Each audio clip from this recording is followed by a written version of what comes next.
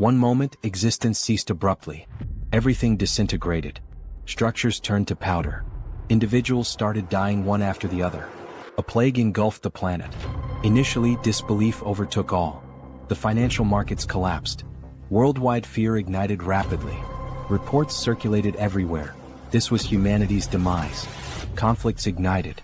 Countries betrayed each other. Economies fell apart. Hunger devastated the masses. In the midst of deprivation, turmoil escalated. Even a single packet of ramen cost millions of won. Crowds flooded the avenues. They begged. They rioted. It was an apocalypse of incomprehensible proportions. Yet humanity wasn't responsible. Abruptly, mythical beasts invaded Earth. And that marked the end of humanity. Like a fable, as soon as these beasts emerged, people began acquiring extraordinary talents.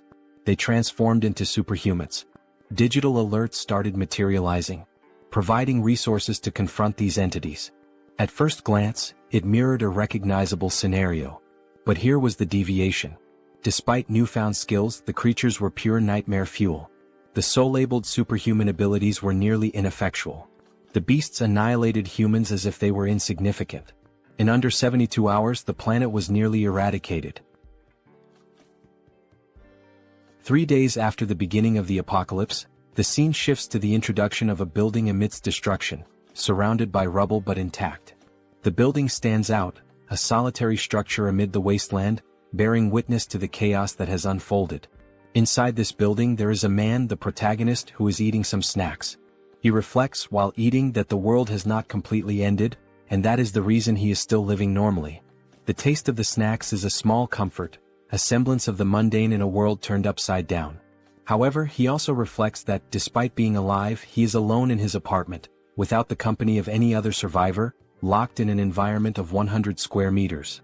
The silence of the apartment is deafening, reminding him constantly of his isolation. His mother, father, grandfather, and grandmother are all outside, somewhere in the vast expanse of the destroyed world. He also thinks about the high cost of acquiring the building he is in, stating that it cost 200 million wons, arising from the bank account, and another family belongings totaling 200 million wons. The memories of the sacrifices made to secure this refuge weigh heavily on his mind. The reason he is in this apartment now and alone is explained as being the need for someone to live in the apartment for 2 years to benefit from the purchase taxes. This seemingly trivial bureaucratic requirement now feels like a cruel twist of fate. This is the reason he is living there and ended up being suddenly locked inside due to the apocalypse. While lamenting, he also realizes, to his greater sadness, that his internet connection is very weak. The weak connection is a frustrating barrier, cutting him off from what little interaction he could have had with the outside world. He takes a deep breath, trying to relax, but a strange noise catches his attention. The sudden sound is jarring, pulling him out of his thoughts and back into the harsh reality of his situation. When he looks, he sees a creature flying towards the building and making noises. The sight of the creature fills him with a mix of fear and curiosity. Then, as soon as it gets close to his apartment, the creature violently crashes into the window with enough force to knock down the protagonist even without hitting him. The impact shakes the building and he feels the vibrations through the floor. The creature soon attempts another strike against the structure, and the protagonist protects himself. He braces for impact, his heart pounding in his chest. While he tries to defend himself against a possible monster invasion, the system informs him that it has denied the entry of the creature trying to penetrate the demarcated area. The cold, mechanical sound of the system is a stark contrast to the chaos outside. Thus, the ultimate shut-in system is presented, showing the declaration of the house, stating that no one can enter without the permission of the owner and said perimeter rules. The protagonist, then relieved, remembers that this condition is not new to him. As he gets up, he recalls that this is the reason he is alive and safe. The ability protects him from any creature invasion. The sense of security, however, is fleeting. However, he also remembers, while trying to unlock the door, that not only is the entry blocked but also the exit of anyone within the perimeter of the apartment. The realization hits him like a ton of bricks. Enraged, he tries to open it with brute force, kicking the door. Each kick echoes in the empty apartment, a futile attempt to break free. On this third day, where the world succumbs to destruction, he is grateful for the ability protecting him but also laments being completely trapped inside the apartment. Sometime later, sitting and watching the system window, he continues to reflect on this condition of being trapped. The cold glow of the screen is his only company. Irritated, he laments not having the power to do anything about it. The feeling of helplessness is overwhelming. As he looks to the side, he notices that all his supplies are running out and that his refrigerator has lost power since the previous day. The ticking clock of his survival is a constant reminder of his predicament. His only source of energy is some food cooked in pans, which will not last much longer.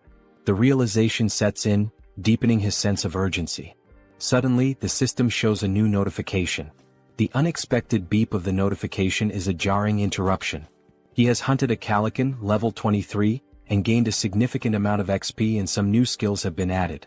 The notification is a glimmer of hope in the darkness. His attention is entirely focused on the system as he analyzes the reason for this unexpected notification. The details on the screen are a puzzle he needs to solve. Looking out the window, he sees the ground floor, where the bird that had hit his window is lying on the ground lifeless and being attacked by goblins. This makes him realize that the death, even not caused by the animal's impact on the window, made him gain experience after the monster's life ended. The macabre scene outside is a grim reminder of the new rules of this world. The system continues to notify him, saying that a new skill has been unlocked, and resources have been acquired from the surroundings, and these resources are being calculated. The protagonist also notices a change in the goblin's behavior and wonders why. The shifting dynamics of the creatures are yet another uncertainty to navigate. Now, in desperation, the goblins face the monster's death, while they desperately try to scavenge something else. The system completes the resource calculation and informs him that 2,203 wands have been deposited in his wallet. The number on the screen seems surreal. This generates confusion about how this should work. The new reality of his resources is a puzzle he needs to piece together. Suddenly, the apartment's power returns, to the protagonist's surprise. The sudden return of power is a shock, a small miracle in a world gone mad. Everything was now working normally, and the house declaration evolved to level 3. The sense of normalcy, however fleeting, is a balm to his frayed nerves. With the XP gain, the dignity preservation ability was also unlocked, and this is the reason why all the basic resources of the house have been restored. The acquired money is now in his wallet, and the protagonist reflects on the return of the house functions with joy. Running to the refrigerator, opening it with great happiness, and also going directly to the sink to check the water supply, finally going to the electric stove to test its functionality, the protagonist kneels and cries with much joy, saying that everything is normal, just as it was before the beginning of the end of the world. The sense of relief washes over him, a precious moment of victory in the midst of chaos. However, when he picks up his cell phone and tests his internet connection, he notices that the phone is not working. The broken connection is a bitter reminder of his isolation. In frustration, analyzing the place, he notices a flash drive lying on the floor. The small object is a spark of curiosity in his otherwise dreary existence. Quickly, he goes to the computer and analyzes its content. There were photos of his mother holding him as a baby, taking him to school, and also photos of the united family. The images are a bittersweet trip down memory lane. In parks, at birthdays, making him reflective and planting in his head the idea of having to bring his family back, no matter the cost. The determination hardens in his heart. Determined, he gets up and goes to the window when he is surprised by another notification. The persistent system, always ready with another twist in his journey. The system informs him that he now has a warehouse, where he can buy items listed at original prices. Intrigued by this new development, he decides to investigate further. Going to check what this store is about, he sees the acquired values being made available and concludes that the confined wallet is directly linked to the values available for use in this store. This realization brings a glimmer of hope. Perhaps this store could offer a way out or at least provide better tools for survival. Thinking about some change in his condition, he goes to the window and laments that he is still confined within the apartment.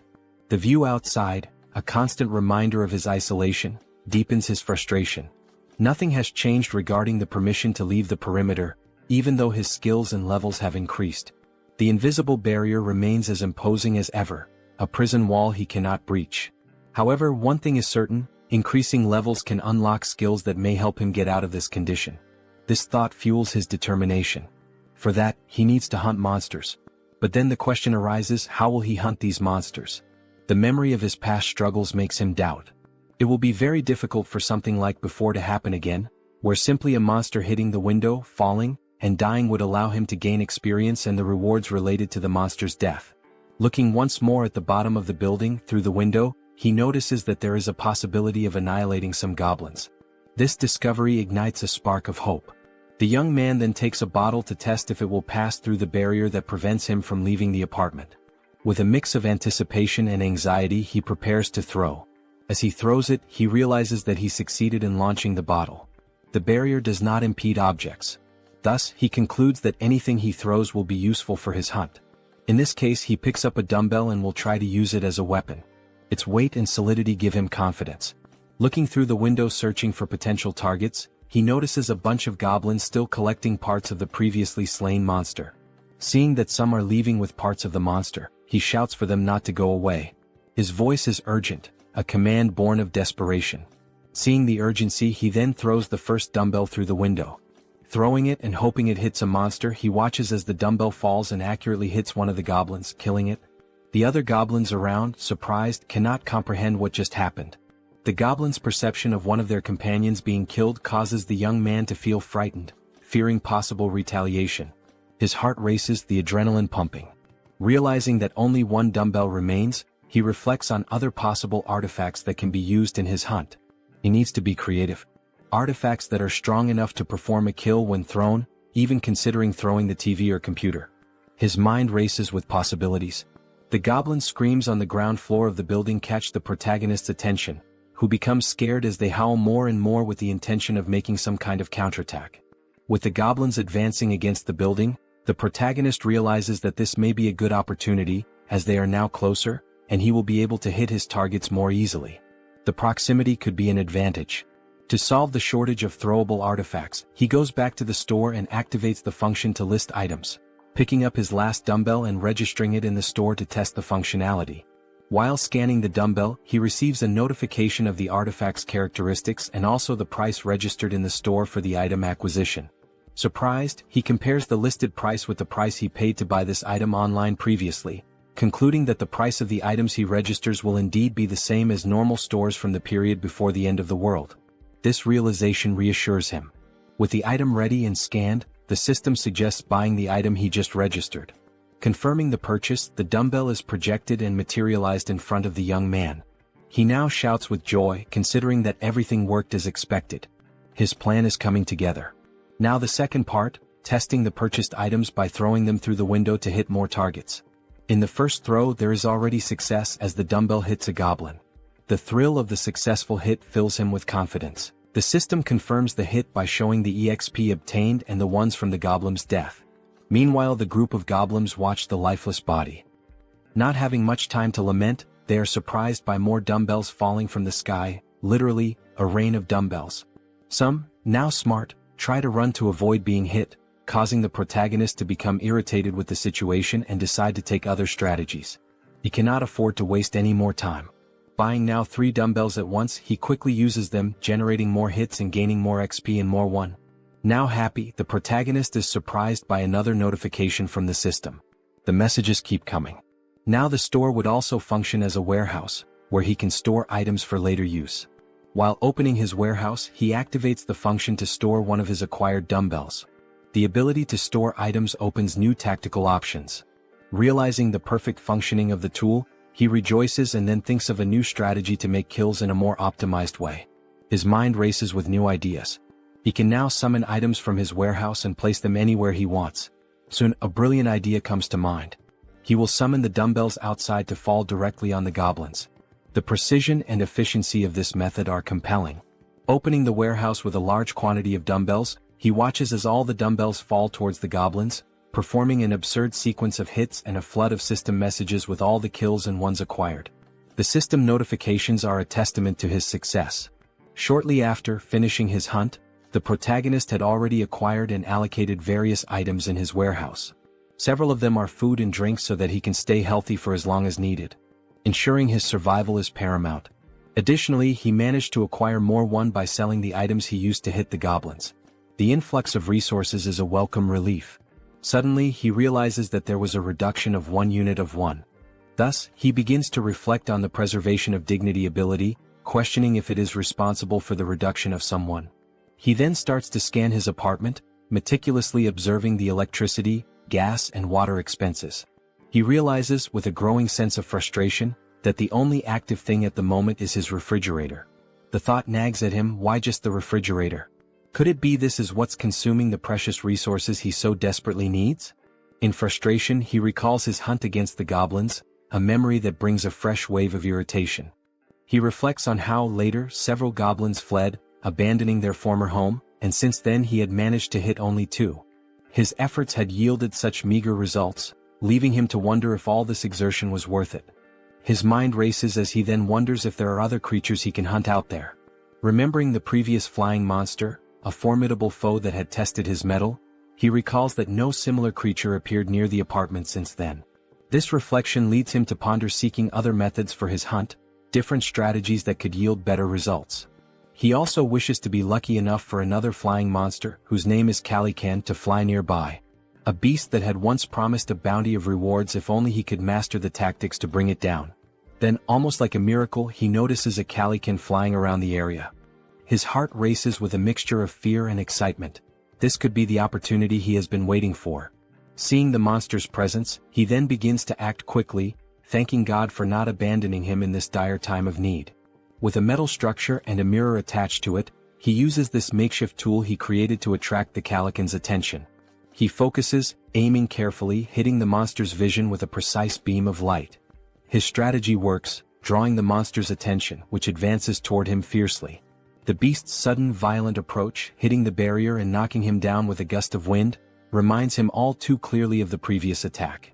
Happy with the success of his plan to attract the monster's attention, he contemplates the gain of another level with the Calican's kill.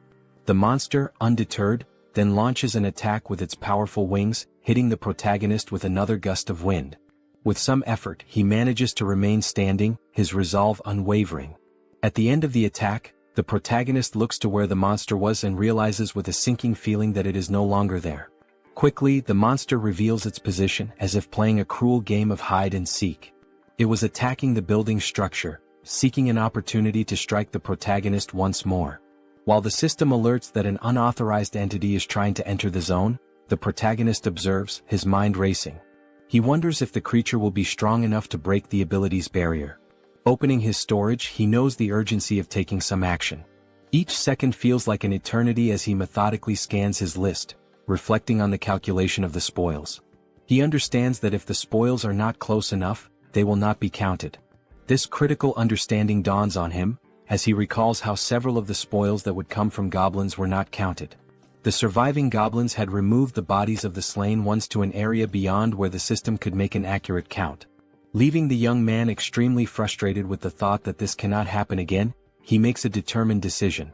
Reflecting on the possibility of killing the monster with just one strike, he scrutinizes his list of available items and storage. His attention turns to the canola oil, an unconventional choice but one that sparks a cunning plan. He immediately acquires 10 bottles, thinking through each step meticulously. After the system delivers the bottles, he quickly grabs them and heads to the kitchen, his pace quickening with purpose. He picks up a pan and fills it with the liquid from the bottles, setting it to heat. His goal is to heat this oil sufficiently. While that happens, he ties a cloth to a stick, improvising a tool that will serve as part of his plan. Bathing the stick with the cloth in the boiling oil, he then stores the pan with enough heated liquid in the storage. He knows that timing and preparation are crucial. After pouring all the oil into the storage, the system confirms the listing of the item, and the protagonist goes in search of a lighter, which he uses on his stick to ignite it. His weapon is ready. Now at the window, observing the Calican, the protagonist waits for a good opportunity to invoke the canola oil on the bird. He watches, his pulse quickening as the bird starts flapping its wings against the hot oil. Once it begins to descend, the protagonist sets the monster on fire. The flames engulf the creature almost immediately, a sight that fills the protagonist with a sense of grim satisfaction. The protagonist is pleased with the success of his plan while observing the Calican in its final moments. As the flames do their work and the Calican is indeed dead, the system returns the results to the protagonist. It indicates a level increase in abilities and also the unlocking of a new skill while calculating the spoils. With the calculation complete, an additional 9,347,487 won is directed to the confined person's wallet. He, surprised by the large amount of won, did not expect to receive 10 million in a single kill. This unexpected fortune catches him off guard. Now turning his attention to the gain of the new skill called territory expansion, the protagonist suffers changes in his body, making him wonder what is happening. Now, with black eyes and everything around him being seen differently, almost like an X-ray, he tries to adapt to the change. He notices that his eyes scan the entire building structure, revealing the hidden intricacies and finally leading him to 4 survivors in a room in the building. Clearly a surprise to him, as he did not imagine that there would be surviving neighbors so close. This revelation opens new possibilities and uncertainties, his mind racing with potential outcomes. Attempting to understand the situation, the young man, still with his eyes blackened, is overwhelmed by feelings of despair, confusion, and doubt. Suddenly, his eyes perceive the presence of people inside the building in a strange manner, leading him to a single question. What is happening? How is it possible that there are other survivors inside this building? And how does this ability work? As the effects of the ability fade, and while recovering from the changes it caused, the system emits several notifications. These inform that these individuals meet the requirements to become citizens and present a proposal for their acceptance within his jurisdiction. The individuals introduced are Choi Hyung-jun, referred to as Chubby, a 30-year-old husband, Park Hae-won, his wife, also 30, and their daughters Choi Na-yeon and Choi Seo-yeon, aged 3 and 6. Turning to the system, confused, the protagonist questions what would happen if they were not accepted as citizens.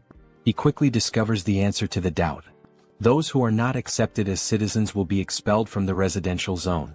This would inevitably result in their certain death, as they would have no chance against the monstrous threats outside. With this realization, the young man makes the most obvious decision for someone with a good heart. He accepts these individuals as citizens of his zone. The system then confirms the addition of each inhabitant one by one, and the protagonist speculates about the possibility of unlocking new abilities related to managing these people. Consulting the system, more details are gathered, not only regarding these speculations but also about the ability that allowed the detection of the presence of these other beings. The ability is called Ultimate Eyes, and at level 1, it ensures that nothing within his home escapes detection. Learning about this ability, he explores skills related to citizens and finds an option within the system for citizen management. There, a list of all their names is displayed, alongside their current levels and trust scores. Below the list, a population counter shows 4 out of 600. The number is surprising. 600 people is a lot. Diving into the details about Chubby, information is found about awakened skills. Currently none, XP distribution at 0%, and money distribution also at 0%, with options to assign a mission to Chubby or remove him from the citizen list. Data such as XP and money distribution rates raise questions about the possibility of sharing gains with the host of the house, sparking curiosity about how much control there might be over these rates. Could this also be a way to grow stronger? Returning to the system, under the option to assign a mission to Chubby, the system presents a form requesting details such as description, time limit, mission rewards, and penalties for failure. This detail is surprising, especially the need to specify all these elements. In this case, the mission is described as Goblin Hunt, giving Chubby 168 hours to complete it. The reward is a small amount of XP with no penalties for failure. When confirming the mission, considerations are made to alter the form's details, balancing penalties for failure with the mission's complexity and its rewards, even contemplating imposing elimination as a failure penalty. However, back at the confirmation screen, the assignment is cancelled, deemed too dangerous and unfair to arbitrarily decide the lives of citizens. Reflective, the protagonist wonders what should be done with this ability. Then, an idea arises: use Ultimate Eyes again to check what is happening in the room where the citizens are. Observing everything, the family, sitting around a table, seemingly desolate, begins a dialogue with the wife questioning what they can do now. The reasoning behind her question soon becomes clear. Chubby intends to leave the safe zone to search for basic supplies such as water. Though he wishes to stay with his family and daughters, he knows the necessity of obtaining essentials for their survival. The wife shouts that he cannot do this, emphasizing the extreme danger involved. Chubby understands but, given their circumstances, fears they have no other choice. He wonders aloud if there might be any place with at least water. He answers that even if there isn't, it is necessary to try the nearby convenience stores, mentioning one particularly large store that will surely have something usable. Before much reflection, one of the daughters exclaims, "I'm thirsty." The mother, realizing this is not a good time to voice concerns, tries to hush the child, knowing such a statement would act as a trigger for Chubby's decision. Confident, Chubby takes his wife's hand, asking if she trusts him and assuring her he will definitely return safely with something for their family. Saddened, the wife finds no further arguments to stop him. Back in his room, the protagonist ends the ability and reflects on the family's situation. The decision is then made to open the store and check the list of items. It appears that the maximum item storage capacity is limited, and it is wished that this could be expanded. While navigating the skill window, information is noticed showing storage at level 1, dignity preservation also at level 1, and the store at level 1 as well. Observing the levels of each item, there is a sense of relief. If there are levels, there must be a way to increase them and, consequently, enhance the capacities of these abilities. With points available for immediate upgrades, the store's level is raised to 2, increasing its capacity by 20 items. Additionally, the system applies a 10% discount to the total price of all used items. The protagonist, with enthusiasm, evaluates the given data and wonders what to do with the 2 remaining points. He considers investing in the shop or in the preservation of dignity, recognizing that these skills might help him encounter more citizens in the future. His shop, now at level 3 with a maximum capacity of 40, also has a new function: item recovery. This function enables him to restore old items and turn them into new ones. This was undoubtedly an excellent choice.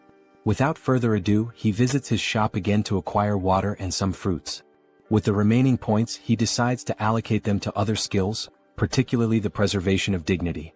Still at level 1, the choice to upgrade is based on the ability to request various things in return if he provides energy and water. With the preservation of dignity skill at level 2, he can now register vassals, leaving the protagonist puzzled about what vassals might be.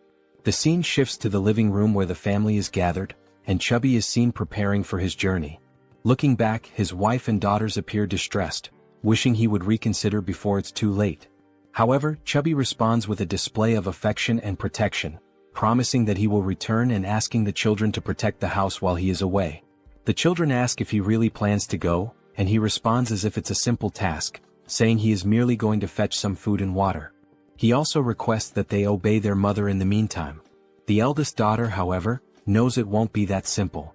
She cries and screams about the monsters outside.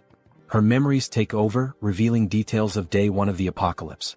The children had been playing in a sandbox in a park when monstrous creatures suddenly appeared, catching their attention. Terrified, the children stood up and started running in panic. While running, their father grabbed the youngest in one arm, desperate to survive, while their mother carried the other child so they could all reach safety faster, pursued by goblins. Now determined, the father swallowed his apprehensions, resolute in his decision. The mother tried to comfort the children to stop them from crying, making the father's decision even harder. He reflected on the possibility that this might be the last time he would see his daughters, trying to remain strong in front of his family. Suddenly, the doorbell rang, startling everyone and preparing them for a potential confrontation with monsters. Gathering his courage, the father cautiously checked the situation while hearing someone on the other side of the door asking to be let in. The voice from the other side caused surprise and doubt. Could it really be a person? Chubby wondered, but he didn't rule out the possibility of a cunning monster. As the voice continued from the other side, he prepared for a potential confrontation, noticing a sudden silence. Pondering whether the monster had left, he was startled when the door suddenly opened. Quickly, he turned to his family, holding them in hopes of protecting them from a possible threat. Everyone screamed, and the father begged for mercy for his wife and daughters. Amid the cries, a calm voice asked for permission, completely breaking the tension and prompting everyone to finally look at the one who had knocked. It was the protagonist, holding a bag of items, creating a pleasantly surprising moment for everyone. The question, "Who are you?" arose naturally. Then the protagonist's real name, Kim Jaehyeon, was revealed, although he would henceforth be known as June. After introducing himself, he explained that he lived nearby. Handing over the bag of items, he informed them it contained water and fruits, requesting a small conversation once everyone was settled. Both happy and apprehensive, the father looked at his family, seeing the worry in their eyes, and declared that there was no reason to refuse, given June's sincere demeanor. He then invited June into the house. Once everyone was seated, the children stared at the visitor with a mix of curiosity and suspicion. June wondered if the children were shocked by his arrival but quickly turned his attention to the dark curtains covering the windows. He considered this an intelligent choice, as it significantly reduced the risk of monster attacks. However, the darkness necessitated light. To address this, June activated his skill, restoring power to the room where they were conversing. While organizing items in his bag, the family, still in shock, was astonished by the return of power to their apartment. June then decided to interact with the family by offering water to everyone, starting with the children. Chubby expressed gratitude and distributed the water bottles to his daughters, who eagerly quenched their thirst. Shaun, the youngest, drank her bottle so quickly that she choked, briefly worrying her mother. June observed and promptly offered the little one a tangerine, which she accepted with slight hesitation. The mother stepped in, requesting that Shaun hand over the tangerine so she could peel it. Taking a piece of the fruit, the mother returned it to her daughter, who quickly devoured it, expressing immense joy as she savored it. The mother asked if it was good, and Shaun enthusiastically confirmed. The elder sister then asked the mother for a piece as well, which she also enjoyed, showing similar delight. For June, the system notified him that the citizens' trust levels had increased. It reported that Shaun's trust score had reached 50 points and her loyalty level had exceeded 30 points, meeting the requirements for her to become a vassal. Now at level 2, Shaun, with 57 trust points, no skills and no XP or money allocated, had new options available for missions to be assigned by June. He then reflects that this little girl has met the requirements. However, she is still too young to receive missions. Another thought that crosses June's mind is that the number of registrable vassals is highly limited compared to the number of citizens. Therefore, he needs to be very cautious in selecting vassals to avoid filling these slots carelessly. Looking at Chubby, whose trust level is at 31, June realizes that this score must be raised further. While contemplating, he is interrupted by Chubby, who asks if there is a way to repay June for his actions toward the family. June invites Chubby to talk in the hallway. Surprised, Chubby agrees and both move outside the room. Once outside, June asks Chubby if he received the invitation to become a citizen. Chubby checks his notification window and confirms that the entire family received this notification about 30 minutes ago. June then inquires if anything strange or unusual occurred during that time. Chubby confirms, explaining that they were immobilized for a short period. June understands the situation and assures Chubby that soon his life will return to normal. Shocked by this statement, Chubby questions whether such a thing is possible. June confidently replies that it is entirely possible, thanks to his ability. Chubby processes this information and then remarks that he knows such actions would never come without a cost. He asks what he should do. June explains the possibility that while on the mission given to him, Chubby might lose his life, and he asks if Chubby is truly willing to proceed with what is being asked. After a brief moment of reflection, Chubby firmly confirms his readiness to do whatever is necessary, stating that he had already been considering stepping out of his comfort zone to seek food and water before June's arrival. Chubby declares that he was already prepared to risk his life. Suddenly, June interrupts to ask about the golf club Chubby is carrying, curious about its cost. Confused, Chubby replies that the club cost around 400,000 to 500,000 won. Reflecting on this price, June considers it expensive and realizes the importance of saving money for future acquisitions. Chubby, still puzzled, questions the abrupt inquiry. June dismisses it as unimportant and shifts the conversation, asking if Chubby remembers the day the monsters first appeared. Chubby recalls the weekend when the monsters emerged, chasing them, and recounts the horror of that moment. June reflects that those who stayed inside their homes might have survived the attack. Considering that goblins are not very strong and their conditions are unfavorable compared to those of an adult man, June notes their primary advantage lies in their strategy of always attacking in groups. However, humans also have the strategic capacity to form armies, and an army is precisely what June intends to build from this point forward. Starting with Chubby, who will be the first member and will join June in finding other survivors. Sometime later, back in his apartment, June analyzes the system, which notifies him that his trust level with Chubby has risen further. Checking his list of citizens, the system displays Chubby's trust level at 40 points. Reflecting on having an entire family as citizens, June considers the possibility of his own family being added to this list as he continues to develop the system. Suddenly, a goblin screech catches June's attention. He gets up and goes to the window to investigate the commotion. Looking down, he is surprised to see other people fighting against a large number of goblins. Contemplating how he could assist and how challenging it would be, June formulates a plan while observing the goblins' assault on the group of humans. One individual, armed with a baseball, prepares a powerful throw at one of the attacking goblins. The ball strikes the goblin's face, knocking it out instantly. The attack's force sends the goblin flying, its skull bursting into a fountain of kaiju-like blood. The sheer power of the blow leaves June, watching from above, utterly astonished. Meanwhile, another member of the human group, a young woman, fires 2 arrows simultaneously from her bow, each striking the chest of a different goblin. Beside her, another man wields a baseball bat, targeting the goblin standing between the 2 struck by the young woman.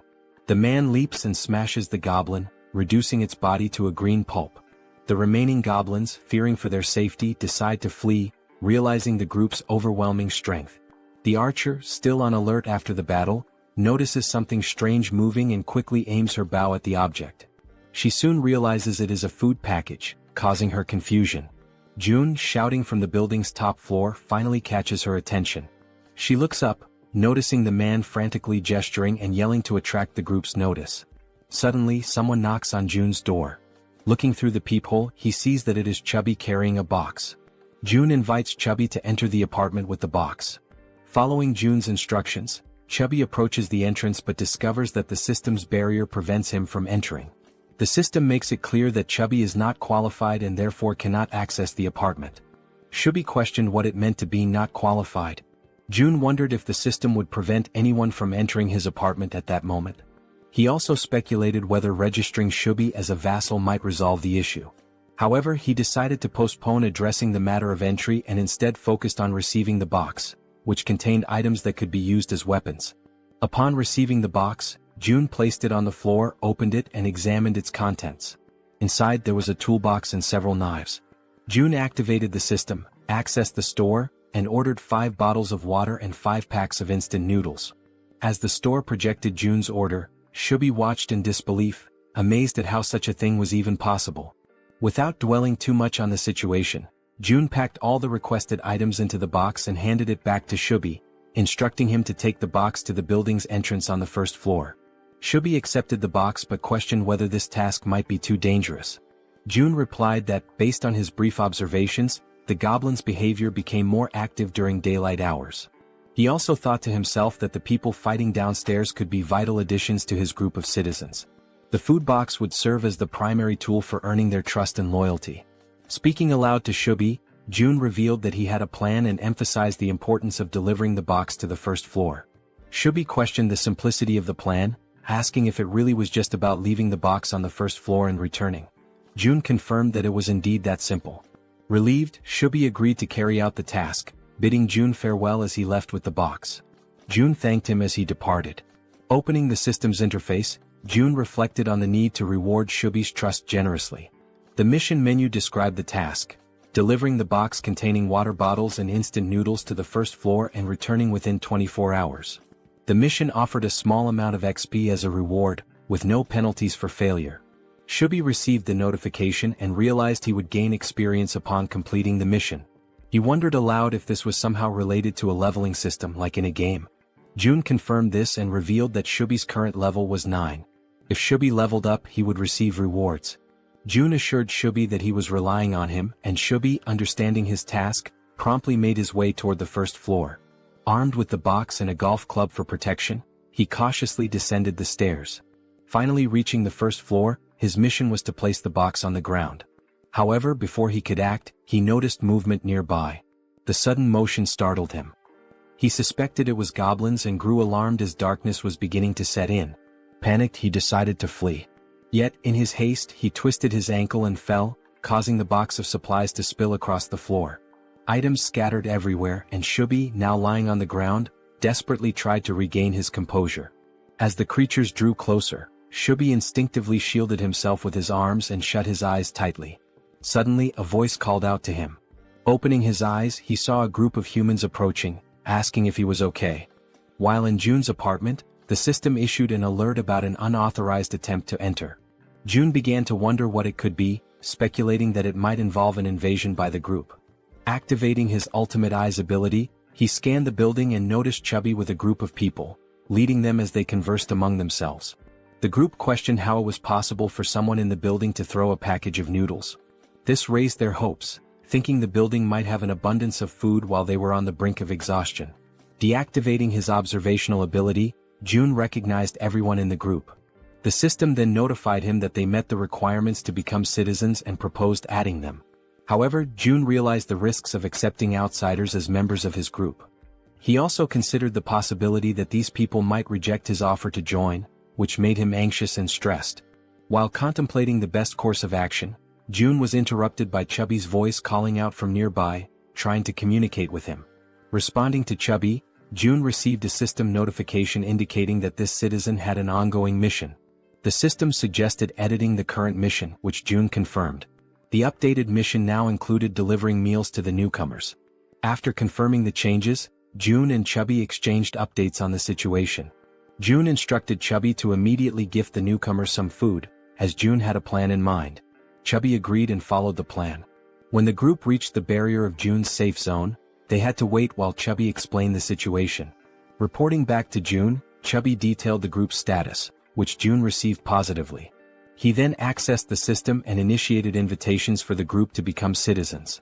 The system sent invitations to Ha Donggan, Kang Deoksu, Kim Gaeong, Yu Hyeon, Kim Jeon, and Moon Byung-go. Once permission was granted, all new group members entered the safe zone. The system announced that the citizen count had increased to 10, granting a 10% bonus to XP and monetary rewards. June felt a surge of gratitude toward the newcomers, knowing their presence would be crucial for future monster hunts. The system updated the trust scores and levels for the new members. Dong with 19 trust and level 23, Kang with 28 trust and level 13, Young with 17 trust and level 17, Yu with 30 trust and level 10, Kim with 15 trust and level 15, and Moon with 11 trust and level 10. June noticed Dong's higher level and speculated that he might be stronger than Calican, a foe June had recently defeated. Examining Dong's stats further, the system highlighted a skill called Baseball Throw, ranked at D. This ability consumes stamina to triple the power of thrown objects like baseballs. June concluded that Dong was a metahuman capable of turning baseballs into lethal weapons.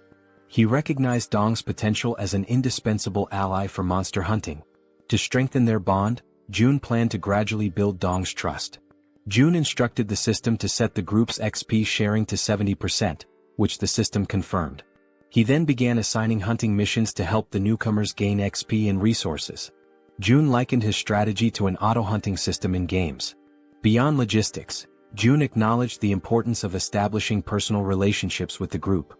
He believed a good rapport was essential to eventually locating and reuniting with his family.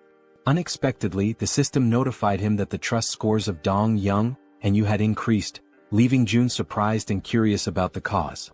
The scene shifted to Chubby's apartment, where he invited the group inside. The archer, Gaeong, expressed her gratitude. Chubby's wife, confused by the situation, questioned what was happening. Chubby reassured her to stay calm and promised to explain soon. He also requested that she prepare food for everyone. Initially startled, Chubby's wife pointed out that there was no food ready and that everything would need to be made from scratch. Chubby urged her to proceed, explaining it was part of June's plan. After some hesitation, she agreed and began cooking. Han, previously referred to as Dong, expressed his gratitude and shifted his focus to Chubby, asking about June. Chubby admitted he didn't know much about June, except that he was their neighbor. Surprised, Han listened as Chubby described June as someone mysterious yet immensely resourceful, providing them with everything they needed. Han concluded that June must be a metahuman, possessing the extraordinary ability to solve everyone's problems with essentials like food and water. Determined to make a good impression on June, Han believed that June's abilities were almost miraculous. Chubby informed the group that they could take a shower while waiting for the food. The female members were stunned by the idea of taking a shower amidst the chaos. Han observed that, given the building's functional resources, such luxuries were indeed possible. Chubby elaborated, mentioning the availability of hot showers, leaving the women speechless.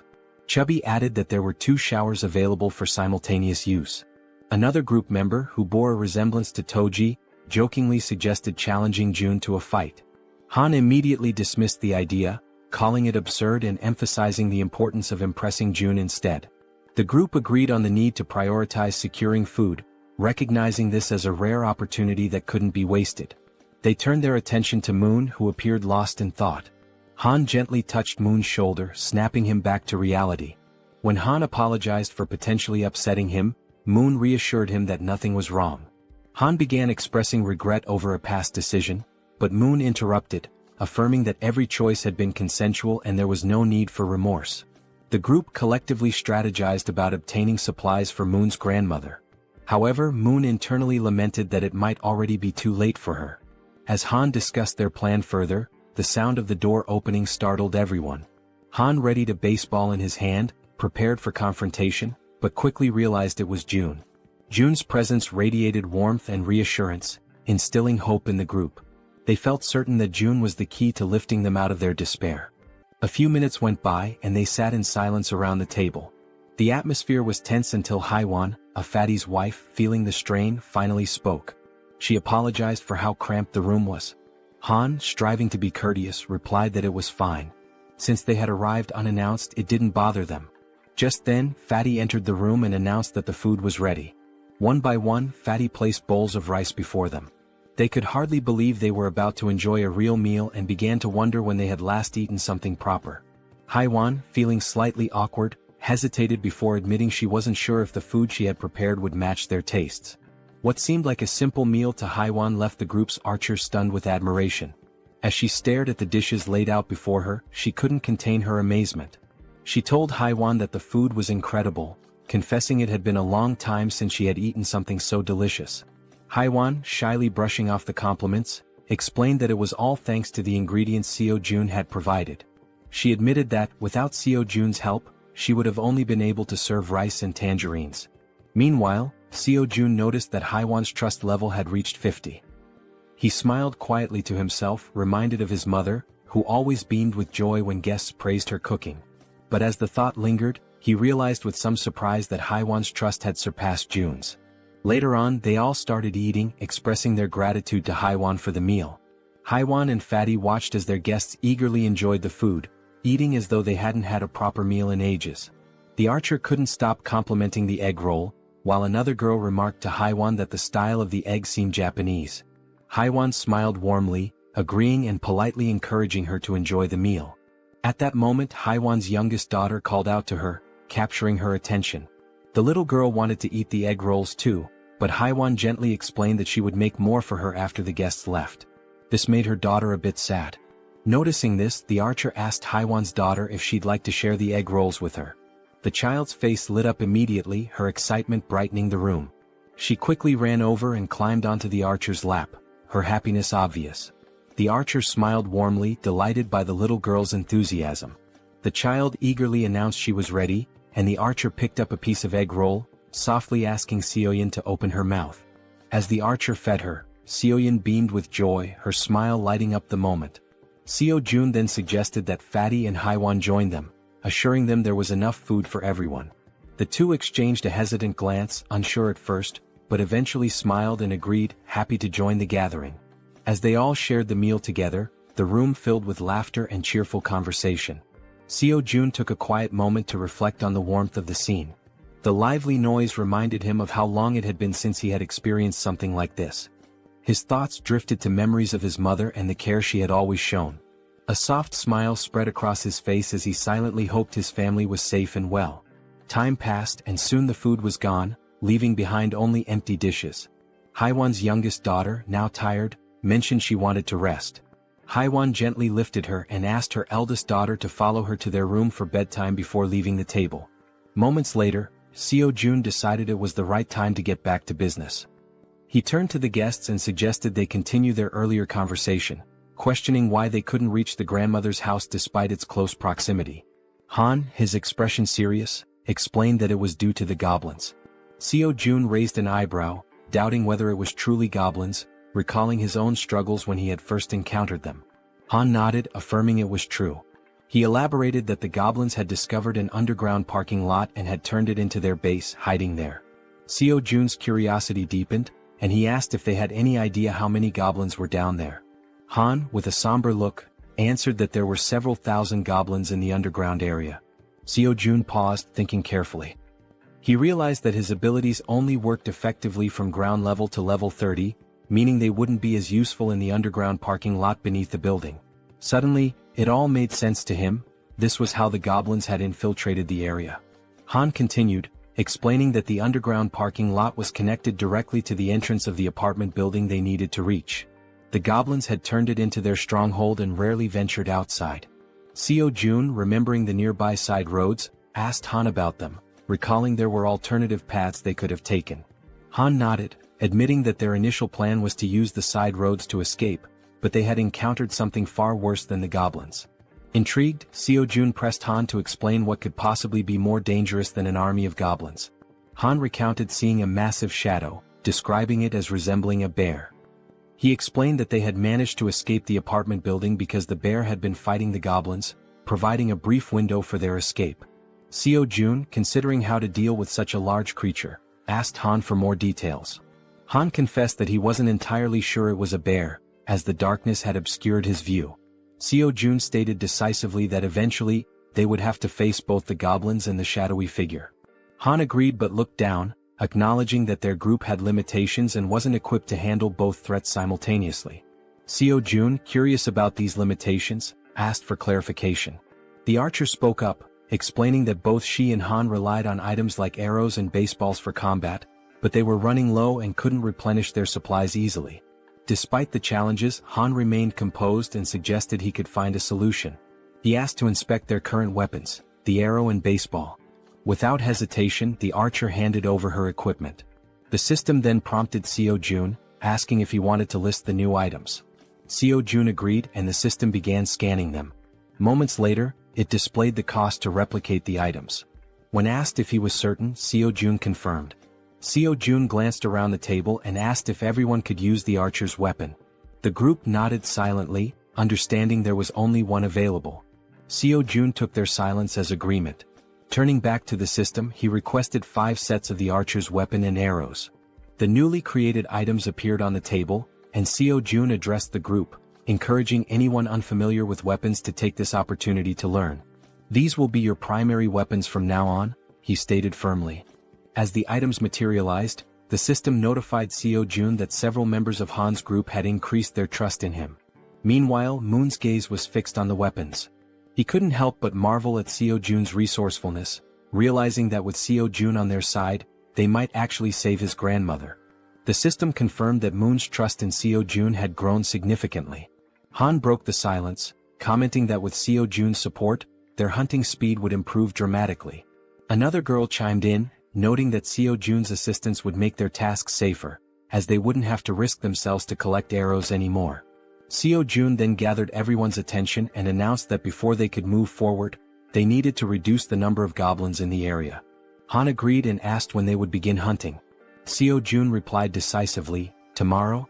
Han seemed hesitant, questioning the urgency, but Seo-jun explained that the sooner they acted, the better their chances of success. Han eventually nodded, though he still appeared uncertain. Seo-jun turned to Moon and assured him, "Tomorrow we're going to rescue your grandmother." Moon's face lit up with hope and excitement at the thought of seeing his grandmother again. Han, still wary, voiced his concerns about how they would manage with so many obstacles in their way. Seo-jun smiled confidently and revealed his plan.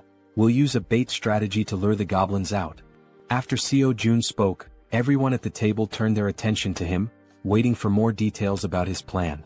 Han and the archer girl remained pensive, wondering if the idea could truly work.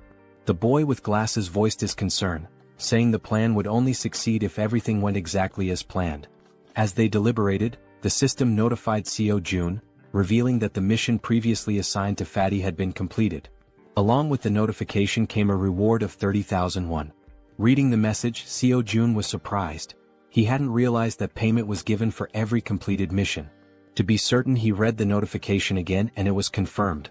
Seo-jun quickly realized that, with money, he could assign missions to his citizens, allowing them to level up. In other words, the more money he had, the more power he could accumulate.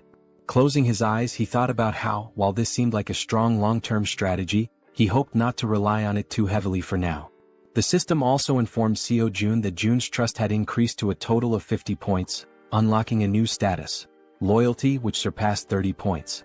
Meeting the minimum requirements, Fatty transitioned from being a simple resident to becoming a vassal. The system displayed Jun's updated stats and attributes.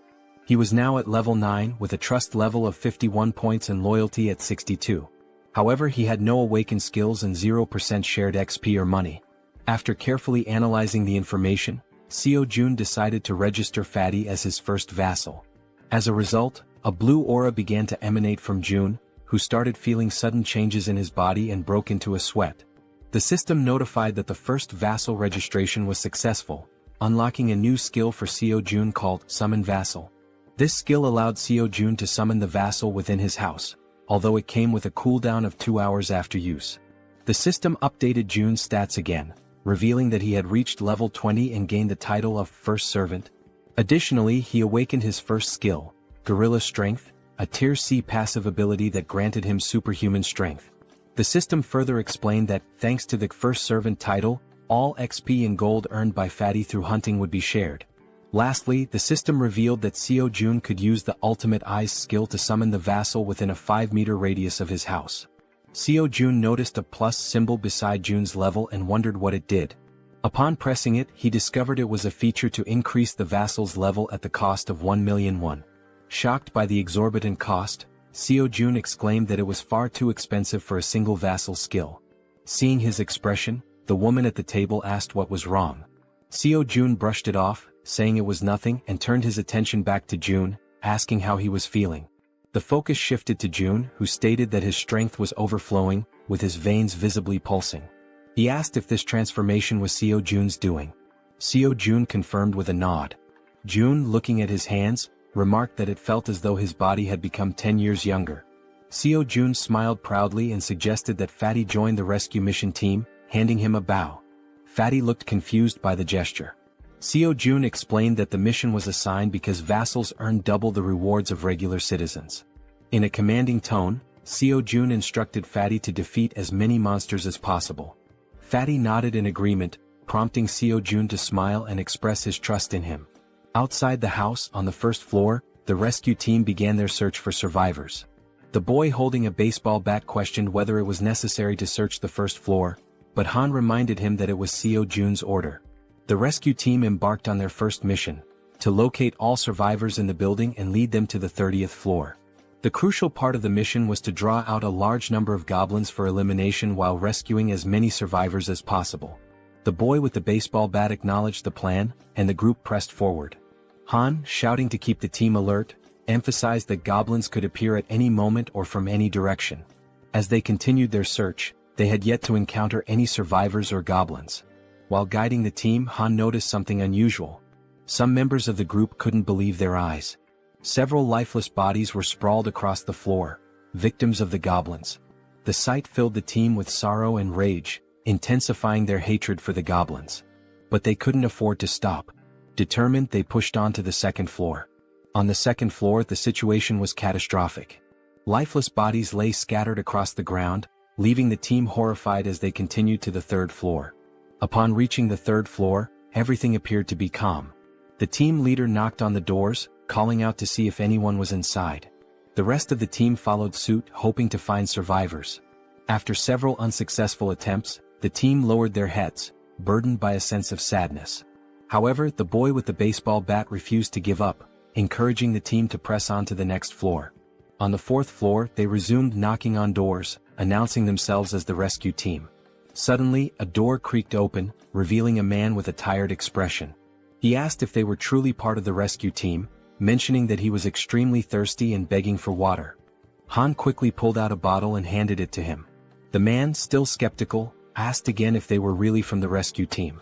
Han reassured him, confirming their purpose and explaining that, as a resident of the building, he was helping to lead all survivors to a safe location. The man seemed surprised to hear this. He closed the door momentarily but reopened it shortly after, revealing 2 others inside the apartment. Introducing himself as Hong Young-soo, he stated that he would rely on the team. Han introduced himself as well, expressing his hope for good cooperation between them.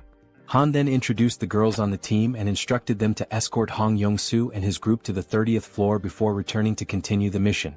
Hong Young-soo hesitated, questioning the safety of the 30th floor and expressing his reluctance to leave. His son, however, admitted he had been hoping for a rescue and suggested there might even be a helicopter waiting for them. The girl clarified there wasn't a helicopter but assured them there was hot food and the chance to take a bath. Hearing this, Hong Jung-soo's daughter became excited, marveling at the idea of taking a bath even in the midst of the apocalypse. The girl chuckled and confirmed it would be a warm bath.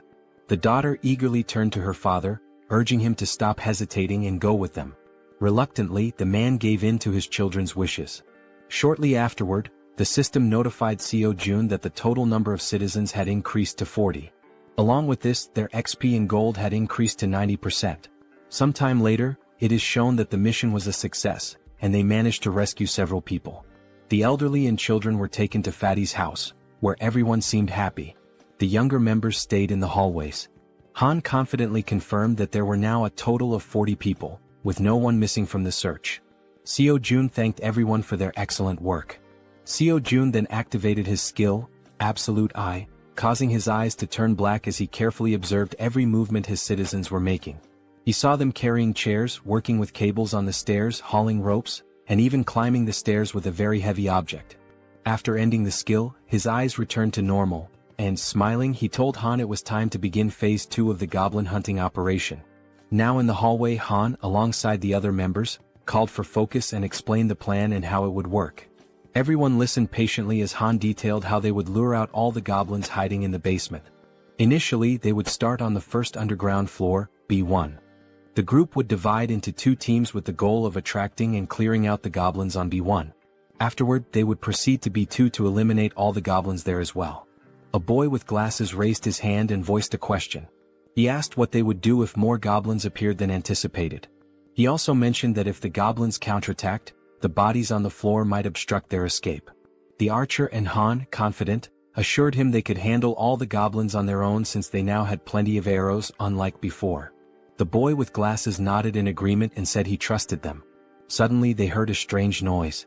Turning toward the source of the sound, they noticed a small group of 3 goblins ready to attack. Without giving the goblins a chance to make the first move, the archer drew her bow and with 2 quick shots hit the heads of 2 goblins, leaving only one alive. Without hesitation, the man with the bat charged forward and with a single blow, smashed the remaining goblin's head. The 3 goblins now lay lifeless on the ground. The boy with glasses questioned the man with the bat, asking why he was using the bat when he had previously said he would need a bow to defeat goblins. The senior admitted they were right. Meanwhile, the archer pointed to the goblin bodies, noting that they were disappearing shortly after being defeated. The newcomer wondered if this phenomenon was also a skill of Jaehyeon. Han declared the mission on that floor complete and announced they would now proceed to B1. The newcomer, still lost in thought, remarked that he had expected Jaehyeon to have a solution for dealing with the goblin bodies. The system then alerted the group that the citizens' trust was increasing. The scene shifted to Jaehyeon, sitting calmly and opening a bottle while a series of system windows appeared in front of him. He found the moment quite enjoyable. He remarked that it wasn't intentional but reassured himself that he was still keeping an eye on everyone. The system sent another notification showing that Moon's trust had reached 50, unlocking loyalty. The loyalty stat had surpassed 30, meeting the conditions for registration. Jaehyeon was surprised by how quickly he had achieved these stats. However, he noted that the faster this happened, the better it would be in the long run. Sitting on the floor and staring thoughtfully at the system window, Jaehyeon reviewed Moon's stats: 55 in trust and an impressive 88 in loyalty, along with other attributes. Jaehyeon was surprised by the 88 loyalty but remained calm, considering it a positive outcome. With an ironic smile, he pressed a button on the system window, declaring that the time for retention registration was complete. Back in the basement on B1, the entire group was fighting fiercely against the goblins. Suddenly, the newcomer began to emit a blue light, similar to what Fatty had done before. Holding his bow, Moon, the newcomer, was stunned as lightning surrounded him. The other group members were equally shocked, questioning what was happening. Even the goblins were confused, unable to see due to the intense glow radiating from Moon. After revealing his red eyes in the darkness, it was also shown that the goblins couldn't withstand the brightness emitted by the newcomer, leaving them momentarily blinded. Han shouted that he didn't know what was happening, but it was an opportunity they couldn't afford to miss. Part of the group quickly ran to create distance, while others stayed behind to eliminate the goblins using their bows from a long distance. Both archers had deadly accuracy, aiming only for the goblins' heads. The archer, visibly furious, performed a swift maneuver that took down several more goblins. Seeing what had just unfolded before them, the goblins became enraged and charged forward to attack. Despite the number of goblins they had already killed, their numbers only seemed to increase. While running, the group realized the sheer aggressiveness of their opponents and remarked how they hadn't expected them to be so relentless. The archer shouted, ordering everyone to retreat to the emergency stairwell, while the man with the baseball bat speculated that all the goblins from the B2 floor had likely converged on their current location. Reaching the emergency stairs, the group ascended frantically without daring to look back. To slow the goblins' advance, Han held the door shut. One of the goblins managed to wedge its hand through the gap and sarcastically asked if Han was holding the door by himself. Hearing this, the boy with glasses and the man with the bat joined Han to push the door shut. The goblins, however, were slowly forcing the door open. While the group struggled, they admitted it was getting increasingly difficult to hold it shut due to the overwhelming number of goblins. Suddenly, a voice from behind reassured them of help. It was Fatty, using the gorilla strength ability Jaehyeon had granted him earlier. As he channeled the ability, Fatty single-handedly held the door and managed to block the goblins' advance. Han asked if he would be okay and Fatty urged them to hurry up the stairs. Despite his superhuman strength, Fatty was sweating and straining to hold the door with all his might. He focused and declared that it was his duty, one he had to fulfill. Finally, Han called out to him, letting him know everyone was safe and telling him to come up the stairs as well. Without hesitation, Fatty turned his back to the door and began running up the stairs. However, midway up, he tripped on a step and fell to the ground, just as the goblins were about to catch up to him. Lying on the ground and almost within the goblins' reach, Fatty shouted at his friends to leave him behind and continue the evacuation. While Han hesitated, trying to decide what to do, someone suddenly and without hesitation rushed down the stairs to help. It was the boy with the baseball bat who, with a single powerful swing, smashed the goblin threatening Fatty. He called out to June, urging him to hurry, and extended a hand to help. Still on the ground, Fatty tried to crawl closer to his rescuer, but one of the goblins managed to grab his leg. Before he could even react, Fatty vanished without a trace, leaving his savior stunned and speechless, unable to comprehend what had just happened. Looking ahead, however, the goblins continued advancing in an unrelenting horde. Suddenly, one of them leaped toward the boy with the bat, but he swung his weapon and struck it down mid-air. Meanwhile, the other group members provided support with their bows, urging Deok-su, the boy with the bat, to move faster. Running in desperation as the goblins closed in, Han and the archer shouted frantically, pleading with him to hurry. Clutching his bat and without looking back, Deok-su pushed forward, racing up the stairs. Meanwhile, outside, under a full moon, the scene unfolds. A monstrous bear-like creature with glowing red eyes effortlessly devours a goblin, whose agonized screams pierce the night. With every passing second, the creature exudes a sinister aura, finishing its gruesome meal of the small goblin. Its sharp fangs and blazing eyes make it clear that its hunger is far from sated. It growls, declaring it wants more. From behind the beast, eerie screams echo, a sound that should not exist in the stillness of the night. Turning around, the creature notices the noise is coming from a massive building behind it. Coincidentally, the top floor of the building is still illuminated. The creature's bloodlust intensifies as it snarls, proclaiming that it will devour everyone in that building. In a sudden twist, Fatty is seen falling from a swirling purple portal. Don't worry, our Fatty didn't die. Instead, he was teleported to safety using Jaehyeon's ability. Jaehyeon, who had been observing from afar, pulled Fatty out of danger just in time. Fatty lands on the ground in a clumsy hero's pose, feeling relief despite his confusion about what just happened. Jaehyeon, standing nearby, remarks, "That was close." Fatty rubs his eyes to make sure he's not imagining things and sees Jaehyeon offering his hand to help him up. Jaehyeon explains that, just in case, he kept an eye on the situation using his absolute eye ability. He's glad to see that the vassal summoning ability worked perfectly. As Fatty tries to stand, he notices a sharp pain in his leg. It's then that he realizes the goblin had managed to cut him when it grabbed hold of him earlier. He hadn't even noticed how fast it happened, given the brief struggle. Jaehyeon immediately asks if Fatty is okay, but Fatty brushes off his concern, insisting that the wound will heal faster than he thinks. Jaehyeon, however, notices a shortage of medical supplies in his inventory and mentions that he should register some medicine to the system as well. He asks Fatty not to overexert himself and to wait for a moment. Though confused, Fatty agrees. Inside, Jaehyeon searches for medical supplies and finds a first aid kit. Looking at it, he recalls how essential medicine is in situations like this. The sight brings back memories of his childhood with his mother, leaving him momentarily deep in thought. Opening the kit, he discovers it contains far more than he expected. Sitting on the floor, he examines the items and mutters that his inventory has only 40 slots left, but there's still so much to register. After a brief moment, he has an idea. He decides to register the entire kit instead of the individual medicines. The system initiates the registration process, scanning the kit. A system notification pops up, confirming that it's a standard first aid kit valued at 77,331. Without hesitation, Seo-jun accepts. Back in the corridor, Seo-jun brings the first aid kit to Fatty, who notices Seo-jun's genuine concern for someone he barely knows. Kneeling down, Seo-jun asks to examine the goblin-inflicted wound. Fatty rolls up his pant leg, revealing a cut near his calf. With a pair of tweezers and a cotton ball in hand, Seo-jun warns that he's going to disinfect the wound first. Carefully dabbing the cotton onto the cut, Seo-jun works meticulously, though Fatty winces in pain. Despite this, Fatty reassures Seo-jun that he can endure it. The system promptly notifies Seo-jun that Choi Hyung-jun's, Fatty's, trust level has increased, along with his loyalty. After partially cleaning the wound, Fatty thanks Seo-jun for his care.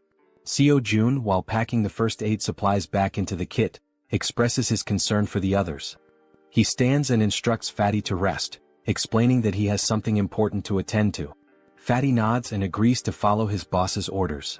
Seo-jun closes his eyes, focuses, and activates his ultimate eyes ability. His eyes darken as he scans the building, allowing him to see everything happening within. Back at the emergency stairs, Deoksu, also known as Toji the baseball bat wielder, is desperately fleeing from the relentless goblins. The archer, with her impeccable aim, provides support, taking out goblins with perfect headshots that would make anyone envious. Han and the guy with glasses try to help Deoksu create distance from the goblins but shout in frustration that they can only handle one goblin at a time, urging Deoksu to run faster.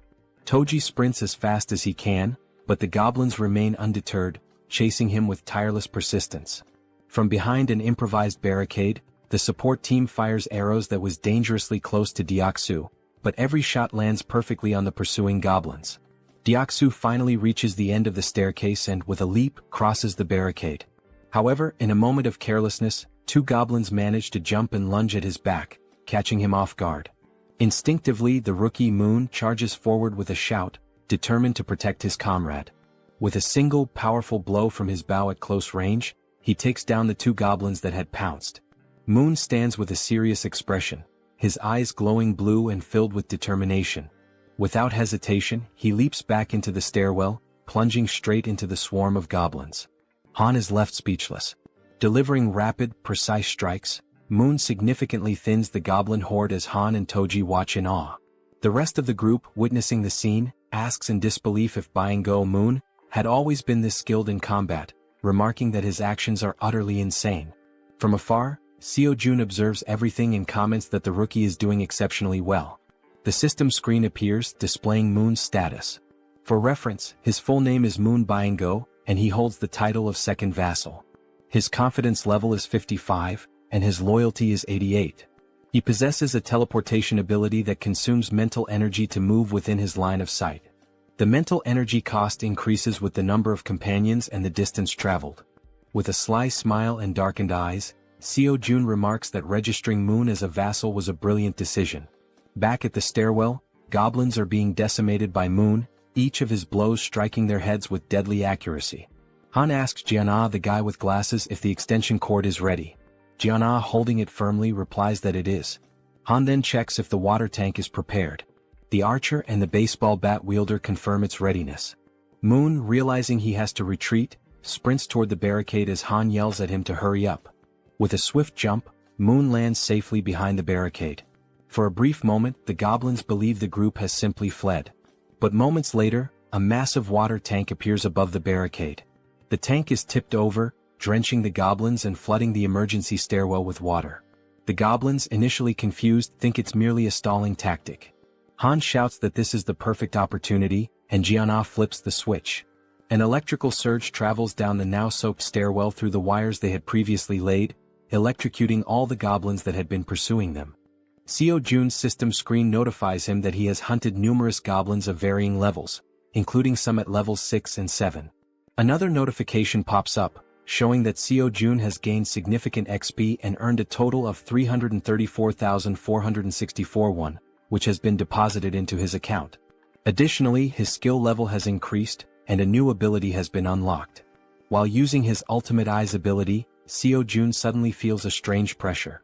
A sharp pain begins to spread through his body, causing him to writhe in agony. Upon closer inspection, a purple wave expands outward from him, covering an increasingly large area.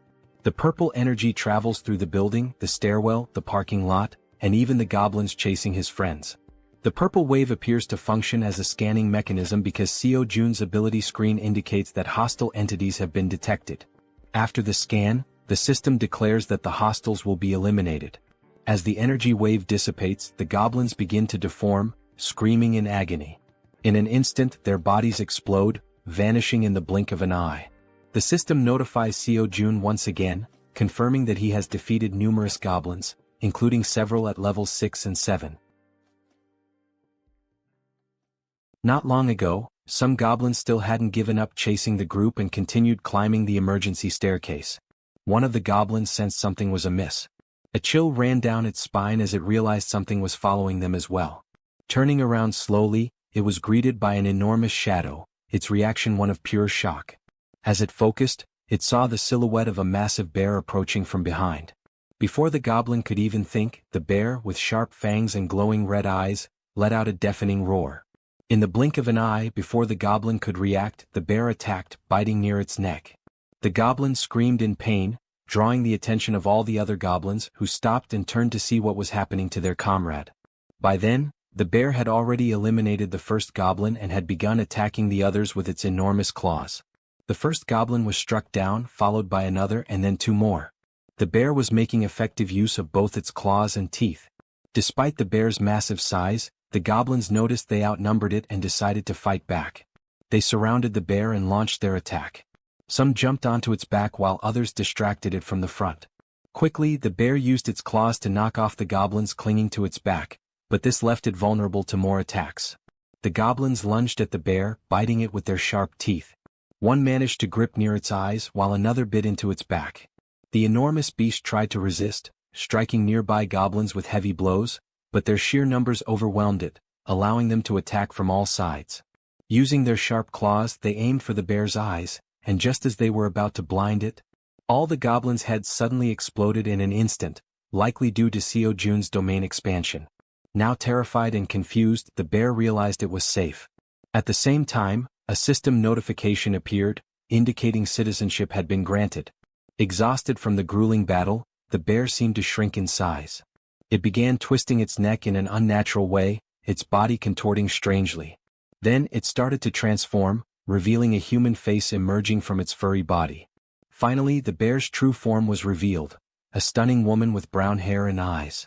Weakened from the intense fight, she collapsed in the parking lot, surrounded by the bodies of the goblins. Meanwhile, as Seo Jun writhed in pain while using his ultimate eyes ability, like a surveillance camera, he noticed the woman's unconscious body on the ground. He wondered who she was. A system notification identified her as Yeonju, level 33, with 9 trust points and an awakened A-rank ability called Werbear. This ability allowed her to transform into a beast, enhancing all her physical capabilities and granting powerful regenerative properties. Seo Jun's eyes widened as he realized this woman possessed an A-rank ability. Additionally, the system revealed that both Dongin and Hyerin had reached 50 trust points, unlocking their loyalty. The notification also stated that Deoksu's loyalty had reached 30, meeting the requirement to be registered as a vassal. Seo Jun quickly decided to register Deoksu as a vassal. Deoksu, now at level 25 and holding the title of third vassal, had 52 trust points and 31 ability points. Upon awakening, he gained a B-tier ability called Iron Knight, which allowed him to summon full steel armor and a halberd. Seo Jun, deep in thought, deduced that a vassal's level is determined by the rank of their awakened ability. He recalled that Fatty had awakened the strength of the gorilla, a C-rank ability, and was at level 20. Deoksu's Iron Knight was a B-rank ability, placing him at level 25. Moon's A-rank teleportation ability had placed him at level 30. Seo Jun concluded that when a vassal is registered, their level corresponds to the rank of their awakened ability. Yet, one question lingered: is the ability selection random like a roll of the dice? He wonders if Moon received an A-rank ability due to his loyalty. If that's the case, then Fatty, who has higher loyalty, should have awakened a B-rank ability instead of a C-rank one. This thought becomes even more puzzling considering that Deoksu, the baseball bat wielder, has only 31 loyalty yet already possesses a B-tier ability. Still deep in thought, Seo-jun remarks that understanding the conditions for obtaining higher-ranked abilities is crucial. It's an important question to answer. Since the number of vassals is limited to just 10, it's advantageous to select individuals with the highest potential rankings. He then reflects on whether there are any differences in accepting someone who has already awakened as a vassal. The system displays that an awakened individual can move freely through staircases, hallways, and elevators. Seo-jun decides to take action and walks toward the elevator. As he approaches, he activates his ultimate eyes, his gaze darkening. Meanwhile, the woman remains unconscious on the parking lot floor, near the goblins' lifeless bodies. Seo-jun calls Fatty, who arrives quickly, and instructs him to head to the parking lot. He asks Fatty to bring the woman from the second level of the parking structure back to their floor. While this unfolds, the team on the emergency staircase is dismantling and recovering the materials used for the electric trap. Deoksu, feeling relieved by the goblins' sudden defeat, asks his friends if they know why the goblins exploded so suddenly. The bespectacled man speculates that it was likely someone's doing. Han, sweating nervously, realizes that such a powerful skill could only belong to one person. The way the goblins were dealt with so effortlessly leaves no doubt in his mind. It must have been Seo-jun. He recalls that when he first met Fatty, Fatty mentioned that Seo-jun was a bit of an enigma. Han also remembers Fatty talking about hot baths, which amazed the girls, and how the ingredients for their meals had also been thanks to Seo-jun's ability. Reflecting on all this, Han grows more unsettled by Seo-jun's overwhelming power, convinced that the mysterious skill must be his. As Han coils the wires around his arm, he glances at Moon and recalls how he used to be an introvert, someone who changed drastically after meeting Seo-jun. Realizing the terrifying scope of Seo-jun's abilities, Han thinks to himself that being saved by Seo-jun means being chosen by him. Back in the parking lot, as the elevator reaches the ground floor, Fatty dashes toward the unconscious woman. He quickly picks her up and heads to the 30th floor as instructed.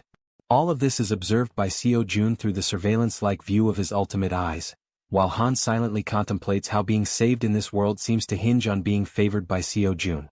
A flashback is revealed, showing a small toy car. A child was playing with it in a park while being watched. The boy was filled with joy, calling out to his mother to watch what he could do. The woman from the parking lot, Yeonju, was his mother.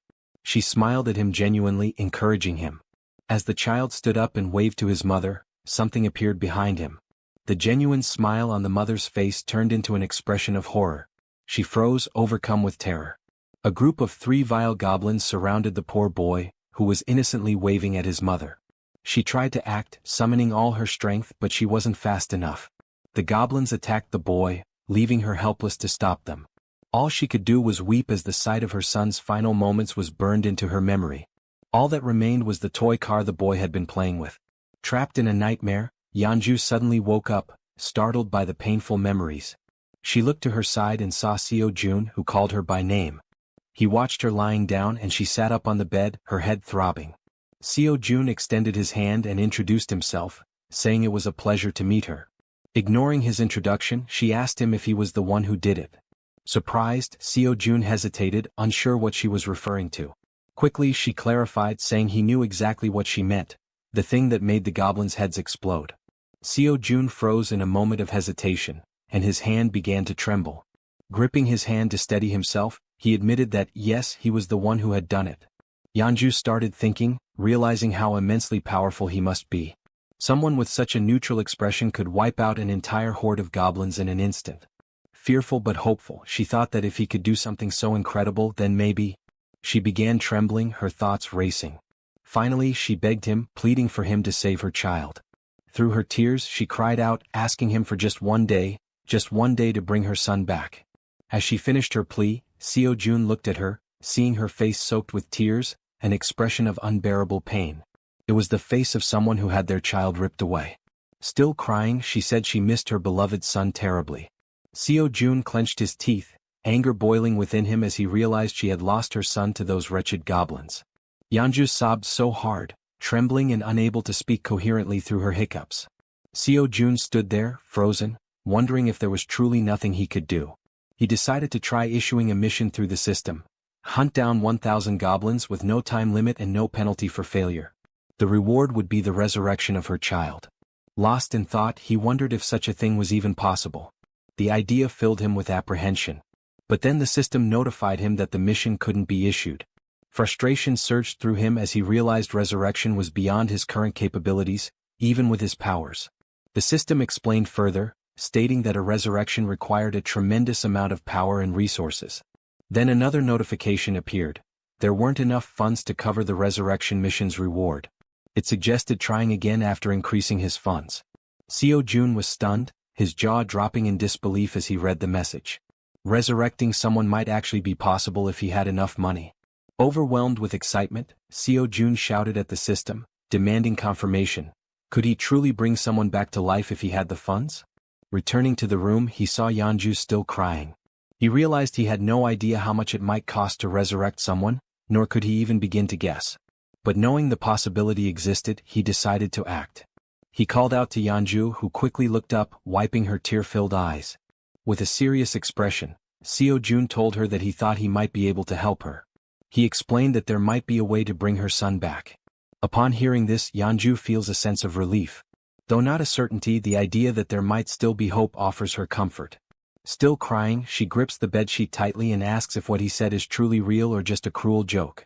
Seo-jun reassures her that he would never joke about something so serious. However, he explains that while it is possible, it cannot happen just yet, and she nods in understanding.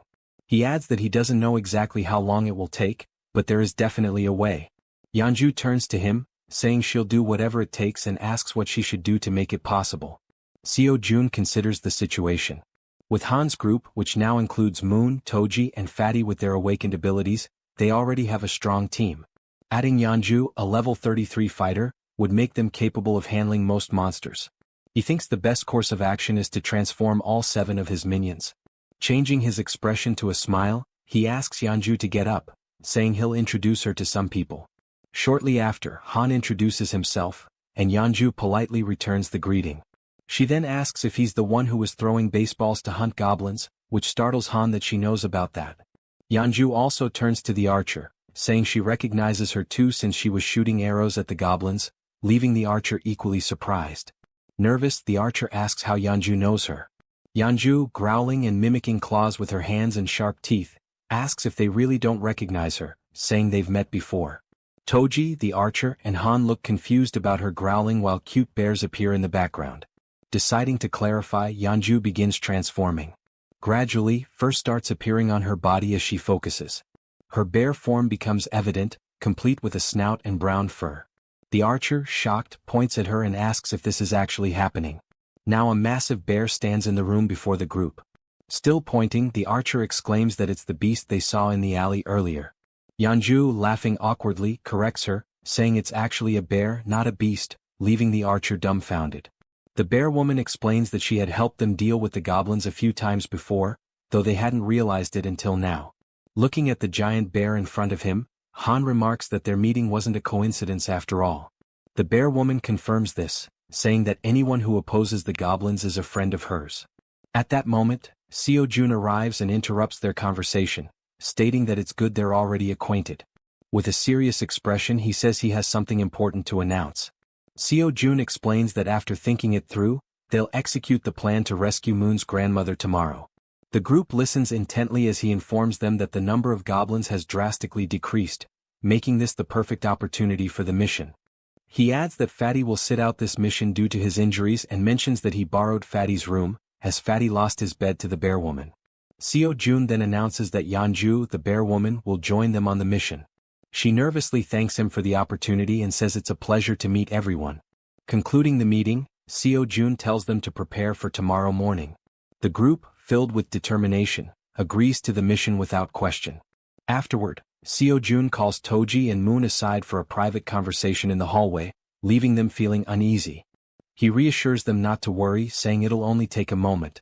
Under the full moon in the hallway, Seo-jun asks if they know why he called them there. Both Toji and Moon look startled, unsure of what he's referring to, though deep down they might have an idea. The two were caught off guard by the sudden question and visibly startled. Toji hesitated and admitted he wasn't sure, while Moon spoke up, asking if it had something to do with the powers they had recently acquired.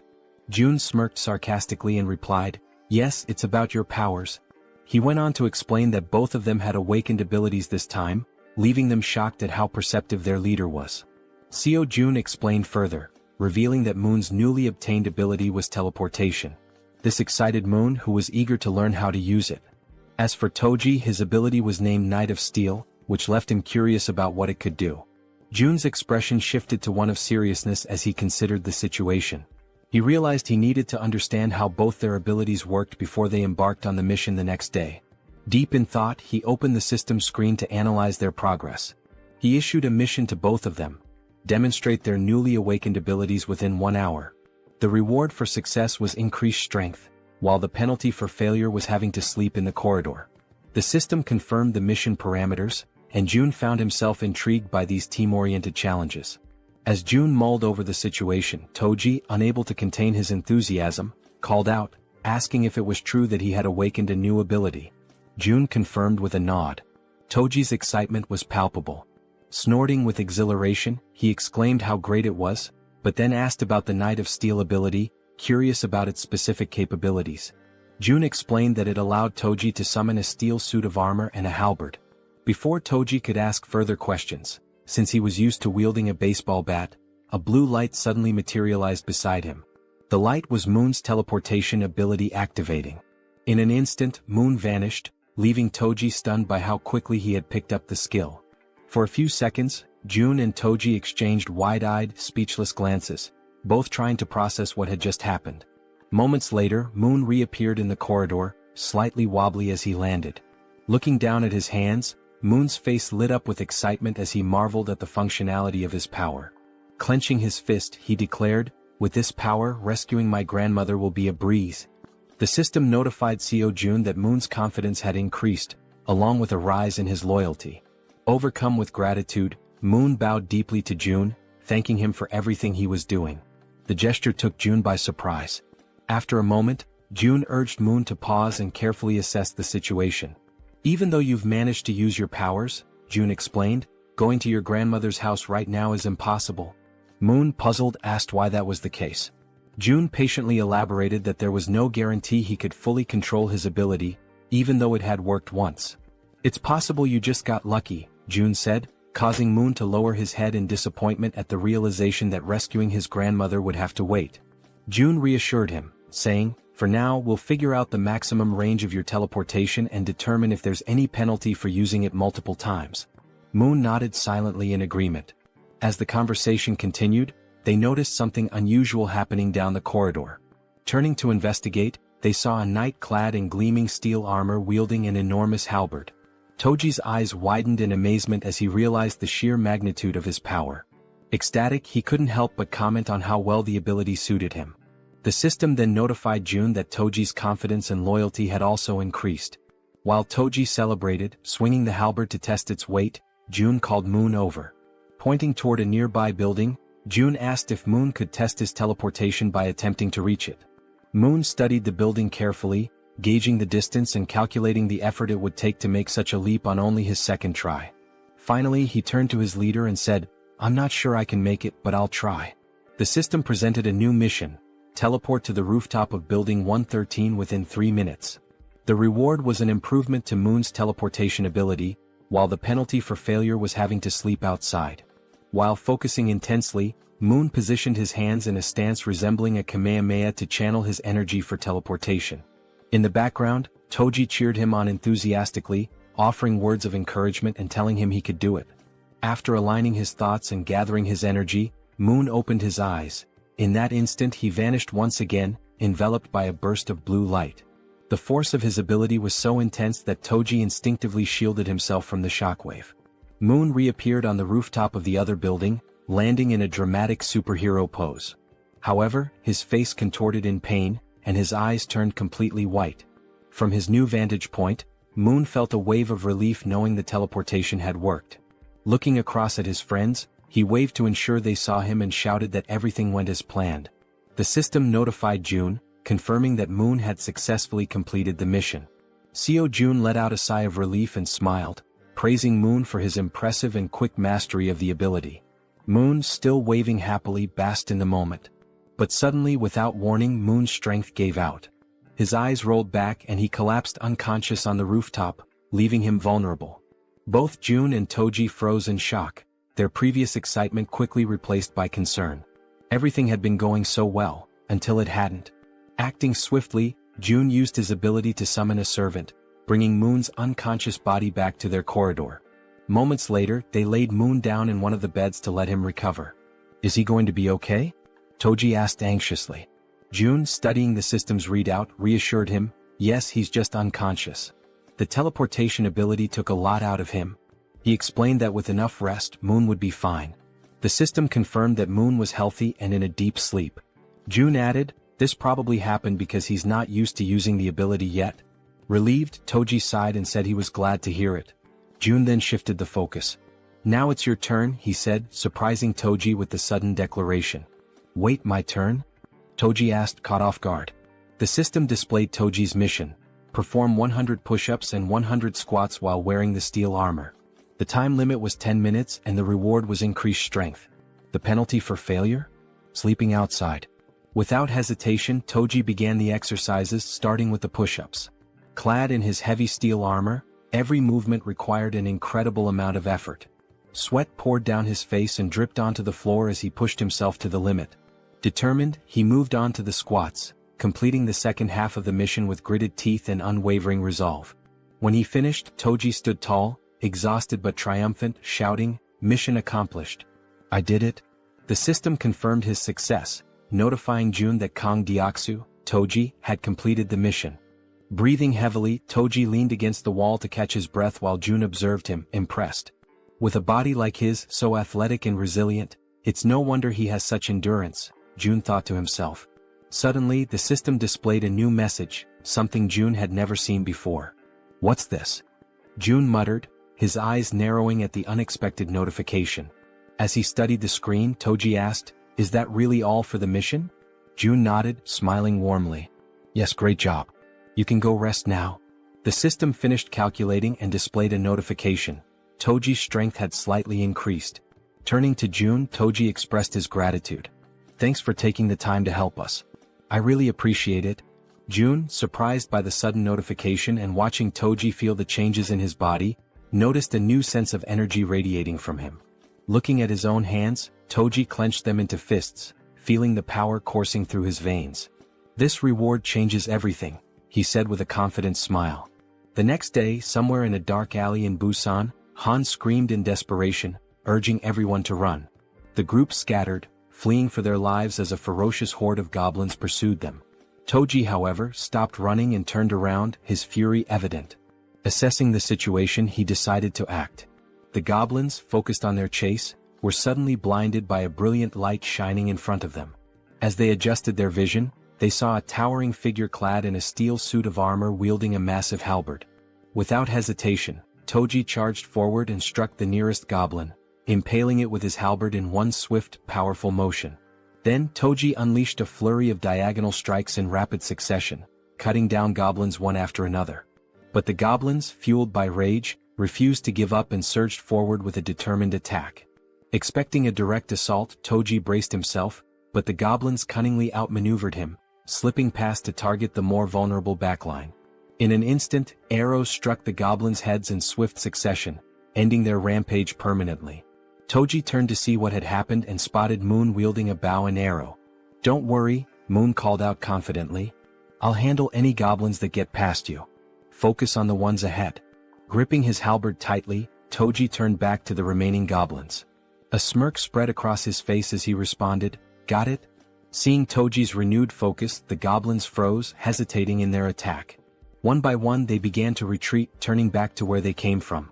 Frustrated, Toji yelled at them to come back and face him. As the goblins retreated, terror gripped them when a massive shadow appeared before them. It was the bear girl, her glowing red eyes piercing through the chaos. This was her dramatic first appearance, emerging from an ambush prepared for the retreating goblins. The goblins had no choice but to surrender to their fate, collapsing in despair and lamenting their past misdeeds. The group showed no mercy. Moon's arrows flew with precision, Toji's halberd struck powerfully, and the bear girl slashed through the goblins with her razor-sharp claws. Together they defeated the goblins one by one. Seizing the opportunity, Han shouted to Moon, "Now's your chance. Go." Moon, understanding the urgency, broke into a sprint toward his grandmother's house.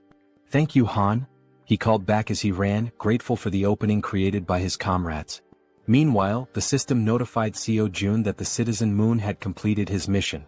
A pop-up appeared, stating that it was now evaluating the missions Moon had completed. Back in the comfort of his room, Jaehyeon sat with his ultimate eyes ability activated, observing the system screen while slurping on cup noodles. The system pinged again, declaring the evaluation complete and awarding him 132,966 won, which was deposited into his Shutin's wallet. June paused mid-bite, stunned by the reward. This time it was actual money. Returning to his meal, June reflected on the situation. When Toji completed his mission, the reward had been strength, suggesting that additional rewards were now randomized. It makes sense, June thought. The missions are getting harder, so the rewards should scale with the difficulty. The system chimed again, confirming that Moon had completed all the missions available to him for the day. It also announced it would begin evaluating the rewards for Moon's completed tasks. The assessment concluded instantly. Still savoring his noodles, June grinned and said, "All right, let's see what the reward is." The system congratulated him for hitting the jackpot. For those unfamiliar, it clarified that a jackpot is the maximum prize accumulated in games of chance like slot machines or lotteries. Reading this, Jaehyeon froze, momentarily stunned. Paralyzed with anticipation, he stared at the screen, waiting to see what incredible reward the jackpot would bring. Still staring at the system notification, June remained frozen in shock, his cup noodles stuck in his throat as he tried to process what the jackpot could possibly be. Then the system displayed the reward, a skill point granted as part of the jackpot. Upon reading this, Jaehyeon's lips curled into a satisfied smile. This was perfect. He could choose exactly where to use the point. Back on the streets, Moon sprinted toward his grandmother's house at such an incredible speed that a faint blue aura trailed behind him. As he drew closer, exhaustion crept in, sweat dripping down his forehead. His mind raced with anxious thoughts. What if something had happened to her? Upon arrival, the house came into view, a small, simple home, completely unprotected against monster attacks. There were no barriers, no fortifications, just an ordinary house standing vulnerably amidst the chaos. Moon didn't hesitate. He rushed to the door and pushed it open, but a deep fear clawed at his chest. Frantically, he dashed through the house, checking every room as he called out, "Grandma, where are you?" Then he reached the bedroom. His eyes widened in shock. There she was, lying on a futon mattress, peacefully asleep, far calmer than Moon had ever imagined she would be. Cautiously, he approached, gently placing a hand on her shoulder. "Grandma," he whispered, shaking her lightly, hoping for any sign of response. Slowly, her eyelids fluttered open. Her voice was faint and drowsy as she murmured, "Who is there?" She reached out, her frail fingers brushing against his hand. "Moon, is that you?" And at that moment, ninjas cutting onions must have passed through the room, because Moon's vision blurred as he choked up, his chest tightening with overwhelming relief. Tears streamed down his face. His body trembled as he sobbed uncontrollably, overwhelmed by the sheer relief that she was still alive. Unable to hold back, he threw his arms around her in a warm, desperate embrace, whispering apologies between his sobs. "I'm sorry, Grandma. I'm so sorry it took me so long to come back for you." Despite his tears, the old woman smiled kindly and patted his back. "You're such a brave and kind boy, Moon. I knew you would come for me."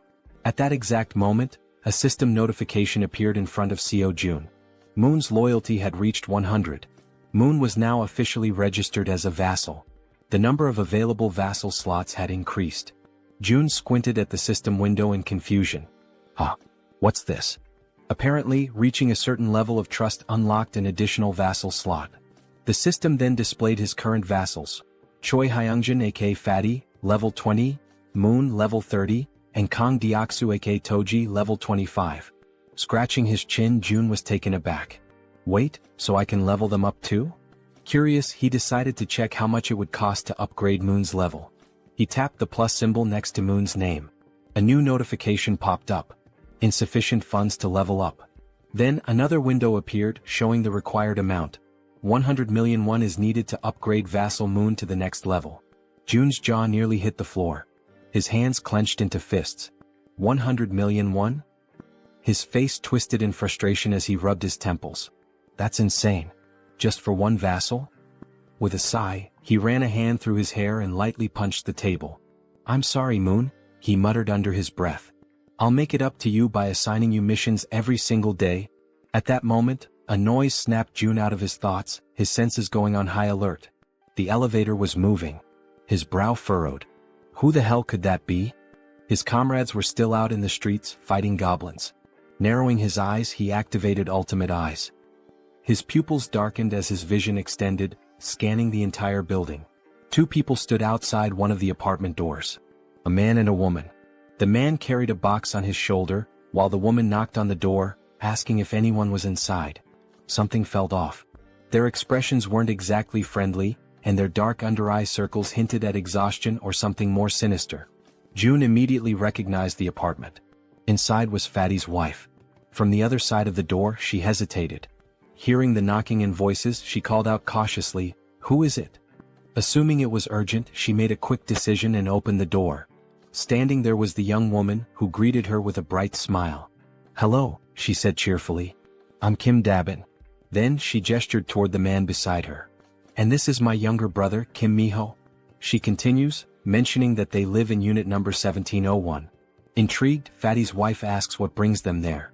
The girl sighs, explaining that she only came because she desperately needed help, leaving Fatty's wife wondering what kind of help she could possibly need. Then, with a sudden burst of desperation, the girl blurts out, practically shouting, "Would it be possible for you to let me take a shower?" Fatty's wife is completely caught off guard. Her jaw drops. Of all the things she had expected to hear, this was the absolute last. Still trying to process it, she blinks in disbelief and asks if she heard correctly. "Did you really just ask to take a shower? And that's all you need?" The girl nods eagerly. "Yes, that's all. I just want a shower." Relieved that the request wasn't anything too complicated, Fatty's wife lets out a small chuckle and waves them inside. "Well, that's easy enough. Come in." The two enter, expressing their gratitude. The man, still carrying the box on his shoulder, also thanks her before asking where he should put it. Curious, Fatty's wife asks what's inside. As he places it down on the floor, the girl, still grateful, explains that it's just canned food and some miscellaneous supplies. The man opens the box, revealing various types of canned goods, exactly as she had said.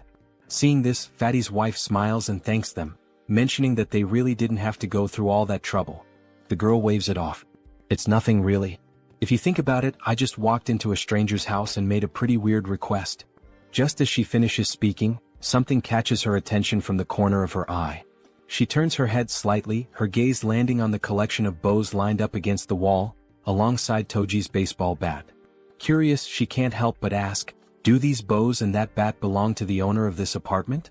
Fatty's wife wasn't expecting that question. Still, after a brief pause, she shakes her head. "No, actually. These don't belong to the apartment's owner. The real owners live in another unit, but it's kind of a complicated situation to explain in just a few words." The girl nods in understanding. "I see." Watching everything unfold, Seo Jun deactivates his ability and thinks to himself that so far they don't seem like bad people.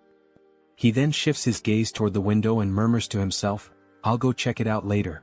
After a brief moment of thought, he adds, "I also need to talk to them. I want to ask if they'd be willing to help rescue other survivors from the nearby apartments."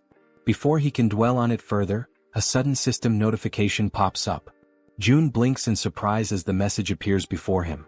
"You have successfully hunted a red tiger." A second notification follows immediately after. "You have gained a large amount of XP." Then another. 39,783,201 has been deposited into the Ultimate Shut-in's wallet. And finally, one last message. "Your skill level has increased and you have acquired a new ability." June stares at the notifications, his eyes widening in shock. What just happened out there? He hadn't even been paying attention for that long. How could so much have changed in such a short time? Without hesitation, he forces himself to reactivate Ultimate Eyes, pushing his abilities to their limit despite the strain. Outside, the battlefield is far from calm. Han, the archer, and the guy with glasses are both lightly wounded. In front of them, the corpse of a massive red tiger lies motionless on the ground, and next to it, the werbear is also severely injured, struggling to move. The rest of the group stands frozen, unsure of what to do next. June observes everything, but a strange feeling creeps up on him.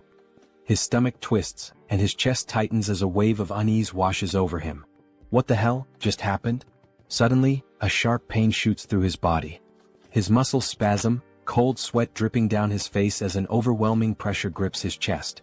He groans in agony, barely able to keep himself upright. Then the system sends another notification. You have discovered individuals who are eligible to receive citizenship. Through the pain, June barely manages to process the message. There are still people who aren't citizens yet? His breathing is ragged, but he forces himself to speak. System, grant them citizenship. A new notification appears instantly. A list of names flashes across the screen. Citizenship has been granted. And then, another alert. You have officially reached 50 citizens. An additional message follows. The amount of XP and money that citizens can earn has increased by 100%. But the surprises don't stop there. A final notification appears on the screen, revealing something unexpected. As the number of citizens has reached a specific threshold, all citizens have unlocked a new ability, Power of Trust. June stares at the words mind racing. Power of Trust. What does that even mean? Despite his lingering confusion, his thoughts drift back to the battlefield. He clenches his jaw. Did anyone get seriously hurt? Back on the streets, we see Moon, slightly injured and gasping for breath, making a tremendous effort as he carries his grandmother on his back. Everyone else is also wounded, running desperately while providing cover for Toji, who is carrying the injured Werbear woman. Observing this, June quickly realizes that the situation outside is far worse than he had imagined. And of all people to be seriously hurt, it had to be the Werbear. As the group races to escape, a horde of goblins suddenly appears right in front of the two carrying the wounded. The team members covering them from behind immediately let loose a volley of arrows, striking down goblins to clear a path. The archer, watching closely, is startled by the precision of the man with glasses.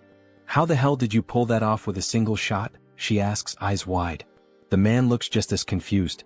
I honestly have no idea. As they continue running, the archer suddenly realizes something. For some reason, my body feels lighter. Han, running beside her, nods in agreement. Yeah. And I just noticed, I'm not even out of breath anymore. Meanwhile, back with June, the system finally provides an explanation. The ability Power of Trust is a passive skill that increases all stats by X%, where X equals the trust level of each citizen. Seo June stares at the message in disbelief. This skill didn't even exist before. How the hell is it so strong? Then, another realization hits him. Every single member of his group has at least 50 trust points or more. This means that all their stats, including stamina, strength, reflexes, and more, have naturally increased by 50%. At that very moment, Moon's expression shifts as if something suddenly clicks in his mind. He has a hunch. This must be another one of June's new abilities. The system then notifies June of something else. Both of the girls have now surpassed 30 loyalty points. As a result, they are now eligible to be registered as vassals. Without hesitation, Kim immediately commands the system to register both of them. The moment it happens, the two women suddenly stop in their tracks, their bodies tingling as an overwhelming power surges through them. The system follows up with an update. Kim Gaeong, now at level 20, has acquired the piercing ability. Yu Hyerin, now at level 25, has awakened the skill Poisonous Mist. Now, brimming with their newfound power, the two turn back, ready to face the goblins chasing them. The archer steadies herself, drawing her bow. She fires an arrow straight at the goblins. Normally, her shots always land as headshots, every single time. But this time, something is different. The arrow doesn't just pierce through one goblin, it ricochets off and strikes several others, piercing through them effortlessly. Confused, the archer furrows her brows. What the hell? What just happened? The system promptly provides an answer. The ability Piercing is a Tier C skill that uses mental strength to fire a penetrating arrow. June, standing with his arms crossed, watches as the information unfolds before him. Now that he knows what the ability is, he immediately issues a command to the system. Create a mission. A new quest pops up. The archer must use Piercing to hunt 10 goblins within a 10-minute time limit. Reward: increased piercing proficiency. Penalty for failure: fatigue. As he processes this, June shifts his attention to the other ability. Unlike Piercing, this one seems far trickier. Poisonous Mist is a deadly attack, and while it's classified as a B-rank skill, using it incorrectly could endanger the entire team. June exhales sharply, deciding to deal with it later. I'll figure it out when the time comes. Just then, the system sends another notification. The archer has successfully completed the mission. 10 goblins eliminated. A new message follows. The maximum number of missions available for today has been reached. Evaluating. June sighs, unimpressed. The rewards weren't that great this time. But now that the battle outside has settled, he decides it's time to check on the citizens living on the lower floors.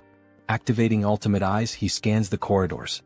His gaze locks onto the silhouette of a man walking calmly through the halls, his hands tucked into his pockets. June watches as the man heads toward the bathroom, likely to collect water. Smart. June notes that this man has good survival instincts. He's gathering water before supplies run low. Shifting his focus elsewhere, June spots another pair, a man and a woman sitting together, preparing to eat.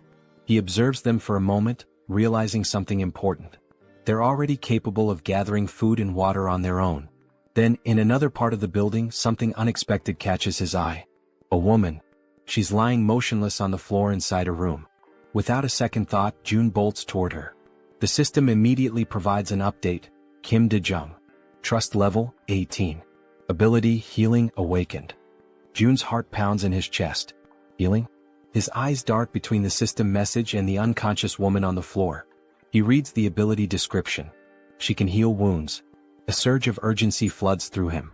She's the first healer they've found, and they desperately need her.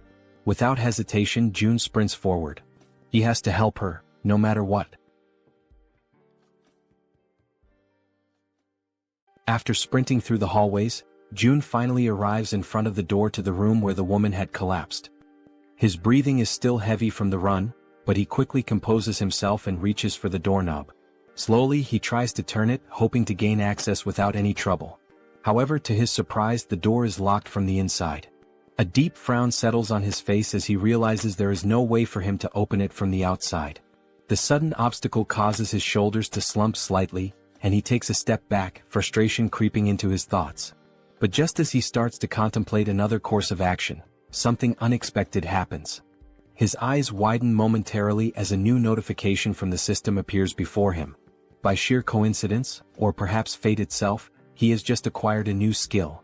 The system promptly displays its details. The ability is called Invisible Hand, and it is currently at level 1. According to the description, it allows him to summon and control an invisible hand at will. Reading the notification, a surge of newfound determination fills his chest. His grip tightens into fists as he mentally acknowledges the absurd but undeniable reality of his newfound power. Silently, he expresses his gratitude for this sudden stroke of fortune. Closing his eyes for a brief moment, June focuses his thoughts entirely on the locked door before him. He visualizes himself breaking the lock, willing it to yield under his command. When he finally opens his eyes, he is met with an unexpected yet welcome sight. Right before him, materialized out of shut-in energy, is a lock-breaking tool, a sturdy bolt cutter formed entirely of the same strange energy he has come to rely on. Without hesitation, he reaches forward, taking hold of the newly formed tool. The cold sensation of the manifested object in his grip confirms its existence. Without wasting another second, he positions it against the lock and applies pressure. A sharp snap echoes through the quiet hallway as the lock gives way effortlessly. With a swift motion, he pushes the door open and rushes inside. The moment he steps into the dimly lit room, his gaze immediately lands on the unmoving woman lying on the floor. Now that he is seeing her up close, the eerie stillness of her body makes the entire scene feel unsettling. June quickly kneels beside her, concern evident in his expression. Reaching out, he gently nudges her shoulder, his voice calm yet firm as he speaks. He asks if she can hear him, if she is all right, urging her to wake up. There is no response. A deep sense of unease washes over him. He carefully observes her condition, scanning for any visible injuries. But what he notices instead sends a wave of worry through him. Her face is unnaturally pale, her lips dry and cracked. Severe dehydration. His mind races. Dehydration this extreme could be dangerous. She needs help, immediately. He quickly shifts his attention to the surroundings, searching for anything that might assist in stabilizing her condition. His eyes dart around the room, taking in every detail. Then, something catches his attention, something that makes him pause, confusion flickering across his face. There is water in the room. Yet, despite the presence of water, she is still in this critical state. It makes no sense. The contradiction unsettles him, sending a cold shiver down his spine. Glancing back at the woman, he forces himself to push aside the troubling thoughts. Now is not the time to question the situation. The priority right now is saving her. A sudden idea forms in his mind. Without hesitation, he opens the system interface. There is a chance this might work. June quickly assigns her a mission, a simple yet crucial task. The mission objective: breathe. The reward: immediate recovery from dehydration. The system processes the command, deducting 10,000 won as the cost for activating the mission. Almost instantly, a soft blue aura begins to envelop the woman's body. June watches intently, his pulse quickening as the energy works through her. Then faint sounds escape her lips, a weak, breathy noise, but a clear sign that she is beginning to stir. Relief floods through him. It worked. Slowly, her eyelids flutter open, her gaze hazy and unfocused. A blurred silhouette of a figure stands before her, a voice reaching her ears, asking if she is awake. Her mind struggles to process the situation. Her voice, weak but laced with confusion, manages to form a question. Who is he? And why is he in her room? June straightens slightly, meeting her dazed gaze. He introduces himself, explaining that he lives in a unit just above hers in the building. She blinks, her expression still foggy with exhaustion. The information doesn't seem to register right away. Still lying on the floor, she questions him again, her voice laced with uncertainty. How did he get inside? June, seeing no reason to hide the truth, states it plainly. He tells her that he saw she was unwell and decided to enter, by force breaking the door open to reach her. A moment of silence lingers between them. Then her breath hitches. Her expression shifts as realization dawns. Without warning, tears begin streaming down her face. And yet she does not say a word. She simply cries as if the weight of everything she had been enduring had finally caught up with her. She raises her hands to her face, wiping away the tears in an attempt to hide her crying. Her shoulders tremble slightly as she struggles to compose herself. June, watching her closely, immediately senses that something is wrong. There is an uneasiness in the way she reacts, something beyond just exhaustion or confusion. Taking a deep breath, he calls her name, Kim Dae-jung, his voice firm yet gentle. As she slowly pushes herself up from the floor, still visibly shaken, he speaks again. He apologizes for being so abrupt, for barging into her life so suddenly, but he makes it clear that he needs her help. There is urgency in his tone, something that makes her pause despite her lingering distress. Now sitting upright, her tear-filled eyes meet his, though her expression remains guarded. Her lips, still cracked from dehydration, barely part as she listens to him speak.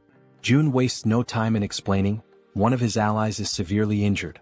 The words seem to take a moment to register. Dae-jung slowly turns her body toward him, staring as if trying to process what he just said. Silence stretches between them. She blinks, her mind racing, trying to make sense of his words. His ally? Someone severely injured? Why is he telling her this? She doesn't understand, she doesn't even know this man. Panic begins to rise in her chest. He wants her to save someone?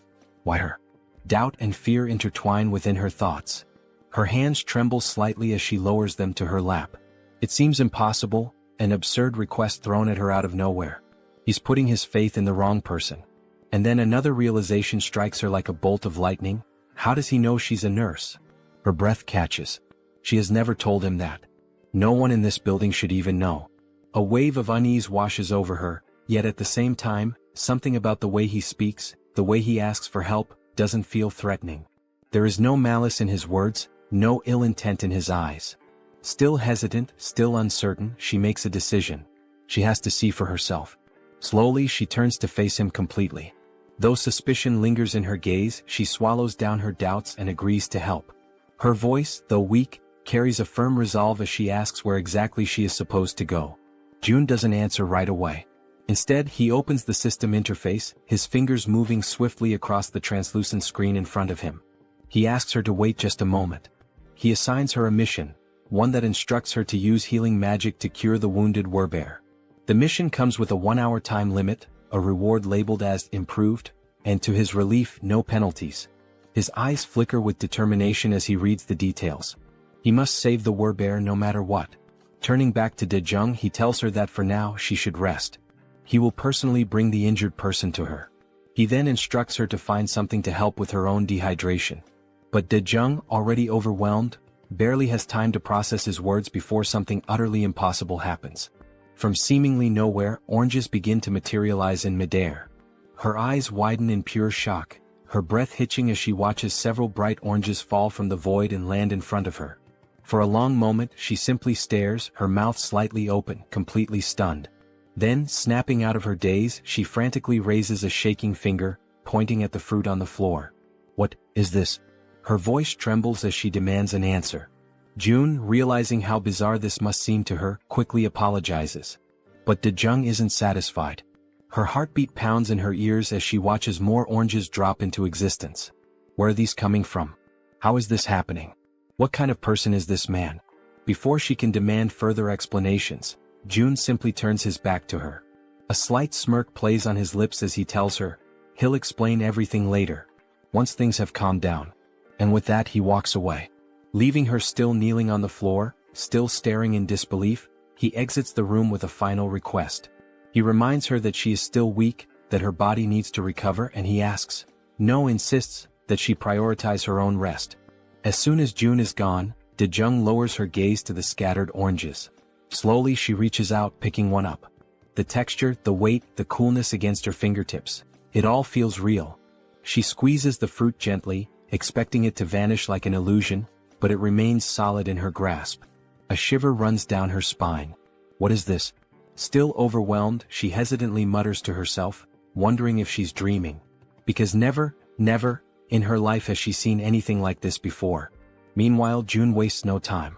He rushes back to his shut-in apartment, moving with quick, determined strides. His mind is already focused on helping his allies outside as fast as possible.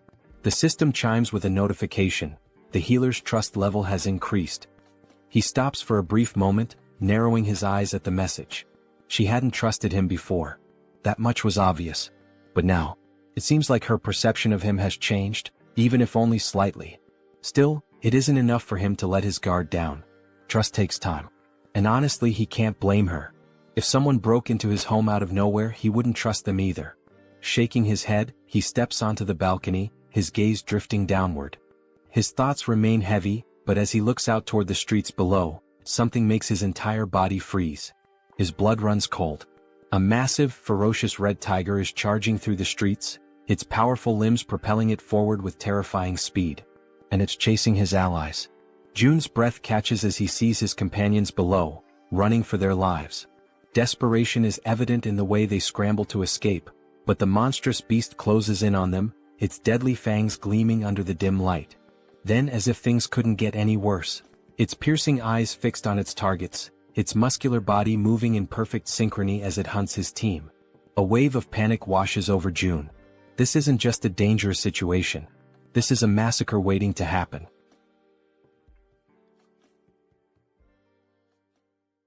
June stood frozen in shock as he took in the sight before him. There wasn't just one red tiger. Another had appeared, a second ferocious beast, separate from the one that had already fought the Werbear woman and left her gravely wounded. Down below, chaos continued to unfold. The massive red tiger prowled menacingly, striking fear into the hearts of the remaining group members, who were now running desperately, not daring to look back. Fear gripped them entirely, their survival instincts pushing them forward. Amidst the frantic escape, Hyerin, the girl who had received the power of poison, misstepped. Her foot twisted unnaturally, and pain exploded through her leg as she collapsed onto the hard ground. A sharp, involuntary cry of agony tore from her throat. Both the archer woman and Han immediately stopped in their tracks, their faces contorted with panic. Their eyes darted back to her, calling out her name with pure desperation. Gritting her teeth, Hyerin struggled to push herself up, trying to fight through the pain. But her body was already beyond exhaustion, her limbs heavy, refusing to obey her will. No matter how much she willed herself to move, she couldn't. The archer's voice rang out through the air, a raw scream of distress. Because the enormous red tiger was already preparing to strike. Its muscles coiled, eyes locked onto Hyerin like a predator savoring its helpless prey. It was ready to devour her, its powerful body lunging forward just as she finally managed to stagger back onto her feet. But she had yet to realize how dangerously close the beast truly was. Her mind was occupied by something else, perhaps a last-ditch plan or sheer disbelief at her predicament. Then at last she turned her head. And in that instant she understood. The beast was right there. The realization hit her like a tidal wave, crashing down and swallowing her whole. A cruel truth settled into her bones: there was no escape. For a brief, soul-crushing moment she stopped resisting. The fight drained from her eyes and she surrendered to the inevitable. She stood still, bracing for the end, waiting for the red tiger's jaws to clamp down and rip her apart. And then, in a sudden flash of light and violet smoke, she was gone. The tiger's gaping maw snapped shut on empty air. A growl rumbled deep in its throat, confusion flickering through its burning eyes. It didn't understand what had just happened. A heartbeat ago, its prey had been right there. And now, vanished. The frustration of the failed kill sent the beast into a deeper fury. At the same moment, Jaehyeon reappeared, disoriented, drenched in sweat, her breath ragged and uneven. Her mind reeled as she tried to comprehend what had just occurred. Had she died? Was this the afterlife? Pain surged through her limbs, sharp and unrelenting, reminding her that she was still very much alive. That was when she saw him. Jaehyeon. He was standing there watching her closely. It had been too close. A fraction of a second later and she wouldn't have survived. The weight of that realization pressed down on him. Jaehyeon, still trembling, looked up at him, but no words came. She was too exhausted, too overwhelmed to speak. Meanwhile, outside, the others were still running for their lives. Jaehyeon took a deep breath, his mind racing. At the very least, he had bought them some time. One less person in immediate danger meant the group below had a slightly better chance of escaping. Then his system screen flashed with a new notification. He had discovered individuals who met the criteria to be granted citizenship. The system prompted him: did he wish to approve their citizenship? Before he could process this, another sudden movement caught his eye. Moon appeared, using his teleportation ability to warp into the apartment, carrying his grandmother in his arms. As soon as he landed, he turned to Jaehyeon, his expression frantic. His breathing was unsteady, but his grip on the elderly woman remained firm as he pleaded for Jaehyeon to take care of her. Jaehyeon glanced at Moon, then at the frail woman in his arms. The concern in Moon's eyes was unmistakable, but Jaehyeon's mind was already occupied with something far more urgent. Raising a hand, he told Moon to wait. There was a bigger problem right now. Moon parted his lips, ready to argue, ready to demand an explanation. But then he looked at Jaehyeon's face, at the seriousness in his expression. And he understood. Whatever Jaehyeon was dealing with, it was far worse than he had realized. Without another word, Moon nodded. He could tell that, at this moment, his grandmother was not the priority. Down below, the relentless red tiger was still in pursuit, refusing to let up. It chased the remaining group members without mercy, its predatory instincts fully awakened. Jaehyeon clenched his fists, forcing himself to focus. He needed to act. Activating his new ability, Invisible Hand, he made a decision. That tiger needed to die, and he had to find a way to kill it. Down in the streets, the archer, Han, and Togi, who was still carrying the injured werbear, kept running. But no matter how hard they pushed themselves, the red tiger was catching up. Han risked a glance over his shoulder, his stomach twisting with dread. If this continued, they were all going to be devoured. He had to do something. Instinct took over. Without a second thought, Han skidded to a stop, planting his foot firmly on the ground. His fingers tightened around one of his baseballs. His heart pounded in his chest as he raised his arm, channeling everything he had into one throw. A faint blue glow began to radiate around him, intensifying with each passing second. He poured everything into it. Then, he hurled the ball with all the force he could muster. It soared through the air, cutting through the night like a bullet. For a moment, hope flickered. Maybe, just maybe, it would hit. But in the blink of an eye, the tiger dodged. The ball shot past it, colliding uselessly with the ground. A low, guttural growl rumbled through the air. Then, the red tiger threw back its head and roared, a deafening sound that reverberated through the city streets, a declaration of its dominance. The archer's voice rang out in terror as she screamed for Han, begging him to run. But it was too late. The red tiger, eyes gleaming with lethal intent, lunged at him. Teeth bared, claws outstretched. Han gritted his teeth, knowing he was out of time. There was nothing he could do to stop it. But there was one thing he could still do. A single desperate choice. He turned his head and shouted for his friends to keep running. Then, without hesitation, he broke into a full sprint in the opposite direction. If he could lead the tiger away, even if it cost him his life, then at least the others might make it out alive. His chest heaved. His legs burned. Every step was fueled by sheer willpower. But deep down he knew. This could be the end for him. And still he ran. As he approached a parking lot, hoping against all odds that goblins or some other kind of monster would appear to distract the red tiger. Han continued to run with all the strength he had left. But once again the relentless beast was far too close behind him. It was undeniable now, this was truly the end for him. While sprinting, he risked a glance over his shoulder, his breath catching in his throat as he took in the sight of the enormous glistening fangs of the red tiger. They were massive, sharp, and deadly, a testament to the inevitable doom that awaited him. At that moment, his gaze locked with the tiger's, and an unspoken understanding passed between them. This was it. There was no escape. His fate was sealed. Just when all hope seemed lost, when every fiber of his being prepared to accept his tragic demise, something unexpected happened. A strange, pulsating purple force suddenly materialized and coiled tightly around the red tiger's neck. It appeared out of nowhere, wrapping around the beast with a speed and intensity that defied comprehension. In an instant, the force pulled downward with such overwhelming strength that the tiger's head was violently slammed into the ground. The impact was so powerful that the very pavement beneath them cracked and shattered, sending debris flying in every direction. The tiger let out a guttural snarl of frustration, struggling against the mysterious force. Its powerful limbs instinctively clawed at the ground, attempting to regain stability, but the unseen energy was relentless. Slowly, its paws began to lift off the ground, its body suspended as if an invisible hand were hoisting it up. The purple force continued to constrict, tightening mercilessly around the tiger's throat, squeezing the life out of the monstrous creature. It was unmistakable. This wasn't a natural occurrence. This was someone's doing. And Han, still frozen in shock from witnessing the impossible, knew exactly whose work this was. There was no doubt in his mind, this was Jun's power. Moments later, the archer woman and the bespectacled man arrived at the scene, their breaths ragged from the exhausting chase. They had rushed there, fearing for Han's safety, but what they found left them momentarily speechless. Their eyes widened in disbelief as they beheld the red tiger, still writhing in agony, its body dangling helplessly as the mysterious force continued to choke the life out of it.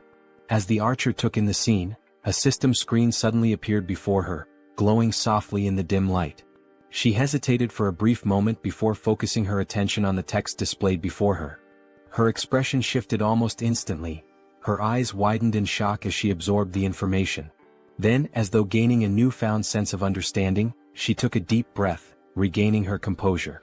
With a newfound calmness, she turned to her companions and, without hesitation, stepped forward.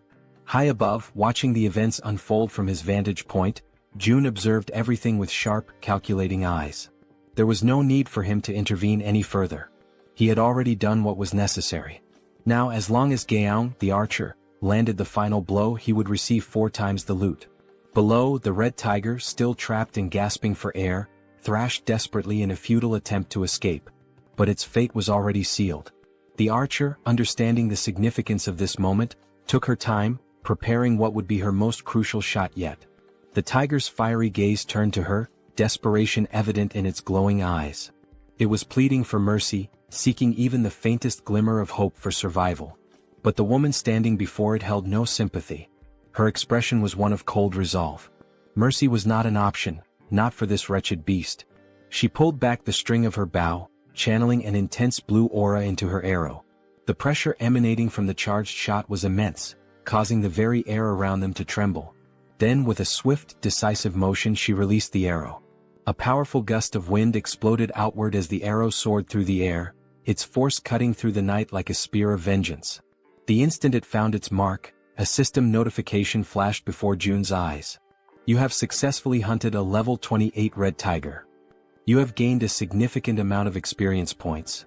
62,311,776 one has been deposited into your shut-in wallet.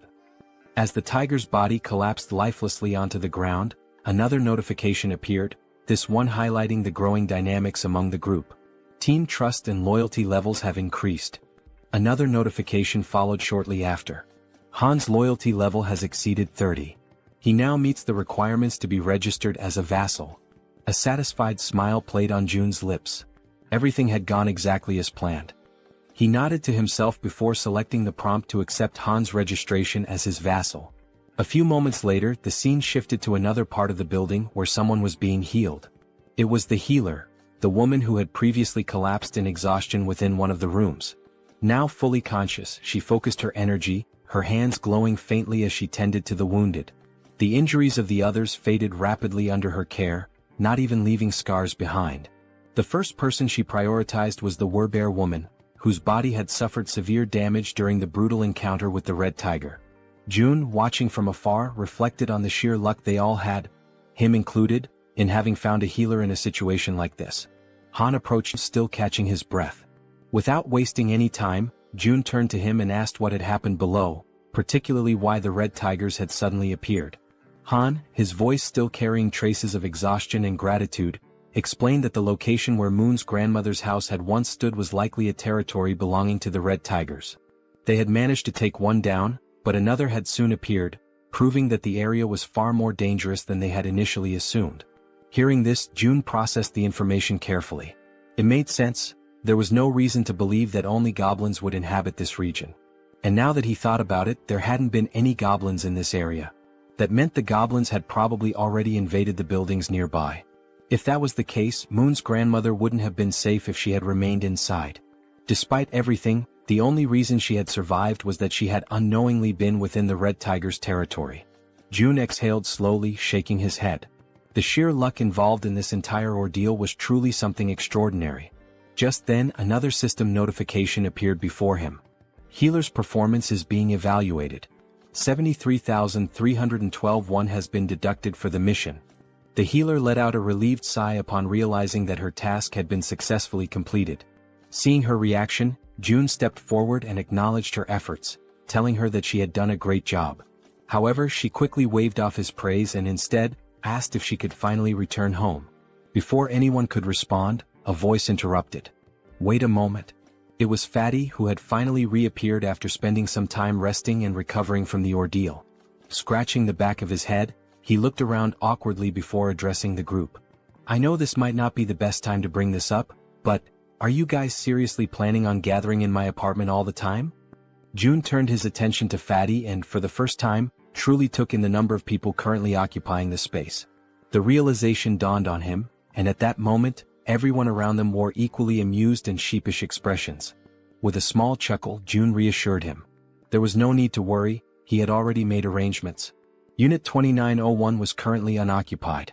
Electricity, water, and every other necessity for daily life would be provided, and they were free to live there. Upon hearing this, the entire group erupted in joy. He also calls out to Dabin and informs her that Units 2101 and 2102 are currently unoccupied as well. June states that he will ensure that electricity is supplied to those units and requests that she notify the other survivors, letting them know they can use the bathrooms and showers in those apartments. Upon hearing this, Dabin and her brother exchange glances before nodding in agreement, assuring him that they will take care of it. June then adds that out of the two available units, Dabin and her brother are welcome to claim one for themselves.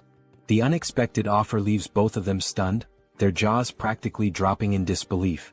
June, however, remains composed and instructs them to inform the other survivors that they may take the remaining unit. After settling that, June shifts the conversation to another matter, saying that he has a favor to ask. Dabin, still somewhat taken aback, encourages him to go ahead and say what he needs. Without hesitation, June states that he wants her to become the messenger between himself and the rest of the survivors. The moment those words leave his mouth, Dabin pauses, furrowing her brows in confusion. She repeats his request, asking if she heard him correctly. Did he really mean messenger? June, completely serious, confirms it. He then lays out the details of his plan, instructing her to inform everyone that whichever team manages to eliminate 100 goblins the fastest will be rewarded with an empty unit of their own. Furthermore, he emphasizes that in addition to securing a place to live, the winning team will also receive essential supplies, unlimited electricity, running water, gas, and food, ensuring their survival and comfort. But there's more. June goes on to clarify that if the team agrees to take in 10 additional survivors, those individuals will also be granted access to the same benefits. For a brief moment, the atmosphere in the room grows heavy with tension. The weight of June's words settles over them, and everyone seems to grasp the implications of what he is proposing. Then, as if anticipating concerns, June adds one final note. He instructs Dabin to make sure she informs them that the distribution of these benefits may take longer depending on which floor their new residence is located. As he watches their reactions, June contemplates his next move. From this point forward, he realizes, every decision will be like moving pieces in a strategic game of chess. Only those who prove their worth will receive the resources they need. At that moment, a system notification appears before him. A new quest materializes, an official mission to hunt down goblins. The quest has a strict time limit of 168 hours, a modest reward of experience points, and a harsh penalty for failure, being barred from using any shared facilities. A final message flashes before his eyes. Will you grant this quest? Yes or no?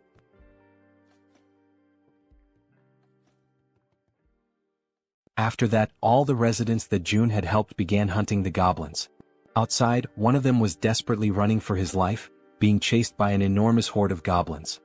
His breath was ragged and his legs burned with exhaustion, but he had no choice but to keep moving forward. The goblins were enraged, shrieking as they pursued him, their eyes glowing with a savage hunger. The young man in the red jacket was already drained from all the running, and regret started creeping in. He cursed himself for getting into this situation but kept repeating in his mind that he just needed to endure a little longer. As he continued sprinting, his eyes locked onto a door ahead, leading into the parking lot. His last hope of survival. Behind him, the goblins, with their sharp claws outstretched, were closing in rapidly, almost managing to grasp him.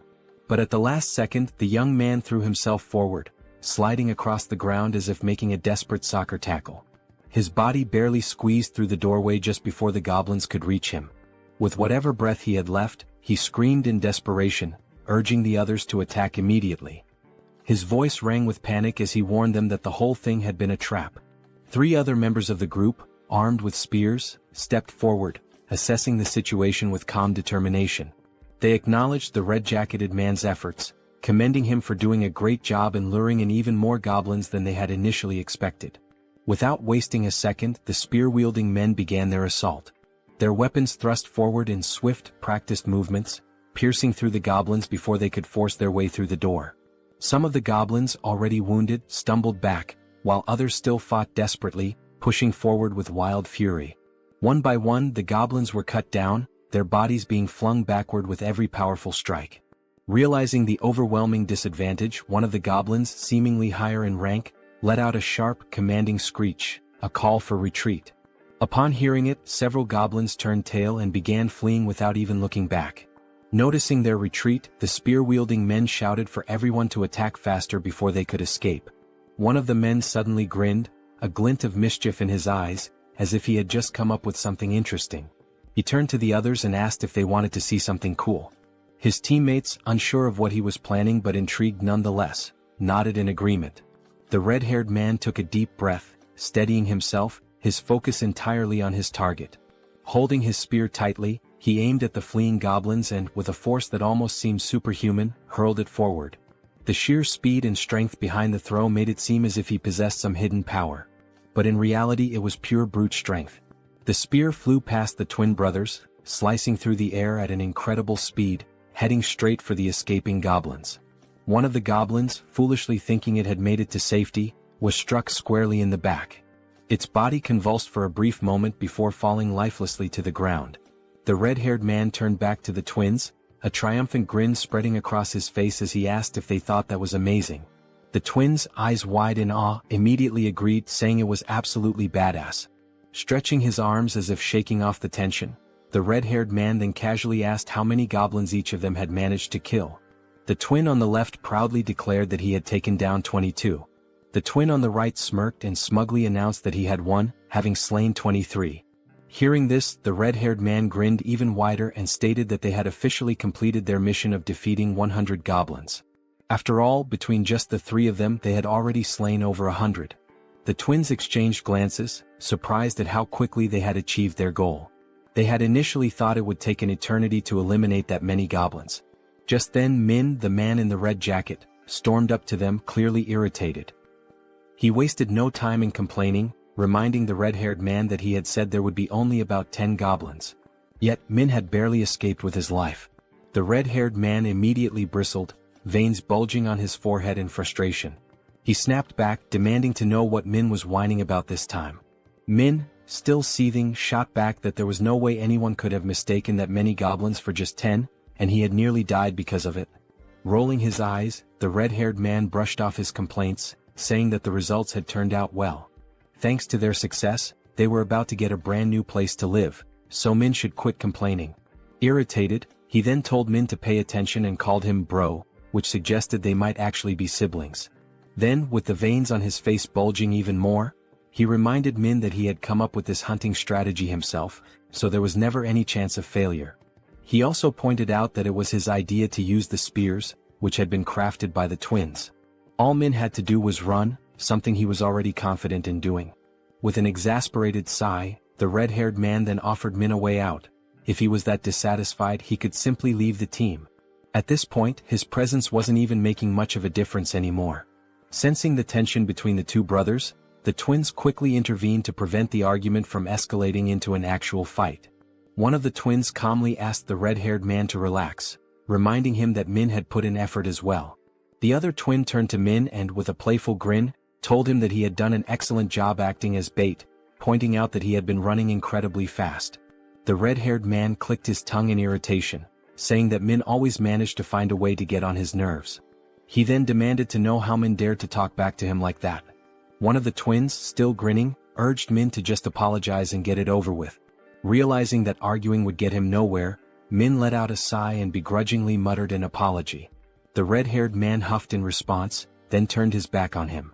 Dismissing the whole ordeal, he stated that it was time to move on, as they needed to head to the 21st floor to claim their new home. However, upon arriving at the 21st floor, ready to receive their reward, they were met with unexpected news. Dabin, looking somewhat apologetic, informed them that another team had already beaten them to it and claimed the reward first. The entire group froze in disbelief, their excitement immediately turning into shock. In their minds, they had been incredibly fast. There was no way another team had completed the mission before them. The red-haired man's face darkened, his irritation flaring up again. He demanded to know if there was really another team that had managed to slay 100 goblins faster than them. Dabin nodded, confirming it. Still unable to believe what he was hearing, the red-haired man furrowed his brows and told Dabin to stop joking around. In a protesting tone, he once again asked Dabin to stop joking around and to just hand over their house already. Dabin, maintaining a serious expression, insisted that it was no joke, she was telling the truth. Then she revealed that the group who had finished the hunt even faster had just arrived. The group that had killed the goblins first. Seeing who they were made the red-haired man even more irritated. The group consisted of Dabin's brother and an elderly couple, both of whom were smiling cheerfully as if nothing had happened. Dabin turned to her brother and asked how things went with June. In response, her brother explained that they had made a deal. In exchange for giving up the new house, his own home and the elderly couple's home would now have electricity, food, and other necessities. On top of that, their daughters would no longer have to take part in missions. Upon hearing this, Dabin immediately pointed out that the elderly couple's daughters were minors, meaning they should have already been exempt from missions in the first place. The elderly couple continued smiling, unfazed, and corrected her by saying that their daughters were actually adults. Despite their youthful appearance, they were older than they seemed. The elderly woman then added that their daughters were probably quite skilled with bows and arrows, though her husband always worried too much about them. Dabin's brother also mentioned that part of the agreement included providing bows and arrows for their daughters. Dabin frowned, questioning the need for bows and arrows. Were they planning to continue hunting goblins? Her brother nodded, confirming that they were, but specified that June had only requested the goblins in the surrounding areas. Since the goblins were relentless and kept coming no matter how many were killed, it was necessary to keep them under control. Hearing all of this, the red-haired man grew even more irritated and told them to stop with all the useless chatter. Then, in a firm voice, he questioned whether they were giving themselves special privileges simply because they were the ones in charge. Wasn't that unfair? To some extent, Dabin's brother agreed. That's why, to balance things out, he explained that June had ordered the second and third groups to kill 100 goblins and head to the 30th floor to receive their rewards. Upon hearing that, a genuine smile appeared on Dabin's face. She reassured them that everything had worked out and instructed them to head up to the 30th floor. Dabin then added that Seo Jun would be waiting for them there, while the red-haired man, still visibly irritated, remained bitter about not being the first group. As they ascended in the elevator, the red-haired man suddenly asked if the guy's name was really Jun, since he looked younger than all of them. Then, laughing with clear sarcasm, he commented on how ridiculous it had been to hear Dabin speak so respectfully about this June. One of the twins joined in on the sarcasm, joking that maybe Dabin saw June as some kind of god or something. The other twin laughed as well and scoffed, saying, "God my ass. At most he's just the leader of some cult." Then, as if pondering the idea, he questioned whether this Seo Jun guy was even sane in the first place. Min, who had been listening to all of this quietly, murmured under his breath that all of them were being protected thanks to Jun's abilities. Therefore he suggested that maybe they didn't have the right to speak about him like that. The moment those words left his mouth, the atmosphere inside the elevator changed. Everyone else became visibly irritated. The red-haired man, looking more annoyed than ever, questioned if all of them were just trying to get on Jun's good side. That single remark filled the elevator with a tense silence. Everyone was now staring at Min. As expected, the red-haired man, frustrated beyond belief, cursed at Min under his breath. Then, glancing over his shoulder with a menacing expression, he warned Min that they would have a little talk later. At that moment the twins noticed something strange. Jun was approaching, walking at a calm and leisurely pace, one hand tucked casually into his pocket. As he neared them, he gave them a small, relaxed smile and simply said, "Hello." That simple greeting, combined with the way Jun carried himself, sent a wave of shock through all four members of the group. Feeling a sudden nervousness creeping over him, the red-haired man extended his hand hesitantly, introducing himself as Baek Sunjeob. Jun shook his hand in a firm yet casual manner, acknowledging him before commenting that he had observed how Sunjeob and his team had hunted. He noted that they had made excellent use of the barrier and that their strategy had been quite effective. Hearing that sent another chill down Sunjeob's spine. His voice slightly unsteady, he asked how Jun could possibly know that. Jun completely ignored the question. Instead, he simply smiled and stated that from now on, he would be providing electricity, water and gas to units 1301 and 1502. Sunjeob, still trying to make sense of what was happening, managed to thank him but couldn't hold back another question. How was any of this possible? Once again, Sunjeob asked how Jun was doing all of this, how exactly he was making it happen. And yet, for the second time, Jun ignored him. Instead, he casually reminded them that since they had successfully hunted 100 goblins, they were now qualified for these benefits. Then, as if the entire situation wasn't unsettling enough, Jun's expression shifted into a disturbingly eerie smile. With a tone that sent chills down their spines, he added, "By the way, I'm not some cult leader." His eyes glinted with amusement as he continued, "And I certainly don't have any intention of becoming a god." The weight of those words left the entire group frozen in place, completely paralyzed with fear and unable to react. Then, with that same eerie and slightly devilish smile, Jun raised his hand near his mouth, as if about to share a secret. "There's just one more thing." His voice carried an unsettling undertone as he announced that he had a request to make of them. Sometime after that, the new group is seen running at full speed, desperately fleeing from something. When the scene shifts to a front view, the four members are revealed to be escaping, but this time, it's not from goblins, it's from massive, bloodthirsty orcs. Their feet move swiftly as they turn a corner, frantically trying to put more distance between themselves and the monsters. As they round another street, they shout desperately for someone to hurry up and throw things at the orcs. Standing in front of them is Han, holding several spears in his hands. With a subtle smirk, Han tells them they did a good job. As the orcs remain distracted by the fleeing group, Han channels his energy into one of his spears, causing a blue aura to radiate from its blade. A system notification appears, displaying Han's stats. Level 33, holding the title of the 6th Knight, with 70 points in trust and 78 in loyalty. His awakened ability is throwing. Han's throws were already powerful, but now, by consuming mental energy, he can amplify his attack power up to 5 times. As he focuses on his throw, energy visibly gathers along the blade of his spear. The system further indicates that his physical abilities increase by a percentage based on his loyalty, that the experience points and money dropped by monsters are tripled, and that knights can grow at an accelerated rate. Then, with immense force, Han hurls the spear, striking one of the leading orcs directly. Upon witnessing its companion fall, another orc becomes enraged. Gripping a massive machete, it lunges forward, ready to strike Han with a devastating blow. Despite facing such a formidable enemy, Han remains completely calm. That's because, from the back line, a well-aimed arrow infused with energy is already soaring toward the orc. The arrow pierces the orc's head, and with that, it's clear who fired the shot. The archer had been providing cover from the rear all along, and that was precisely why Han could remain so composed. As the second orc collapses, Han swiftly draws another spear and hurls it toward the third orc. The moment it lands, Han finally exhales and says that it's all over. At that moment, a notification appears for June, informing him that he has successfully hunted a level 19 orc and earned wands as a reward for the mission to eliminate 100 orcs. With the mission now complete, 3 people who had been hiding from the orcs in that region are rescued. Han approaches them, reassuring them that there is a safe place they can go. As they move toward the main group, the system suddenly issues an alert. Unauthorized individuals are attempting to enter. The system then prompts Seo Jun, asking if he would like to grant them citizenship. Having just deactivated his Ultimate Eyes ability, Jun notices that this time, there are 3 new individuals. When he looks at the system's interface, he realizes that by accepting them, the total number of citizens under his care has now reached 200. A new system notification appears, confirming that citizenship has been granted to the 3 newcomers, bringing the total to 200. The system further reveals that as the number of citizens reaches certain thresholds, new abilities are unlocked. This time the ability Tax Collection has been activated. This newly unlocked ability allows him to collect 10% of all the money his citizens possess. However, it comes with a cooldown period of 30 days.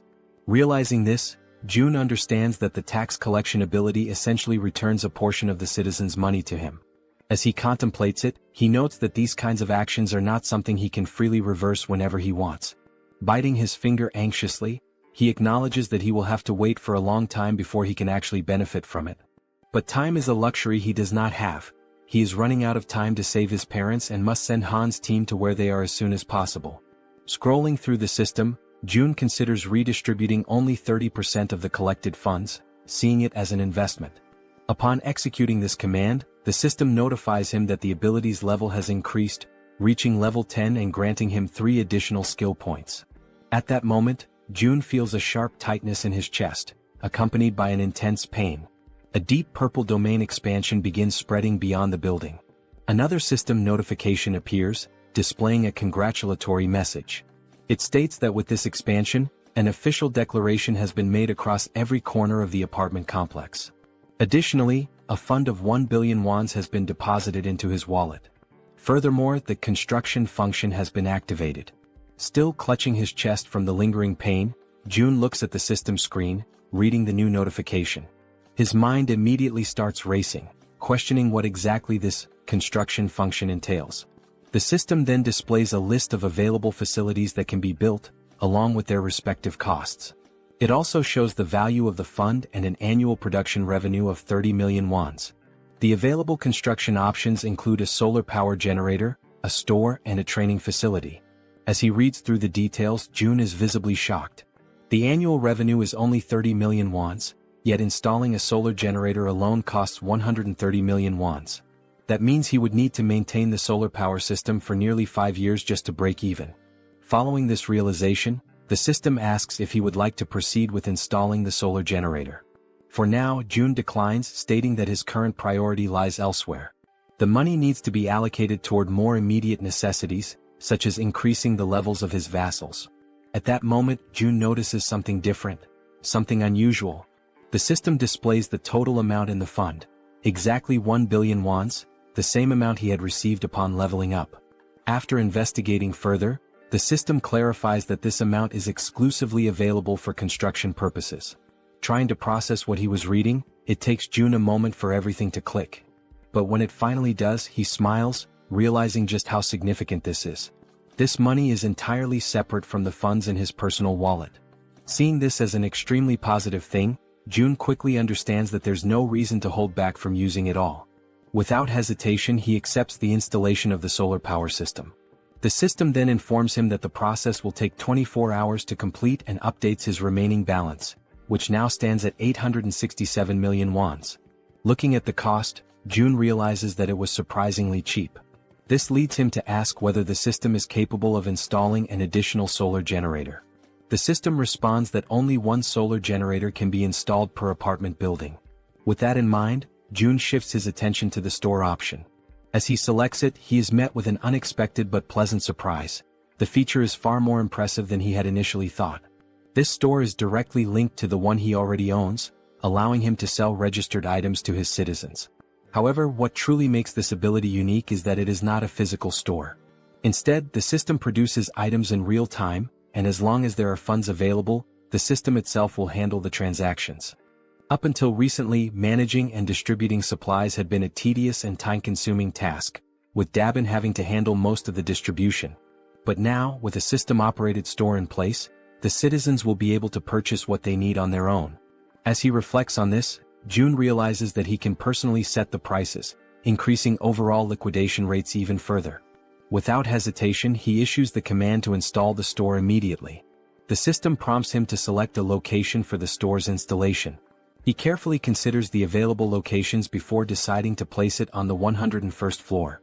The system then displays the remaining construction time, 48 hours until completion. Finally, the third option, the training facility. The system notifies him that this training facility will allow citizens to improve their strength and endurance through basic training exercises, with a 200% efficiency boost. Additionally, for those below level 15, an extra 300% efficiency bonus will apply. Reading this, Jun feels a surge of excitement. He already knew that leveling up through training was possible, but with these additional boosts, progress would be significantly faster, making it even easier to reap mission rewards. The system also prompts him to choose a location for the training facility. Jun decides to install it across the entire second floor, converting the entire level into a dedicated training center. The system then updates, displaying a 72-hour countdown for its completion. Lastly, there are also the 3 skill points he had acquired.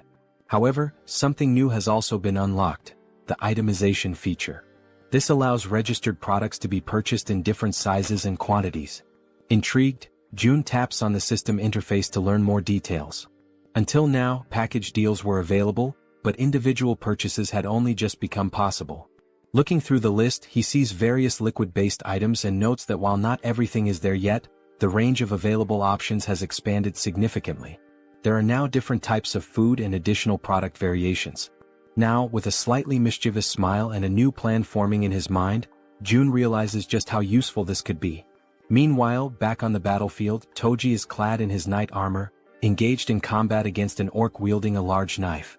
The orc lands a strike, but Toji's armor absorbs the impact, leaving him completely unharmed. Spotting an opening, Toji seizes the moment and delivers a decisive blow, eliminating the orc with a single strike. After defeating his opponent, Toki sighs in relief, muttering that it was a close call and that this battle is far more exhausting than expected. From behind him, Han calls out to Toji and poses a question. What would happen if he threw the halberd he was holding? Looking down at the weapon in his grip, Toji admits that he has never actually considered that possibility before. Han then asks him to hand over the halberd for a moment, wanting to try something. As soon as Han takes hold of it, a familiar blue aura begins to radiate from his hands. Focusing intensely, he prepares himself before hurling the weapon with all his might. The halberd soars through the air at an incredible speed, vanishing into the distance with overwhelming force. Toji, wide-eyed in shock, watches in disbelief before finally speaking. He had assumed Han was joking when he mentioned throwing the halberd. Now, however, the weapon was far beyond their reach. Crossing his arms, Han simply responds that he has already thrown it. Now he suggests that Toji deactivate the weapon's summoning and call it back again. Only then does Toji finally understand what Han had been thinking when he proposed the idea. Focusing, Toji channels his energy and cancels the summoning of the halberd before reactivating it. Instantly, another halberd materializes in his hands. Toji stares at the weapon in awe, his surprise quickly turning into exhilaration. Overcome with excitement, he turns to Han, calling him a genius. Han, however, remains modest and tells him not to exaggerate. Just then, the female archer arrives, looking somewhat tense. She informs them that they need to leave as her supply of arrows is running low. However, just as she finishes speaking, something completely unexpected catches her attention. Glancing down at the ground, the archer spots something unusual. Confused, she asks what it is, because right before their eyes, a fresh quiver filled with new arrows is materializing out of nowhere. It was as if the Jun himself was telling them that they were meant to continue the mission. Retreat was not an option. The system displays a new ability called Omni-Focus, which allows the user to activate another ability while observing an area using the Ultimate Eyes ability. After collecting the new arrows, the archer continues hunting creatures alongside the group. The system keeps notifying them of the orc kills, showing that the last one was level 19 and the amount of one deposited into the shut-in wallet. Additionally, the system indicates that some citizens have completed the mission assigned to them, resulting in more ones being spent. Furthermore, some citizens are leveling up. With his arms crossed, Jun looks at the system and realizes that he has always been right. It is indeed possible to increase attributes through mission rewards as well. A glimmer of hope begins to appear in his thoughts. Staring out the window, he notes that his parents' house is about 10 kilometers away, which would take approximately 3 hours on foot to reach. After considering this, he decides to take a walk around the building and heads toward the elevator. Upon stepping out, he makes his way toward the rooftop, approaching the highest point of the structure. Observing the state of the city in the aftermath of the apocalypse, he takes in the sight of the ruins, every single building reduced to rubble except for his own. The devastation is overwhelming, and he mutters that this is truly horrifying. Thoughts race through Jun's mind and he quickly comes to a realization. He needs to act fast as soon as possible. Opening the system window, he decides to start with Han's group. The first person the system highlights is the bespectacled man Jaehyeon. He holds the title of 7th servant, with a trust level of 59 and a loyalty level of 33, and his awakened ability is the Raven Pact. Seeing this, Jun realizes that as long as Jaehyeon's ability is being effectively utilized for reconnaissance, it would be best for him to team up with the Warbear and the healer. The Warbear, Yeonju, is at level 33 and has awakened the Warrior Bear ability, but her loyalty remains low at only 12. Meanwhile, the healer, Kim Dae-jung, is at level 30 and has the awakened abilities of healing, blessing, and magic armor. Examining the details, Jun notes that unlike the healer, who is already registered as a vassal, the Warbear does not yet possess the necessary trust to qualify for vassal status. Beyond her healing ability, the healer also possesses an A-tier blessing, which enhances physical abilities by 70%. Additionally, she has a B-tier magic armor, which generates a magical barrier that protects a chosen target. Kim recognizes that those who had an awakened ability from the beginning hold a tremendous advantage and begins to wonder how he could gain the Warbear woman's trust. Recalling her desperate goal of resurrecting her son, Jun questions whether that might be the only way. He opens the system's resurrection tab and immediately, the system informs him that he does not have enough money to grant the reward, instructing him to acquire more funds. Kim clenches his fists in frustration, irritated that he still lacks the necessary amount.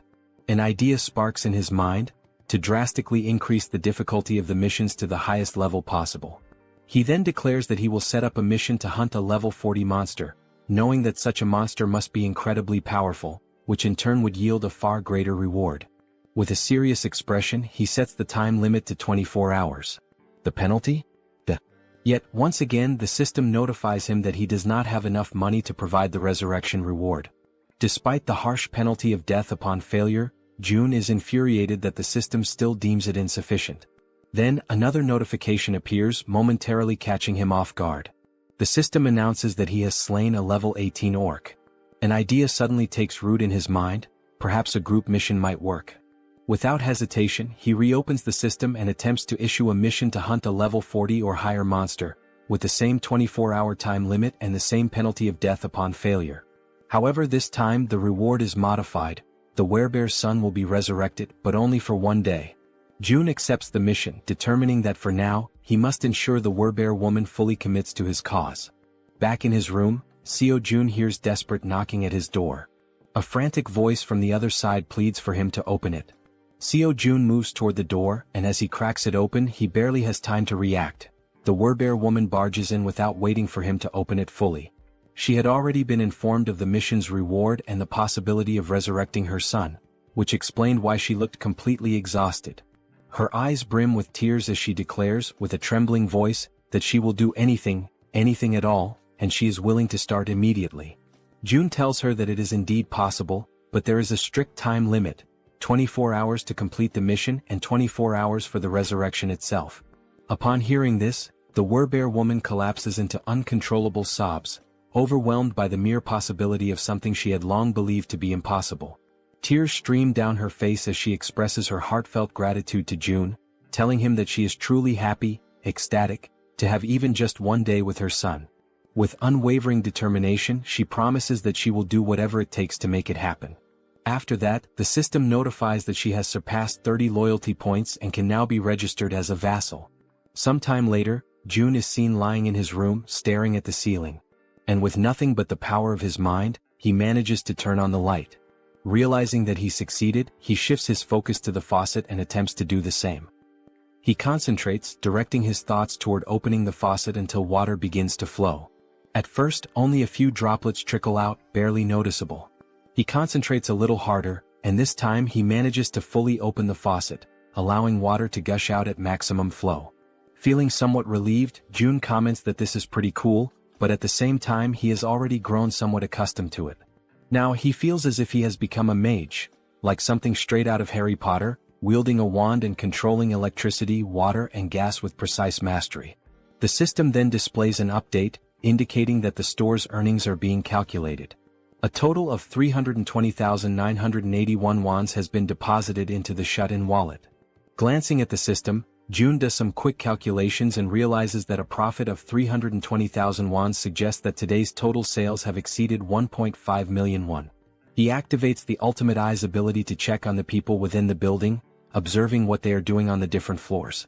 On another floor, a man asks how much they need to save. Another man, holding a bow, responds that the bow itself cost 150,000 won, and today they only earn 10,000 won, meaning it will take roughly 15 days. The first man calls the other an idiot, pointing out that he didn't even factor in the cost of water and food for the next 15 days. Frustrated, the man with the bow turns his back and says that since the other is so smart, he should calculate everything on his own. Observing the interactions and dynamics between the people, June notes how much the atmosphere has shifted ever since he started distributing the reward money. He also realizes that ever since the mysterious place known as the store appeared on the first floor of the building, the small amount of money earned from hunting goblins has begun to ignite a growing desire among the people to hunt even more. And now that there are no longer enough goblins left within the apartment complex, people are being forced to venture outside in search of prey. Looking at the system, he feels a certain satisfaction, as level-ups are progressing steadily, and the number of new citizens has grown significantly. The system shows that the current population is 789, with XP and money bonuses now at 100%. Fixated on the system screen, Seo Jun realizes that things are about to expand exponentially from this point forward. Then once again another notification appears. Another level 18 orc has been slain. Sometime later, down below, the Werbear woman, with her immense superhuman strength, is tearing through wave after wave of goblins, crushing them without hesitation. Now she is emitting a golden aura, striking fear into the goblins before they even have a chance to fight back. Without wasting a single second, her thoughts consumed by the possibility of seeing her son again, she charges forward, completely obliterating the remaining goblins. Once no more goblins are left standing, she begins to revert to her human form. The exhaustion catches up with her, and she breathes heavily, struggling to steady herself. From a distance, the healer calls out to her, asking if she is okay and whether she is injured anywhere. The Werbear reassures her that she is fine, stating that even if she were hurt, it wouldn't be enough to stop her. The healer, concerned, urges her not to push herself too hard, mentioning that she is eliminating all the monsters before anyone else even has a chance to fight them. The Werbear apologizes, insisting that she isn't trying to steal anyone's kills. The archer, curious, asks why she is apologizing in the first place, pointing out that by taking down the monsters so quickly, she is making things much easier for everyone. Hearing this, the Werbear feels a sense of relief. Her companions are not upset with her after all. Watching from afar using the ultimate eyes, June acknowledges that forming this team was indeed a good decision. The system then updates, displaying the Werbear woman's status. Her name is Yun, and she has now reached level 40, with her trust and loyalty both rising to 66. She has also acquired new abilities beyond just her Werbear transformation. The newly awakened abilities are Ancestral Vital Blood and Primal Frenzy. These new abilities grant her a 50% boost to melee attack damage. Additionally, whenever she sustains wounds, Vital Blood drastically increases her regeneration. Furthermore, her eyes turn crimson upon witnessing blood, triggering an effect that amplifies her physical abilities by an astonishing 300%.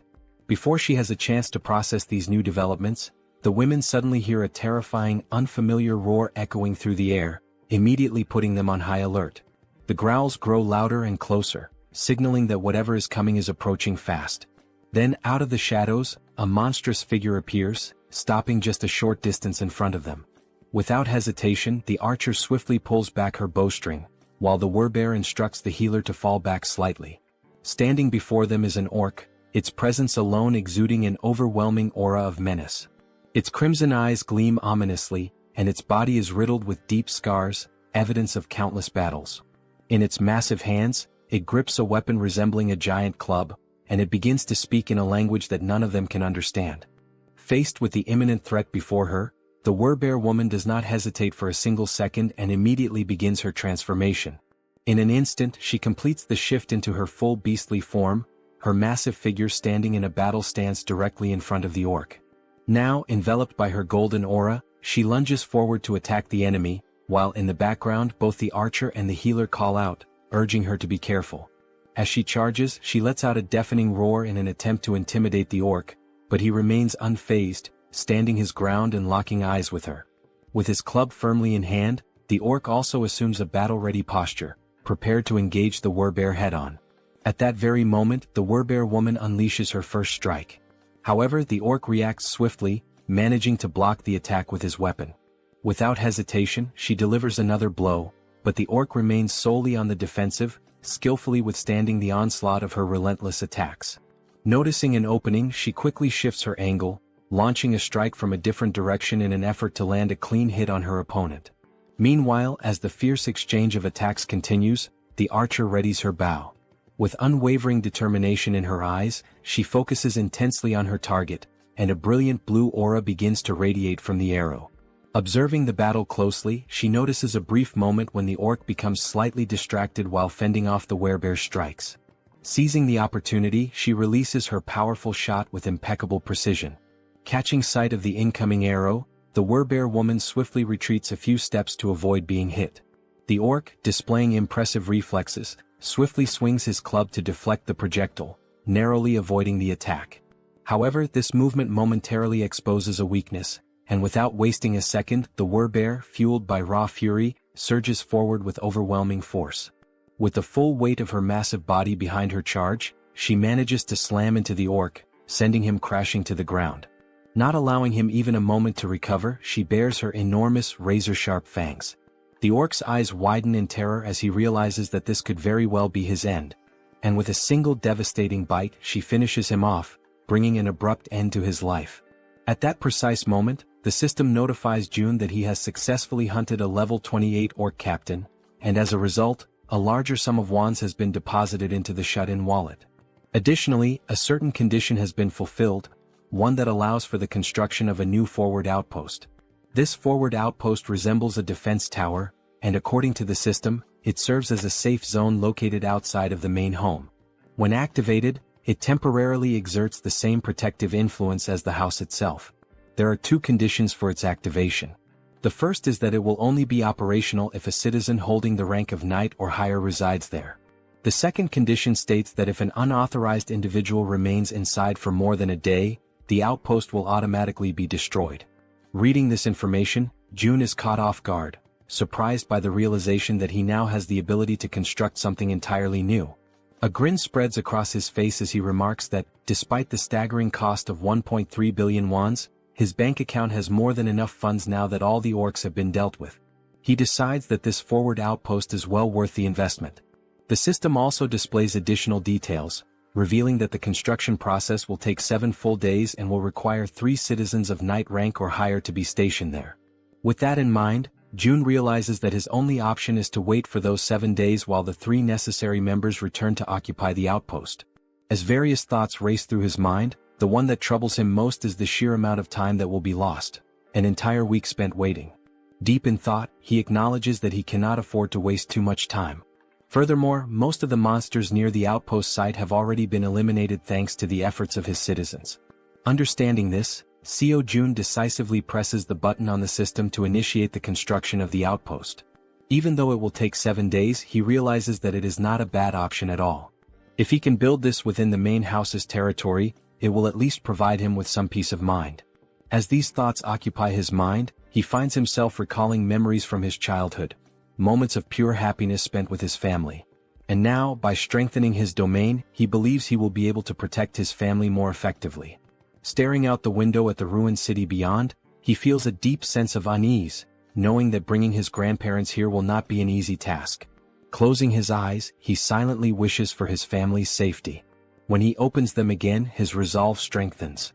Since things have reached this point, he decides that tomorrow he will send Han's group to begin the rescue mission. The following day arrives and once again they find themselves back at the train station. A bespectacled man watches the events unfolding before him in absolute disbelief. At the front lines, the Werbear woman is tearing through enemies, completely unstoppable, while he observes in utter shock from the sidelines. Witnessing her eliminate the monsters one by one, he struggles to comprehend how a single person could possibly be capable of taking down an orc with nothing but her bare hands. With every orc she slaughters, the realization dawns on him: she is no ordinary human. She is a Werbear. Even though he is still overwhelmed by everything happening before his eyes, he acknowledges that it all makes sense.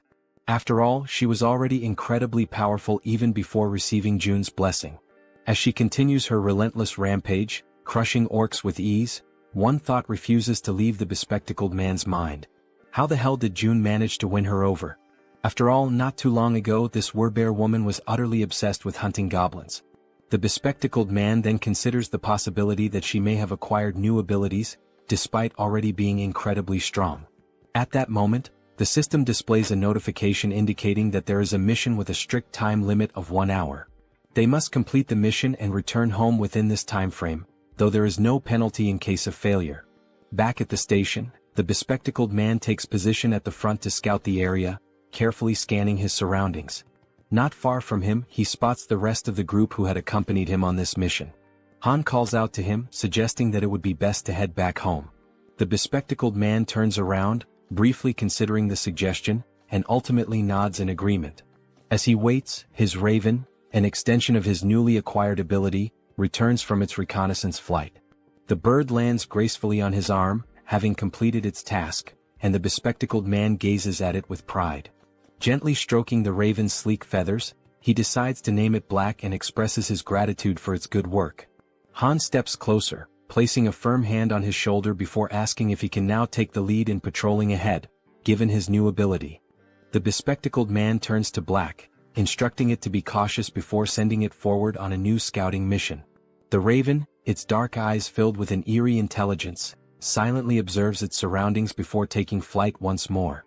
With a powerful beat of its wings, Black soars high above the station, climbing as high as possible among the towering buildings to gain a broad vantage point of the area.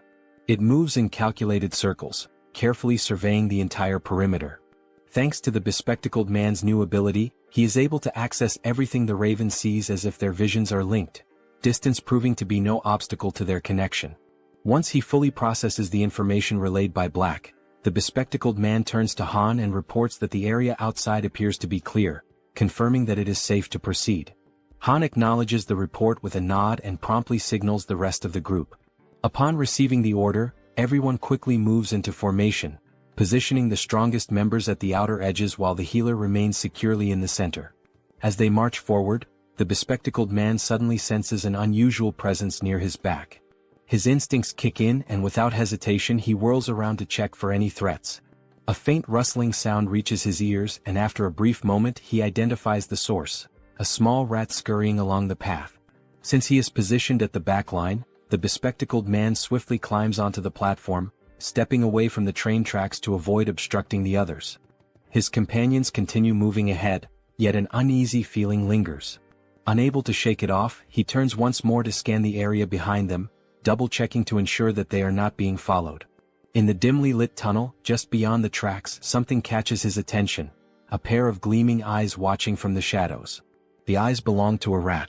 Without hesitation, the small creature leaps forward, mirroring the group's path with uncanny precision. Relentlessly, despite its diminutive size, the rat pursues them, its glowing eyes locked onto their trail. Carefully and persistently, it follows their every move, all the way to the station's exit.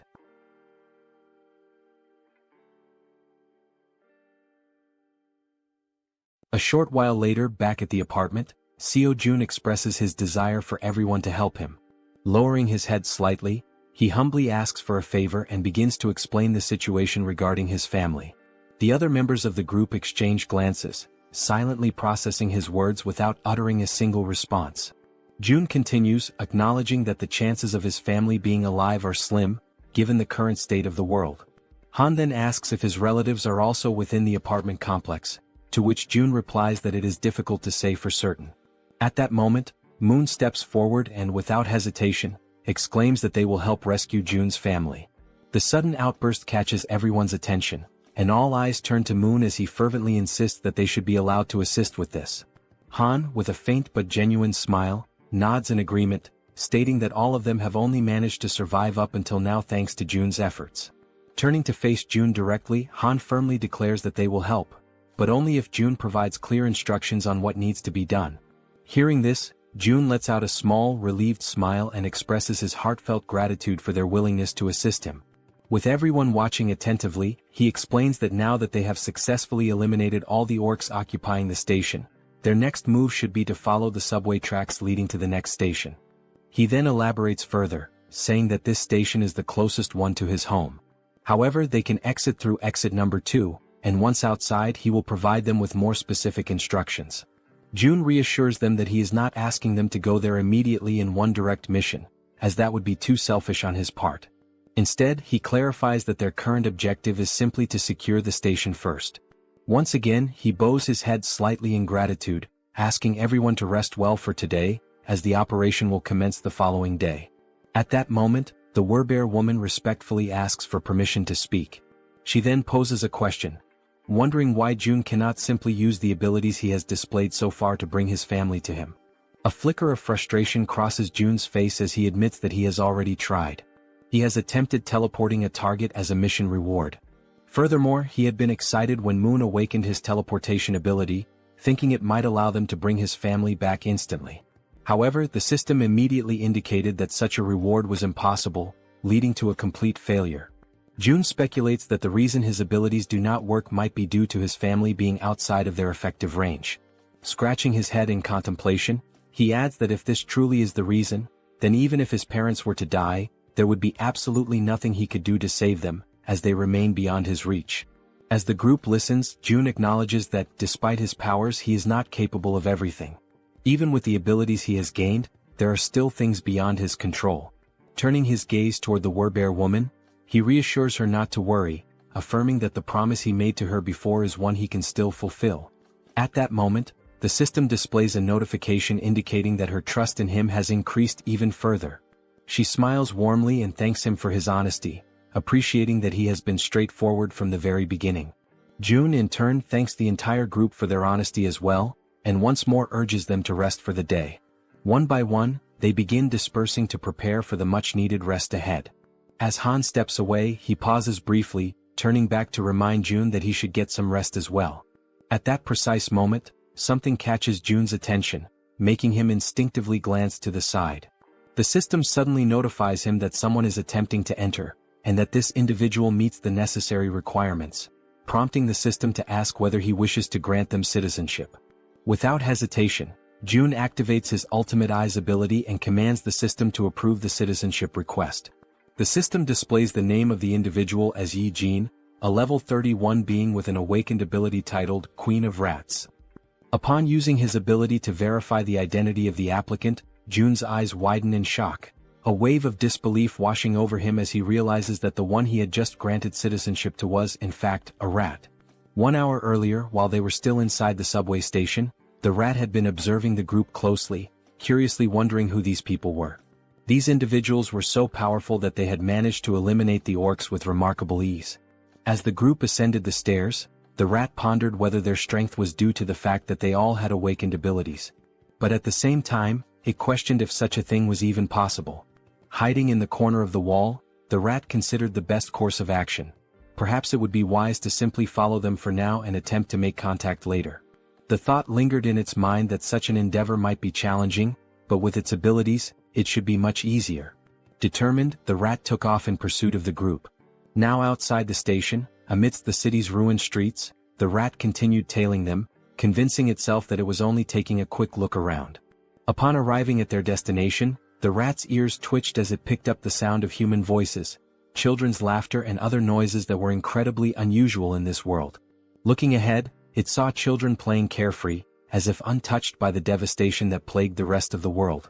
The sight left the rat in complete shock. In a post-apocalyptic world, such a scene was simply unnatural. Turning its gaze to the other side, the rat found itself questioning why so many people were gathered inside that particular building. Fixating on the only structure that remained completely intact, it wondered what in the world that place was. With a deep sense of curiosity, it decided to take a closer look. However, as it attempted to leap up the steps and enter, it slammed its head into something invisible.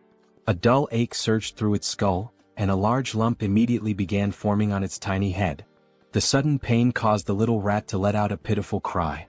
It had collided with a system-generated window that displayed a message stating that entry was prohibited. While rubbing its sore head and trying to make sense of what had just happened, another system window appeared before it, asking whether it wished to acquire citizenship. Still slightly irritated from the unexpected collision, the rat, without much thought, accepted the citizenship offer. Yet, despite agreeing, the system window stubbornly remained in front of it. A flicker of frustration crossed the rat's face as it muttered that such a thing was probably impossible for a mere rat. But in the very next instant, the system confirmed that citizenship had indeed been granted. Overwhelmed with excitement, the rat raised its tiny fist triumphantly, as if celebrating a great victory. A part of it still wondered if this had actually worked. Stepping forward, it entered the building, reassuring itself that everything was fine now. However, the moment it crossed the threshold, panic erupted. The sight of a rat inside sent the people into a frenzy. Instantly, several individuals reacted, attempting to stomp on the small creature to eliminate it. The rat, realizing the danger, frantically dodged their feet, twisting and leaping in desperate evasive maneuvers. It barely managed to escape the chaotic scene, but in the process, it lost its balance, tumbled forward, and ended up rolling into another area entirely. The new location was a training facility, where the group's members were actively working out. Han and Togi were lifting dumbbells, training their biceps. Moon and the glasses-wearing man were performing bench presses. The archer and the poison-wielding woman were working out on the other side of the room. Meanwhile, the healer and the werbear woman were taking turns using the lat pull-down machine.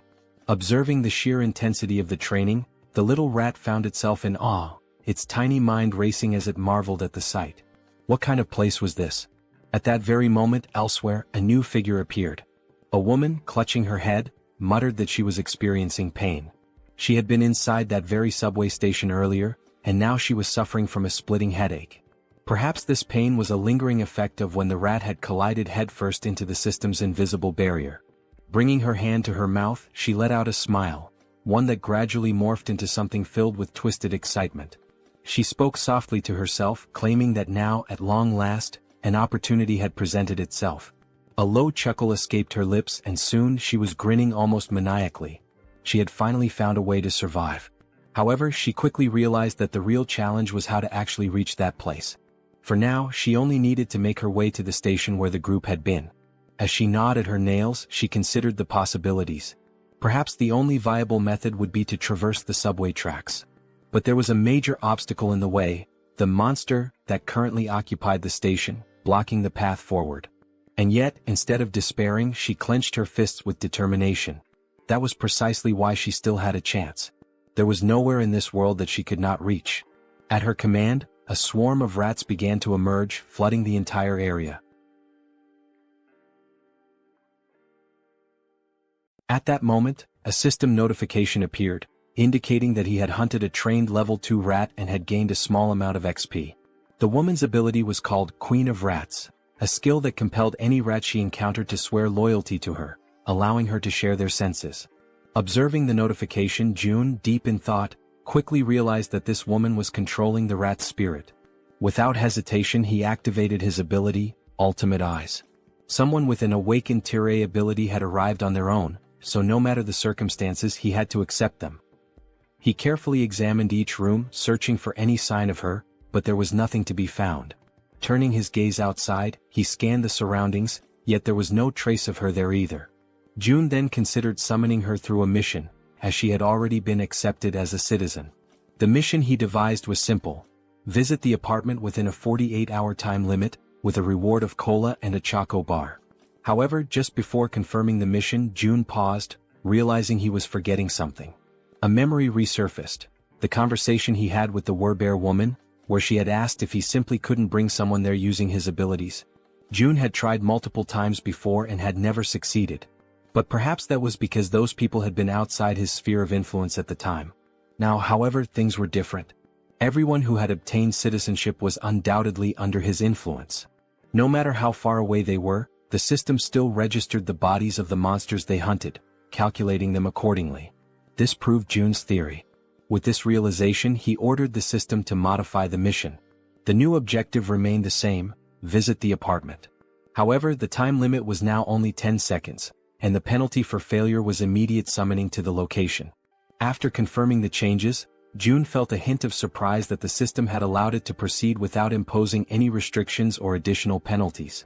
Deep in thought, he considered that this was a worthwhile attempt. If he could successfully summon a citizen from the outside just once, then he could safely bring his own family there in the future. Once the forward base was activated, he would temporarily gain the same authority as his original territory.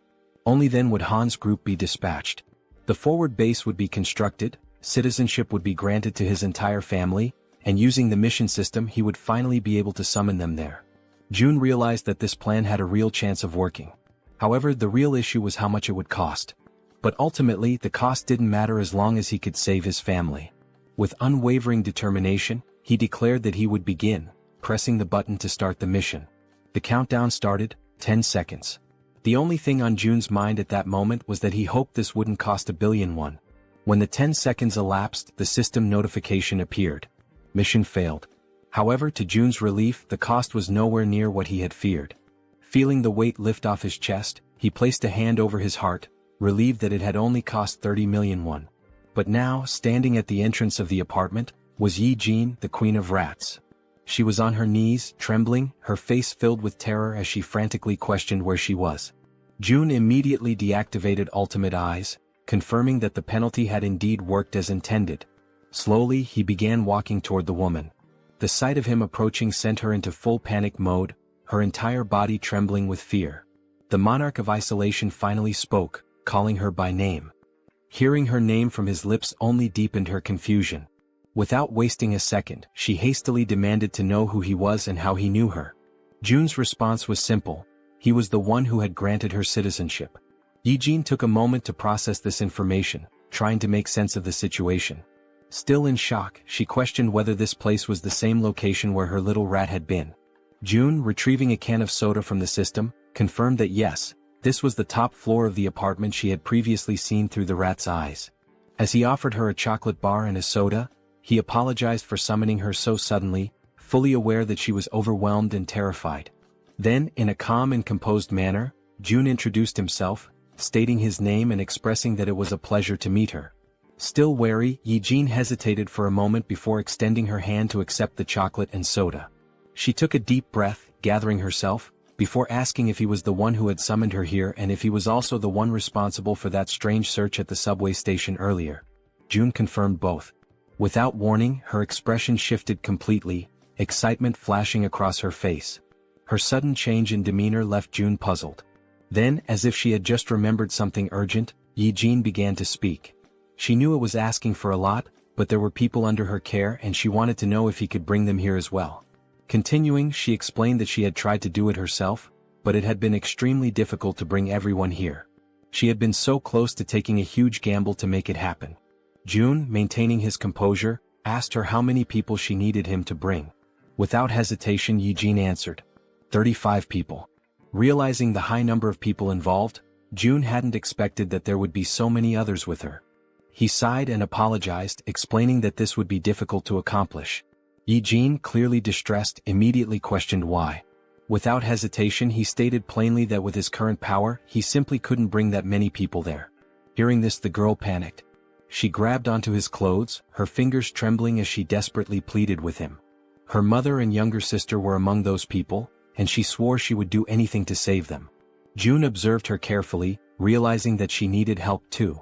After a moment of silence, he asked her to give him some time to think. As his mind raced for a solution, he recalled something. Jaehyeon hadn't needed to interact with him directly to receive citizenship. That meant the system had recognized her rat as an extension of herself. If that was the case, perhaps something similar could work again. A system window appeared before Jun, displaying Jaehyeon's current stats. Her trust level was at 37, and she was at level 31. Seeing this, he noted that her trust had already increased, and given her situation and everything she had just said, it was only natural for her to trust him even more. Still kneeling in front of him, her eyes full of desperation, she listened as he called her name. She immediately asked if she really could do anything. Without hesitation, Jaehyeon confirmed that she would. she would do absolutely anything. June took a deep breath before finally speaking. There was a way to make what she wanted possible. But first she had to trust him completely, 100%. He asked her if she understood. Then, speaking in a calm and steady voice, he told her that if she placed her absolute trust in him, he would undoubtedly save them. Hearing those words, the girl's eyes lit up with hope. She clasped her hands together, almost as if in prayer, and shouted that she truly trusted him. With unwavering determination, she declared once more that she would do anything if it meant saving her family. At that moment, the system notification appeared. Yi-jin's trust level had reached 50, and her loyalty had surpassed 30. This fulfilled the conditions for her to be registered as a vassal. June grinned. This was good, very good. And what came next would be even better. Without hesitation, he pressed the system window, selecting the option to register her as his vassal. At that exact moment, a blue aura surged forth, enveloping Yi-jin's entire body. For a brief instant, the unexpected sensation startled her. Then another system window appeared. Yi-jin was now officially recognized as 10th Seed, Knight and Tamer. Her awakened abilities were listed as Queen of Rats, Evolution. June read through the details carefully. The Tamer title granted her the ability to enhance the stats of her tamed creatures based on their loyalty. Additionally, their growth speed would accelerate according to her trust level. On top of that, the evolution ability was classified as Tier A+. It allowed her tamed creatures to continuously grow, and once they reached a certain threshold, they would evolve. As he watched the glowing energy flow through her body, June asked her a critical question. Were there tamed rats near where her family was located? Yi-jin, still feeling the power coursing through her, nodded quickly. June immediately issued an order. She was to send those rats to where her family was right now. Without hesitation, the Rat Queen confirmed she would do it. She sat down cross-legged, closing her eyes in deep concentration. She needed to direct her consciousness to her rats, guiding them to her family's location. June seized the moment and activated Ultimate Eyes. As soon as he did, his vision expanded and he was able to see through the eyes of the rat. The system recognized it as an extension of Yi-jin herself. A system window popped up, identifying the creature. Tame Mouse, Level 2. The small rat scurried forward, stopping in front of a group of people. They watched it carefully, recognizing it almost immediately. Whispers spread among them. Was this one of Yi-jin's rats? Then, to their surprise, a system window appeared above the rat. The unexpected sight made the people uneasy. And then, something even more shocking happened. One after another, various supplies began to materialize from the system. Food, water, necessities, all appearing out of thin air. The people stared in disbelief, struggling to comprehend what they were witnessing. Someone muttered a question. Was this Yi-jin's doing? With this, the system updated once more. Yi-jin's trust level skyrocketed, increasing several times over.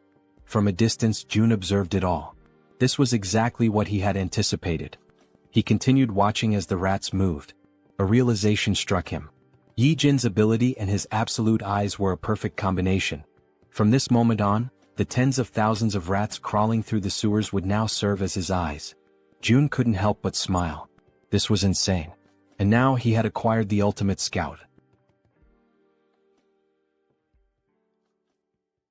The Rat Queen politely asks for permission to speak, her voice calm but firm. She then inquires if the place June wants to know about is the one located near the beach.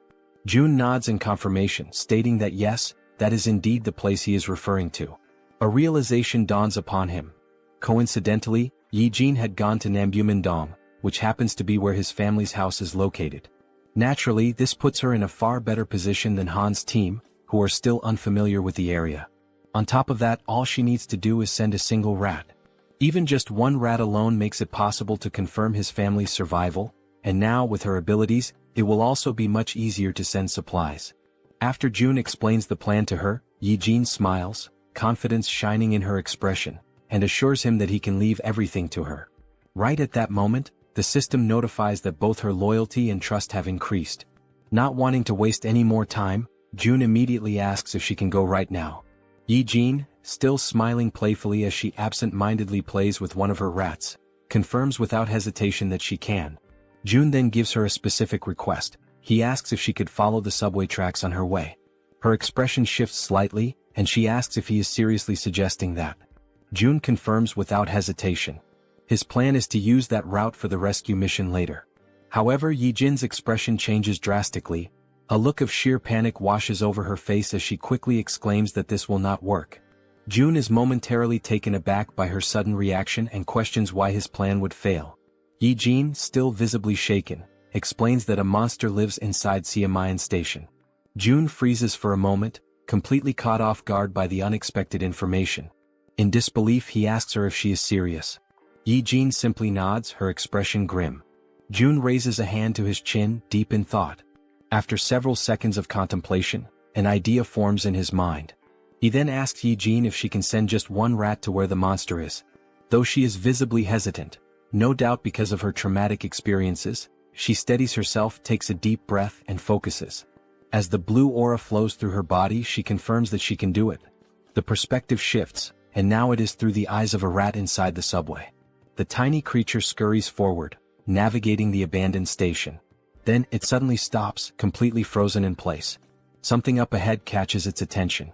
As its gaze slowly rises, it sees a massive figure lifting the lifeless body of an orc as if it were nothing but a rag doll.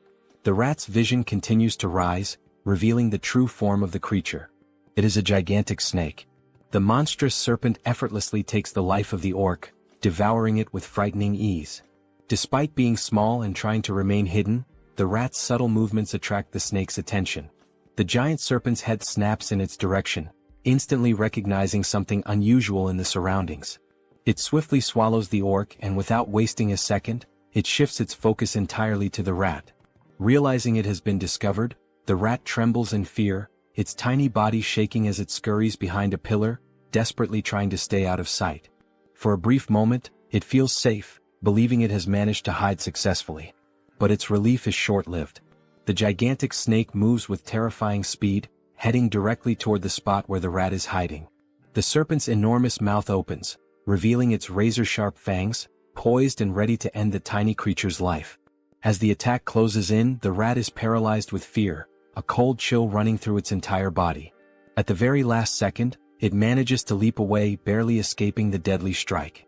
Now, its only chance of survival is to run as far and as fast as possible. However, the snake does not relent. It hunts mercilessly, pursuing the rat with unstoppable determination.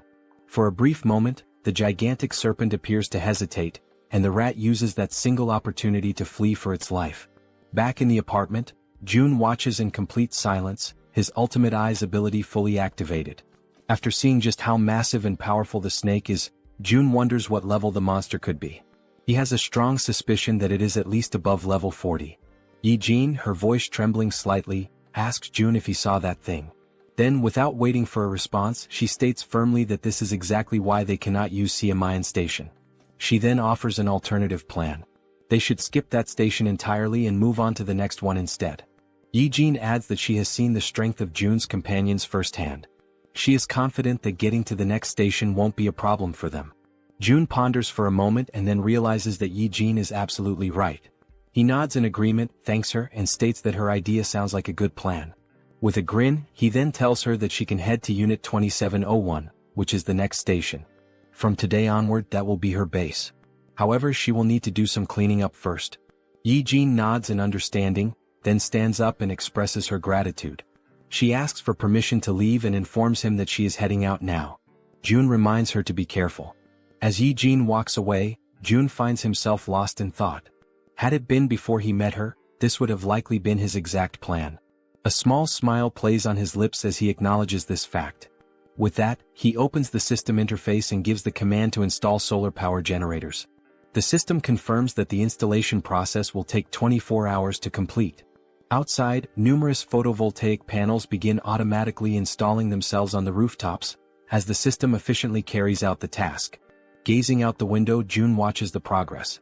This system is impressively efficient, that much is clear. However, even with its current capabilities, it is still not enough to sustain the nearly 800 people under his care. And if they want to raise funds to install more facilities, they will need more people working. At the very least, they must establish a 3-shift system. The same applies to the new common facilities, which include solar energy, the store system, and the training center. Still standing and looking at the system, June says that now is when it truly begins. More hunts. The scene shifts to Han's group, who are running in fear from something chasing them. As they sprint forward, Han quickly glances back and realizes that their pursuers are closing in. Knowing they won't be able to outrun them forever, they decide to stop and prepare for battle. The creatures chasing them are massive bats, flying at incredibly high speeds. The entire group launches their attacks at once, unleashing powerful projectiles. Arrows soar through the air, and as everyone knows, they are infused with a brilliant blue mana. They pierce the bats in multiple places, causing the creatures to screech in agony. After a relentless barrage of attacks, they finally defeat all the bats that had been pursuing them. Once the battlefield falls silent, and none of the bats show any signs of movement, the archer turns to the group and asks if anyone is injured. The group reassures her that they are all unharmed. The poison-wielding woman then shifts the topic, asking the archer about the giant serpent that June mentioned residing in Siamayan Station. She questions whether they truly believe they can take it down on their own. The archer responds confidently, saying that everything should be fine since, if things go south, June can summon them back to the apartment at any moment. The poison-wielding woman nods in agreement, realizing that she is worrying too much. Listening to their conversation, Han grins and reassures her, saying that she doesn't need to overthink things since June is monitoring everything from afar. He then issues the order to move forward. After walking for some time, they finally arrive at the station where the giant serpent is lurking. The first sight before them fills them with horror and an overwhelming sense of dread. Scattered across the ground are the lifeless bodies of goblins and orcs, torn apart in a gruesome display. Among the carnage, a train car has been derailed, lying on its side off the tracks. The grotesque sight is enough to make the poison-wielding girl gag, barely able to hold back her nausea. Han orders the rest of the group to proceed while she takes a moment to recover. As they advance slowly, exercising extreme caution, Han suddenly senses something off, an eerie, unsettling feeling, accompanied by the distinct sound of a snake hissing. His instincts scream at him, and he immediately shouts for everyone to stop and be on high alert. The group tenses up, readying themselves for whatever might come next. Being at the front, Han is the first to see it, and his body freezes in terror. Emerging before them is the giant serpent. Its scales shimmer with a deep purple hue, and its golden eyes gleam with an insatiable thirst for blood. Faced with such an overwhelming presence, the entire group trembles in fear, unable to utter a single word as adrenaline surges through their veins. Toji is the first to break the silence, shouting in desperation, asking how they are supposed to fight a monster like this. At that moment, each of them frantically tries to think of a way to survive. Despite his own fear, Han instinctively pulls the archer into his arms as she, too, is frozen in place. With a firm voice, he yells for everyone to drop to the ground immediately. Without hesitation, the group obeys, crouching low as a series of devastatingly fast strikes slice through the air above them. The attacks are so rapid that they can only hear the sharp sound of the wind being cut, followed by the impact of the strikes smashing into the metro walls. At that moment, a system notification appears, revealing a new party quest. The objective: eliminate the giant serpent. Time limit: 10 minutes. The reward: a massive amount of XP. There is no penalty for failure, but everyone knows the truth. Failing this battle will cost them their lives.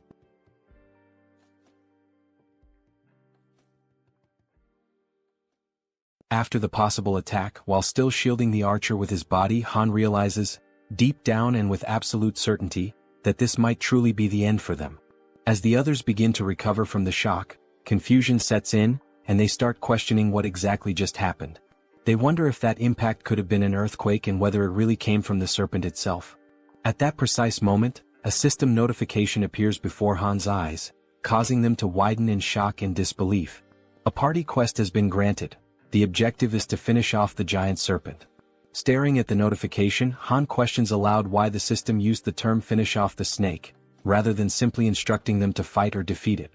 But when he turns his attention back to the creature, he notices something has changed. Observing from a distance, with the archer still kneeling by his side, Han wonders aloud what in the world is happening and why the serpent is behaving so strangely. The serpent's scales are soaked in blood, and parts of its flesh seem to be melting, as if it is dissolving from the inside. Han glances over at the Werbear woman, and they exchange a meaningful nod, silently agreeing to take initiative. Frowning, Han admits he has no idea what's going on. As equipment materializes across his back, he draws a spear and, summoning all his strength, hurls it with great force. The spear strikes the serpent squarely in the center of its massive head, already weakened and writhing, and the beast lets out a final echoing cry of pain. At this point, it is revealed to us that giant serpents have a habit of consuming their prey while it is still alive. And this detail is far from insignificant. A living creature swallowed whole poses a real and serious threat if it manages to act or strike in the final moment. This is precisely why the giant serpent uses venom to completely subdue its prey or strangles it until it suffocates before swallowing. However, this rule only applies to prey of a certain size.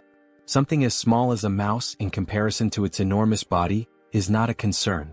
Then we see a flashback, how the mouse deliberately and with striking precision leapt directly into the serpent's mouth, allowing itself to be swallowed in less than a second.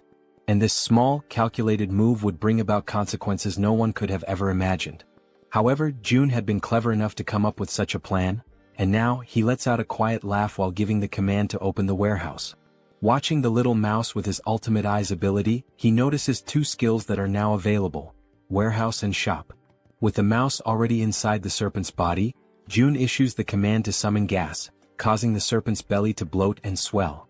On top of that, he also summons burning papers, already ignited. The combination of gas and fire results in a massive internal implosion. In other words, the serpent explodes from the inside out, unable to withstand the pain and pressure building within. After the blast, the Queen of Rats experiences a sharp discomfort, as if she is directly connected to the pain the little mouse suffered. June walks over to her, noticing her unease, and asks if she's all right. She responds that she is. It just startled her a bit. June acknowledges her efforts, saying she did a good job, and she exhales in relief, finally relaxing a little. With ultimate eyes still active, he shifts his attention back to the metro and reflects on the fact that he wasn't the one who delivered the final blow to the serpent. Rather, he wants this creature to be slain by his vassals who have earned the title of Knight, Han and the Werbear Woman. By doing this, he knows he will receive 6 times the amount of experience points and profit. We are brought back to the same scene from earlier, just after Han threw the spear at the serpent's head. The Werbear Woman, wasting no time, charges forward while her transformation nears completion. With her powerful claws, she delivers a series of fierce slashes against the serpent, who still struggles to fight back despite its injuries. Finally, the Werbear focuses her strength, leaps into the air, and strikes down with tremendous force, landing a blow directly to the serpent's head. The impact creates a large crater, and once she lands back on the ground, now almost fully transformed, she turns to look over her shoulder, just to confirm that the giant serpent has truly been defeated. Right then, the system notifies them that the king snake has been vanquished, and a substantial amount of experience has been granted. Additionally, since it was a level 40 monster, a large quantity of one has also been deposited into the Shutin's wallet. Now that Han and the Werbear Woman have defeated the boss of Siamayan Station, it becomes possible to construct an outpost at that very location. System messages continue to flood in, showing that multiple skills have leveled up. Among them, a domestic domain declaration has reached level 15, granting June 3 additional skill points. As always, after each evolution, June experiences that familiar sharp pain, a tightness in his chest that signals the price of his advancement. Outside, his domain continues to grow, stretching farther and farther without pause. The system then alerts that a being has been discovered that meets the citizenship requirements, asking whether June would like to grant it. Still clutching his chest in pain, June gives the command to grant citizenship to the candidate. The system reports that the total number of citizens has now reached 1,000, and as the citizen count reaches that milestone, every citizen unlocks a new passive ability called Base Salary. This Base Salary skill is a passive ability that grants every citizen an additional 100% XP and profit bonus. Reading the message, June's eyes widen in astonishment, hardly able to believe what he's seeing. He opens the status window of one of the citizens and confirms it with his own eyes. A 100% bonus to both experience gain and profit share is now in effect. Then June becomes thoughtful, allowing himself a moment to process everything. He realizes that this is actually quite a fascinating feature. He now fully understands what the Base Salary ability truly means. Even if he sets their profit participation at 0%, the citizens still receive the additional 100% bonus in both experience and profits. But before he can dwell on that thought any further, his concentration is broken. The Queen of Rats calls out to him, gently pulling him out of his reflections. He turns around and asks what she needs. She apologizes for asking this at such a moment but proceeds to make a request. She wants to know if it would be possible for him to bring her group to that place as well. June takes a moment to consider her words, going quiet for a few seconds as he thinks. Then a soft smile forms on his face and he answers that of course he will make that happen. The Queen of Rats lights up with excitement the moment she hears his response. She lifts her hands near her mouth in a gesture of pure emotion, nearly blushing, while her eyes shine with a joy she cannot hide. June then asks her whether she is able to control another rat again at this point. Now full of energy and determination, she confidently answers that yes, she can absolutely do it without any problems. June says that he will inform the group to follow the rat while she guides them from here. Back at the metro station, the giant serpent's lifeless body still lies across the ground, unmoving. From within that very scene, a tiny mouse emerges, now acting as the guide for the group, leading them toward their new destination. The mouse scurries ahead, while the rest of the group follows closely, walking past the corpse of the giant snake and making sure not to stray too far behind their small guide. Han is once again left in shock by the sight unfolding before him. The Werbear woman urges him to compose himself and asks whether it was his group that defeated all of the orcs lying lifeless across the floor. He immediately denies it and turns the question back to her. But she also says that she didn't do it either. When she arrived, the orcs were already in that state. That leads them to conclude that this must be an orc territory, and whoever defeated them must be far more powerful than they are. As they keep walking, all the group can see are orc corpses and splashes of blood staining the ground, while they continue following the mouse that is showing them the way. Han points out that now that the giant serpent has been dealt with, the major threat is gone. However, he warns that they must not lower their guard just yet. The archer agrees with his assessment, noting that there could still be hidden groups of monsters lurking in the shadows nearby. At that moment, the little mouse turns back to the group, squeaks, and gestures with its tiny paws as if to say, "Come on, hurry up." Seeing this action, Toji comments that this mouse is actually pretty clever, and Moon asks whether the mouse is part of June's skill set. The group presses on, continuing forward while June watches from a distance. Observing everything from afar, he judges that for now there don't appear to be any major threats in the vicinity. He shifts his gaze slightly toward a system notification, which informs him that he currently has 3 available skill points. Looking at the system message with a bit of anticipation, June begins to wonder where he should invest those points. He reasons that since his territory has recently expanded, the highest priority should be the Ultimate Eyes skill, especially because it synergizes with the Queen of Rats' abilities. So he gives the command to upgrade Ultimate Eyes. Once again, as always, he feels the painful consequences of evolving his skill. But this time, unlike the usual sharp sensation in his chest, he experiences something far worse, an unbearable and splitting headache. And unlike the previous version of this skill, the new level now allows him to see the level of monsters displayed above their heads. In addition to level, he can now see other data as well, such as height, behavior, intelligence, and even specific attributes or traits that make each monster stand out. Realizing how much easier this will make things moving forward, he affirms to himself that he definitely needed this ability. Because first, he needs to identify monsters of the correct level in order to assign suitable quests to people. This way he can reduce the cost of resurrection. Already aware of how useful this tool will be, he decides to use his remaining points. The next skill he chooses is dignity maintenance because now that he is meeting and managing more people, trust and loyalty are becoming increasingly important. He gives the command to level up that skill as well. However, just at that moment, right in the middle of his planning, something interrupts Seo Jun, throwing him completely off balance and into a state of panic. A deafening sound crashes through the area, abruptly ending his moment of reflection. That's when he realizes that the noises he just heard were similar to gunshots, sharp, loud, and unmistakably threatening. Since June had his Ultimate Eyes skill activated at that moment, he was able to quickly realize that the gunshots had not originated from the apartment complex, but rather from the metro station. He immediately redirects his gaze back toward the metro and sees several goblins wielding revolvers in their hands. The goblins wear malicious, twisted smiles, clearly aware of the immense power they now hold with such weapons. Watching the scene unfold before him, the only question running through June's mind is why on earth goblins have firearms, and more importantly, how they managed to get their hands on them. Because it wasn't just one goblin with a gun, there were several of them, causing chaos and panic as they wildly fired their revolvers, spreading terror through the metro. Han and his group had already faced countless formidable enemies in the past, but never had they encountered a threat that escalated in danger so quickly and so unexpectedly. The suddenness of it put the entire group on high alert. Realizing the goblins were opening fire, Han immediately shouts out, commanding the group to run for cover and hide behind whatever protection they can find. The gunfire continued echoing throughout the metro station as the entire group managed to temporarily hide. From their cover, Han and the archer peek out cautiously, watching the scene unfold. Clearly frightened, the archer asks how the hell those damned goblins got their hands on firearms. Han responds grimly, saying the only thing he knows for certain is that it's not possible to fight them head-on under these conditions. But then Han allows a small smile to appear on his face, because he suddenly remembers, Moon is on their team. Without hesitation, Moon uses his teleportation ability, aiming to catch the goblins completely off guard and not give them a single second to react. His expression is fierce, filled with anger, and his eyes radiate pure determination.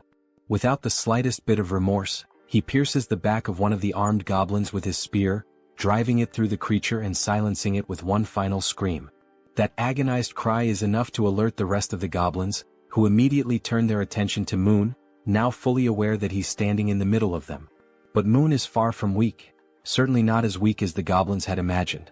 Using his close-range combat skills, he manages to decapitate every single goblin that tries to strike him, cutting them down one by one in rapid succession. Watching this from a distance, the goblins still wielding revolvers quickly realize that this is their best chance to shoot the boy before he closes in. But just as they prepare to pull the trigger, arrows suddenly strike their hands, forcing them to drop their guns in pain. The shots had come from the archer, who had been carefully observing the fight and saw the perfect opportunity to act. And she wasn't the only one. Toji, dressed in his heavy knight's armor, and the Werbear woman also launched themselves into the fray, charging forward to eliminate the remaining goblins. Both of them begin to attack fiercely, not giving the goblins a single moment to breathe or retaliate. From a distance, the man with glasses and the poison-wielding woman watch everything unfold in disbelief, clearly impressed by the strength and coordination of their companions. Toji and the Werbear continue pushing forward, relentlessly attacking the goblins, while in the background the archer and Moon provide cover from a distance to ensure their success. After the battle, Jun shifts his attention back to the revolver and ammunition, inspecting them carefully with the help of his ultimate eyes ability. He then gives the system the command to register both items. The system promptly displays a confirmation that the revolver and its specific ammunition have now been successfully registered. Realizing what he just did, Jun stands silent for a moment, stunned by the fact that he has now added a firearm to the system's inventory. He quickly recognizes that he cannot display this item in the store for the general public to purchase. On the other hand, offering firearms in the shop would come with clear advantages. People would instantly become more active in hunting monsters, and even ordinary individuals below level 10 might start regularly hunting orcs. That means the citizens would bring in significantly more XP and profits overall. However, Jun is also aware of one major problem. He cannot trust all the citizens yet. At this point, he's still welcoming people indiscriminately. In other words, there's no real standard, no vetting process. He's been accepting everyone and providing them with supplies without screening them first, operating under the belief that he can control everyone, no matter what might happen. Of course, the rapid growth of the citizen population has brought many benefits. But everyone knows that things change drastically when firearms are involved. There's no guarantee that someone among this growing crowd won't turn out to be a serious problem. Beyond the obvious issue of supply shortages in the midst of an apocalypse, there are also the feelings of envy, resentment, and jealousy that could easily escalate into something dangerous once firearms are introduced into the equation. Regardless of motive, accidents happen, and in the worst-case scenario, someone could die. That's when Jun concludes that firearms will indeed be incredibly helpful, but they must only be handed out to verified individuals. As he opens the system menu once again, he notes that, on top of verification, firearms will also be made available only to those with high loyalty levels. With that decision made, Jun already knows who the first person will be to receive one. Back at the metro station, the group now stands among the lifeless bodies of goblins scattered across the ground. Suddenly and without warning, a gun begins to materialize, forming in midair before dropping right in front of Moon, startling him with how sudden and unexpected it was. Cautiously, he begins to approach the weapon, taking slow and deliberate steps as he draws nearer. Then, with a faint smile appearing on his face and his finger already resting gently on the trigger, Moon picks up the gun, clearly aware of who had orchestrated this. Without needing to see him, he offers a silent thank you to Jun, already knowing it was his doing. After that, the group resumes their journey through the metro tunnels, continuing to follow the little mouse that was guiding them toward the Rat Queen's group. After walking for a while through the underground passageways, they finally arrive at a place that seemed to be the destination the mouse had in mind. They hesitate briefly upon arrival, as the location is closed off by a heavy door that clearly separates and isolates the inside from any outside threats or creatures. Then, as the leader of the group, Han steps forward without hesitation and makes the decision to open the door himself. As the door slowly creaks open, they immediately spot several people inside. The first ones to lay eyes on the newly arrived group begin trembling in fear, uncertain of who these newcomers are. For all they knew, it could easily be goblins or another kind of terrifying monster. Sometime later, the day turns out to be perfect for a walk. Apparently, June notices this and decides to get some fresh air. As he strolls along the sidewalks, he reflects on how nice it is that the territory now includes the walking trail just outside the apartment complex. He thinks to himself that it's been quite a while since he's gone out for a proper walk, and he quietly expresses his gratitude to Jaehyeon for coming along with him. While enjoying the peaceful moment, the system suddenly notifies him that an unauthorized entity is attempting to enter. Upon seeing that notification, June smiles and casually remarks that it seems they have arrived. Jaehyeon, intrigued, becomes curious to know who they are. The system then shows that a being who meets the requirements for citizenship is approaching the shelter, and it asks June whether he would like to grant citizenship. Without hesitation, he accepts. Moments later, Jaehyeon hears someone calling out her name and is met with a heartwarming surprise. In the distance, her mother and her sister Yeojin are excitedly calling out to her, waving with joy. In a moment of pure euphoria, the three of them run into each other's arms, embracing in a tight, emotional group hug. Their mother, overwhelmed with emotion, asks where she had gone without saying a word and tells her how worried she had been all this time. Jaehyeon sincerely apologizes for everything. After the hug, Yeojin's eyes sparkle with joy as she exclaims how good her sister smells and asks if she had taken a bath. Jaehyeon replies with a smile, saying yes, and not only that, they even have hot water here, and now her mother and sister will also be able to enjoy a warm bath.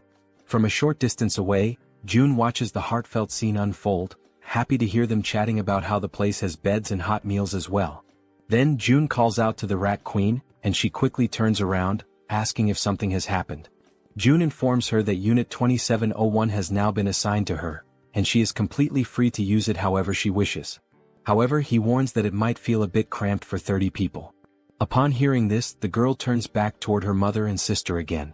But they were not alone. All 30 individuals who had been trapped in the metro were rescued and brought safely to the shelter. Jaehyeon lowers her head for a moment, visibly deep in thought as she tries to come up with a solution to accommodate everyone. Interrupting her train of thought, June steps in and says that he'll provide 3 extra rooms for her, because she is more than worth it and truly deserves it. Hearing this makes her feel a little flustered and she offers a heartfelt thank you. June adds that she can also use units 2402, 2301, and 1902, all within the same building. Hearing that causes her eyes to fill with tears, and in the background her mother and sister smile with happiness and relief. Jaehyeon expresses her gratitude and says she will always do her best.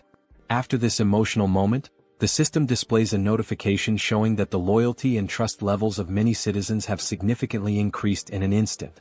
Seeing this on the interface, June feels a small spark of excitement, pleased with the outcome. However, something soon catches his attention.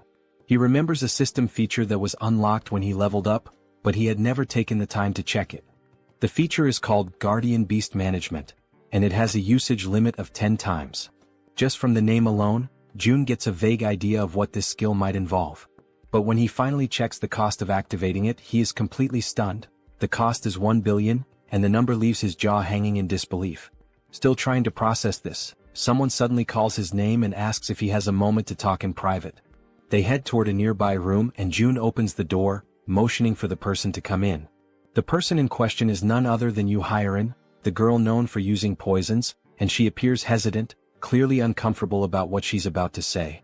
June gently asks her what she would like to talk about. With an anxious expression and a hint of fear in her voice, she says that there's something she needs to confess to him.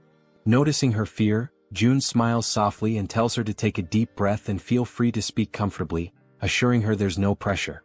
Seeing his kind and calm reaction, Jaehyeon gathers the courage to finally speak her mind. She bows slightly and thanks him before saying, with visible difficulty, that she's truly sorry, but she wants to leave the team. Hearing that shocks June to the core. He had never experienced anything like this before. So, with disbelief he asks if she really just said what he thinks she said. With an expression filled with guilt, the poison girl once again says she is very sorry, but insists that she needs to leave the party. June hears her words, but remains silent for a moment, as it was all so sudden that he is still struggling to fully process the situation. The girl then begins to explain herself, saying that her ability is one of the reasons she feels so useless within the team. She confesses that she often thinks that her presence doesn't make any real difference. Whether she is there or not, things would likely remain the same. June gently tells her to stay calm and to speak freely, reassuring her that she can always be honest with him about anything. The girl then clenches her teeth tightly, as if she is bracing herself with fear and hesitation. Gathering her courage, she finally admits that she is afraid. The way she says it, the trembling in her voice, leaves June momentarily speechless. She goes on, repeating that she really is scared, truly terrified.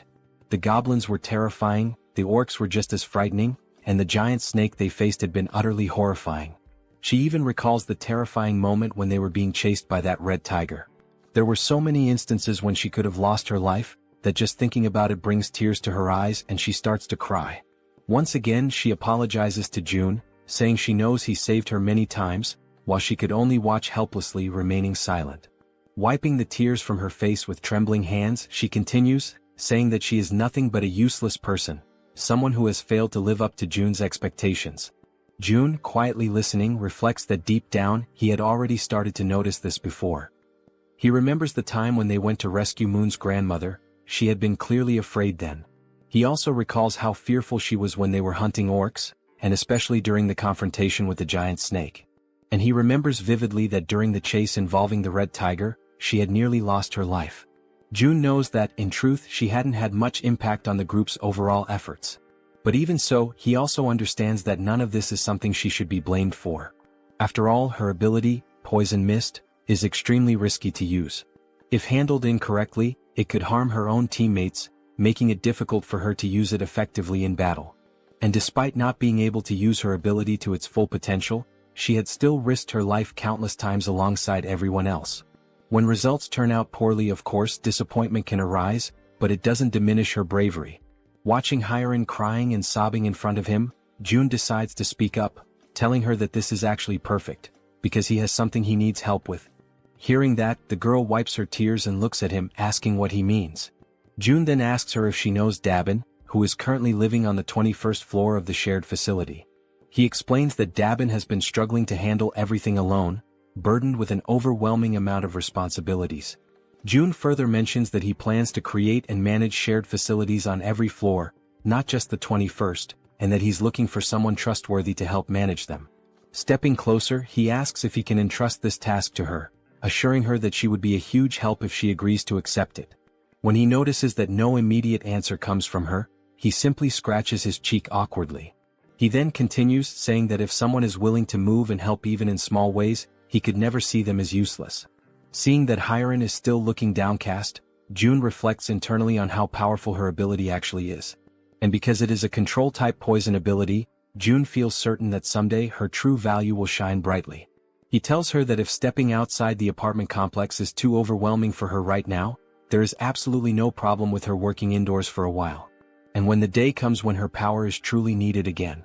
June leans forward slightly and tells her that when that moment arrives, he will absolutely count on her. This sudden show of trust and reassurance causes her to momentarily stop crying. Then she gives a small, timid smile. At that very moment, the system sends a notification showing that her loyalty has increased to 100. It also notes that she has now been officially registered as a retainer, and the retainer limit has been expanded as well. As Hyeon wipes her face once more, she apologizes again, her voice trembling. But now, she gives a genuine smile, saying that she showed him a weak side of herself, but promises that she will do her best to help from now on. Hearing this lifts June's spirits as well, as he realizes that she has been working hard all this time and that he can continue to count on her. Sometime later, still inside the room, June's attention is again drawn back to a lingering system notification. The option to summon a guardian beast, at the exorbitant cost of 1 billion won.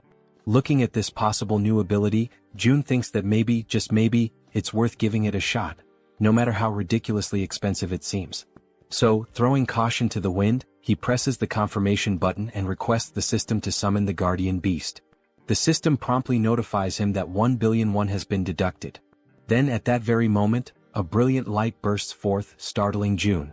The light emerges directly from the ground, which makes the whole situation feel even stranger and leaves him frozen in place. It quickly becomes clear that this light is coming from a magical circle, glowing with a powerful yellow hue. The magic was so intense that it forced June to close his eyes for a moment, just to avoid being blinded. And then, from the center of the magical circle, something unexpected appears. A large egg, leaving June wondering in amazement. What kind of guardian beast could possibly hatch from that? Even after the magical circle stops radiating light, the magical egg continues to emit a strong and vivid glow. Unlike the usual situation where a magic egg would take an eternity to hatch, this time the egg immediately begins to crack open.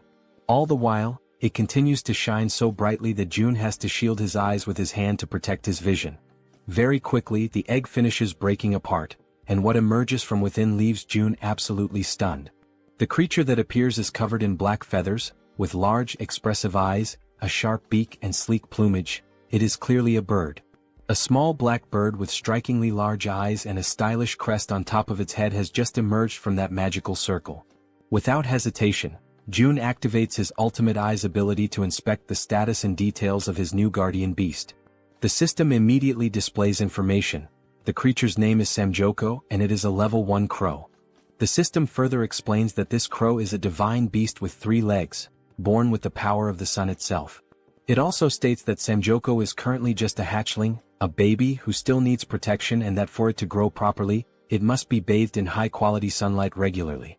June waves cheerfully at his new pet and, smiling warmly, says a genuine, heartfelt, "Hello." The little creature's large, shiny eyes begin to sparkle with excitement, and it starts making small chirping sounds as if trying to communicate back with June. June then places his hand thoughtfully under his chin, pondering for a moment how he should name his new companion. Looking at the adorable black-feathered creature in front of him, June comments that it is truly a jet-black crow, and then suggests that perhaps its name could be Cami. Upon hearing the name, the crow's eyes light up even brighter, practically gleaming with happiness. The tiny bird immediately celebrates, chirping excitedly as if shouting out its new name in pure joy. June leans closer and asks the bird if it really likes the name. The 3-legged crow, Cami, responds with even more enthusiastic chirping sounds, almost as if it were trying to say yes, which makes June feel a wave of relief and happiness. However, after some time passes, June notices that Cami just won't stop chirping incessantly. He starts to assume that the little creature must be hungry. A little while later, June offers some snacks to Cami, and the bird seems to enjoy them very much, happily munching away. After devouring the entire packet of snacks, Cami lets out a loud burp, indicating that he has completely filled his belly.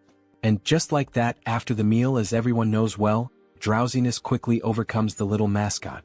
Watching the scene, June realizes how easily Cami can fall asleep after eating, and he muses to himself that someday this tiny being will surely grow into a true guardian beast. Crouching down beside him, June says aloud that he wishes he could also fall asleep as easily as Cami does after eating. Just then, something suddenly appears in front of June, a system notification. It shows that Cami's level has increased, and that the efficiency of the solar generator has also increased by 100%. Another screen pops up explaining that the solar generator is a facility that produces electricity using solar energy, generating between 80,000 to 100,000 won per day, and that any excess energy is credited back to the shut-in wallet. Reading this, June has a sudden spark of inspiration, and if things go the way he thinks. He recalls that the 10 new buildings he recently acquired still do not have any solar generators installed.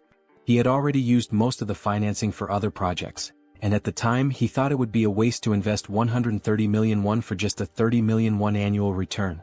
But now he chuckles quietly to himself, realizing that with this new change the situation is completely different. As more time passes, the system continues to notify him that Cami's level keeps increasing, and along with it, the efficiency of the solar generator continues to rise. Reading the latest notification, June realizes that the generator's efficiency has tripled almost instantly, going from a 30 million won annual return to 90 million won per year. With a broad smile spreading across his face, June understands that there is no reason to hesitate any longer. Without wasting a second, he gives the command to the system to install solar generators in all 10 of the new buildings. The system promptly displays that the installation will be completed within 24 hours. Sometime later in room 3001, someone rings the doorbell of that room. It is June. From inside, the occupant asks who it is, and June calmly replies that it's him. The door swings open quickly and Fatty appears, asking if something is wrong. June replies with a serious expression that he needs to ask a favor. Still looking surprised, Fatty asks what kind of favor June could possibly need. With a stern, resolute face, June explains that he needs Fatty to safeguard his money. They exchange a few words that the narration doesn't reveal to us, and shortly after that, Fatty is left standing there, completely in shock by what he has just heard. Before all of that, the conclusion that June came to while thinking carefully about the tax collection ability was as follows. If he entrusts a sum of money to a trustworthy citizen and simply lets it sit idle, it will generate profit for him over time. There is an initial 10% tax fee when he donates the money for the first time, but after that, the money starts to produce a 10% profit every month. So, June began to consider carefully whom he could trust enough to handle that money. He went through the status screens of various citizens and then stopped when he reached Choi, also known as Fatty, and noticed the 89 points in trust and 98 points in loyalty. It became absolutely clear to June that it had to be Fatty. His level of trust and loyalty were on an entirely different scale, significantly higher than that of any other citizen. Immediately, the system notified June that he had successfully donated 1 billion won to Fatty, with a 10% fee deducted from the total amount. Right after the donation, the system also showed that Fatty's loyalty and trust had increased even further. Still visibly nervous but wanting to confirm, Fatty asked if he really was only supposed to hold on to the money, or if he could maybe use just a little bit of it. That had actually been June's original plan all along, but he had not expected Fatty's loyalty to reach 100, so in the end he replied that yes, Fatty has permission to use a small portion of the money. Still in shock over what he had just heard, Fatty bowed deeply in gratitude, offering a sincere thank you. June in turn told him to stop bowing and said that he trusted him completely.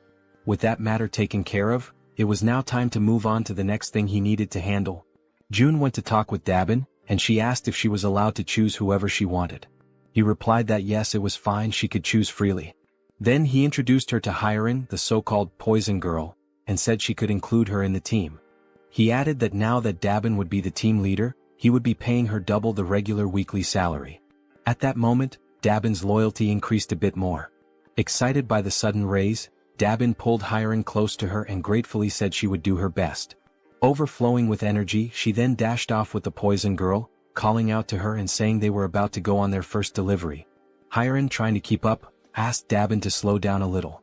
Watching the whole scene unfold, June felt glad, knowing that the two of them would likely get along very well. And then he realized it was time for a difficult conversation. Over at apartment 2109, June arrived and told everyone that he knew they had all worked hard today, and he asked how they were feeling. Everyone came out to greet June, and Han spoke up to say that they were all doing completely fine, then asked what had brought June to visit them. June explained that, thanks to the monster at Siamayan Station, the surrounding area was now considered a monster-free zone, especially the subway tracks. Everyone listened as June said that from Siamayan to the next station, there were almost no monsters, and that this was their opportunity, before another monster appears and claims the area. He told them they would have to act first. There was one thing June realized, especially after witnessing Hyerin begging with tears in her eyes. Looking at these people now, he saw that they were risking their lives to fulfill the tasks he gave them. And thanks to Jaehyeon, the queen of rats, they had been able to identify the giant snake at the station ahead of time. If they hadn't, the situation would have been unimaginably dangerous. In a world where death at any moment is a constant possibility, June understood that wanting to keep his family safe, wanting to protect them, could be seen as selfish. But even so, he gave the order. Han's group would go to Jigalki station tomorrow, because he could not give up. The next morning, Cammy was stretching after waking up, and June was having his breakfast. The system displayed that the efficiency of the solar generator had increased, and that Cammy's level had also gone up. As he ate, June felt excited to see that Cammy had already reached level 5. The system then displayed that Cammy was now releasing part of the sun's power, inheriting a portion of the divine beast's abilities, and that June had awakened basic elemental fire magic. The idea of having magical powers caught June a bit off guard, leaving him slightly surprised. Raising one of his fingers, he quietly wondered to himself how he was supposed to use this fire magic. Then, a small flame suddenly appears at the tip of his finger, and he immediately realizes that it actually works.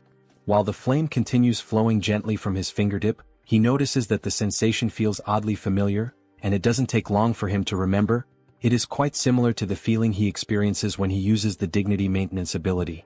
And if that's really the case, Jun decides to go for a walk outside to test things more freely. As he walks around, he notices that there's no one nearby, and the area is completely quiet. He closes his eyes slowly and begins to use his imagination. He starts to picture a massive flame, one so powerful that it could engulf and burn the entire area around him. Soon, a flame begins to form and grow in the palm of his hand. The flame starts expanding and he can feel the power coursing through his body, spreading from his hand to the rest of him. Then, with a determined movement, he throws the fireball forward. However, this action leaves him disappointed, to the point that all of Jun's earlier enthusiasm seems to vanish in an instant. He stares at the tiny, underwhelming fireball floating in the air, and still feeling let down, he questions to himself whether this small result is really his current limit. It becomes clear to him that this is not a particularly powerful ability, at least not at this stage. But even so, he acknowledges that some things can already be done with it. He summons his gas and then it hits him. If he combines this fire ability with the gas produced by the dignity maintenance skill, it could become a truly threatening force. For now, that is the current level of what he can do, but the potential is absolutely limitless. With this, he can now fuel everything he needs, still have electricity left over, and eventually this surplus can be converted into money, which will then be deposited directly into his shut-in wallet. At that moment, someone arrives singing some kind of tune, and catches the attention of our secluded monarch. It's Jaehyeon, the Queen of Rats, and she's expressing her gratitude for the rest period he allowed her. She says that thanks to him she was able to rest well. Jun replies that he simply gave her the treatment her ability deserved. And besides that, thanks to her help, the range of his own abilities had expanded significantly. Of course he should support her. Smiling, he says that he'll be counting on her again today. He informs her that Han's group is currently waiting at Siamayan Station, and that she should go guide them as soon as possible. Jaehyeon responds that she has already sent rats along the subway tracks, since the rats are capable of reaching Koryang Station without any trouble. Hearing that, Jun's eyes widen as he asks her if something happened beyond Koryang Station. She confirms that yes, something did happen, specifically at Busan Station. She says she thinks it would be better if he saw it for himself. She sits down on the ground and begins to concentrate deeply, activating her ability to control one of her rats over there. Through the rat's vision, they can see that the station is completely destroyed, with debris and rubble possibly blocking access. And on top of that, the area appears to be flooded with water. Seeing this through his ultimate eyes, Jun quickly realizes that there's no way to get through that place in its current condition. Jaehyeon comments that now that he has seen how the tracks are, that's precisely why she sent rats ahead. But then, she saw something far more alarming, a scene of chaos and total destruction. Using his own abilities, Jun sees the same thing. Not a single building remains standing over there. Everything is destroyed. He asks himself, stunned, what on earth happened in that place. One of the rats moves closer to a hole in the ground, which turns out to be some kind of crater. Jun wonders what that thing could possibly be. Then the rat adjusts its position, and only at that moment does it become clear. That crater is actually a footprint, likely left behind by some kind of giant. Only then does Jun understand that the problem in that area is far more serious than he had imagined. That explains why there are no intact buildings and why even the roads are completely destroyed. Then suddenly, Jun feels a tremor at that exact moment, something that resembles an earthquake.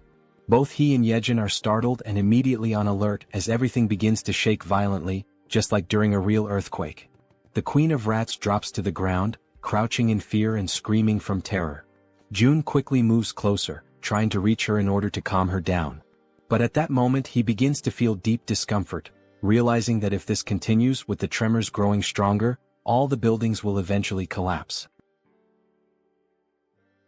The earthquake continues to grow stronger, shaking the buildings more violently with each passing moment.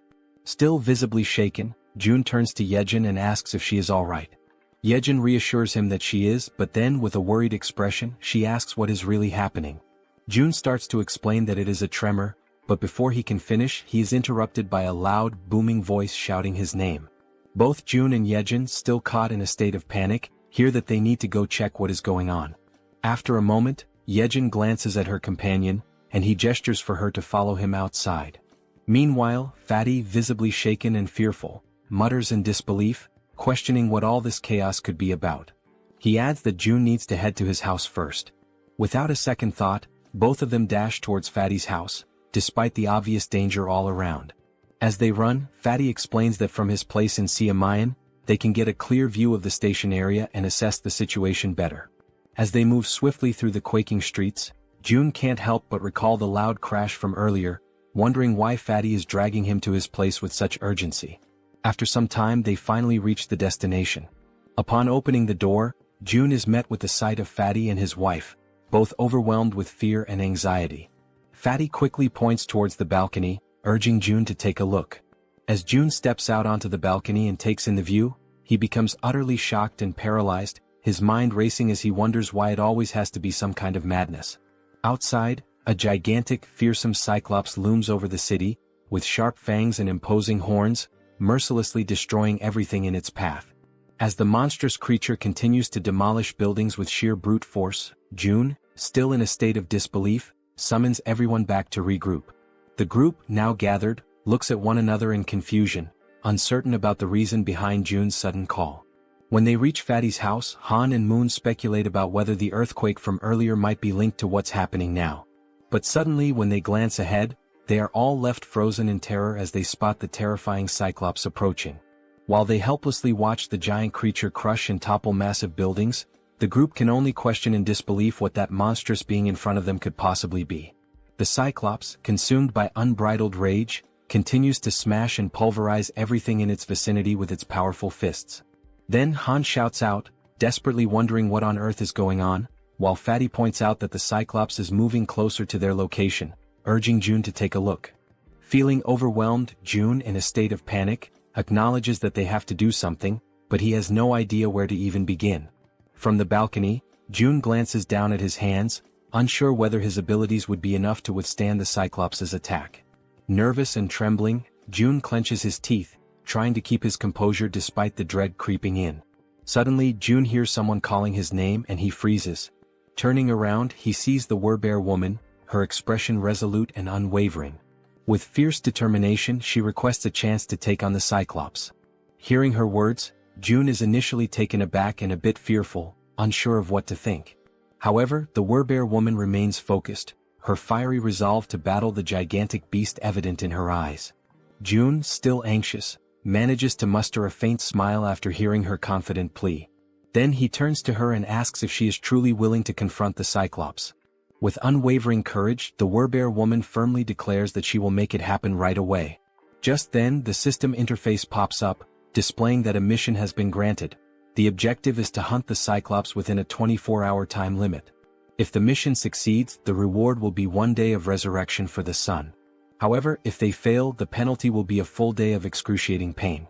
June immediately calls for the group to assemble, stating that he will give a quick rundown of the plan. Standing before them, June asks everyone to pay close attention. To begin, he divides the group into 3 teams. The first team consists of Han, the Werbear woman, the healer, and Toji. The second team includes Moon, the archer woman, and Jaehyeon, the guy with glasses. The third team consists of June himself and Jaehyeon. June states that he will take charge of their current area, while the others must quickly move to their designated positions, emphasizing that he is counting on their effort and bravery.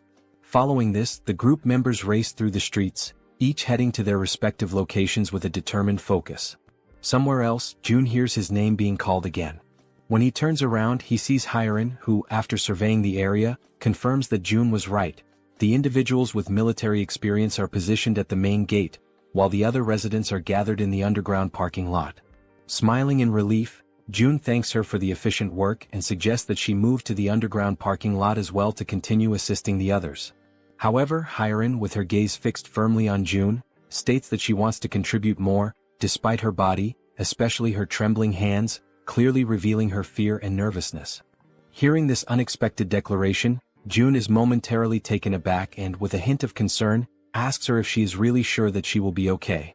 Jaehyeon, lowering her head while tears well up in her eyes, admits that she is indeed scared. Yet, almost immediately, she lifts her head with newfound resolve and declares with a spirited voice that she will strive to be brave. Feeling a sense of relief and admiration, June allows a faint smile to appear on his face. He then turns around and calls for Jaehyeon and Hyeon to accompany him to the main gate. Upon arriving at the designated location, June promptly begins a quick survey to assess how many residents have previously completed military service. After gathering the necessary information, he discovers that out of more than 1,200 residents, only 101 people have that experience, which he concludes is ridiculously low given the circumstances.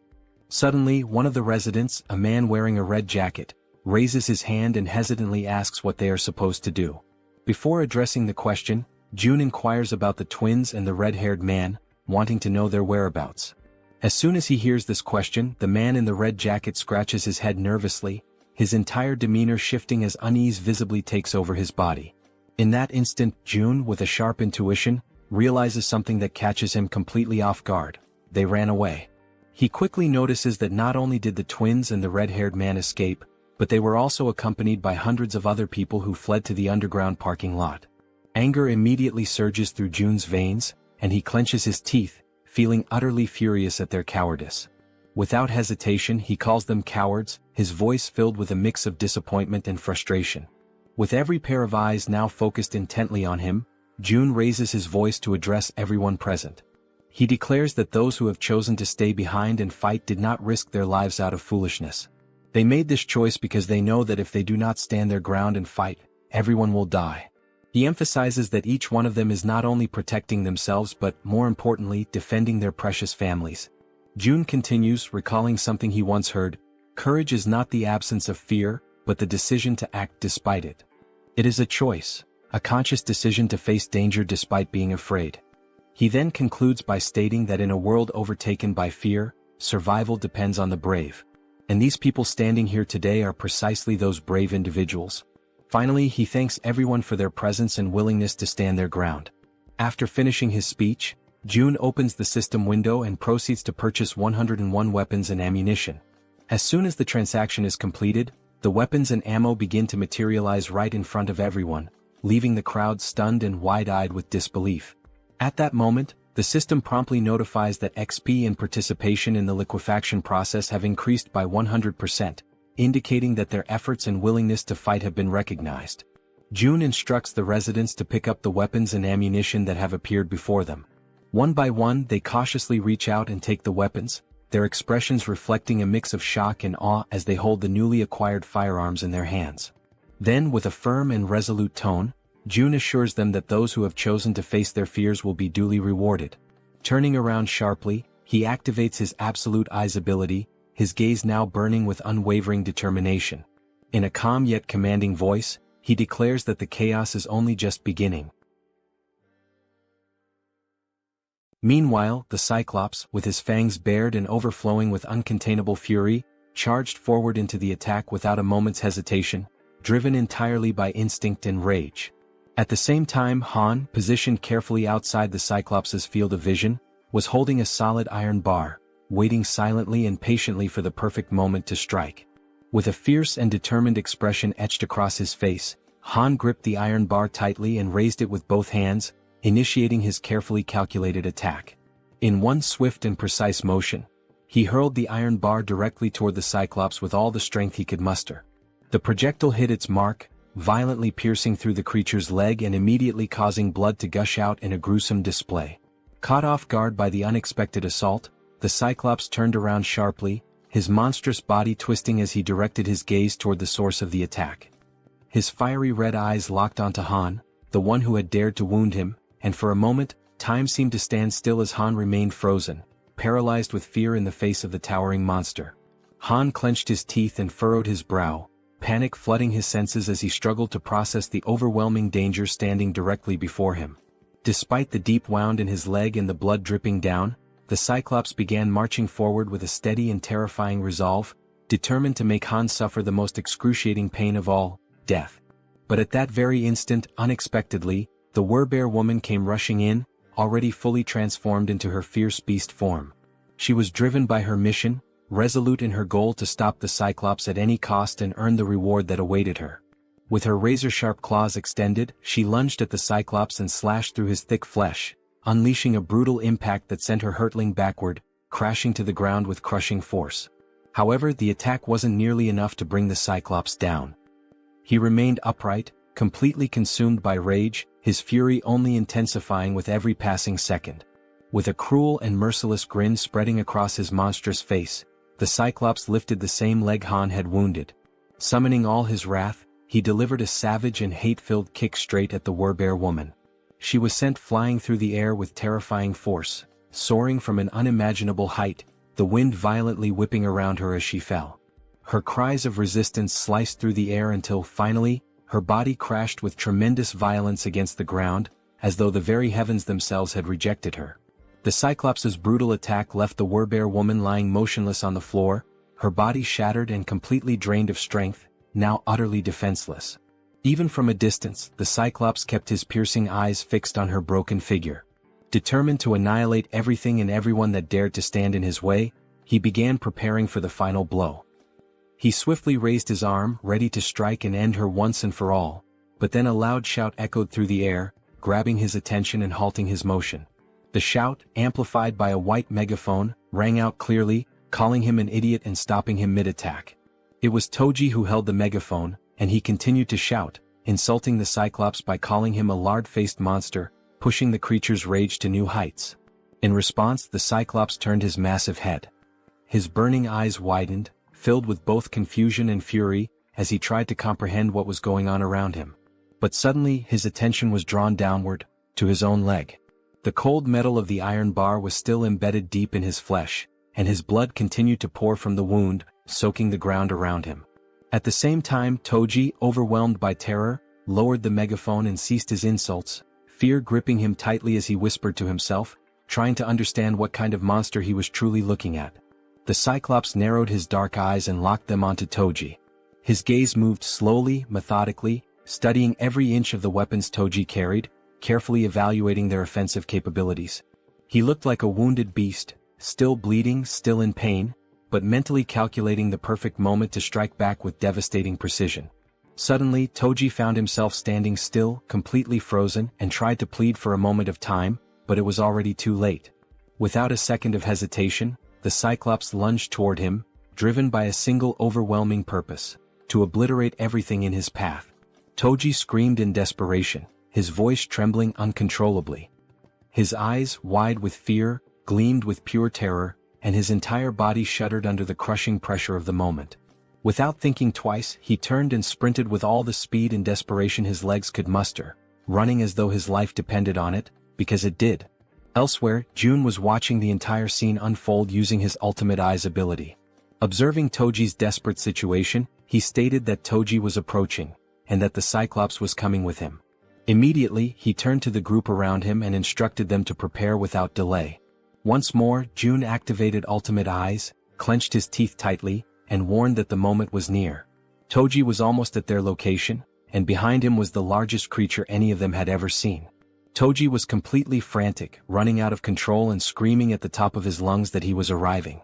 After a few tense seconds, he stumbled past the edge of the barrier, where everyone was already waiting for him, alert and filled with tension. Outside the protective barrier, the Cyclops loomed, his eyes watching everything. And then, without warning, Black, the crow belonging to the man with glasses, appeared in the sky and began flying straight toward the Cyclops. The bird flapped erratically in the Cyclops' line of sight, pecking and disrupting his vision non-stop, refusing to let up for even a moment. Eventually, overwhelmed and disoriented, the Cyclops shut his eyes tightly in frustration. Without wasting a second, the archer woman was already in position, her body firm, unwavering, and fully prepared for the perfect moment to strike. Then, with unwavering focus, she aimed her bow with precise calculation, her eyes locked on the monstrous figure ahead, while Black, the intelligent crow, gracefully landed on the arm of his master, perching with familiarity and calm. Without a single trace of hesitation, the exact moment had finally arrived. The archer woman pulled back the bowstring with strength and confidence and released her arrow in one swift and fluid motion. The arrow shot forth with incredible speed and force. The Cyclops, in a desperate attempt to defend himself, raised his massive hand to shield his face, but it was in vain. The arrow not only pierced straight through his outstretched hand but also struck directly and with perfect accuracy into the very center of his head. Immediately after, Moon appeared, soaring high above the Cyclops with steady flight. Without wasting any time, he reached into his clothes and retrieved 4 rats, each one alive and squirming. Then, with firm resolve and no hesitation, he hurled all 4 rats directly toward the Cyclops' mouth, which was wide open as the creature roared in agony from the arrow embedded in his face. With all the power in his lungs, Moon screamed out Jun's name, his voice ringing through the battlefield, demanding immediate action. Up until that moment, everything had been unfolding exactly as planned. Now, with his ability already activated, Jun initiated the release of the gas that had been hidden inside the Cyclops' body. At that exact instant, the creature's eyes flew open, and despite the intense pain radiating from the arrow lodged within them, he seemed to forcefully ignore it. The Cyclops slowly lowered his massive head and looked down at his abdomen with a focused and steady gaze, as if noticing something unfamiliar. He took in a long breath, bracing himself for whatever was about to come next. Soon after, Jun raised his arm firmly and pointed it straight at the Cyclops. His face remained calm, composed, entirely devoid of fear. In his mind, there was an unshakable conviction. When the opportunity to end that terrible battle finally came, there would be no room for doubt, only the resolve to bring everything to a close decisively and completely. He activated a magical attribute, conjuring flames that danced around his hand and crackled with energy.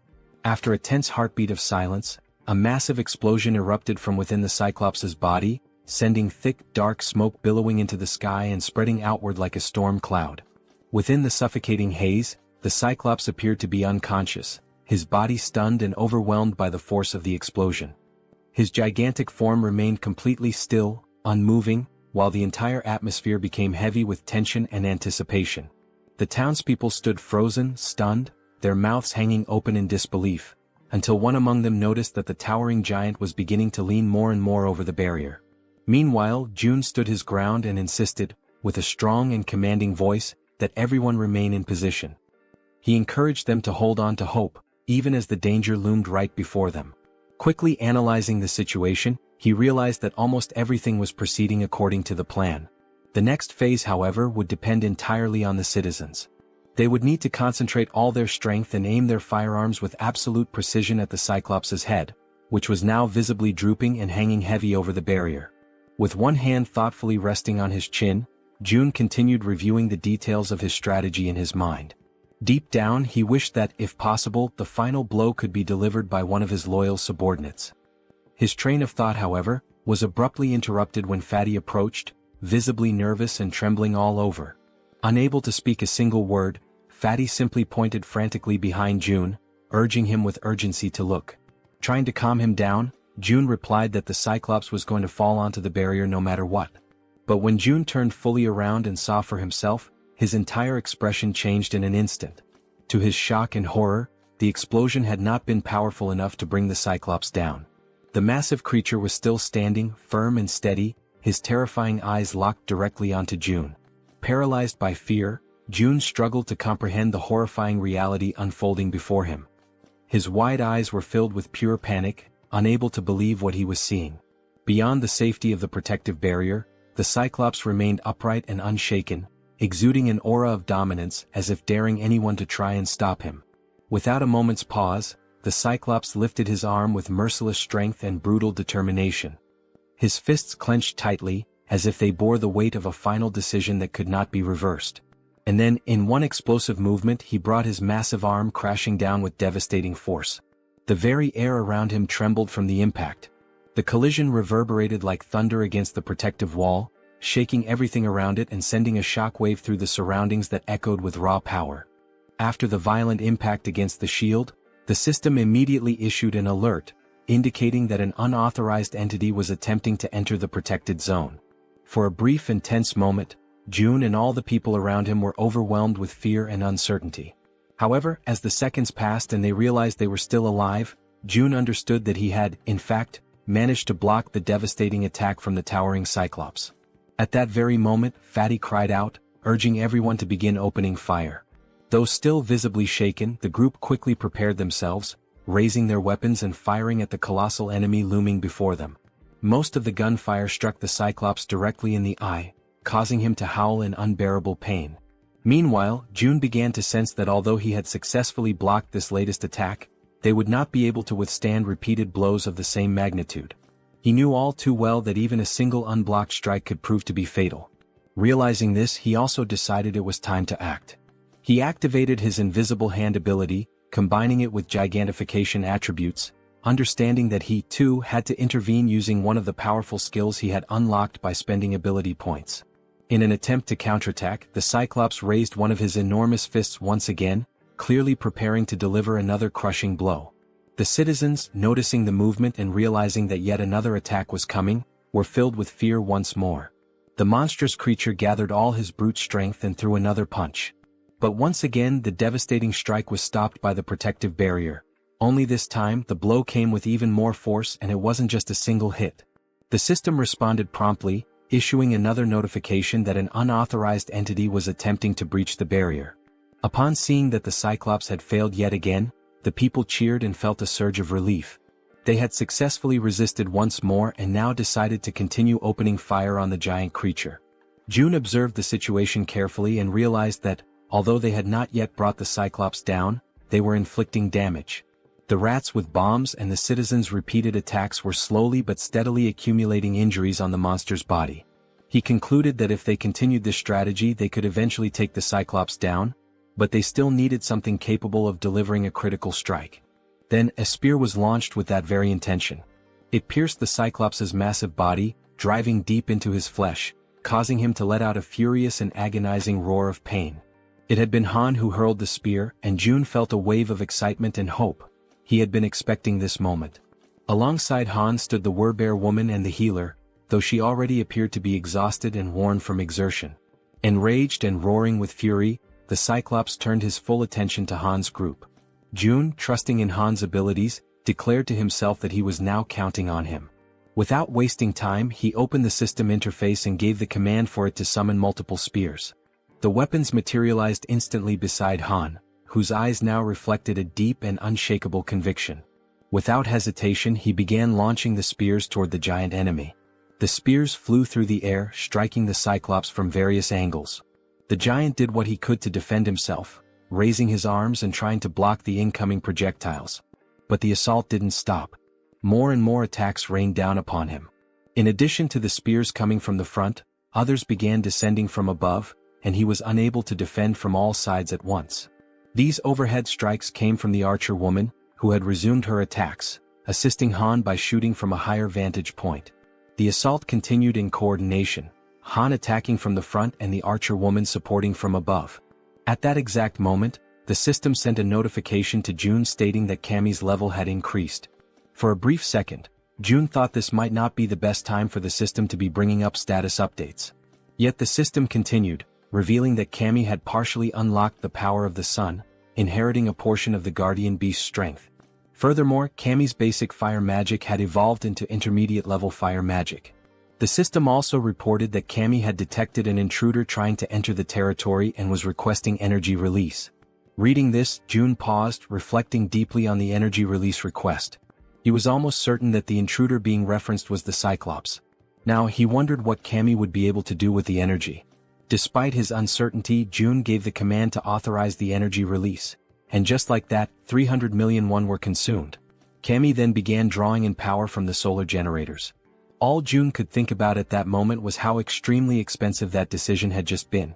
The energy kept flowing steadily from the generators, and June noticed that it was being funneled toward his room, where Cammy had been stationed. After a moment, the transfer of energy finally stopped. And when June turned to look behind him, he saw something he hadn't expected. It was Cammy, his three-legged crow. But the creature no longer looked the same. This time, Cammy appeared transformed, with a sharper beak, larger wings, and a presence that radiated power and majesty. He was no longer the small, cute bird he used to be. Now he was larger, had 3 glowing eyes, and emitted an aura of a true guardian. Then Cammy began to concentrate a powerful fire attack in his beak. The Cyclops, focused entirely on his current opponents, had not yet noticed the bird's presence, until he finally sensed something emitting light directly behind his back. With no further delay, Cammy unleashed his fiery attack, and the sheer power of it left all the citizens, including June, completely stunned and amazed by the incredible magnitude and strength of the blast. The powerful blast unleashed by Cammy strikes the Cyclops directly in the back, and with immense force, it pierces through the creature's thick body. Immediately after the impact, the enormous Cyclops begins to collapse, crashing heavily onto the ground. He lets out a guttural scream of agony as blood starts pouring from his mouth, a sign of just how fatal the attack had been. While Han stands still, watching everything unfold without any visible reaction, someone else takes the initiative and moves forward without hesitation. The Werbear woman leaps toward the fallen Cyclops, aiming to deliver the final blow and end the creature once and for all. From the Cyclops' limited point of view, all he can see is an enormous, furious bear charging at him with full speed and fury. In just a matter of seconds, the Werbear woman successfully finishes the Cyclops, ensuring that the threat is completely eliminated. The system then sends out a notification: a level 51 Cyclops has been hunted down. As a result, a massive amount of experience points and a large sum of one have been awarded. Additionally, the system displays that several skill levels have also increased as a consequence of the battle. Seeing this, Jun is immediately reminded of what always happens to him whenever his skill levels increase like this. As expected, he begins to feel the familiar and agonizing pain that always accompanies the evolution of his abilities. The effective range of his skills expands even further, now reaching much farther than it did before, giving him more influence and control. The system then flashes another message on the screen, congratulating Jun for successfully declaring the entire apartment complex as a unified refuge, and confirming that a large deposit of one has been transferred to his account. Unable to bear the overwhelming pain, Jun falls to his knees on the ground, clutching his body as the surge of new power courses through him. At that moment, Cammy lands right beside him, having returned to his normal, small form. The three-legged crow begins to emit a series of proud, chirping sounds, clearly boasting about his role in defeating such a ferocious enemy. Jun, still kneeling and catching his breath, mentions that it cost him 300 million won for that outcome, prompting Cammy to fall silent, now visibly embarrassed that the price for his attack had been so high. Despite the expense, Jun feels genuinely happy and grateful that Cammy's strike was so decisive. It had been a critical and essential blow in taking the enemy down. With a soft smile, Jun gently strokes the top of Cammy's head and acknowledges that he did a great job. Although the summoning of the guardian beast seems to be unavailable within the refuge, Jun reflects on the outcome. He had spent 300 million won, but in return he profited 30 billion. This makes him start to wonder if it might be time to consider summoning all 10 guardian beasts, because if their performance is anything like Cammy's, there's really no reason to hold back. Then the system displays a new update. The current cost to summon a guardian beast has increased to 10 billion won. Seeing that, Jun immediately questions why the cost had skyrocketed so dramatically. But before he has time to fully process the situation, he hears the sound of someone's voice. It sounds faint and emotional, like someone crying. What he sees next brings back a delicate and emotionally complex memory for him. Both he and Cammy turn to look toward the source of the sound. It's Yeonju, the Werbear woman. And at that very moment, Jun realizes something unexpected. Just for a brief instant, the faint alert sound from the system window transforms into something else entirely, the very sound that Yeonju had long been wishing to hear. A little while before all of that unfolded, inside a certain abandoned building, someone was quietly using his special ability to fill a small bottle with water. The people around him were deeply grateful, genuinely thankful, to finally have clean water to drink. The man with the ability stood there, silently thinking to himself, troubled by the fact that they were now completely out of food. He had carefully formed a line, allowing the people to come forward and receive the precious water he was able to generate, but there was no denying it. Their food supply was nearly gone. And that, he understood clearly, was the absolute limit of what they could achieve with just these few resources they had managed to gather. The man felt a deep, growing sense of unease because at the end of the day, it seemed they would have no choice but to leave that place. A place that had seemed, until now, relatively safe. Then, at that very exact moment, he and everyone else inside the building felt the entire structure tremble. Like anyone would in that situation, he immediately asked those around him whether that had been an earthquake. Right then, another man came rushing in, shouting frantically and begging everyone to come see something that was happening up above. When the man mentioned the word monster, the one with the water ability was stunned, completely frozen for a second. Without wasting any more time, he began running, dashing up the staircase to reach the top floor and see what was going on with his own eyes. Once he arrived at the rooftop, what he saw left him breathless. The enormous Cyclops was still standing tall, radiating overwhelming fury and power. While the white-haired man trembled beside him, anxiously asking what they were supposed to do now, the one with purple hair, Jun Hyuk, was already thinking ahead, telling the other to go and hide everyone else in the basement to keep them safe. Jun Hyuk, overwhelmed and desperate, ran his hands through his hair in frustration, desperately trying to think of a plan. But the truth was undeniable: facing off against the Cyclops was utterly impossible. He tried to offer a bit of comfort to the other man, explaining that there was nothing they could do against something like that. In the background, without them realizing, the powerful light of Cammy's upcoming attack had begun to form. The men could only speak in hushed, fearful tones, saying that all they could do now was pray that the monster wouldn't find its way to them. And in the background once again the Cyclops was being obliterated. That moment caught them completely off guard. They had no idea what had just happened, what kind of power had been unleashed. But when Hyuk saw it, when his eyes truly grasped the scene in front of him, he knew right then and there that this power, it too came from an awakened but someone on a level far beyond his own. Hyuk then called out to the silver-haired man, addressing him as Hyun, and told him to gather the people. Hyun, utterly shocked, asked him if he had lost his mind. Was he really suggesting they go toward that? But Hyuk was certain. Even though he didn't know who the awakened one was, he had no doubt about what needed to be done. If they truly wanted to survive in this wretched, merciless world, they had to stand beside the person who possessed the kind of power capable of bringing down a creature like that Cyclops. As they began walking toward Jun's location, the people silently hoped, prayed, that whoever they were going to meet would be someone good-hearted, because they had no other options left. Their fate was entirely in the hands of chance now. They eventually arrived at the apartment complex and immediately suspected that this must be the place. After all, the buildings were still intact, completely untouched in a world otherwise devastated. Hyun, walking ahead of the group, remarked with disbelief, wondering how such buildings could remain standing in a world that had fallen apart. But then he suddenly smacked right into some kind of invisible barrier. Right after that, a message appeared in front of them from the system, declaring that entry was prohibited. Another message followed immediately, asking them whether they would like to obtain citizenship. They confirmed the prompt, and the system quickly responded, showing that they had been successfully granted citizenship. However, along with their new status came an initial quest. They were instructed to proceed to Jun's apartment on the 30th floor.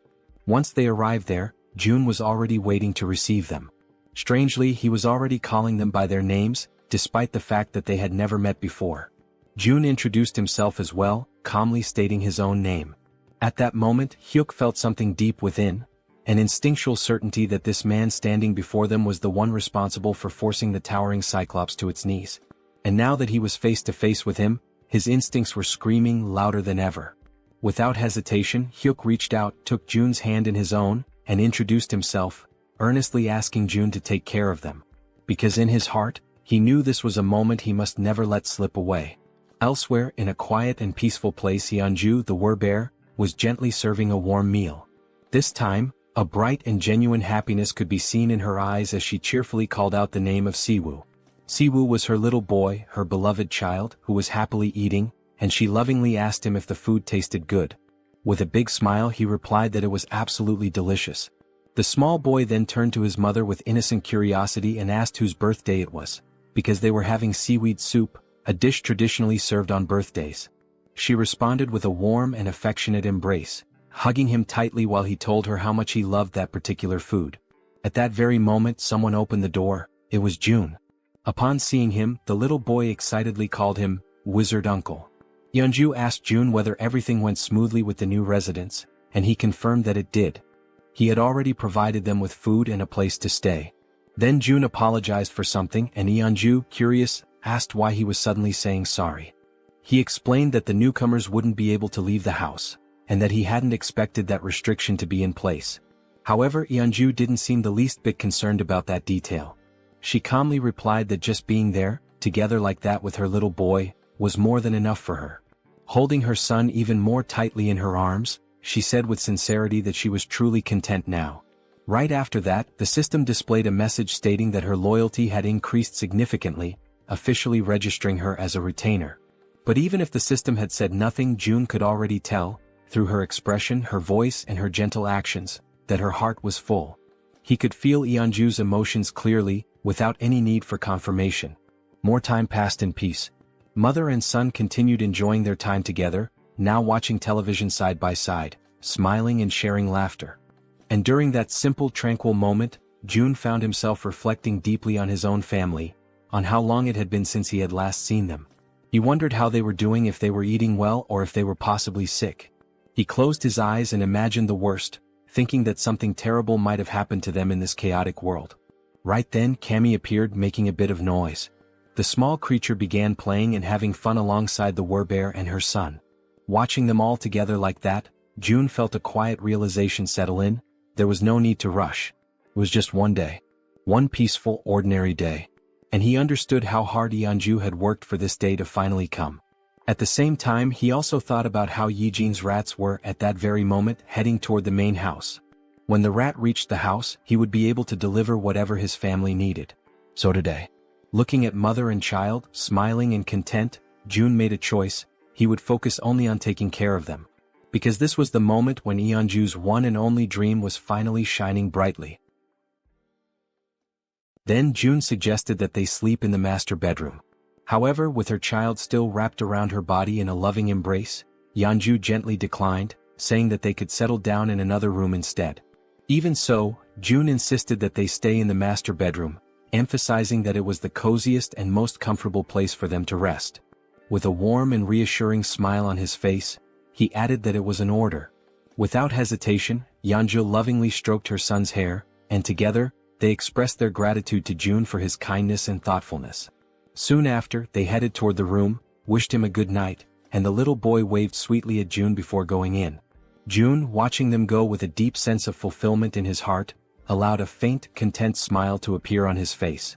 The lights in the house slowly dimmed, and a gentle lullaby began to softly echo through the home, drifting from the bedroom as the child, still awake, listened in silence. Meanwhile, in the living room, June lay on the sofa, quietly listening to the sweet lullaby that continued for a long while, tenderly sung by Yeonju's voice. It had been a very long time since he had heard a melody like that. Yet somehow, just by hearing it, his body began to relax and his eyes gently closed, just like a child falling asleep in their mother's lap. A new day dawned quietly and peacefully. June began the morning enjoying a breakfast lovingly prepared by Yeonju and her little boy. Afterward, they all settled comfortably in the living room to watch the boy's favorite cartoons. The child could barely contain his excitement, laughing at every scene as if he were seeing it all for the very first time. Soon, Saiwa began chasing after Cammy, who had been peacefully basking in the sunlight, until being abruptly interrupted, which clearly did not please the creature. Later, after exploring every new toy they had, Yeonju, her son, and June laid down on the floor together for a brief nap. Between colorful scribbles and laughter, they drew pictures, and every second of the day was filled with joy and cherished with genuine happiness. But time waits for no one. With Cammy perched on his shoulder, June quietly wept, consumed by the silent grief of having only been able to offer a single day of life to Yeonju's beloved son. Soon after, Yeonju knelt down on the floor, saying her final goodbyes while holding her son tightly, pouring all her love and strength into that embrace. Still too young to fully understand the intensity of that moment, the boy asked innocently if she was crying. With tears already streaming down her face, she struggled to keep her voice steady and calmly whispered that she wasn't crying. But with his tiny hand resting gently against her cheek, he could feel the tears slipping down her face. So softly, Saiwa began wiping away her tears, doing his best to comfort her and asking her, ever so kindly, not to cry. Yeonju held him tightly again, and in a trembling voice she finally admitted that she was afraid of the world, because a world without him was far too terrifying. Then, filled with the innocence of a child, the boy simply called her Mom, and assured her, with unwavering confidence, that he was right there beside her. Those words, so pure, so genuine, caused Yeonju to break down even more, tears overflowing from the sheer weight of her sorrow and desperation. Even as Saiwoo continued trying to reassure her, Yeonju remained in tears.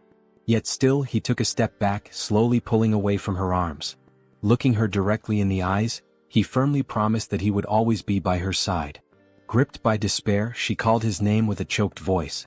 But without hesitating, he continued to walk toward the setting sun, while behind him, she shakily called out that she still had so much left to do for him. Then suddenly he stopped. He turned around slowly, and with a gentle smile full of warmth and joy, he said that he loved her, just as his body began to dissolve into the light. At that exact moment, upon hearing those words, she froze. Still kneeling on the ground, her body began to tremble, and the overwhelming pain made it almost impossible for her to respond. But as all mothers do, even in the midst of unimaginable pain, she smiled through the tears and managed to whisper back a quiet, "I love you." And with those final words, Saiwa said goodbye with a peaceful smile on his face. In the blink of an eye, his body vanished completely, and Yeonju's hand, overtaken by the unbearable pain of saying farewell, collapsed limply to the floor, while June watched her silently, deeply concerned and heartbroken by her side. Soon after, she tried to stand, but the pain she felt was so overwhelming, so crushing, that her body simply wouldn't allow her the strength to rise. Moved by the scene unfolding before him, June could only think that hope is like a delicate flower that chooses to bloom right in the middle of despair. With his eyes closed tightly, he came to a painful conclusion. Those who cling to hope must be prepared to face the darkest depths of despair, no matter how cruel. Then he extended his hand to her and gently urged Yeonju not to lose herself in grief, reassuring her that this moment was not the end. At that, Yeonju lifted her head, turned toward June, and in a hesitant, trembling voice, she asked if that was really true, if this wasn't truly the end. With unwavering conviction, June answered that if there was even the slightest chance, he would bring her son back, again and again, as many times as it took. His words ignited a new spark of hope, and Yeonju received them with a renewed sense of determination and strength. At that exact moment, the system displayed a notification. Yeonju's trust level had reached 100%, and she had obtained primordial vitality. The scene then shifted to the red-haired man, who was screaming with uncontrollable rage and fury. The twins, who had been silently listening to everything that was being said, became visibly frustrated when they realized that the standard spear, the orc spear, and all the money the red-haired man had painstakingly saved had vanished completely without a trace, leaving him utterly disoriented and at a loss for what to do. The red-haired man, clearly agitated, asked about his brother's belongings. His brother then explained that, when he had woken up, every single one of his possessions had disappeared without warning or explanation. Following this, the other twin chimed in and explained that many other people had experienced the same mysterious loss of their items. He pointed out that there was a specific pattern among these incidents. All of those who lost their belongings had not been present when the summoning occurred for those who had previously completed military service. Then one of the twins turned and stated that they should have returned to that place earlier. Suddenly, and completely without warning, he was violently grabbed by the collar of his shirt and pulled with force. The red-haired man, overtaken by a wave of anger, demanded to know if the twin was trying to place all the blame for what had happened squarely on his shoulders. Quickly, the twin clarified that he had misunderstood his words. Even so, the red-haired man remained furious, raising his voice even more as he shouted with escalating rage, insisting that they had all agreed from the very beginning that it was a foolish decision to follow June's orders. Faced with the rising tension, the brother, already clearly anxious and losing his patience, admitted that, indeed, June's plan had been a foolish one from the start. Hearing this, the red-haired man finally released his grip on his brother's shirt. It was only then that it dawned on him. He might have been expelled because of his own actions. Now tense and nervous, he remembered that there had been only one similar case in the past. He began to recall the story of a man who had tried to get involved with an underage girl. That man had been caught in the act and was immediately expelled, only to be found dead in the middle of the street shortly afterward. As he continued reflecting on the situation, he came to the unsettling conclusion that even now, with the appearance of that giant and all the surrounding chaos, the survivors still gathered in abandoned apartments. So, it was highly likely that there were enough people who would be more than willing to make sure he became the next one to be expelled. He was completely consumed by the hatred he felt for the situation he had ended up in. The image of the man in the red jacket reappeared vividly in his mind, calling him a bastard, and he imagined just how satisfied that bastard must have felt when he managed to get his hands on a weapon. Soon after, the red-haired man scratched his head, restless and agitated, trying to understand how everything had spiraled so far out of control. Elsewhere, June observed everything, the tension surrounding the red-haired man, and remarked to himself that this was only the beginning of the punishment he had meticulously prepared for him. Back with the red-haired man, a system window suddenly appeared behind him, displaying a new mission, catching him completely off guard. Startled and disbelieving, he immediately turned around to see the notification for himself. The system window revealed a new mission: hunt 20 goblins within 24 hours. If successful, the reward would be a small amount of experience. However, if they failed, they would suffer 1 minute of extreme, unbearable pain. Returning now to Yeonju's most recent and impressive achievement, the dreaded primordial vitality. A rare and highly coveted ability which June now also possesses, it is known for amplifying regeneration to absurd levels, always in direct proportion to the severity of the injuries sustained. June could barely process what he had just witnessed. Not even for a moment had he imagined that, upon reaching 100 trust points, Yeonju would awaken precisely that ability. Still deep in thought, June soon realized that, at least for now, this ability wouldn't have much practical use. With his gaze locked on the system window, he continued following his own line of reasoning. After all, he wouldn't be the one doing the fighting. Even if he were to leave the building, the chances of sustaining any real injuries were practically non-existent. Even so, the fact that such a powerful skill had been granted as a reward for reaching 100 trust points was undeniably noteworthy. His thoughts then began to drift toward Moon, who was also dangerously close to reaching that same 100-point threshold. The idea of what might happen next began to take shape in his mind. If Moon were to awaken an ability upon hitting 100 trust points, and if, as a result, June were also to acquire that same skill, one that would allow him to instantly teleport to any location he could see, then the possibilities would expand dramatically. Taking his speculations even further, June began to envision a future where this teleportation ability could be combined with the absolute one's eye, along with the support of an activated advanced base. Right at that moment, the system displayed a notification about the advanced base, a safe zone that could be deployed outside of Haven. When activated, it temporarily replicated the authority and protection of the city, so long as it included a citizen of knight rank or higher. However, if enemies occupied it for more than a day, the base would be automatically destroyed. Returning to his thoughts, June concluded that as long as he had enough mental strength to support it, he would indeed be able to travel to the advanced base. With that clarity, June made a firm decision. From that moment onward, his main priority would be to strengthen his mental fortitude. For that reason, all his upcoming missions would be focused on boosting this specific attribute. At that very instant, someone called his name and explained that they needed his permission to leave now, as they were feeling more stable. It was Yeonju, who stated that she would personally handle the return of June's family. Upon hearing this, June realized that the mission should have started the previous day, but he acknowledged that the delay had been entirely his fault. Yeonju expressed her gratitude for his valuable time and his understanding. She then assured him that she would find a way to repay the kindness he had shown her. Without displaying any particular expression, June couldn't help but think that she had read his thoughts precisely. He made a light-hearted comment, asking if he really seemed like the impatient type, and confessed that although he was thankful, he also felt slightly embarrassed by her words. Yeonju responded gently, saying that he definitely didn't seem like someone who lacked patience, and admitted that, had she been in his place, she probably would have acted the same way. With a soft smile, she confessed that, in the end, everyone values their own family the most, and that she fully understood how precious that single day was that June had offered her and her son. Once again, she thanked him sincerely for what he had done. June smiled modestly and expressed his own appreciation for her understanding. He then asked her to head to Unit 2901, where a group of people was already waiting for her, assuring her that he would join them there shortly. Yeonju gave a respectful bow and, with a quiet yes, walked toward the designated location. Sometime later, it was explained why June had not sent the group directly to Siamayan Station.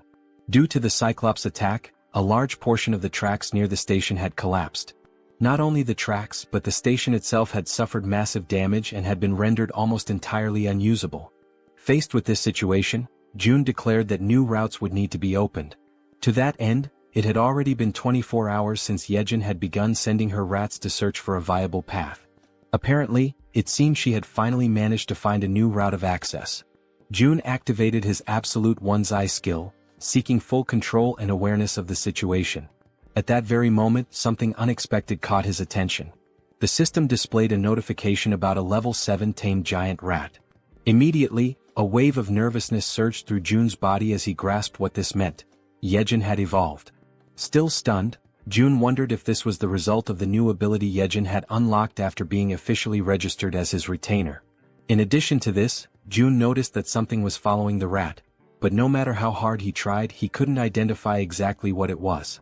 Suddenly, his vision picked up something even more alarming: a swarm of zombies of varying levels, level 9, level 11, and level 13, emerging right behind. A jolt of dread ran through June's entire body as, through the lens of his powerful ability, he watched this disturbing scene begin to unfold before his eyes. Faced with that situation, the rat dashed forward at high speed, desperately trying to escape the relentless pursuit of the zombies that were chasing after it with unwavering determination. However, in a completely unexpected turn of events, the rat suddenly stopped in its tracks. It turned to face the incoming enemies and, without showing even the slightest hint of fear, growled aggressively at them, baring its teeth with a ferocity that contradicted its size. The zombies quickly surrounded the rat from every possible angle, closing off any potential route of escape. Yet, even in the face of overwhelming danger, the rat stood its ground, refusing to retreat even a single step. From a distance, June watched the scene unfold. Realizing that the rat would likely die a meaningless death if it stayed there, he considered triggering a gas explosion to take the zombies down with it. Nevertheless, even with the threat closing in, the rat remained unwavering, assuming an even more aggressive posture. In a sudden burst of explosive speed, it charged forward.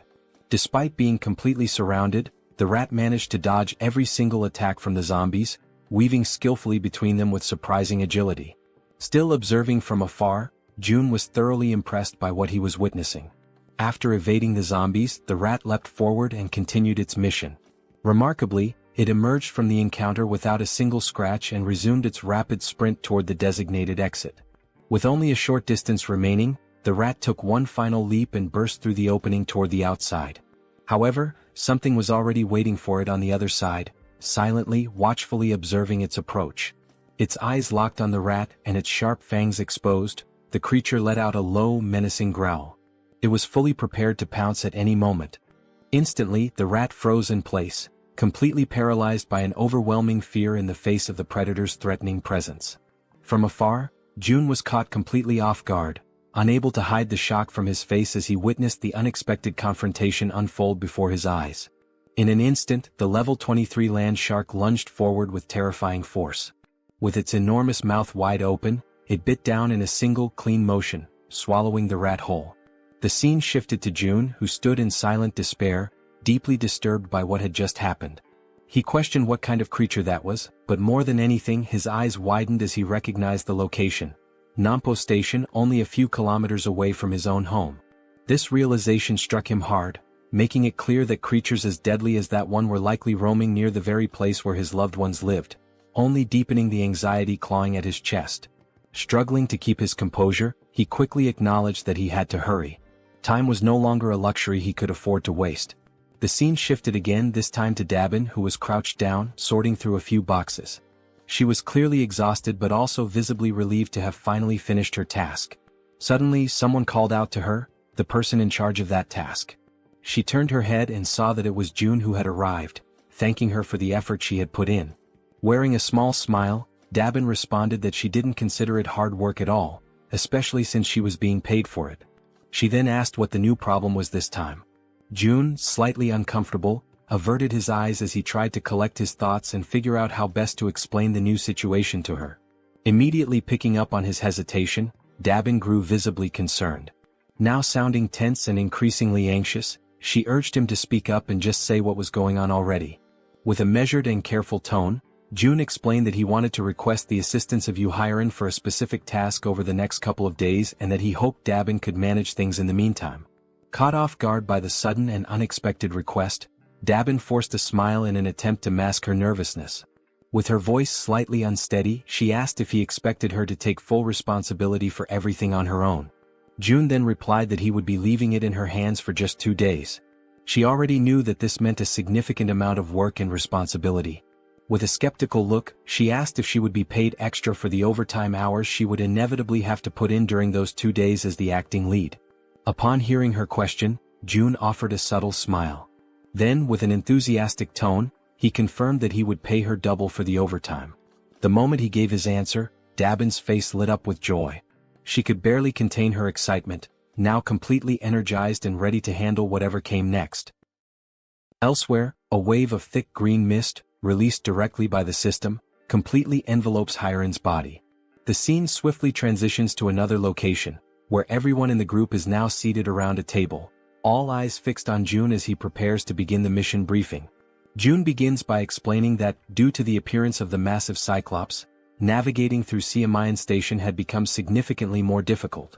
He expresses regret, saying it would be a shame to abandon the use of the subway line altogether. Soon after, Jaehyeon steps in to clarify that the section between Jaehyeon Station and Byumnaegol, all the way through to Koryang Station, is still fully intact. According to her, there are no monsters positioned along that part of the route, so the group can cross it without much concern. She then places a sheet of paper on the table, which outlines the first main objective of the mission: to secure the route to Byumnagal Station. The man with glasses, visibly uneasy, starts thinking that the best way to get through the current route would be by flying over it. Suddenly and somewhat unexpectedly, Toji interrupts the discussion, not to contribute anything urgent, but merely to compliment Jaehyeon on her impressive talent for drawing maps. June quickly cuts through the mood and brings the conversation back to focus.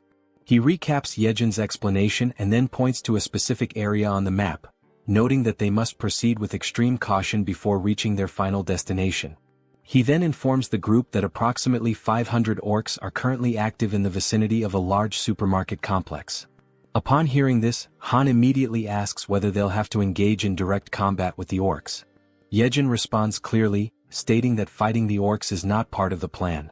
They only need to reach Byumnagal Station and use the underground subway line. She assures them that she has identified a route completely free of orcs, with only a few lower-level monsters needing to be cleared along the way. Silently, June recalls just how much he had invested prior to the mission to ensure that nearly everyone in the group reached at least level 30, with only Fatty and Hiren falling short. Against goblins, he believed that would be more than enough. June continues by explaining that they should reach Koryang Station without any significant trouble. However, he then immediately points out the real obstacle that lies ahead: Busan Station. The moment he mentions Busan, Toji panics, fearing there might be another giant creature stationed there. But Jaehyeon quickly denies it. Her concern isn't about another giant, she says, but rather the condition of the railway tracks between Koryang and Busan. She then reveals that this particular area is swarming with an enormous horde of zombies. And unless someone in the group possesses an ability capable of wiping out monsters in extremely tight spaces, using that route would pose a serious and dangerous challenge. Everyone is left stunned by the revelation, especially Hiren. Trying to remain composed, Hiren focuses and slowly gathers the courage to speak. Still nervous, she calls Jaehyeon by name and, with trembling hands, says that she believes her ability might be able to help in this situation. Sometime later, the system displays a notification stating that the 100,000 weight limit of her poisonous mist had just been exceeded. Seeing this notification, Hiren feels a deep frustration that her contribution has already reached its limit. She opens a nearby door where June and Jaehyeon are waiting. Both immediately begin praising her efforts, telling her that she did exceptionally well. June asks if she's feeling okay. Hiren confirms that she is. Although she had felt completely drained at the beginning, something powerful seemed to push her through the process, and now she felt fine. What she didn't know was that the strength she had felt came from June, who had secretly upgraded his retainer management level. June reflected on the cost of the upgrade. It had been expensive, but ultimately worth it since he ended up earning billions in return. Still unsure, Hiren then asks June if he's truly certain that it's okay for her not to go in person. June calmly reassures her, explaining that just staying in place and continuing to produce poisonous mist is more than enough for the mission's needs. With all preparations now complete, June activates his Ultimate Eyes ability and officially declares the beginning of the operation. Immediately, through his ability, he sees an enormous swarm of zombies located exactly where they had anticipated. Suddenly, something catches the attention of the zombies, and they all turn simultaneously to face whatever is approaching them. It's a level 3 rat charging rapidly toward them at full speed. The zombies are momentarily stunned the instant they realize what, or rather who, is approaching them. Following the plan with careful precision, June opens his inventory within the system. A dense and toxic green mist is released, spreading swiftly over the horde of undead. In perfect coordination, the rat dashes forward at high speed, weaving through the crowd of bodies and leaving the zombies behind in its wake. Hiren's poisonous mist, upon being inhaled, induces paralysis by targeting muscles such as the diaphragm, ultimately causing suffocation. However, the targets this time are zombies, creatures that are already dead and no longer require breathing to function. That is why June had already anticipated this limitation and had prepared a contingency, Plan B. He had instructed Jaehyeon in advance to take over the operation when necessary. Soon, amid the group of undead, several rats waited patiently, alert for Jaehyeon's command. As soon as the order was given, one of the rats lunged toward a fallen zombie. Through the reflection in the zombie's still open eye, the system captured the exact moment the rat bared its fangs and sank them mercilessly into the creature. At that precise instant, a system notification appeared. A level 11 zombie had been successfully hunted. Along with the experience gained, a deposit of 120,085 won was transferred directly to the digital wallet. But the momentum is quickly interrupted when Jaehyeon suddenly calls out to June in distress. With urgency in her voice, she informs him that something seems to be wrong with the rats. In that exact moment, the system displays a troubling notification. A rat has reached level 9. This revelation sets June instantly on edge. He quickly realizes the potential danger. If that rat were to come into contact with zombie blood, it might become infected and transform into one of them. Even more alarming is a far more terrifying thought. Jaehyeon herself may have been exposed to contamination through bites or claw wounds during the battle. In response, June immediately asks whether the rats are still obeying her commands. Jaehyeon confirms that they are, although she notes they have become noticeably more aggressive. Relieved, June lets out a soft breath and remarks that everything seems to be going well, at least for now. Internally, he begins to reflect on what's ahead. If they can make it safely to Jaehyeon Station, then maybe, just maybe, he'll finally have the chance to reunite with his family. But just as this thought forms in his mind, it is abruptly interrupted by a system notification. An unauthorized individual is attempting to access the shelter through the main entrance. Baffled and alarmed, June stares at the message, struggling to grasp what is happening. Before he has time to act, a second notification appears. The system states that a group of 157 individuals meets the requirements for citizenship and asks if he wishes to grant it. Relying on his instincts, June gives his confirmation. Immediately, another system message is displayed. The total population has now reached 3,000 residents. As a result, a new ability has been unlocked, Economic Activity Subsidy. Reading this new development, June feels a brief moment of apprehension, uncertain of what the implications might be. But then gradually, a small smile forms on his lips. After all, this might actually turn out to be a good thing. The system continues to display new information, this time announcing that salaries will now be paid to citizens, with the amount determined by the titles or positions they hold. The wages will be disbursed separately from the chief's wallet, depending solely on the person's assigned role within the community. Reading this update carefully, June realizes that this would be the perfect opportunity to assign official titles to Dabin and the entire team responsible for managing public facilities. After all, a weekly salary of 700,000 won neatly aligns with a daily wage of 100,000 won, making the accounting straightforward. Tapping the system's interface, he remarks that there is no longer any need to pay people manually, especially when doing so previously meant sacrificing reduced taxation benefits. At the pace things are advancing, it becomes clear to him that they need to expand the department responsible for public facilities management. After all, the funds distributed to citizens through the Economic Activity Support Fund are essentially free resources provided by the system. It's not a small sum either. Even the 100,000 won paid to each employee is considerable. Doing a quick calculation in his head, if 300 workers are on the payroll, that's already 30 million won per day. And if all positions, ranging from basic workers to general managers, are filled, the total amount paid daily could easily reach 50 million won. Thinking ahead, June envisions that as this money circulates, the total income he receives from his tax collection ability will continue to grow. On the other hand, the citizens will inevitably spend that money in his store, effectively funneling it right back to him. This leads him to the realization that assigning titles to as many citizens as possible is likely the most profitable long-term strategy. Yet, he still isn't entirely sure which titles would be most appropriate beyond facility management. Soon, another idea sparks in his mind. Positions related to maintenance, cleaning, and security would be practical starting points to invest in. So, before doing anything else, he goes ahead and appoints Dabin as the general manager. He recalls that she had already accepted Fatty and Hyren as members of the team, although he can't quite remember who the remaining members were. Just then, something catches June's attention. It's the system again, this time displaying a notification that Dabin has reached 100 loyalty points, officially registering her as a retainer. At that moment, June realizes something significant. Once a citizen reaches 100 loyalty, they automatically become a retainer.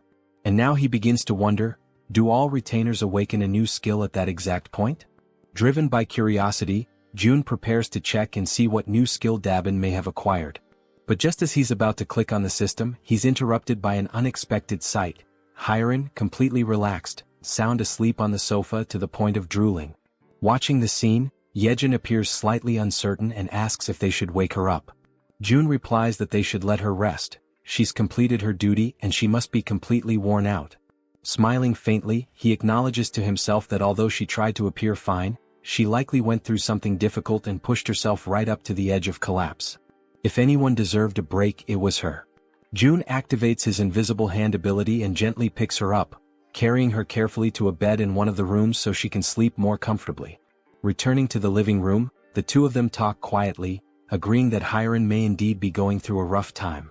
June then turns to Jaehyeon and asks how she herself is doing. Jaehyeon responds calmly that nothing is difficult for her, that she's doing perfectly fine, especially now that they've reached the tracks near the station. June nods in understanding and encourages her to keep up the good work. She smiles and tells him to leave it to her. However, at that exact moment her expression shifts subtly. Something makes her hesitate. June, immediately picking up on the change, asks her if something's wrong. She stammers slightly and replies that all of a sudden the link isn't connecting anymore. June, caught off guard, asks what she means by that and she tells him to give her a moment. Closing her eyes, she tries to reconnect with the link. But apparently it's no use. She then explains that it's probably the distance. It seems to be just too far this time. June asks whether the link had been working properly before. She responds that it's possible to go a little beyond the maximum range if the link was already established beforehand. However, the reach of the link currently only extends as far as the central station. She then turns to him and asks what they're supposed to do now. Without an immediate answer, June falls into thought. He realizes that something always seems to go wrong at a critical moment, and just beyond the station lies the house where his family is supposed to be. He had been counting on using one of Jaehyeon's rats to check the house before making a move. Clenching his fist tightly, June mutters that this is a complication. Still, he asks Jaehyeon to try re-establishing the link from the central station in any way she can. She agrees, saying she'll give it her best shot. Closing her eyes once again, she begins to focus her powers in an effort to restore the connection. With the vision of zombie rats moving through the station still lingering in his ultimate eyes, June reminds himself that they have to explore every possible option available to them, and until then, all Kim can do is hope, with all his heart, that his family is still safe. The system now displays the current locations of everyone participating in the mission.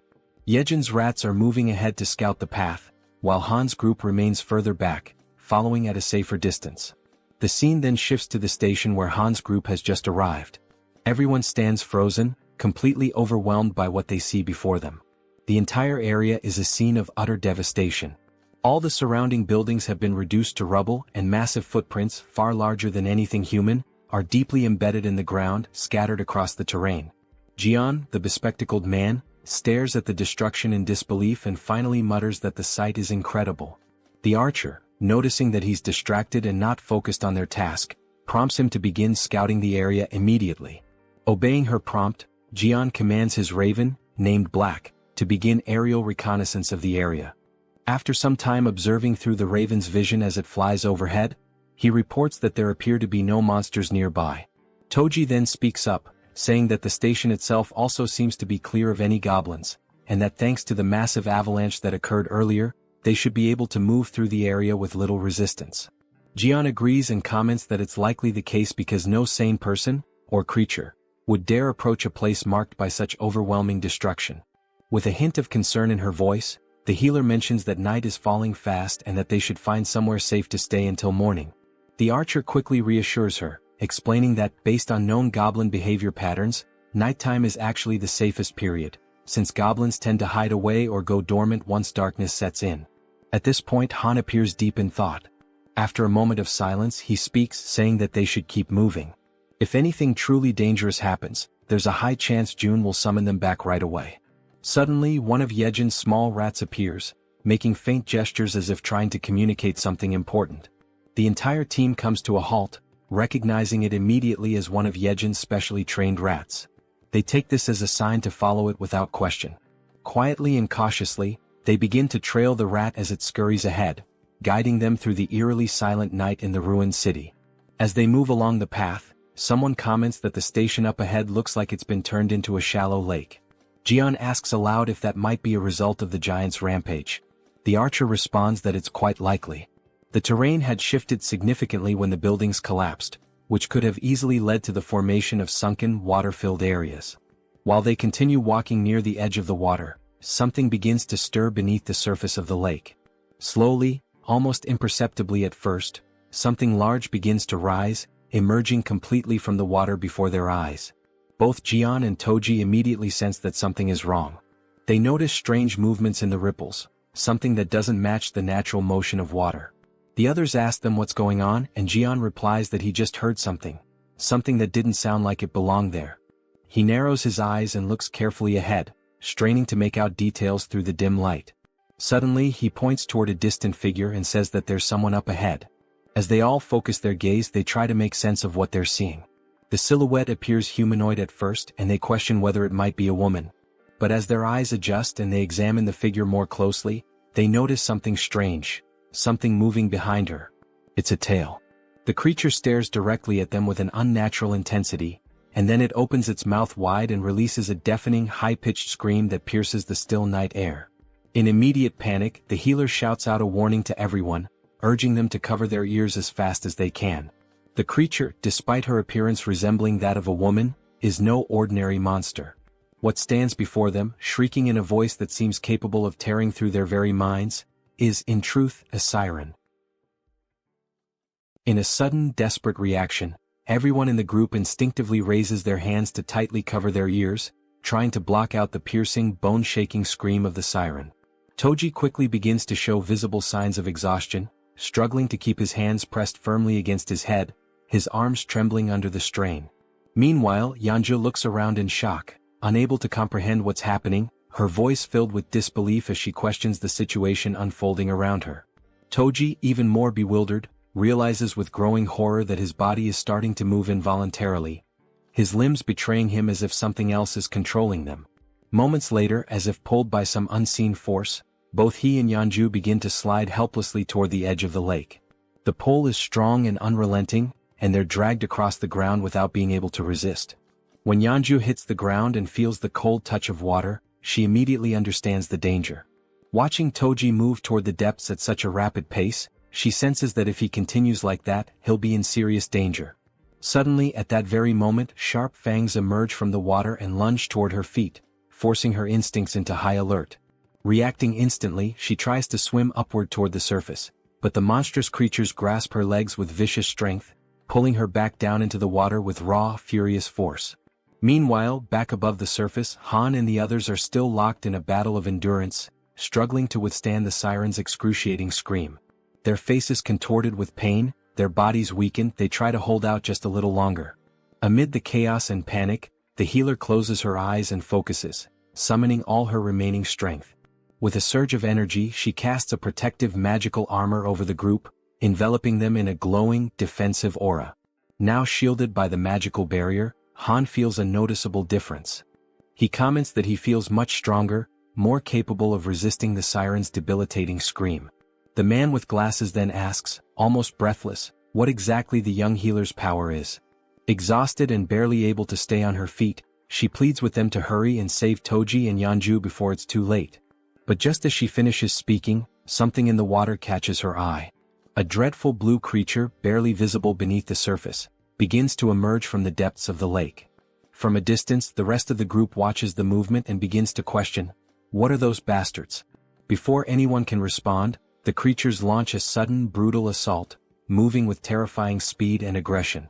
Sensing the incoming clash, Han immediately calls out to everyone, urging them to prepare themselves for battle. He warns them that the creatures are closing in fast. Without a moment of hesitation, the monsters leap through the air, aiming directly at the group. Han quickly raises a steel rod in both hands, bracing for impact, ready to counterattack. With powerful force, his weapon collides with the creature's strike, sending shockwaves through the air. Just as the creature begins to recover, it's struck by a well-aimed arrow, finally going down. However, only one of the monsters is defeated, while several others continue to emerge from the shadows. The female archer, clearly frustrated, mutters under her breath about the relentless, never-ending wave of creatures. Without delay, the monsters reach the surface, surrounding the group from all sides with terrifying speed. In growing distress, Han insists that they can't afford to waste time, they have to save Toji and Yeonju now. Meanwhile, from the opposite side of the lake, something begins to draw the creature's attention. It's the werbear woman returning from the depths, carrying Toji in her strong arms. As she surfaces, Toji gasps and coughs, expelling the water from his lungs. He mutters that he genuinely believed he was going to die. Overcome with relief, the group's faces light up with joy at the sight of their safe return. Toji then turns to Yeonju and, with deep sincerity, thanks her for saving him. But their moment of reunion is abruptly interrupted. The bastards resume their relentless assault without giving the group a second to breathe. The team quickly realizes the creatures aren't going to let up, not even for a moment. Toji immediately activates his magical armor, his body lighting up with protective energy. As the monsters continue charging forward, he yells to the group that they'll hold the line and fight until the very end. In that moment, the Werbear woman plants her feet firmly and prepares to strike. As one of the creatures lunges forward, she throws a heavy punch that lands squarely on its face, sending it flying backward through the air. The creature crashes violently into a thick wooden pillar, splintering it with the force of impact. Atop that very pillar, a goblin's body had been suspended, tied in place. At that instant, both Han and Toji glance upward and shout for everyone to move away quickly. Without hesitation, the group leaps back just in time as the place they had been standing is struck. Moon immediately turns and asks Han if he's okay. Han replies that he's fine and asks what just happened. As he sees the wreckage more clearly, Toji freezes in place, unable to speak. It was the body of the goblin, still tied to the broken pillar, that had fallen from above. As the group stares at the unsettling sight, the man with glasses urges everyone to look up. When they do, they are horrified by what they see: numerous goblins, their bodies bound and suspended high above, arranged in the shape of a massive cross.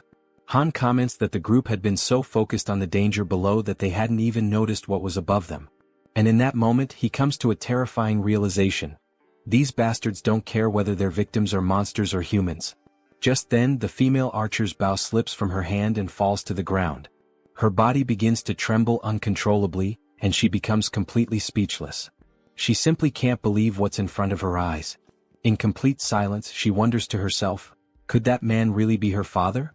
Suddenly, one of the creatures charges forward at full speed. Han watches in horror as the beast sprints directly toward the defenseless archer, who remains frozen, completely unaware of the incoming attack. Without hesitation, he desperately screams her name. At that very moment, a loud gunshot echoes through the air. The bullet hits the creature midair, striking it down and sending it crashing to the ground. Holding the weapon was Moon, who immediately turns to ask the archer woman if she's all right. Han commends him for his quick reflexes in such a dire situation, but soon notices something is terribly wrong. The archer is now kneeling on the ground, visibly shaken, her expression distant and broken. Suddenly, the man with glasses appears, urgently calling out to Han. He says he may have found a way to deal with the situation they're trapped in. He explains that, through Black, he has been able to observe the surroundings from above, and that's how he discovered something crucial. The agonizing sound that's been tormenting them is also what's commanding the creatures. Han is taken aback by the revelation. The man in glasses adds that he still can't fully understand what the siren is saying, but he noticed that every time she opens her mouth, the fish-faced creatures react and begin to move. He then states that if they can find a way to cut off the sound, it's highly likely that the creatures will lose their coordination and retreat due to the lack of command. In the midst of this tense and increasingly hopeless situation, Han agrees that the idea is worth trying. However, he expresses concern that the creatures won't give them the opportunity to make it happen. Wanting to clarify things, Toji asks directly if the entire plan boils down to simply stopping the sound. Han confirms it, with seriousness in his voice. Then, with resolve burning in his eyes, Toji declares that he'll be the one to bring down that damn thing and that he has a plan. Meanwhile, on the other side of the battlefield, the siren opens her mouth once more, releasing the dreadful sound. And like obedient soldiers, the creatures respond as if bracing themselves for another coordinated assault. Observing their behavior closely, Han notices that the creatures are changing their formation. The man with glasses assumes they must have realized the group's new objective is to shut the siren down. Han then turns to Toji and asks if he can really rely on him. Toji confidently answers yes, urging everyone to trust him, and makes it clear that all they have to do is open a path for him. He'll take care of the rest on his own. Without hesitation, Healer affirms that she will stay behind to protect the archer. And with the plan now in motion, the group charges forward with unwavering determination. Each member of the team focuses solely on creating that crucial opening for Toji, attacking the enemy forces without mercy and taking down one creature after another with relentless resolve. Han pauses for a brief moment, glances back at Toji and shouts for him to move now. This is the chance. Toji locks onto his target, plants his feet, and grips his halberd with precision and strength. Then with all his might, he hurls the weapon through the corridor, aiming straight for the siren. The weapon cuts through the air at incredible speed, but the siren reacts swiftly, dodging with ease. The halberd misses its mark and continues its path, clattering past her. The group freezes in stunned silence, watching as the opportunity they carved with so much effort vanishes in a single instant. Yet Toji remains completely unfazed. The siren erupts into maniacal laughter, along with her grotesque creatures, mocking his failure. But Toji simply smiles, calm and collected. With a sharp glint in his eye, he asks Han if he's already forgotten something. Confused and frustrated, Han doesn't understand what he's referring to, until in a sudden realization his eyes widen. With a trace of sarcasm, Toji then asks, "What's the best way to deal with a fish?" As he speaks, he lifts his hand and activates the recall command on his halberd. The weapon obeys the order, and on its way back, it slices cleanly through the siren's back, impaling her and cutting off her laughter for good. At that moment, the system notifies the group. A level 33 siren has been hunted down. Experience points have been awarded. The halberd returns to Toji's hand as everyone turns to stare at the siren's lifeless body. The fish-faced creatures become disoriented, clearly lost without their leader, and quickly retreat back into the depths of the lake. This sudden disappearance brings a wave of relief over the group, as they now have one less threat to face. Without wasting a second, Han approaches the archer woman and gently asks how she's doing. She remains trembling, unable to compose herself. Concerned, Healer turns to Han, asking what they should do now. Han considers going to find June. Then, the archer woman suddenly reveals, with a trembling voice, that one of the bodies hanging on the crosses above is her father. Han is struck speechless. He quickly turns around, unable to accept that his father-in-law could be among those mutilated victims. Overwhelmed by a deep, unbearable grief, the archer collapses into uncontrollable tears, mourning the fate of her father. Beside her, Han falls to his knees, consumed by panic and disbelief. The entire group around them feels the weight of her sorrow as if it were their own. And right there before their eyes, hanging from a cross in an appalling state, was her father's body, a heartbreaking sight that pierced the soul of every witness. At that very moment, the system displays a mission reconstruction screen, this time with the archer as the target. The reward, to bring her father back to life. However, the system clearly warns that resurrection is only possible within the boundaries of the absolute domain. Staring at the screen in a mixture of urgency and desperation, June taps rapidly on the system window, trying to complete the reconstruction process. Jaehyeon, seeing him in such a state of despair, is left absolutely stunned by his behavior. But then all of a sudden June stops. He begins to reflect more deeply on the situation and on the trust the group had placed in him. He knew that if things had escalated to a point where lives were truly in danger, he would have been summoned without delay. With that in mind, he tried to convince himself that this meant there was no real danger, no other option, no action to take. But even as he tried to settle his thoughts, a lingering doubt echoed persistently in his mind. Was it really true that there was no other choice? Being dragged underwater, surrounded by a group of armed fishmen, didn't feel like something that could be brushed off or ignored. It was clearly a serious threat. June couldn't help but worry about his own family, filled with a desire to see them again as soon as possible. But he also recognized that this longing wasn't his alone. The others had their loved ones and personal stakes too. Even so, he tried to suppress that reality, convincing himself that saving his own family had to come first, above everything and everyone else. His hands trembling, he finally selects an option from the system window. A new mission is created for the group.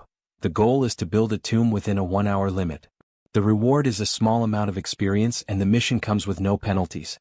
When the archer reads the notification, she becomes even more shaken. A sense of hopelessness and deep grief takes over her body, weighing down her spirit. Meanwhile, from afar, June watches silently, filled with regret, observing the entire painful scene through the lens of his ultimate eyes ability. Eventually the tomb is completed.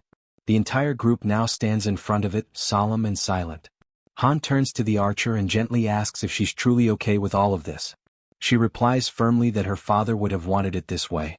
She explains that he was obsessed with his job, constantly speaking of how he wanted to be buried near the railway tracks when he died. Then, holding a metal plate with her father's name engraved on it, she remembers how, as a child, she thought that wish was ridiculous. But now she's fulfilled it. He is resting exactly where he always said he wanted to be. And the metal plate bearing his name marks the place. From a distance, June finds himself struck by a sudden, unsettling thought. Maybe one day this same pain might become his own. He can only hope that their sorrow never becomes his. It's precisely because of that fear that he makes a decision, to protect them no matter what. Looking back at the system screen, he realizes something. To do that, he's going to need stronger people by his side. And so, in that moment he makes up his mind, the person who matters most now is... But the scene shifts before the thought is completed. Somewhere else, a goblin is struck by a man who possesses the power of water. At that instant, the system displays a notification. The loyalty of citizen Jun Hyuk has surpassed 30, and he now qualifies for registration as a vassal.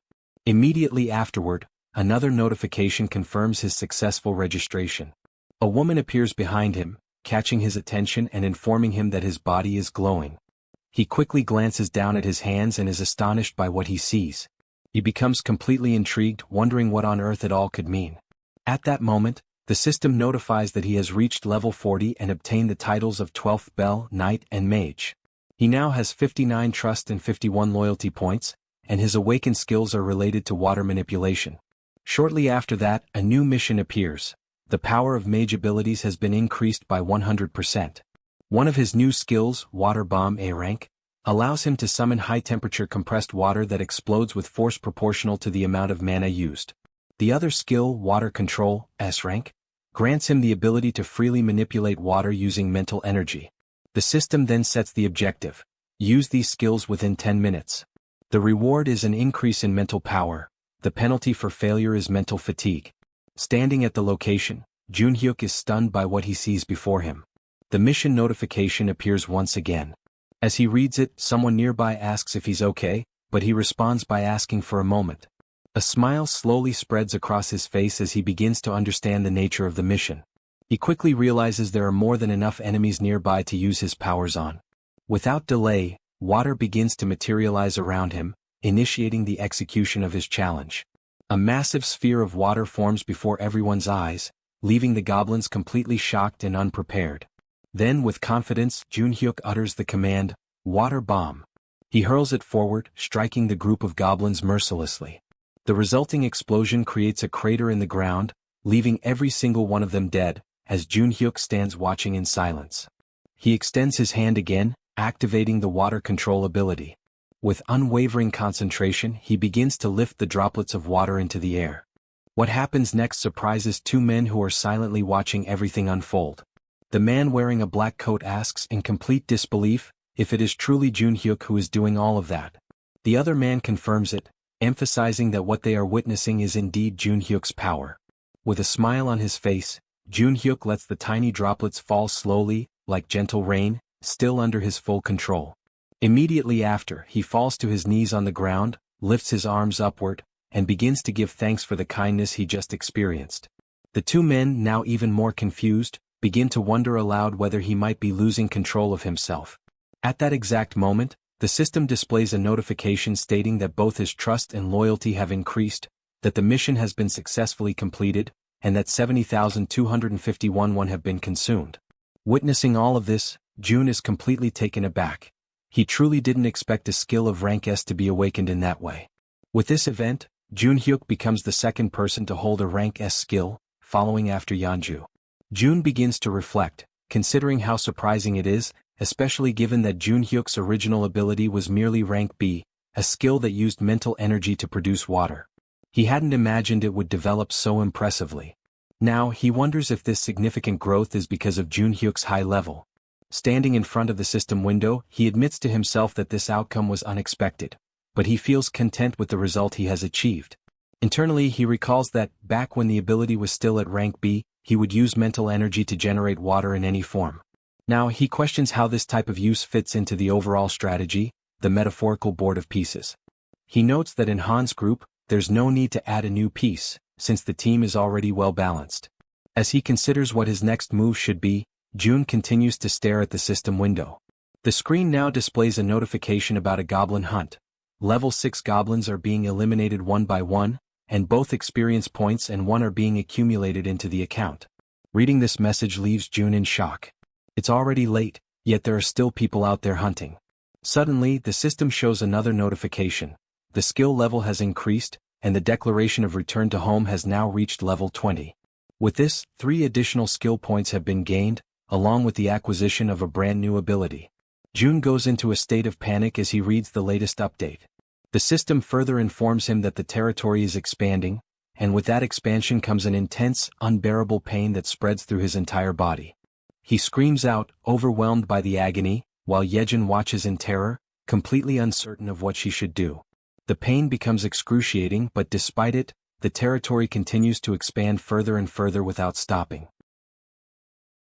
With his vision blurred, Jun barely manages to see Jaehyeon as she urgently asks if he is okay. Jun is overwhelmed by a pain far greater than any he has ever felt before. It feels as though enormous needles are tearing through his entire body, ripping him apart from the inside out. Jaehyeon persists, her voice filled with desperation, commanding him to breathe. Frantically, she asks what she can do to help him in that critical moment, visibly shaken and desperate to ease his suffering. Jun forces his eyes open, his mind clouded and dazed. Through his blurry sight, he catches a glimpse of her face, partially obscured by the haze of confusion and the relentless agony. Startled, he realizes she is getting dangerously close to his face, inching towards him with clear intent. With a strained voice, he asks her what exactly she thinks she is doing. Embarrassed and flustered, Jaehyeon immediately backs away in a hurry, apologizing profusely. She quickly explains that for a moment she feared he had stopped breathing and was about to perform CPR on him. But before she can continue, Jun cuts her off, assuring her firmly that he is fine. Behind him, Cammy is crying, visibly distressed and filled with concern. Jun reaches out, gently stroking Cammy to calm him down, softly repeating that everything is going to be all right. Still in the process of recovering his composure, Jun activates his ability, Ultimate Eyes. Through the lens of his awakened power, he observes the expansion taking place, and is immediately taken aback by the sheer magnitude of its scale. The zone has spread both to the west and to the north, engulfing streets within a full kilometer radius surrounding the complex. Lying on the ground, he finally understands the true cause behind the overwhelming pain he just endured. The territory has expanded to its largest size yet. Turning his attention to the system screen, Jun reflects that no matter how exhausted and drained he feels, now is certainly not the time to rest. The system displays a message indicating he has earned 3 skill points for reaching level 20. Jun has already decided which ability he will upgrade next. He chooses to enhance the skill he considers the most vital for the current operation, Ultimate Eyes. Immediately after making his selection, the system notifies him that Ultimate Eyes has reached level 4. Soon after, a new message appears on the screen, informing him that a multivision function has been unlocked and added to the ability. With this newly acquired attribute, Jun feels his field of vision expand dramatically, as though he is now surrounded by countless CCTV monitors, each displaying different angles. However, he quickly notices that maintaining this expanded vision places a significant strain on his focus. He realizes that handling 3 simultaneous views is his current limit. Once again, Jun checks the system and sees that he still has 2 remaining skill points to allocate. He decides to invest them in enhancing the skill known as Preservation of Dignity. Moments later, the system displays an update stating that the skill has now reached level 5 and that a new feature called Mystic Draw has been activated. In addition, he is granted a reward of 300 crystals, which catches him completely by surprise. Shortly after, the system clarifies that it was through this Mystic Draw feature that he has received those 300 crystals. Jun finds no reason to reject the unexpected gift, so he clicks on the notification to accept them. As soon as he does, a bright circle forms on the ground beneath him. The circle emits a radiant light so intense that it causes discomfort to Jaehyeon, Cammy, and even Jun himself, forcing them to shield their eyes. After a few moments, the circle of light vanishes, yet a concentrated, powerful glow remains suspended in the air. From within this brilliant light, an object begins to materialize. It is a ring. The system promptly notifies him that this is a communication ring, designed specifically to transmit Jun's voice directly to his vassals. Jun slides the ring onto his finger, still uncertain about its practical use. As he considers its function, it becomes clear to him that its ability to project his voice could be perfectly suited for Dabin. But then he remembers that Dabin has already been officially registered as one of his vassals. He accesses the vassal management interface within the system, which displays detailed information about Dabin. Level 25, holding the title of 11th servant, trust at 77, loyalty at 100, and a newly awakened skill, telepathy. Astounded by Dabin's awakened ability, June acknowledges to himself that telepathy is indeed the perfect skill for someone tasked with such communication-driven responsibilities. Suddenly, through the multivision function of his ability, June sees a disturbing scene. 50 people are crammed together, sharing a single housing unit to sleep in. Inside that crowded unit, Dabin tries to explain to the agitated group that the situation is only temporary. However, her words are met with anger and indignation, as if she were treating them like they were insignificant, like they were nothing. One man, visibly furious, raises his voice and shouts, reminding her that they've all seen countless empty houses along the way. He demands to know what she's even talking about, as though her excuses were entirely unreasonable. Clenching their fists in frustration, several others step forward, insisting that at least the children should be allowed to sleep comfortably. They demand that some of the vacant rooms be opened up so everyone can rest properly after enduring so much. Overwhelmed by the escalating situation spiraling out of control, Dabin hurriedly apologizes, struggling to maintain her composure as she explains that current policy does not permit such allocations. All the while, from a distance, June watches everything unfold in silence through his ultimate eyes. At that moment, the system displays a new notification. A skill named Ultimate Shut-in's Door has been activated. With this, June is now able to connect to and control all doors within the territory he has declared as his own domain. Back inside the unit, just as Dabin desperately tries to regain control of the situation, a door suddenly swings open on its own. Annoyed and suspicious, one of the men immediately questions the audacity of barging into someone else's home during an emergency. He reminds everyone that in times like these, people should be helping each other, not creating pointless conflicts and divisions. He demands to know why so much unnecessary resistance is being put up against such a basic request. At that precise moment, June steps through the open door, catching Dabin completely by surprise. He turns to the man, his expression unwavering, and declares bluntly that if the man disagrees with the house policies, then he is more than welcome to leave his house immediately. The man, stunned by June's words, demands that he repeat what he just said. But June, without the slightest hesitation, simply proceeds to evict him on the spot. Witnessing this abrupt and firm action, the rest of the group begins murmuring among themselves, remarking how things have suddenly calmed down. June then turns to face them all and poses a sharp question, asking if anyone else has complaints they wish to bring up. With a cold and resolute tone, he announces that from that moment onward the electricity, water, and gas supply to that entire unit will be cut off. Hearing this, a young woman, visibly alarmed, questions whether he is being serious about such an extreme measure. June locks eyes with her and responds curtly that, in fact, that's exactly the question he wanted to ask them. With an unwavering gaze, he states that it's no coincidence they appeared right after the fall of the giant. He then asks if they came because they judged this place as being capable, just like so many others who arrive every single day with the exact same mindset and expectations. His words strike the group like a bolt of harsh reality, leaving them momentarily speechless. But June doesn't stop there. He continues, explaining that giving in to such demands would lead to three major problems. First, all the empty rooms would eventually be exhausted, making it impossible to accommodate new arrivals who genuinely need shelter. Second, the residents who have been living there, those who are already settled and abiding by the system, would begin to feel disrespected and marginalized. And third, once they give in to one demand, the cycle of requests and entitlements would never come to an end. With absolute ruthlessness, June raises his voice and declares that the basic rights and welfare they expect to find here simply do not exist in this place. He emphasizes that the South Korean government has already collapsed, and that he, standing before them, is not the representative of anyone's ideals or dreams. He acknowledges that some might perceive him as a tyrant, abusing the power he holds. But he warns them that the world has become far too brutal, far too unforgiving, for naive ideals like rights and welfare to survive without being fought for and earned. He points out that if they wish to enjoy such privileges, they must first prove themselves worthy of them.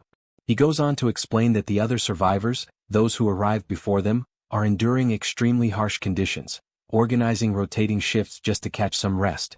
And despite all the discomfort and hardship, these people are still making sure to care for the children and the weakest among them, choosing to fight for survival as a community. Finally, June delivers a firm and non-negotiable order. They are to return immediately to the accommodations that have been designated for them. He warns them that if they refuse to comply, they will be paving their own path to lose even more than what has already been taken from them. Upon hearing those words, the group immediately stepped back. Dabin, feeling a wave of relief, let out a soft sigh and expressed her gratitude to June for helping her in that situation. However, he replied that there was no need for thanks. In fact, he insisted that he was the one who should be grateful to her. His unexpected response left Dabin momentarily taken aback, trying to understand what he truly meant by that remark. It was then that June pointed out that perhaps she, too, might be capable of doing something similar to what he had just done. He asked if she was familiar with the concept of telepathy, and then instructed her to think of a person with whom she would like to communicate, picturing herself speaking to them mentally, as though having a conversation inside her own mind. Dabin closed her eyes, focusing all her concentration. A short while later, a faint aura began to surround her body.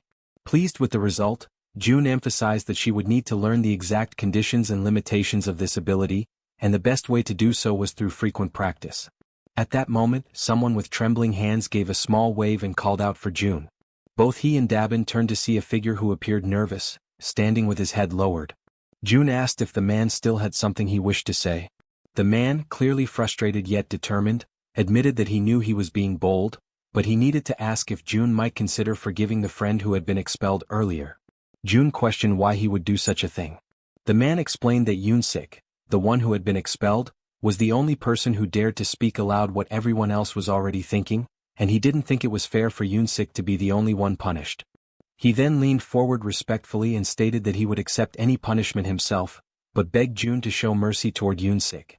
June silently considered whether it was time to bring Sung Yoon-sik back, knowing deep down that it was not right to take someone's life simply to serve as an example to others.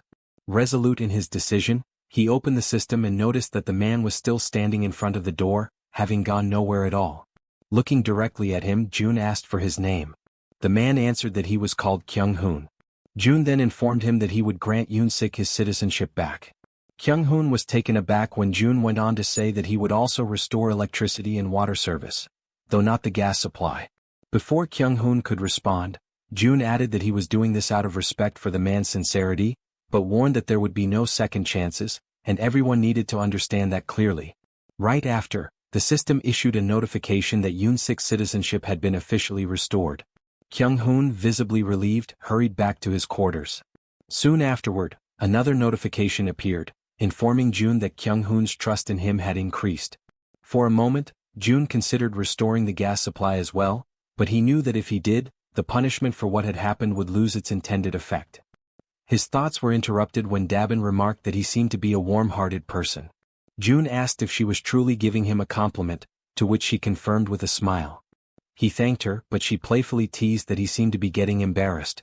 Changing the subject, June asked her to inspect the facilities in 3 buildings, adding that he intended to have one in each of the 25 buildings. The idea left Dabin utterly surprised. Without hesitation, she asked how many members he currently had. June explained that if it became possible to expand to 100 people, he could assign 4 to manage each building. Dabin's eyes lit up with interest, and she declared that she would be willing to pay 100,000 won per day for each person, assuring him that with such a scale, everything would run smoothly. As they spoke, someone approached from behind. June and Dabin turned and asked if the newcomer was new to the area. The man confirmed and asked if June might need a medical team on site. He then introduced himself as Sung Min, an associate professor of nephrology at Busan Park Hospital. After hearing his introduction, June commented that he had dismissed the medical team for the time being, as he believed high-ranking individuals required proper treatment. He then turned to Dabin and asked what she thought about offering a room for the team and converting it into a hospital. She responded that it seemed like a good idea. Seizing the moment, June noted that if they looked around carefully, they could probably find a fair number of nurses. He also said that assembling the medical team and managing it would be her responsibility. Dabin, clearly enthusiastic, assured him that he could count on her for that. Afterward, June opened the door and returned to where Jaehyeon was waiting. She asked if he had managed to solve the problem, and with a smile he confirmed that he had. Without wasting any time, he activated his Eyes of the Absolute ability. When Jaehyeon saw the Han group, she asked if they had already left. June quickly realized they were on their way to Jigalki Station and that there were no issues there. He then opened the system again to finish what he had been working on. As he had expected, the final location available for investing his skill points was the Absolute Warehouse. The system issued a notification stating that the skill had reached level 2, increasing its capacity to 200 kilograms and adding a new feature called state preservation.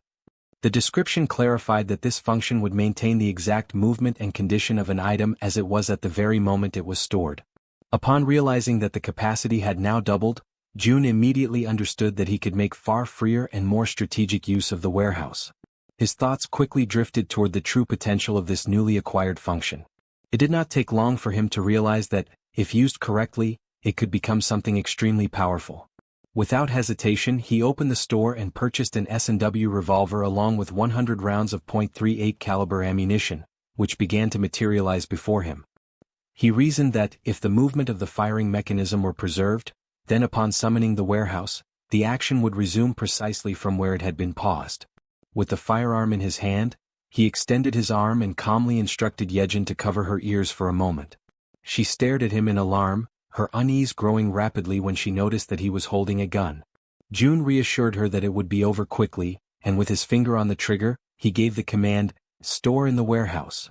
Immediately afterward he pulled the trigger. The gunshot cracked loudly through the room, reverberating with force, but almost instantly, the system confirmed that the bullet had been successfully stored. It worked exactly as he had envisioned. Flawless. Feeling a surge of excitement, Jun stepped out onto the balcony of the building, his mind already testing the possibilities of his prediction, while Jaehyeon remained frozen in shock at what she had just witnessed. Extending his hand, he focused intently and issued the command, "Summon." From the system's storage window, a stream of bullets began to pour out at remarkable speed. Jun watched, impressed, as his idea came to life exactly as planned. This, after all, was an absolutely foolproof way to provide support to Han's group, who were locked in battle at Jaehyeon Station. There, goblins were being struck one after another by the incoming bullets, collapsing to the ground in rapid succession. Those that survived the initial barrage turned and fled in terror, leaving Han's group finally unharassed. Now, with renewed conviction and confidence, Han declared that they had at last arrived at Jaehyeon Station. On the other side, Jun attempts to establish communication with the group, asking if they are able to hear his voice. Han is caught off guard, genuinely surprised to hear him so clearly. Observing Han's startled reaction, Jun quickly deduces that everyone in the group must be hearing his voice without difficulty. With that in mind, he explains that communication will continue in that manner from now on, and he instructs them all to proceed toward exit number 2. When they finally reach the indicated exit, Han casts a sharp and cautious look around, carefully observing the surroundings, which are now completely deteriorated and consumed by ruin. From a distance, Jun reflects silently on the fact that from this moment forward, they are stepping into truly unknown territory, where every path could hide a threat. Meanwhile, Jaehyeon is still struggling to re-establish the lost connection with the rats stationed at the central hub, but despite her efforts she has not managed to succeed. Without that crucial link, the group advances blindly, entirely unprepared for whatever might await them ahead. In the midst of this uncertainty, Han breaks the silence, voicing the question that weighs heavily on everyone's mind: where should they go now? Jun provides direction with calm determination, guiding them toward the large road that stretches to the left. He explains that if they follow it for about 1 kilometer, it should bring them closer to their intended destination. At that very moment, suddenly, something unexpected appears, drawing Han's immediate attention. Through the gleaming reflection in the eyes of the approaching creatures, it becomes clear that the group has fallen into panic. They scramble desperately, trying to put distance between themselves and the vicious fangs of the beast. Han, overwhelmed by discouragement, recalls how exhausting and perilous it had been to face the fishmen earlier, and how narrowly they had managed to escape alive. Now, standing before yet another daunting challenge, he finds himself face to face with a colossal shark. In an instant, the creature opens its massive jaws, revealing rows of razor-sharp teeth ready to tear them apart. Han reacts instinctively, seizing a heavy iron bar to shield himself from the imminent strike. The man with glasses raises his weapon and unleashes a storm of gunfire at the shark, the bullets hammering into its body, leaving the beast dazed and confused. Seizing this fleeting opportunity, Han charges forward with determination, delivering a decisive and powerful blow directly against the terrifying shark's fin. At the same time, the werbear woman hurls herself into the fray, leaping with unrestrained fury. She crashes down upon the monster's head with brutal force, inflicting a devastating wound.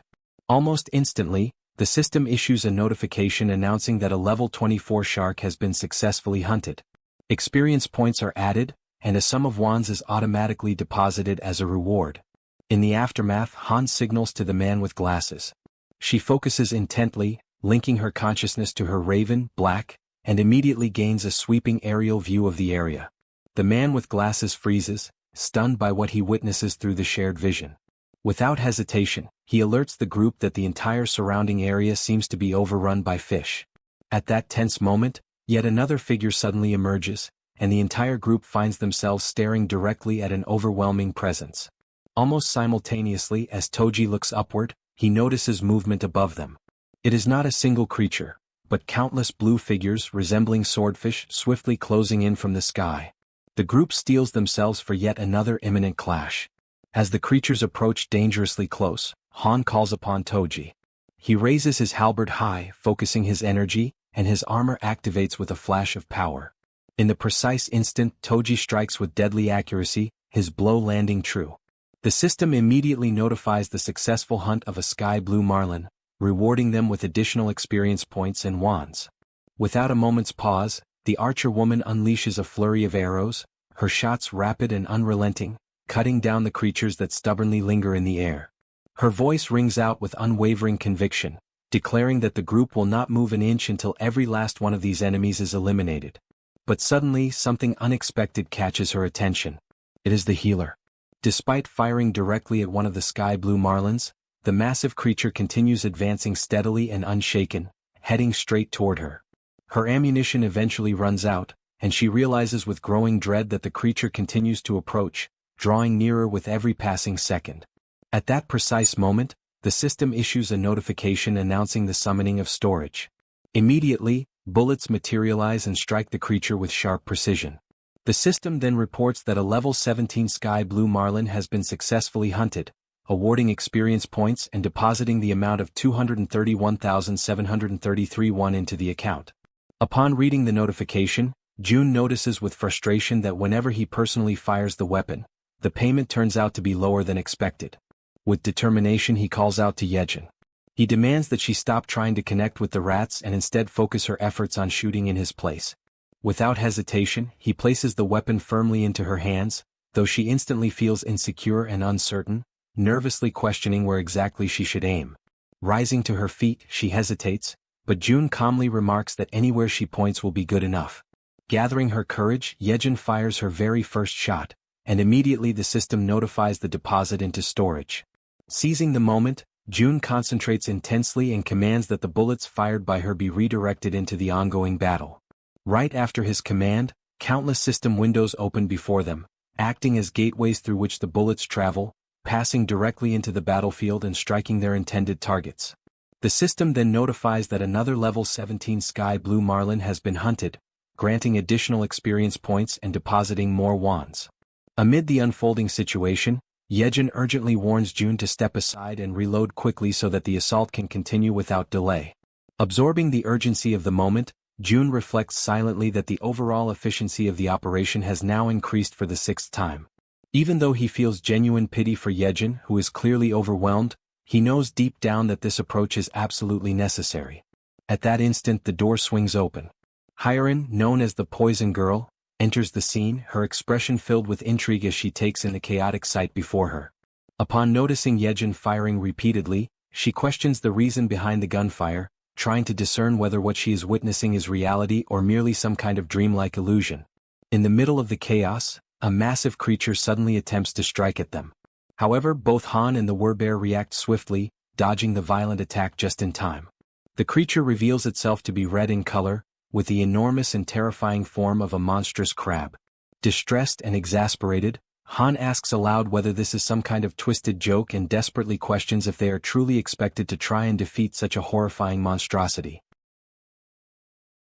The giant crab prepares to attack, raising its massive limbs with a menacing weight.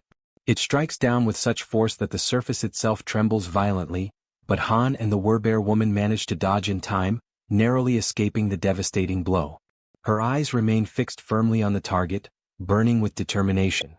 The werbear woman lets out a powerful cry, calling for the healer. He immediately understands the signal, raises his hand and envelopes her in a radiant aura. Wrapped in that energy, her body surges forward with explosive speed. With ferocity, she grabs hold of part of the creature's massive structure, opens her mouth wide, and seized by fury, sinks her fangs deep into its flesh. At the same time, Han charges toward the monstrous adversary, gripping a long iron rod with both hands. At just the right moment, he halts his sprint and hurls the weapon with precise strength, sending it flying straight into the target and piercing the very center of its head. From behind the crab, the Werbear woman emerges once again, moving relentlessly, her determination unshaken and fixed entirely on her goal. She unleashes a decisive strike upon the creature and quickly withdraws. To her shock, however, she realizes that the beast remains completely unharmed, its thick shell impervious to her attack. Then Moon shouts for everyone to fall back. From above, he lifts his weapon, holds it firmly, and focuses his entire attention on the monstrous crab. Without pause, he begins firing, unleashing a relentless storm of bullets that rain down upon the creature's dreadful body. Amid that chaos, Han comments on the insane durability of the enemy, his voice heavy with frustration, and he questions aloud what they should possibly do now. His eyes remain locked on the beast, and for a fleeting moment, doubt takes hold of him as he wonders if there truly is no chance of victory. At a certain distance, carefully observing everything, June notices something crucial. He realizes that this creature is not like the ordinary projectiles they have faced before. What they need is not just sharp strikes but a blow of overwhelming impact, something heavy and crushing like a hammer. Accepting this realization, he begins to search frantically for an object capable of delivering that kind of force. His gaze scans every corner until, finally, he discovers a gem. A satisfied smile spreads across his face, for he has found exactly what he was searching for. The system promptly notifies him of an item being stored in the deposit. Through his ability of communication, June instructs the Werbear woman that when he gives the signal, she must leap onto the crab's shell, because he has found something that can break through it. Soon after, June raises his hand and summons a heavy barbell, which begins to materialize right before him. Inwardly, he apologizes to the boy who used to own it, silently promising that he will buy a new one for him later. His plan is clear. First, he allows the heavy bar to fall freely, letting gravity build up its full kinetic energy, and only then does he store it in the deposit. Immediately afterward, June invokes the bar again. It shoots forth through the system's window and hurtles toward the center of the crab's head. At that exact moment, he uses his communication skill and gives the long-awaited signal to the Werbear woman. The bar pierces the target with brutal force, splitting open its head and sending streams of blood spurting outward. Without hesitation, the Werbear woman launches herself straight at the point of impact. Her claws are ready, sharpened and gleaming, her body fueled entirely by determination and fury. She closes the distance with fierce speed and strikes with lethal precision, delivering the finishing blow that successfully ends the beast. The system immediately registers the successful hunt of the giant crab, level 35, granting experience points and depositing one into their account. Yet even after their victory, the path home resembles nothing less than a chaotic marketplace of sea monsters. Every kind of fish and crustacean-like abomination continues to attack mercilessly, without pause or mercy. June understands that without his support, the group would have faced countless situations that could have ended in tragedy. He accepts, with heavy resignation, that this place is simply too much to handle, even for Han's group. He reflects on how, despite everyone being awakened and armed, they still struggle just to advance a single kilometer. Now he must finally admit to himself that the chances of his family being alive are almost non-existent. The closer he gets to his home, the stronger the fear grows inside him. Still, even if there is just a 1% chance, he knows he cannot allow himself to lose faith. Using his ability, he surveys the surroundings and notices a ruined but familiar street. He reflects that just beyond the narrow alley lies his home. But suddenly, something unusual captures his attention: a tree. Through his communication skill, he commands the group to stop immediately. He knows this city well. It is the place where he was born and raised, and he is certain of what belongs here and what does not. Observing carefully, he realizes that there has never been a tree like that on the main road, and even if there had been, the city would never have left it standing there. This means that the tree appeared only after the world had fallen apart. Calling upon his ability once more, June draws everyone's attention to the anomaly. He asks if they too can see the massive tree ahead. The group confirms that they can. June then declares firmly that the tree is not what it seems, it is a monster. He directs them to prepare for an attack. At that very moment, something strange happens. A single, Enormous eye opens upon the trunk of the tree. Before the group, the figure awakens and everything around them begins to tremble as if the world itself recoils from its presence. The archer remained firm, her gaze fixed upward. A shot was released, flying toward the monster and piercing part of its trunk. Yet that was not enough to stop it. With each passing instant, it rose higher, lifting itself from the ground as though abandoning the very surface that once held it. Faced with that overwhelming threat, Han, gathering all his focus, hurled an iron bar against the tree, striking the target with perfect precision. But even then the colossal creature endured, resisting the blows and continuing to advance, drawing ever closer. Its extraordinary resilience astonished Han, who could hardly believe what he was witnessing. Meanwhile, Moon teleported behind the tree and swiftly raised his weapon, unleashing a barrage of shots that struck the monster in rapid succession. At that same moment, the Werbear woman charged forward, throwing herself into the fray against the creature in the midst of its relentless attacks. Her sharp claws tore into the wood, ripping away splinters and peeling its bark with raw violence. The tree, however, responded by summoning from its depths a living mass of trunks and roots, twisting and writhing as they surged toward the Werbear. The branches coiled around her body, lifting her into the air and immobilizing her with a crushing force. Han and the others, horrified by the dreadful sight, cried out to her.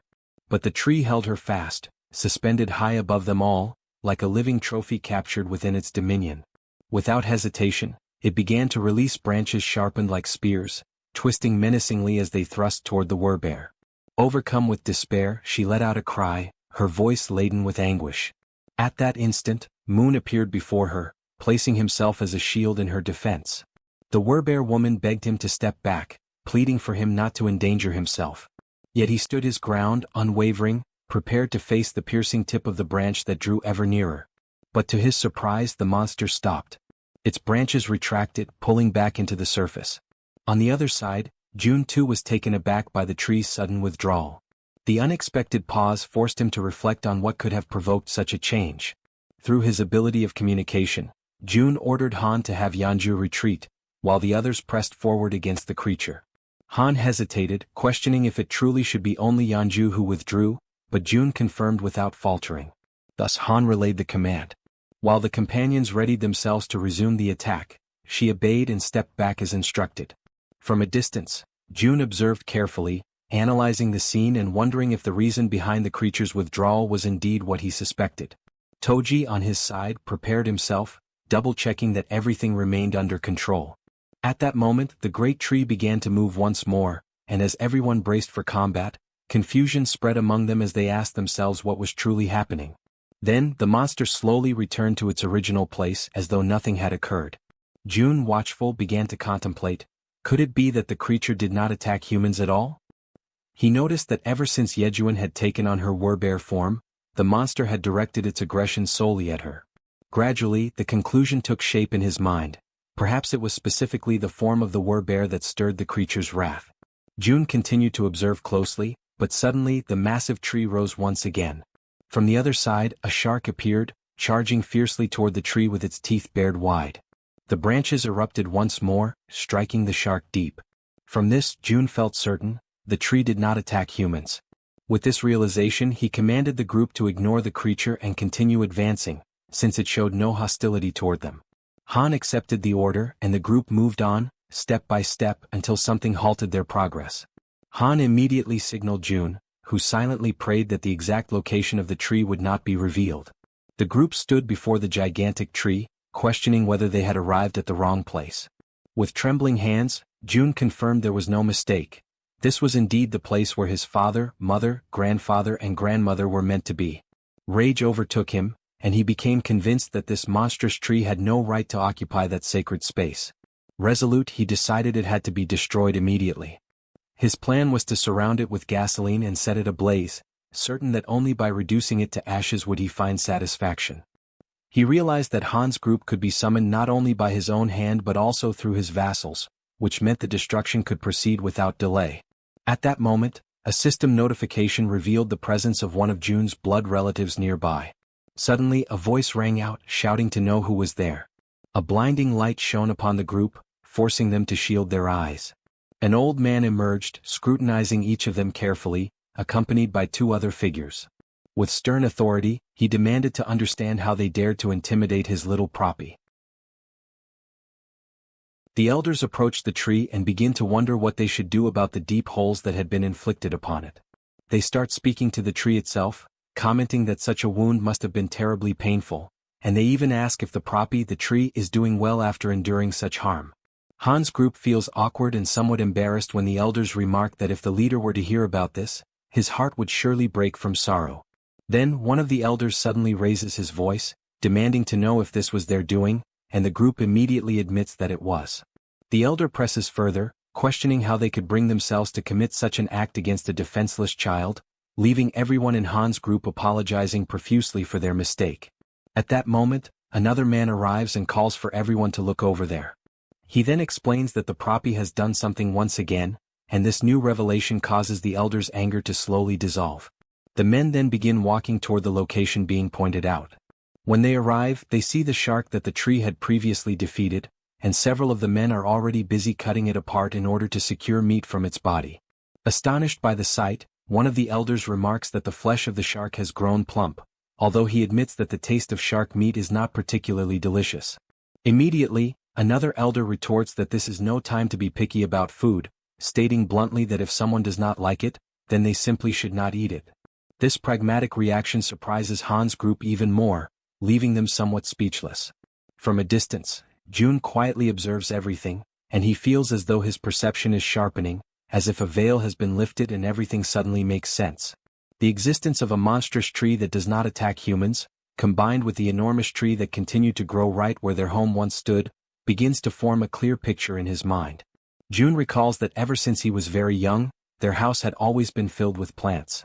In the garden, the flowers would change beautifully with the seasons, and on the rooftop, several fruit trees would bear harvests at different times of the year.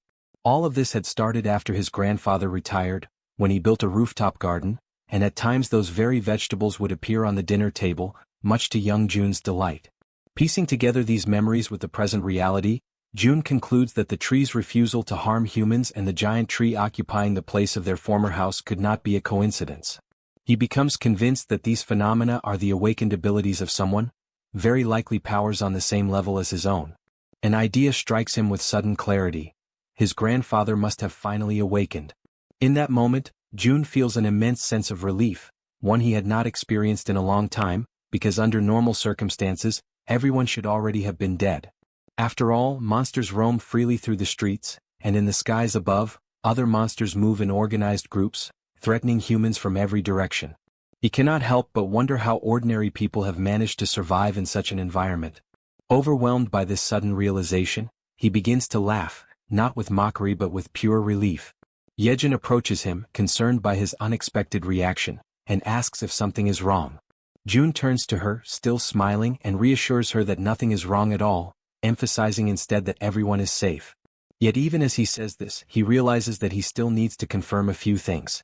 Back at the location of the tree, pieces of shark meat are scattered about while one of the men comments on how wonderful youth truly is.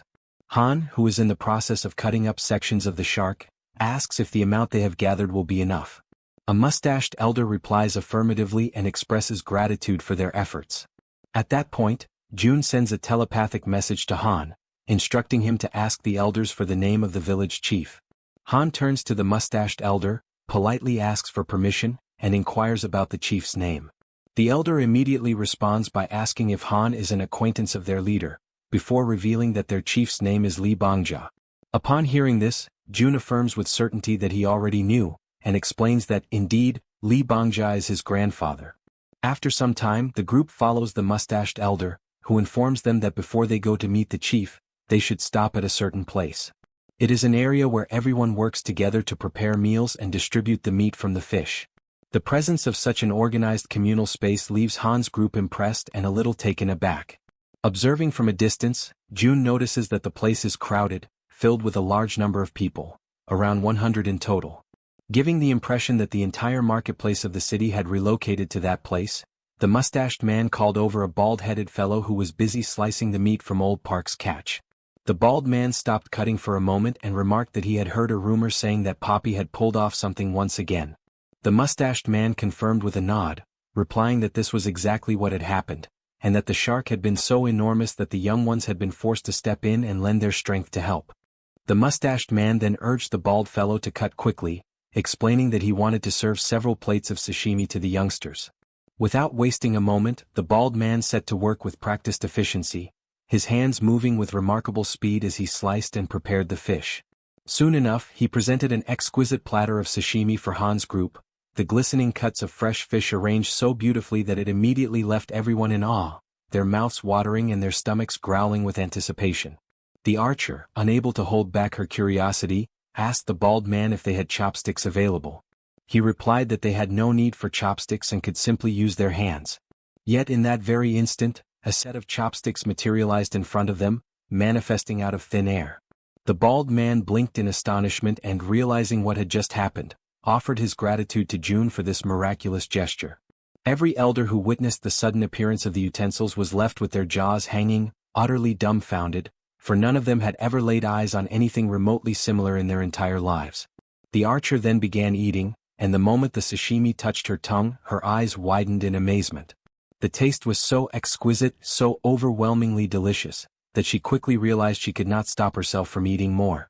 Soon, everyone joined in, devouring the sashimi until their bellies were completely full, all the while remarking that it had been centuries since they had last tasted a dish as fine as sashimi.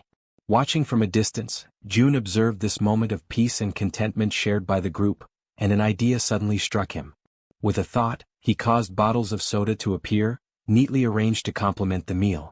Once again, both the bald man and the mustached man were caught completely off guard, their expressions filled with disbelief at the sight. Han, noticing their surprise, asked kindly if they would like to have some as well. Almost at that same moment, several packages of food and provisions began to materialize one after another, stacking neatly in the area as though delivered by invisible hands. The elders, unable to contain their amazement, asked if all of that was truly meant for them. Han confirmed with a smile that it was, explaining that June must have taken a liking to them and was offering these gifts as a gesture of goodwill. From above, someone who had been silently observing all along finally spoke, wondering aloud whether this June, whom they kept mentioning, was something akin to a god. The mustached man turned to his companions, uncertain, and even asked if they should bow in reverence before such a being. But before the conversation could go any further, a voice rang out, demanding to know why the place had grown so noisy. All eyes turned toward the source, and there, standing high upon the massive root of a towering tree, was their chief, who had just arrived. At that moment, June's heart trembled, for he immediately recognized that figure. It was his grandfather, the very man he had not laid eyes on for what felt like an eternity. Then, as though to confirm this revelation, the system displayed information about his grandfather. It revealed that he possessed a mythical passive ability known as Guardian of the World Tree.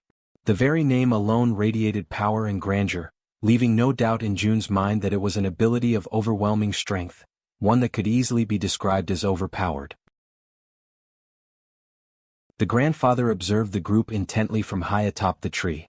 At that same moment, the system issued a notification declaring that the servants had discovered June's blood relative, thereby unlocking the power of his lineage. His name was revealed as Li Bang Yeol, level 55, bearing the titles of lineage, relative, druid, with a trust rating of 88, and the awakening ability known as Guardian of the Tree and of the World. From his elevated position, he continued to watch in silence until, all of a sudden, he leapt gracefully down from the branches. When his feet touched the ground, June immediately noticed that his grandfather appeared far healthier than before. He recalled vividly how frail and aged the old man had once been, weakened by the toll of his declining body and the struggles caused by his cerebral condition. Yet now, before his eyes, there was a renewed vigor and vitality that could only have come from the awakening of such a powerful ability. Through the skill of communication, June informed the group that the man standing before them was indeed his grandfather. He asked them to offer their greetings and show respect in his name. Han stepped forward without hesitation, bowing respectfully and recognizing the importance of this encounter. Standing at the grandfather's side, the mustached man began to explain, describing to him how the group possessed extraordinary abilities, even capable of bringing forth things out of nothingness. The elder was astonished by the sheer quantity of food and water gathered in one place, immediately attributing the source of all this abundance to them. Moved to the point of deep emotion, he expressed his gratitude for their presence, recalling the difficult times of the past when even water had been a constant struggle. Yet Han, maintaining honesty, clarified that these resources were not the work of their group. Startled, the chief demanded to know where all of it originated. Han then revealed that every bit of the abundance came directly from Jun himself, and that their group had come here at his request. The grandfather was shaken by the revelation, his eyes widening as he comprehended that the source of such miraculous creation was none other than his own grandson. Han further explained that his grandson now lived in the Siamayan apartments. Faced with this truth, the chief wasted no time. He summoned everyone present, calling them to follow him as he began to ascend the massive tree step by step, leading the way upward. Watching this unfold, Jun reflected that his entire family must be somewhere up above. A flood of emotions filled him at the thought that very soon he might finally be able to see them again. Yet deep within, he acknowledged that the moment for such a reunion had not yet arrived. Still, he believed firmly that once he completed the outpost, he would be able to use the gate of the Absolute Seal to return directly to his home. As these thoughts passed through his mind, he shifted his focus back to the system's window, recalling how, at the very moment he first encountered his grandfather, a new constructible item had been added. Soon after, the system confirmed this with a notification. An annex had been added to the list of available items. The description detailed that this annex functioned as a safe zone located outside the refuge, with an area that would expand alongside the territory of the refuge itself. However, it could only operate in places where one of Jun's blood relatives resided. Reading carefully, Jun reflected that the price of the annex was indeed higher than that of an ordinary outpost. Yet he quickly noted that there was no mention of the annex being susceptible to destruction. His mind returned to the 10 billion won he had received as a subsidy for the construction of the apartment complex. Even after equipping every building with solar generators, more than 7 billion still remained. The decision became obvious. He calculated that investing only 3 billion in the installation would be sufficient, and compared to the vast sum he had at his disposal, that expense no longer seemed significant. Without hesitation, he issued the command to initiate construction. Immediately, the ground beneath his feet began to shift, and a structure started to take form. Watching the process with keen eyes, Jun wondered if the system was showing him a preview of what the annex would ultimately become, for its size and shape seemed to mirror almost exactly the space where he was now standing. He concluded that the annex's expansion must directly follow the growth of the territory itself. When comparing the overall cost, he realized that the 10 billion price tag made the annex far more advantageous than a simple outpost with its limited reach. Then, another notification appeared. The annex required the presence of a blood relative for a duration of 7 full days. Jun confirmed and authorized the construction, prompting the system to update the timeline. The projected completion was set at 167 hours and 11 minutes. Quietly, Jun reflected that while the annex was being built, he should ask his grandfather not to leave the country. Yet before he could dwell on the thought for long, his focus was abruptly pulled away by another system notification. Another blood relative of Jun was revealed. The name disclosed was Kim In-sim, level 21, bearing the title of lineage with a trust rating of 99, but without any sign of an awakening ability. Inside the vast tree, an elderly woman lay upon a bed. The grandfather held her hand with firm gentleness and asked her to listen carefully to the words being spoken by the group. A faint aura spread over the connection formed by their joined hands, and he softly informed her that their grandson Jun was still alive, and that these people had been sent there directly by him. At that very moment, Jun communicated with his companions and instructed them to ask his grandfather what had happened to his grandmother. Yejuan faithfully conveyed the question in Jun's name. Yet the elder turned abruptly, his expression tense, and demanded to know how Jun could possibly be aware of his grandmother's condition. Soon, however, it was explained that Jun was sharing his vision through them, perceiving everything they saw with his own eyes. Reassured, the grandfather tried to soothe their worry, explaining that the woman was not gravely ill but merely in a state of shock. Still, they pressed him further, asking since when the grandmother had failed to awaken. With a heavy and sorrowful face, he recalled that it had been since the very day the monsters appeared and the world itself began to collapse into chaos. From that moment onward, she had remained in a deep, unbroken sleep. Jun, watching through their perspective, noticed the expression etched onto his grandfather's face. It struck him powerfully, for it was the first time he had ever seen his grandfather like that, so burdened, so utterly weighed down by grief. The sight pierced him with an even deeper sense of the gravity of their situation. Tears welled up in his heart as he reflected that, despite everything, he felt an immense relief knowing his grandmother still lived, even though she had been in a coma for nearly a month. Outwardly, she appeared perfectly healthy as if peacefully asleep, and June concluded that this stability could only be maintained by his grandfather's awakened ability, which was undoubtedly sustaining her. Inwardly, however, he lamented that the system did not allow him to assign missions to blood relatives. If it had, perhaps he could have devised some way to improve her condition. Even if he tried to apply the power of a healer, he knew deep down that his own skill was insufficient for such a task. As his thoughts swirled in silence, he began to grow uneasy. It was strange. 7 people had entered the house and yet no one else had stepped out to investigate. The oddity gnawed at him, and so, through his group, he asked his grandfather about the fate of his parents. The old man, acknowledging that June was following everything closely, chose to speak as though addressing his grandson directly. He explained that, on that fateful day, June's mother had left for work, while his father also departed to earn money for the household.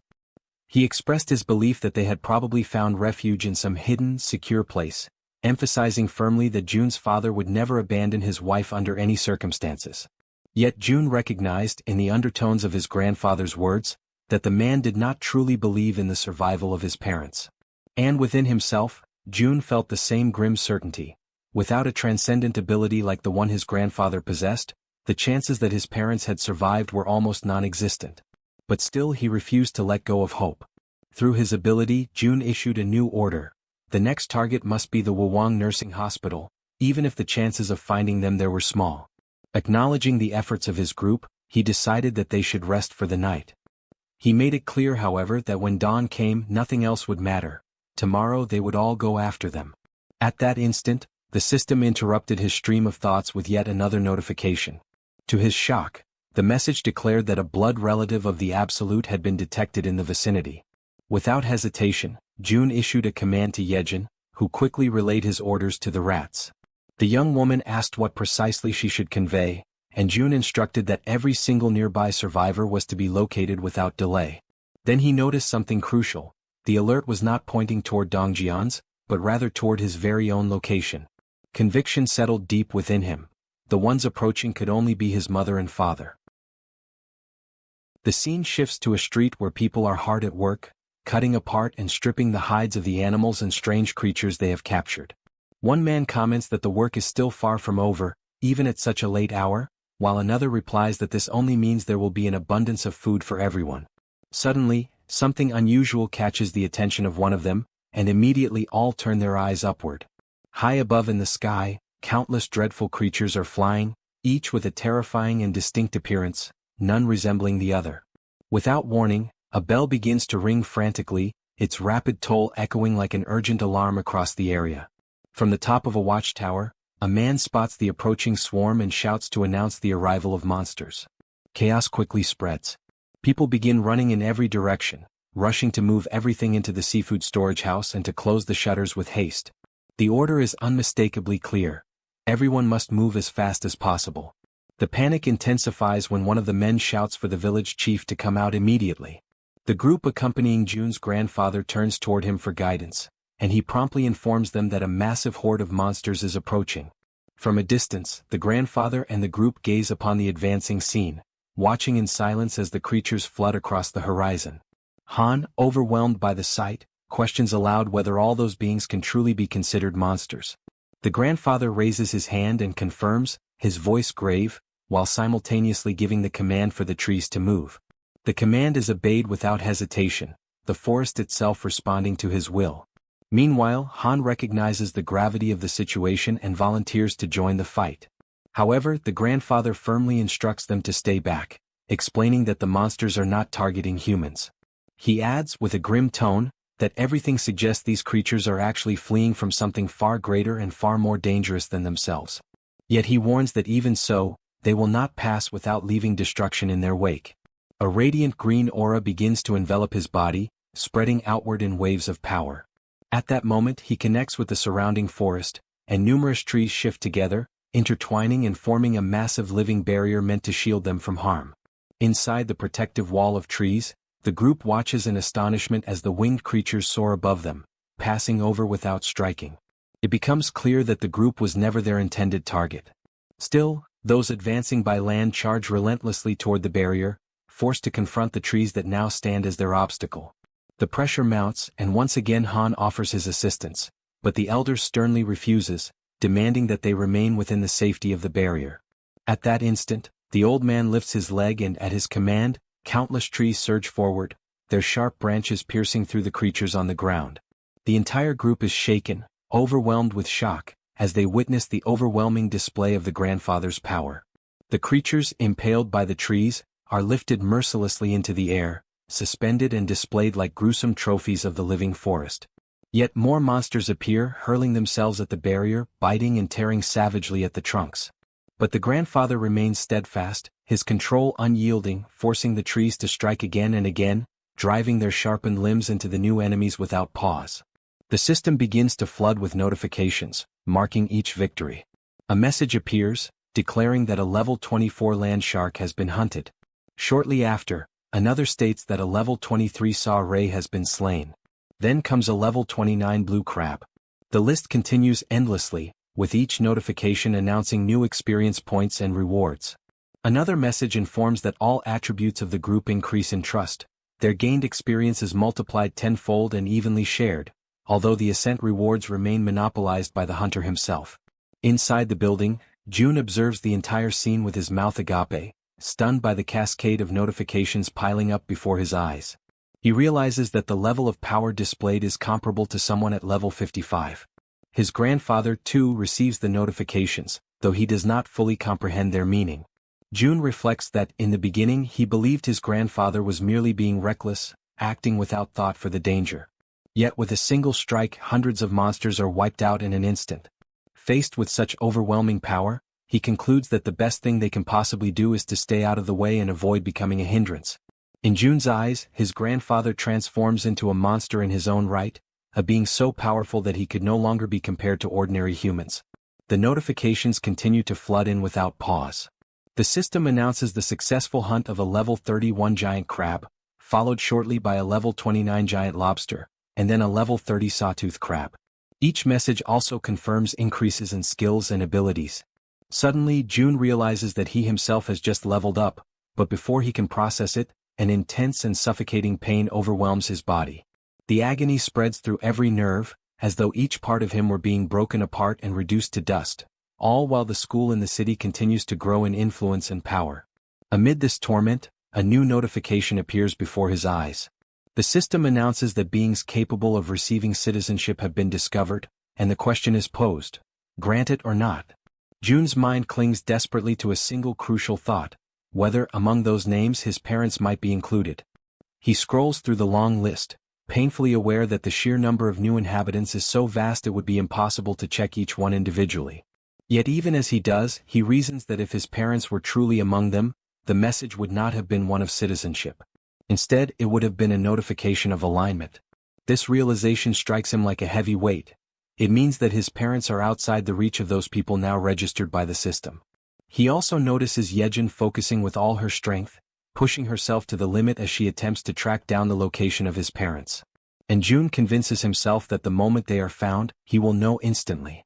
Despite feeling his body torn apart from the inside, he affirms to himself that there is no time to rest, no room to pause. His mind then turns to the other side of the battlefield, questioning what is happening with his grandfather.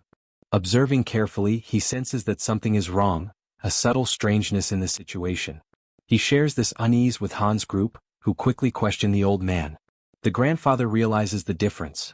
Before, the monsters would leave remains scattered across the ground, but now they vanish completely, not even bones left behind. Han explains that this change is due to June's influence. Ever since the system manifested, the corpses no longer remain after death.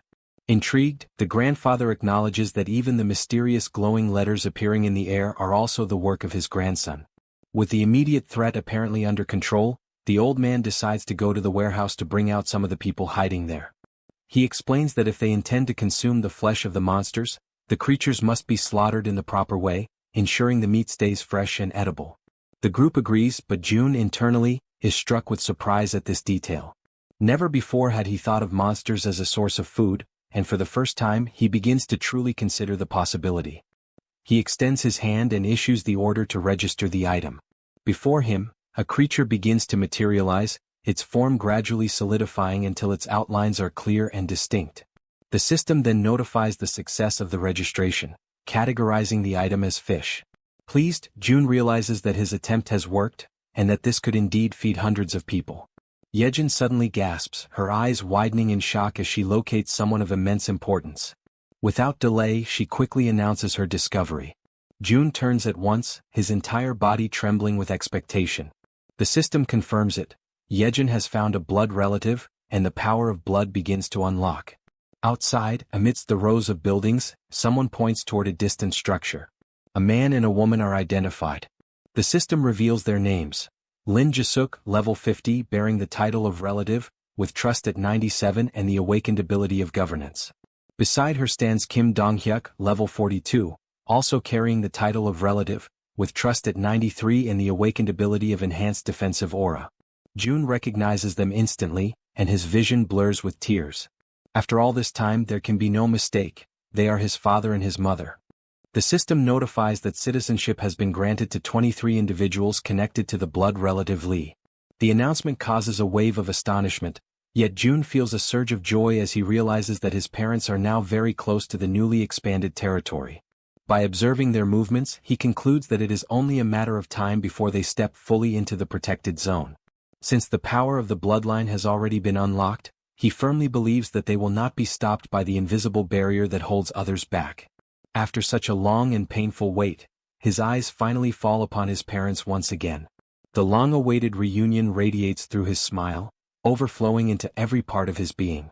At that very moment, his parents catch sight of him, and shock flashes across their faces as they recognize him. From the other side, June raises his hand in greeting, his heart pounding. The mother and father rush toward him without hesitation, embracing him tightly as though afraid to ever let him go again. His mother clings to him, checking desperately to make sure it is truly him, asking if he is well, while June responds with quiet firmness that nothing has happened to him. The joy of reunion is quickly mixed with surprise as he notices that all 23 who arrived with his parents possess awakened abilities of their own. These are people connected to the hospital where his mother once worked. At that moment, however, something else catches June's attention. Dogs gathered at the barrier, unable to cross. Internally, June reflects that they cannot pass through because animals cannot receive citizenship. Almost immediately, the system issues a new notification, revealing that there exists an option for a subordination contract capable of awakening abilities in up to 100 individuals. June ponders the implications of such a condition, recognizing that his mother's awakened ability is astonishingly powerful, and that through her, even his father has had his own power awakened. The system then reveals the ability granted to his father, Protective Aura, classified as S rank. This ability consumes mental energy to generate a complete defense around the body, and while active, it triples all physical abilities. June quickly grasps the magnitude of this revelation. Multipliers that once stacked linearly now increase exponentially. The result is devastating. His father reaches an efficiency so overwhelming that he could easily overcome level differences that would normally be insurmountable. He also notices that even the 23 newly awakened, though classified only within ranks B and C, already stand far above the average of the unawakened. Yet, in June's mind, what matters most at this moment is not their classifications, but that everyone can finally rest. He raises his hand and allocates 5 units of resources to the group, ensuring they have food and everything else they may need. He instructs them to take warm baths and rest in heated rooms, guaranteeing them comfort after their exhausting and dangerous journey. Still, his mother remains troubled, convinced that her son may be hiding his pain or perhaps is deeply traumatized by the apocalyptic events. His father too reflects silently, wondering if the shock of survival has been too great for him to bear. Perceiving their concern, June seeks to reassure them. He reminds his mother that she herself had seen the lights burning in the apartment. Then he asks how such a thing could be possible in a world where electricity and water have long ceased to exist. To make his point undeniable, he snaps his fingers, drawing their attention. At the sound, every light in the surrounding buildings flares to life at once, piercing the darkness and leaving his parents utterly speechless, unable to believe what they are witnessing. At that same instant, a Coca-Cola materializes in his hand, cold and real. He raises the drink and, with a calm smile, asks if anyone happens to be thirsty. A young girl rushes forward almost immediately, clutching the bottle with trembling hands, asking in disbelief if it is truly real and whether she can actually drink something so rare. June then conjures a drink for each person present and invites them all to follow him, guiding them toward what will become their future homes. After some time, using the gate of the ultimate shut-in, he leads them across into the apartment complex. There, June personally escorts his mother's subordinates to the residences they are to occupy. In each home he provides rice, ramen, eggs, milk and every item they request. As they walk together down the hallways of the building, his mother cannot hold back her worry and finally asks if it is truly acceptable for them to occupy residences that once belonged to other people. With a calm smile, he explains that if any resident eventually returns, they will immediately return the property, but for now no one has come back. He gently asks his mother not to worry, and then opens the door of one of the apartments, inviting them to step inside quickly. Once inside, two companions of the group lower themselves respectfully, bowing and greeting with polite gestures. The father and mother, astonished, remain frozen in place at the unexpected sight. The woman, overcome with curiosity, asks whether one of them might be her son's girlfriend. He denies it at once, and one of the young women firmly declares that both of them will serve his parents with dedication and care. However, he responds with firmness, questioning why they should be the only ones responsible for looking after his parents. Acknowledging the effort they had already put forth until now, he soon allows them to rest, and the two quietly withdraw in silence. Left alone as a family, they gather together at the table. June then begins to ask about everything that had happened to his parents since the beginning of the chaos. He recalls how his father, who worked as a taxi driver, had gone that day, as usual, to pick up his mother after her work shift. It was at that exact moment that the monsters suddenly appeared. Side by side, they managed to protect each other and, as a result of their determination, survived. And just as June had suspected, it was his mother who awakened her abilities first. After listening attentively to their account, he shares his own journey in return, the skills he had acquired, the dangers he had faced, and the ways in which he had managed to survive up to that point. He also tells them about the condition of his grandmother and the constant care his grandfather had been devoting to her. Their stories weave together, filling the night with memories and emotions. Time flows by, midnight approaches, yet the warmth of the long-awaited family reunion transforms their home into the safe refuge they had been yearning for all along. The scene shifts to the city hall of Nagasaki, where heavy rain was falling over the waters of a river. At its edge, a man lifted his eyes toward the sky, deeply intrigued, while his companion stood beside him, equally confused by what was unfolding before their eyes. From the dark depths of the river, a colossal monster began to emerge. Both of them watched the enormous creature moving before them, unable to hide the terror that gripped them.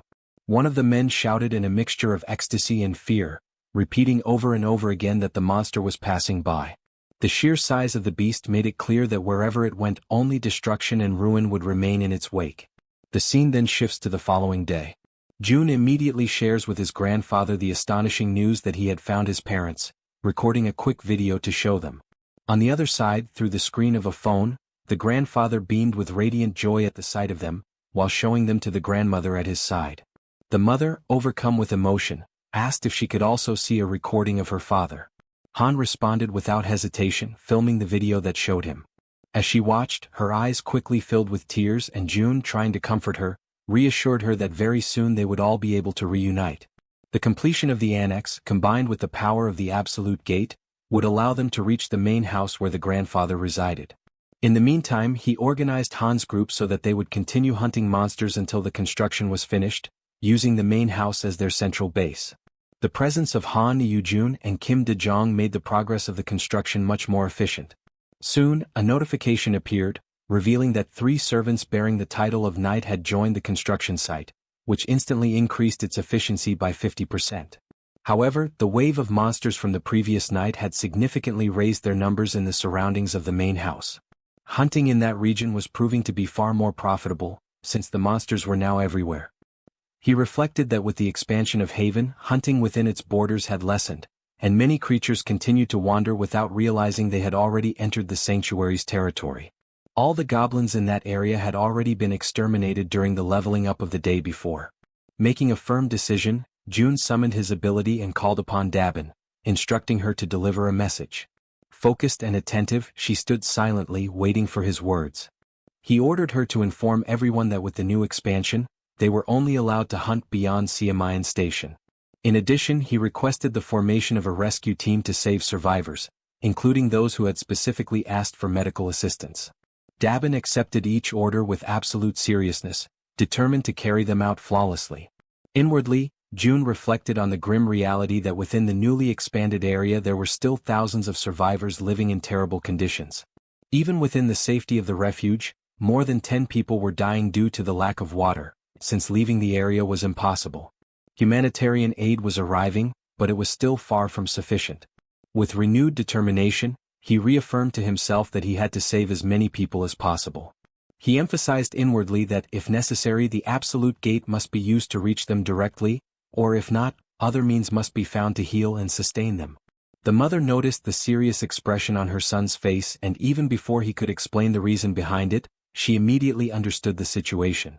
She offered her help without hesitation, a gesture that left him surprised. Among the people she had brought, some possessed healing abilities, particularly effective against dehydration, fainting, and poisoning. Because of this, she believed that by establishing subordination contracts with the team, they might be able to awaken proper healing abilities. Her intuition soon proved correct. More than 80% of the new subordinates manifested healing gifts, even if only at a basic or low level. Although they lacked significant offensive power, the rescue team quickly calmed the chaos, stabilizing those in distress with remarkable efficiency. For 3 full days and 3 long nights of continuous effort, they moved tirelessly from house to house, saving countless lives in the process. Only after this relentless work was completed did he finally throw himself onto the sofa, utterly exhausted, reflecting on how each day had been so overwhelming and filled with urgent demands that there was hardly even time to breathe.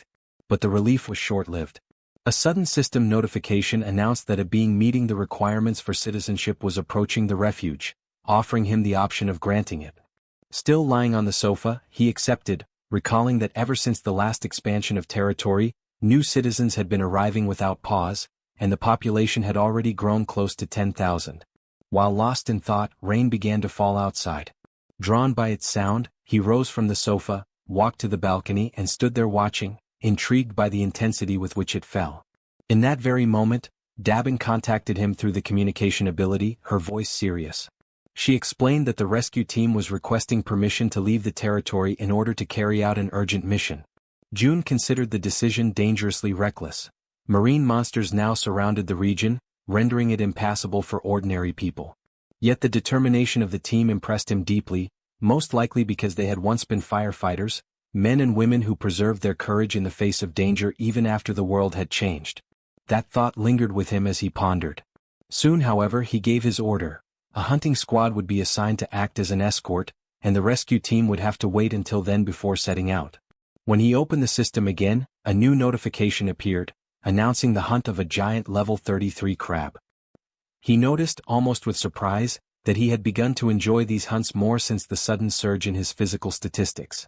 Yet the notifications did not stop there.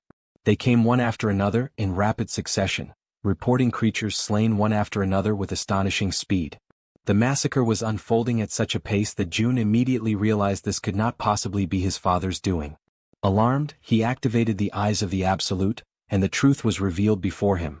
It was his grandfather, advancing with unshaken resolve, destroying everything that stood in his way. Concerned, June sought immediate contact with Han's group, only to hear their report that a new wave of monsters had risen in the region. The news unsettled him, for the proportion of marine creatures was increasing at an alarming rate, and this time on a scale far greater than usual. On the other side, his grandfather observed the strange situation unfolding. He remarked that even now something about it seemed unnervingly unusual. What troubled him most was the way the creatures were fleeing in desperation, driven not by instinct but seemingly guided by a deeper fear, as if trying to escape from something far worse. He asked himself, from what exactly could they be running? Elsewhere, June followed every detail through his ability, and the same haunting question tormented his thoughts. Fear of what, precisely? Before the answer could surface, a colossal marine monster suddenly rose before Han's group and his grandfather, leaving them paralyzed in horror. From afar, June watched the scene unfold in desperation, his heart racing with dread, as the same question echoed within him with greater force than ever before. What in the end could this terrifying thing that emerged possibly be? The creature before them was a white dragon, a colossal being of level 63. Everyone stared upward, their necks strained, their faces pale with dread, as fear and despair took hold of their hearts. The group questioned among themselves whether what they were seeing was truly a dragon, or something even more terrifying, something that defied understanding. From a distance, June observed the scene in tense silence. He knew that if he were to use the vassal summoning, he might be able to save Han's group from certain death. However, as the guardian of the world tree, he could not stray far from it. To do so would expose him, leaving both himself and the sacred tree vulnerable. Even so, he couldn't bring himself to order them to fight a white dragon. Doing so would be the same as sending them to their deaths. As doubt consumed him, the system emitted a notification. The remaining time until the completion of the annex construction was 38 hours. June reflected that, once the annex was finished, the territory would expand enough to drive away those monstrous creatures. Yet even with the increased efficiency of 50% and the accelerated progress, 1.5 times faster than before, it would still take time. They would need to endure for more than an entire day, something utterly impossible under their current circumstances. Watching the creature with narrowed eyes, he wondered if there was no other way to resolve the situation. The dragon dug its claws deep into the ground, its cold, merciless gaze falling upon Han's group and upon June's grandfather. The old man shouted that even he would struggle to face such a foe alone and ordered everyone else to fall back. But Han's group refused to retreat. United, they declared that they would stand and fight together. For an instant, June's grandfather was taken aback by their resolve. Then, with a steady breath, the old man was the first to give the order to attack. However, Han's group hesitated, paralyzed by the sheer terror of what stood before them. At that moment, June's voice rang out through the communication link. A firm, commanding tone cutting through the chaos, ordering everyone to stop immediately. The command caught everyone by surprise. None of them could understand why he would stop them from fighting. He instructed all units to hold their positions and specifically ordered Moon to restrain his grandfather. Moon obeyed instantly. The old man turned toward him, demanding an explanation, insisting that striking first was essential in any battle. Moon apologized, repeating only June's exact words. These were direct orders. Yet the grandfather persisted, clearly dissatisfied, unable to comprehend the reason behind such restraint. As the battlefield fell into a heavy stillness, June stood deep in thought. Then a system window materialized before his eyes, displaying vital information. The white dragon, level 63, had recently laid its eggs. It was weakened, and its eggs could only hatch beneath the roots of the world tree. June realized, with a surge of understanding, that the dragon had not come to fight. It had come seeking the world tree's protection to safeguard its offspring. In that instant, the white dragon's eyes glowed faintly, and its voice echoed directly within the guardian's mind. Startled, the grandfather sensed that this was no illusion. This was telepathic communication. The creature's voice resonated calmly within his thoughts, requesting that they make a pact. The old man hesitated, unsure of the creature's intentions, uncertain whether to trust or fear it. The dragon explained that it needed the help of the world tree to restore its strength. In return, it vowed to protect them from harm. A glowing symbol appeared upon the old man's hand, a mark that could be used to summon the dragon whenever its aid was required. Slowly, the majestic creature stepped forward, its immense presence radiating both power and serenity, extending something toward the old man. The light from its body condensed, transferring into his hands. Along with it came a solemn request, that he take care of its child. Then, spreading its great wings, the dragon lifted itself into the air and disappeared into the thick clouds above. The group stood in silence, watching the magnificent creature vanish into the heavens, the echo of its presence still lingering in the air. Toji was the first to break the silence, remarking that if they had attacked, they all would have perished without question. Moon agreed, adding that they had survived only because they had obeyed June's command in time. Suddenly, the system displays a flood of notifications. The loyalty of several members reaches 100, and all of them are officially registered as vassals. June watches the notifications closely, reflecting on what has just happened. With Kang Deoksu and Kim Gaeong both reaching the maximum level of loyalty at the same time, his total vassal capacity instantly triples. Now he commands 18 subordinates directly bound to him. He wonders whether it would be possible to register the people his mother had turned into awakened as well. However, he soon discovers it is impossible. Those who serve his mother remain strictly under her command, unable to be transferred. Still, he cannot help but wonder if there might be a way to create or awaken more natural awakened beings. At that moment, a new notification interrupts his thoughts. The system announces that the trust level of the citizen Moon has reached 100%. A new message follows. New ability acquired, teleportation. Before June can even react, another window pops up, congratulating him for obtaining a rare item. Awakening pill, teleportation. The description explains that the item can grant the power of teleportation, the same ability possessed by Moon. June immediately begins to consider who should receive it, and the answer comes to him almost instantly. Through his communication ability, he calls for his father to come to him at once. As soon as Donghyuk arrives, he is met by his son, who opens his hand to reveal the small glowing pill. Donghyuk looks at it with curiosity, slightly puzzled, and asks what it is. June simply tells him that all he needs to do is swallow it. Without a hint of suspicion, his father accepts and takes the pill. In the next instant, he feels something stir deep inside his body. Confused, he looks at June and asks what is happening to him. With a faint, almost teasing smile, June replies in an enigmatic tone, suggesting that he imagine what it would be like if he could teleport. Donghyuk repeats the word softly under his breath, trying to process it. Then, almost by instinct, his body reacts. In a blink, he vanishes, and reappears several meters away. He stands there, completely stunned, unable to believe what just happened. June watches in silence, thinking that for someone like his father, a warrior who relies entirely on his physical body and raw strength, gaining the power of teleportation is like granting wings to a tiger. Amid his quiet awe, the system flashes another notification before his eyes. Trust level of Donghyuk has reached 100%. New ability acquired, enhanced protective energy. June reads the message in disbelief, realizing that even the abilities of close relatives can be obtained once their trust reaches full capacity. A new idea begins to take form in his mind. If he could raise his mother's trust to 100%, he might be able to gain her ability as well. He quickly checks the system data. His mother's trust level stands at 97%. A faint smile crosses his lips. He decides there's no need to rush. After all, he still has a secret method to raise trust much faster when the time comes. The next morning, the construction of the annex is finally completed. Shortly after, the system emits a notification, alerting June to the detection of hostile entities in the surrounding area. It then reports that several sea creatures, including sharks and swordfish, have been successfully hunted down. With this increase in activity, the territory begins to expand once more, and a sharp, excruciating pain surges through June's entire body as the process unfolds. Completely exhausted, he realizes that even though he now gains less experience for victories achieved under his leadership, the total accumulated value remains immense. At that exact moment, something unexpected catches his attention.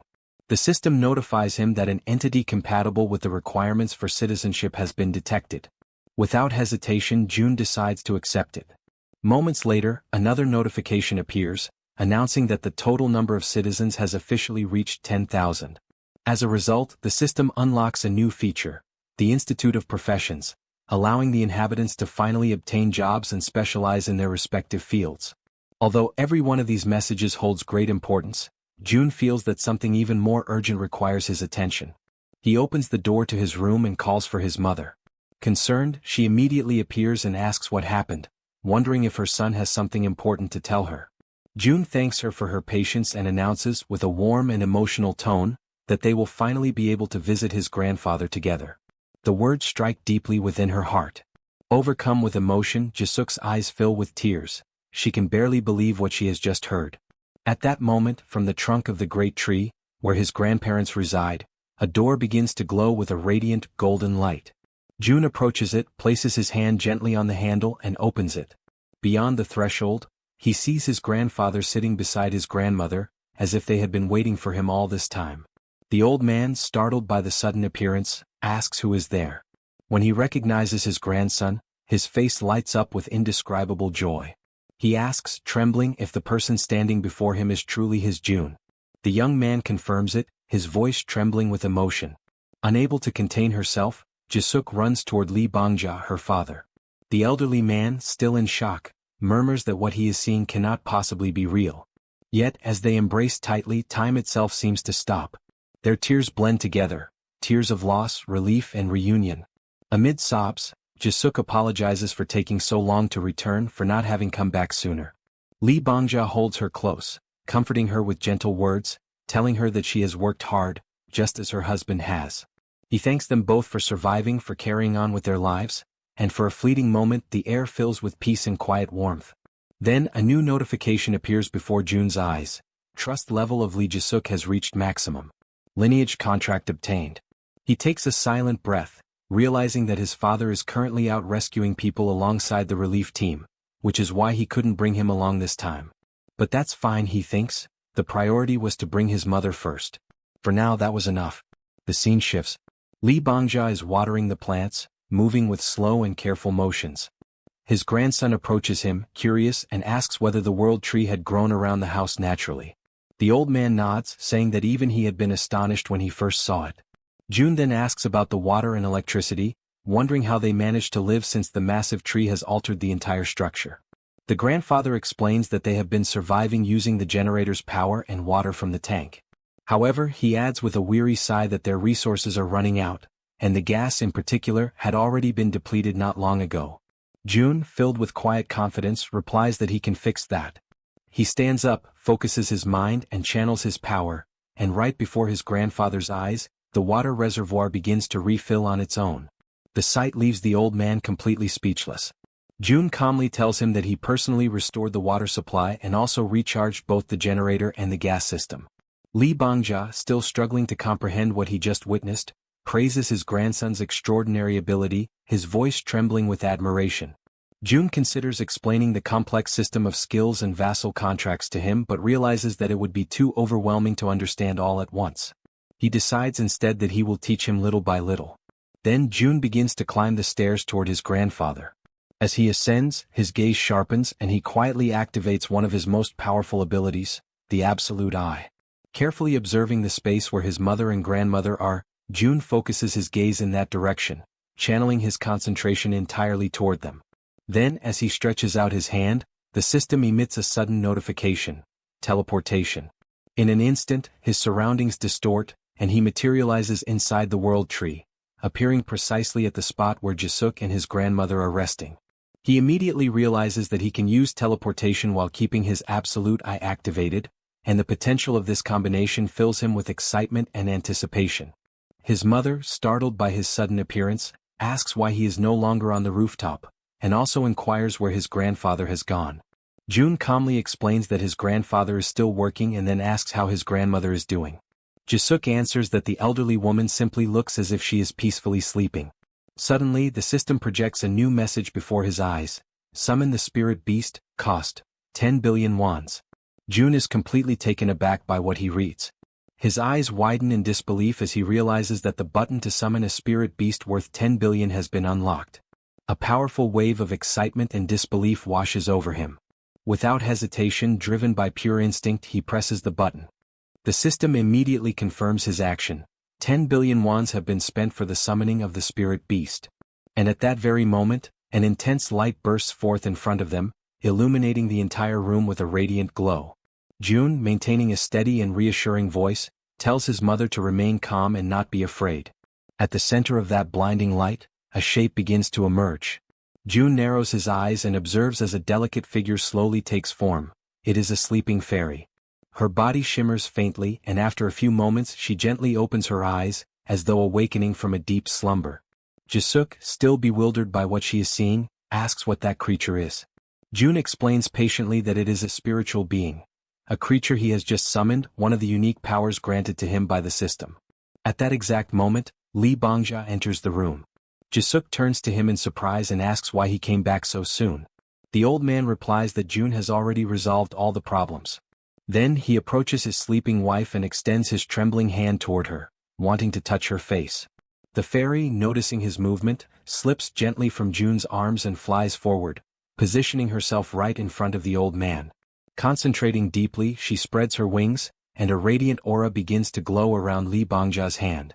The light expands, surrounding the fairy's small body, as if drawing the old man's power into her own. A new notification immediately appears before Jun. Fairy's level has increased. Natural regeneration rate of the territory, plus 100%. Lee Bangja, however, is overcome with anger when he realizes that the creature has absorbed part of his energy. He clenches his fists, his voice trembling with frustration. But before he can speak, something extraordinary happens. His wife begins to stir. Slowly, the grandmother opens her eyes. The old man freezes completely, his anger dissolving into sheer disbelief. He stands motionless, unable to comprehend what he is witnessing. Yet, the elderly woman gazes at him with calmness and warmth. With a faint, gentle smile, she asks why he is looking at her as if he has just seen a ghost. The grandmother raises a trembling hand to her mouth, utterly confused and unable to comprehend what is happening around her. Exhaustion quickly overtakes her frail body, and she lies back down upon the bed, her eyes fluttering as her strength fades once more. The grandfather, overwhelmed by panic and despair, cries out her name in disbelief, his voice breaking as he pleads for her to regain consciousness. Convinced that the little fairy is somehow responsible for what has just happened, he turns his gaze toward the small creature and demands that she try again, that she use her power to reverse whatever she has done. The tiny fairy, however, closes her eyes in silence, unmoving, her glowing wings dimming slightly. Her quiet refusal only deepens his desperation, and he shouts once more, ordering her to attempt it again. At that moment, June steps forward and intervenes, speaking in a calm but firm tone as he asks his grandfather to steady himself. The old man takes a deep breath, lowers his head and after a brief pause, admits that he lost control of his emotions. With a trembling voice he apologizes. June approaches him slowly and explains that the fairy's energy level is still very low. He advises his grandfather to provide her with vitality regularly so that as she continues to absorb energy, she will gradually evolve and her power will increase over time. The stronger she becomes, the longer his grandmother will be able to remain awake and conscious. The old man listens attentively, his face softening as relief slowly replaces his anguish. As June observes the scene, his thoughts drift. He begins to reflect that the summoning of magical creatures might not be entirely random. After all, the fairy seems deeply connected to the world tree. If that connection truly exists, then each summoning must serve a specific purpose and follow its own hidden conditions. Even though he cannot yet discern what those conditions are, he finds comfort in knowing that for now the important thing is that his grandmother can awaken again, even if only for short periods. Soon after, he grows restless and tells his grandfather that he is going to rest for a while in his room. The old man simply nods in understanding, asking him to call if he needs anything. June walks away quietly and once inside his room, he sits down and opens the system interface. A new notification materializes before his eyes. Citizen Shim Take Jaehyeon has died. June's expression darkens. He immediately assumes that the message refers to one of the citizens recently relocated to the new annex built near the apartment complexes. Despite the relentless efforts of the rescue teams, hundreds of people have already perished, and many more will soon follow. Inwardly, June reflects that he wishes he could move all those people to a safer place, but everyone is exhausted, stretched to their absolute limit, without a single moment of rest. People are dying everywhere, some torn apart by monsters, others trapped inside their own homes, fighting desperately for survival. A few manage to endure thanks to rare and powerful abilities awakened by chance, while countless others perish without ever receiving a single gift from fate. He wonders if the old saying is true, that great power truly does come with great responsibility. June doesn't know why the monsters appeared, nor why only his family was granted such immense strength. The world has never offered him any explanations, so he resolves to find them himself. In that moment of solitude, he reaches his own conclusion. Responsibility belongs to those who possess power. And he decides to embrace it fully. He silently vows that he will save his country, at least as much of it as he possibly can. As he reviews the system data, he notices that the total number of people to whom he can grant citizenship reaches 220,000, yet only 10 have been officially registered so far. Sitting cross-legged on the floor, June makes a quiet but determined decision. He will continue to expand his reach until that number is filled to its very limit. And while he contemplates all of this, he recalls that the negotiations had been halted once the number of citizens reached 10,000. The inhabitants are allowed to acquire professions, yet nothing has changed in the administration window. With this realization, he concludes that the first step must be the construction of a professional training institute. The system indicates that the Institute of Professions costs 2.5 billion wons and grants citizens the ability to develop commercial skills after researching their chosen occupations. He notices, however, that the structure requires a vast and isolated plot of land, and he plans to build it on the very ground the giants had leveled earlier. The system informs him that the institute requires 30 citizens working for 7 days, each receiving a payment of 200,000 wons, and asks if he wishes to begin the installation. He confirms without hesitation and decides to instruct Dabin to hire 30 more workers. Ancient words of wisdom resurface in his mind. Cultivate the body, put the house in order, govern the nation, and bring peace to the world. Before one can change the outside world, one must first bring harmony within one's own home. Jun understands that if he truly wishes to save his nation, he must first gather the families of his subordinates. Until now, all of them have risked their lives for him. Now it is time for him to act on their behalf. Activating the absolute eyes, he observes his companions from afar. Without hesitation, he grips a door handle and, with the ability that manipulates both doors and distances, opens a passage to another place. Jun knows that Han's group has been advancing toward the vicinity of Jaehyeon Station, searching for the mother of the archer woman. He also recalls that during the construction of the annex, they had opened routes toward Daechidong, but the new wave of monsters had made further advancement nearly impossible. Nevertheless, he soon realizes that he cannot move beyond that point. Even so, he decides to take action. He activates the communication ability and summons everyone to gather. Moments later, Moon appears running toward him, surprised to see him there. It is their first meeting after a long time. Jun smiles, and Moon immediately understands that the power which annihilated the monsters had indeed been his. Soon after, Han approaches, surveying the surroundings carefully. She asks if that place now belongs to Jun's territory, to which he calmly confirms, but adds that this is not the only reason the group has gathered there. He explains that the monstrous wave has made travel to Daechidong extremely dangerous. However, now that the new annex is complete, everything has changed. He assures them that they will be able to reach Daechidong, the place where the archer woman's family lives, before the day is over. Upon hearing this, she hesitates, her expression showing doubt that such a thing could be possible. Yet Jun answers her with composure, stating that he possesses a method. Soon, he extends his hand toward her and reveals that there is something he wishes to propose, causing the air around them to grow heavy with tension. When the construction of the annexed house finally comes to an end, the territory expands all the way to the front of Jaehyeon Station, granting direct access to the subway. Jun begins planning to take Jaehyeon there so that they can once again employ the poisonous gas strategy against the swarming rats. He also notes that he will ask Dabin to strengthen the workforce at the Professional Institute's laboratory. Soon, all the preparations are completed. The only thing left is to put the plan into motion. Jaehyeon then focuses her mind, forming a connection with the rats and sending them to explore the passageways between Jaehyeon Station and Siadeskim. As she observes the tunnels through their senses, she realizes that if she had been sent there alone, the result would have been disastrous. Jun contemplates the situation and concludes that it is far worse than he anticipated, as he initially believed that with the monster waves gathering mostly on the surface, the underground area would be nearly empty. Yet it no longer matters. In an enclosed space, everything will eventually be consumed by Hiren's poisonous mist. At that moment, the system begins to emit notifications announcing successful hunts, depositing wands as rewards into their account. Another notification follows shortly after, confirming the extermination of a dark race, with additional funds credited as compensation. Jun feels a deep sense of satisfaction, for the amount is significant. The bounties earned from monsters slain by Hiren's toxic mist are steadily increasing, largely due to the power she inherited from her mother, the ability known as poisonous mist. The system displays that Hiren has now reached level 34, possessing 94 points of trust and 100 of loyalty. Upon signing the Oath of Allegiance, she earns the title of Knight, which in turn enhances the rewards she receives.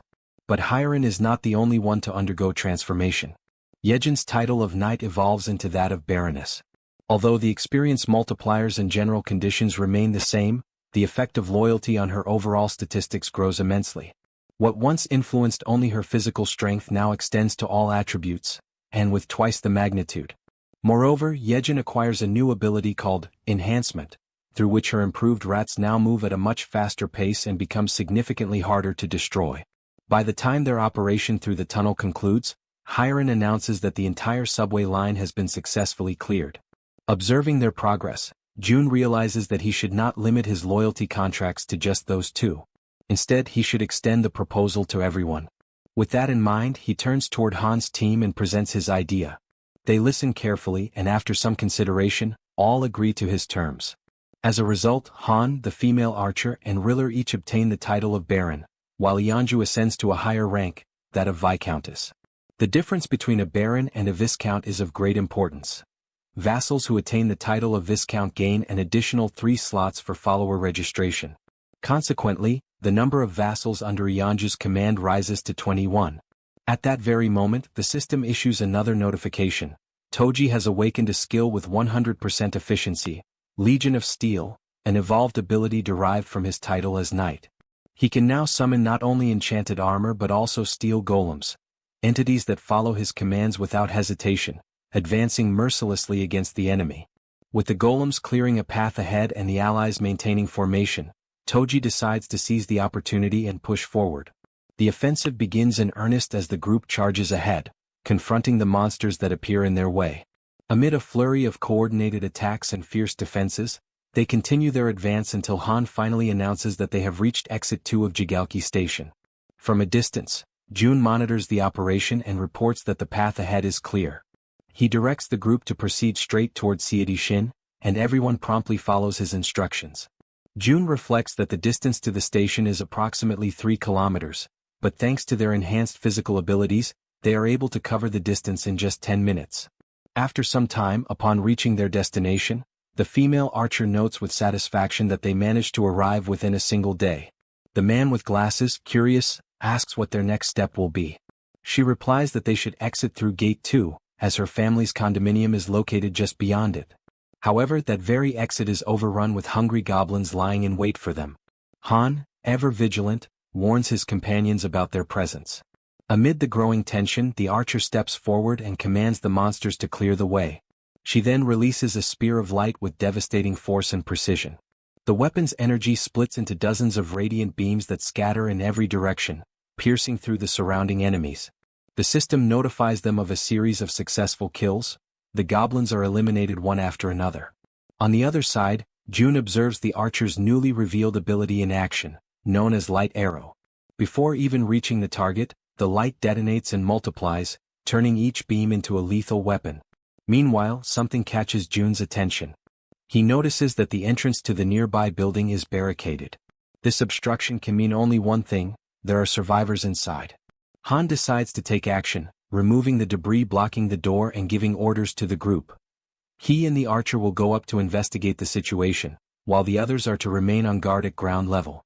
With steady steps and weapons at the ready, Han and the archer ascend the silent building, prepared to uncover what, or who, might still be holding on inside. On the upper floor they come upon a closed door. The archer approaches and knocks several times, yet silence prevails. No sound comes from the other side. Desperation spreads across her face. The absence of any response is unbearable. She falls to her knees before the door, overwhelmed by a crushing sense of loss. For a moment, the only sounds are her quiet sobs and the wind whispering through the cracks in the hallway. Then suddenly the door opens. A young man stands before them, and for a brief instant the world seems to stop moving. Through her tears, she recognizes him immediately, and both are enveloped in a wave of surprise and emotion so profound that it silences everything around them. The female archer approaches Myung Van and asks where her mother is, to which he quietly replies that she is inside. When the archer's mother catches sight of her daughter, an overwhelming wave of emotion sweeps over her. She immediately reaches out, placing trembling hands upon her daughter's shoulders, while the archer struggles to contain her tears, her eyes glistening with emotion. The mother examines her in desperation, her gaze darting over every detail, asking anxiously if she is unharmed. Then, in a trembling voice, the archer mentions her father, and the entire atmosphere changes in an instant. The mother freezes, visibly shaken, as if trying to push away the painful truth, but the silence that follows already says everything that words cannot. The tears intensify, spilling freely as reality sinks in. Everyone around them slowly understands what has happened. The father did not survive. The grief spreads among them like a slow, suffocating wave. The three are overtaken by sorrow, their cries rising together, echoing through the quiet halls for long, agonizing minutes. From a distance, Jun watches the scene in silence, his expression unreadable but his eyes heavy with empathy. Within himself he reflects on what must be done next. He knows he must find the families of Han, Kang Daeksu, and Kim Jaehyeon. All three are located in Jangjin-dong, and Jun understands that he must act swiftly to prevent further loss and despair. Soon after transferring the female archer's family to a secure zone, he summons his followers and dispatches them from Seomyeon toward Jangjin-dong. Not long after, a report arrives from Dabin, informing him that the public facilities have reached maximum capacity. Jun briefly considers expanding the existing infrastructure, but upon learning that many of the new arrivals own homes nearby, he decides instead to send them back to their residences. At the same time, he begins planning the construction of new spaces beyond the main complex, including community centers, offices, and shops, to provide greater comfort and autonomy for everyone. In his thoughts, he admits that he had already anticipated this kind of limitation. The expansion had inevitably brought nearby houses into reach, and several of them now stand vacant. By redistributing the residents, they would have more room and balance overall. He also decides to establish new bases around the perimeter, designed for the hunting teams, and to develop strategic commercial points that can support their growing operations. Using his communication ability, he reaches out to Dabin and instructs her to coordinate the organization of these new external bases. A system notification soon appears before him, asking whether he wishes to construct new shops and activate essential services, electricity, water, and gas. June authorizes all of it without hesitation, then pauses to reflect on the progress of the other groups. He wonders silently how far Han's team has managed to advance and imagines that they may have already reached Gyodai Station. By his estimation, the path up to that point should have been relatively smooth, although he knows well that Hiren's poisonous mist tactic only works effectively up to that station. Beyond it, they will need to find their own way as the route from Jaehyeon to Dongni rises back to the surface midway through the journey. At that very moment, the man with glasses releases Black and instructs the creature to attack the goblins blocking the group's path.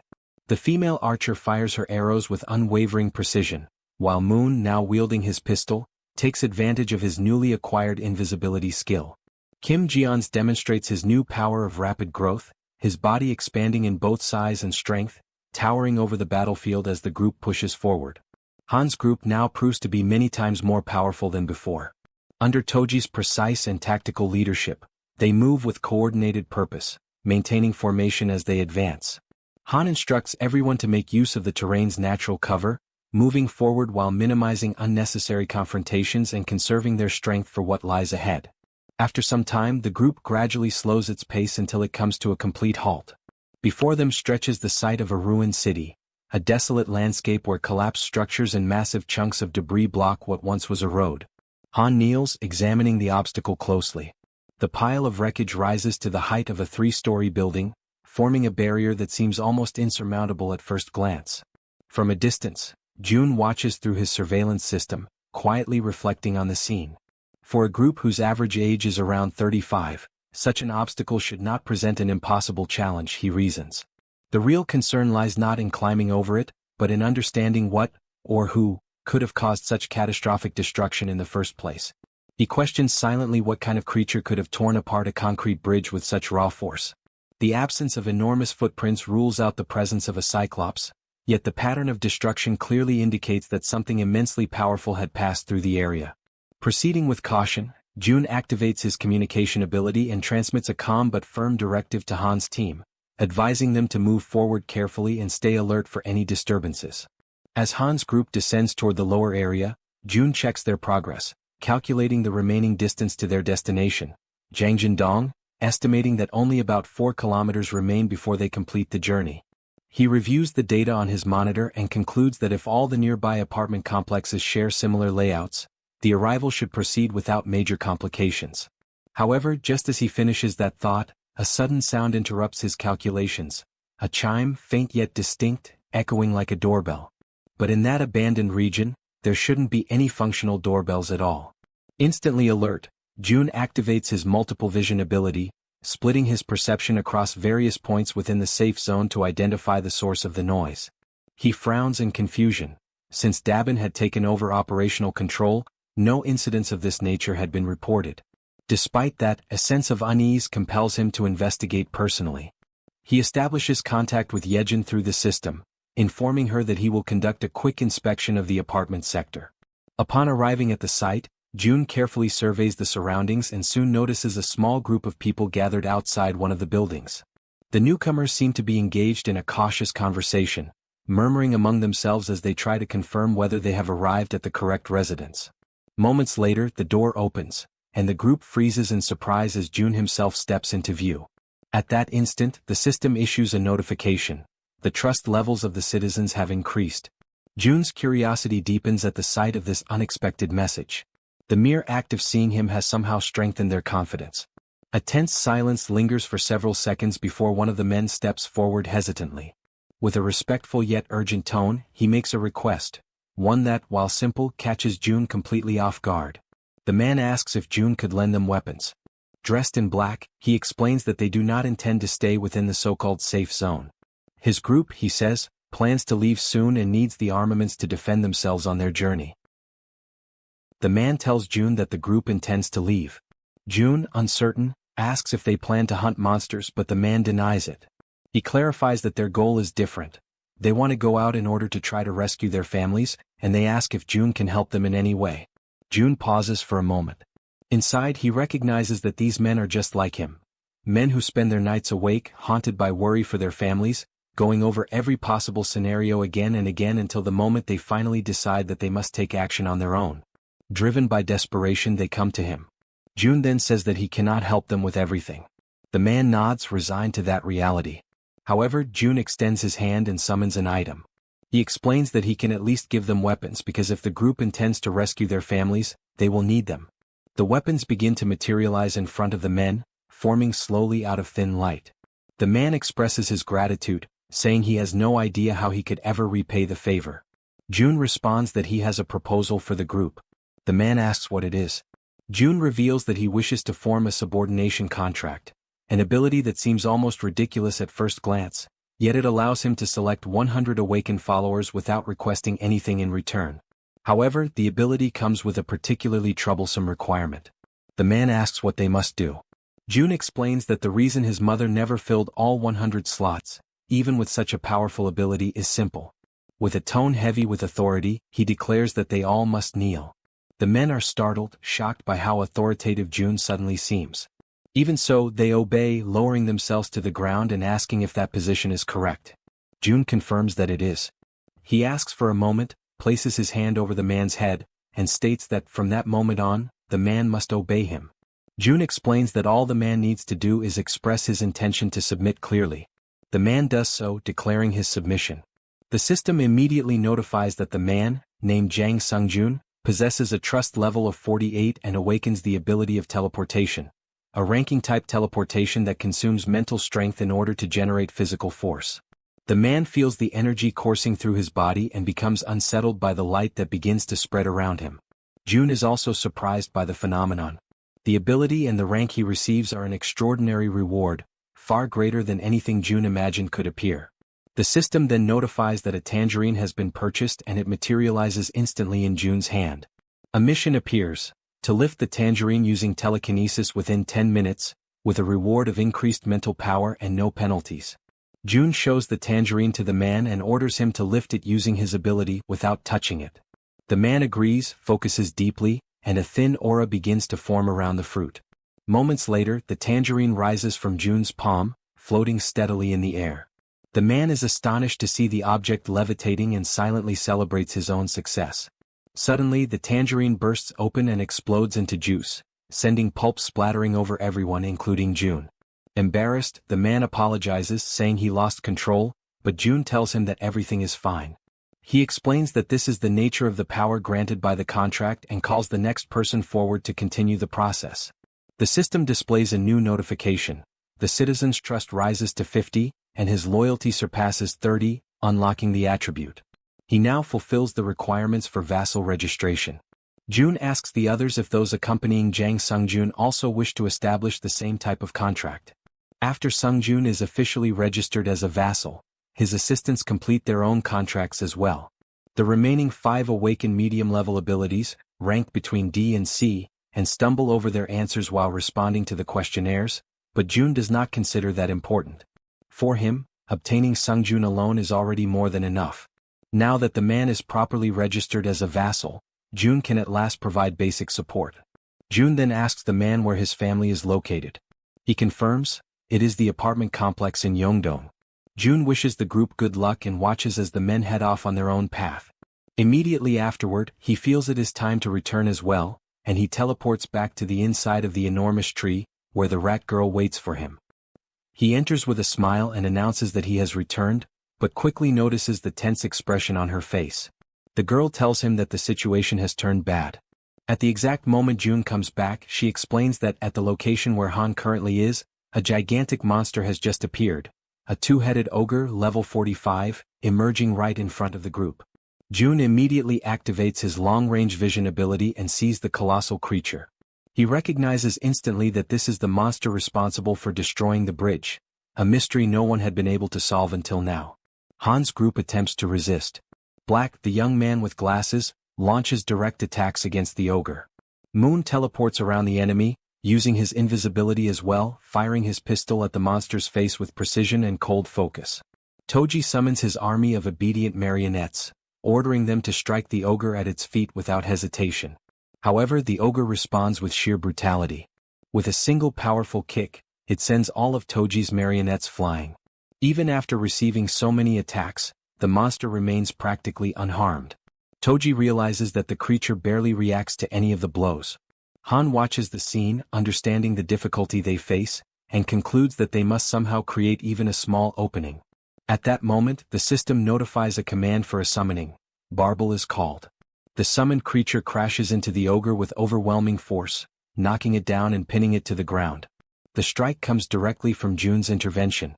Using his communication ability, June sends a message to the group, apologizing for taking so long to act. The group, relieved and encouraged as they see the ogre finally brought down, reacts with renewed hope. June then declares, through the same ability, that from this moment on he will provide full support to all of them. Everyone watches the ogre kneeling on the ground, its massive frame trembling as dust settles around it. Togi remains frozen in disbelief, repeating inwardly the same question over and over, whether they truly managed to bring the creature down. Although their attack struck the monster directly and with overwhelming force, the system still has not displayed any notification confirming its defeat. That single missing message makes everything clear. The battle is far from finished. From a distance, June warns the entire group, urging everyone to remain fully alert, because the ogre is still alive and continues resisting with terrifying endurance. June then turns toward the Werbear woman, asking if she has the ability to slow the creature's movements even for a moment.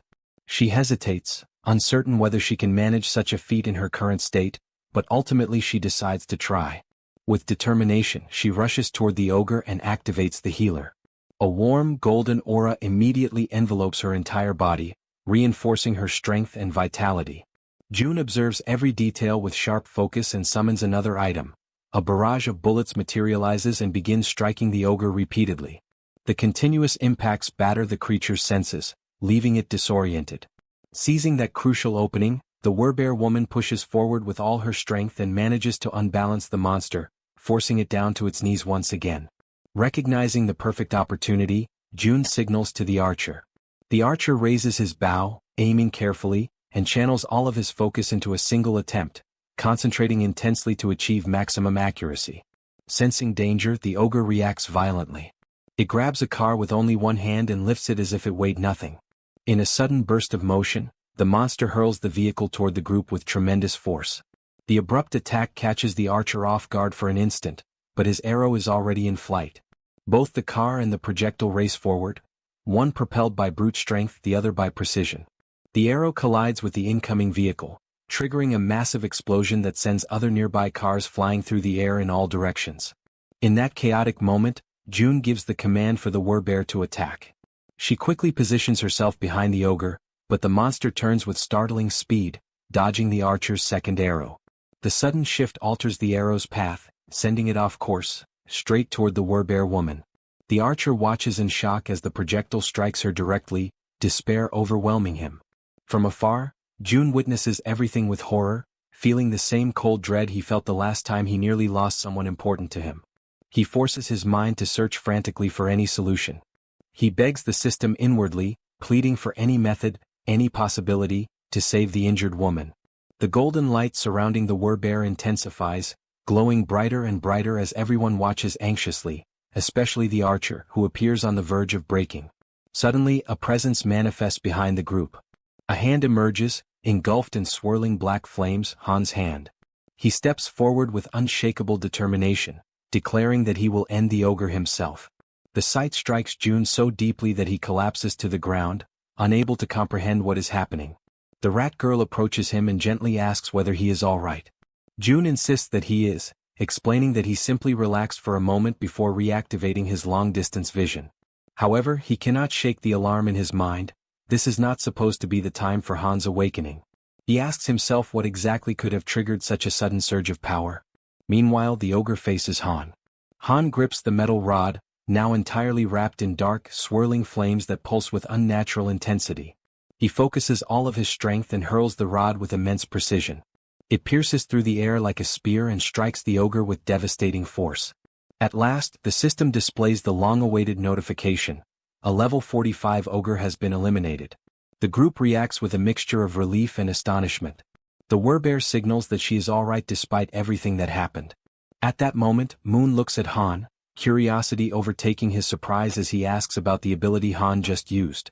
Still shaken, Han admits he is not entirely certain how it happened and wonders aloud whether June might have somehow helped trigger it.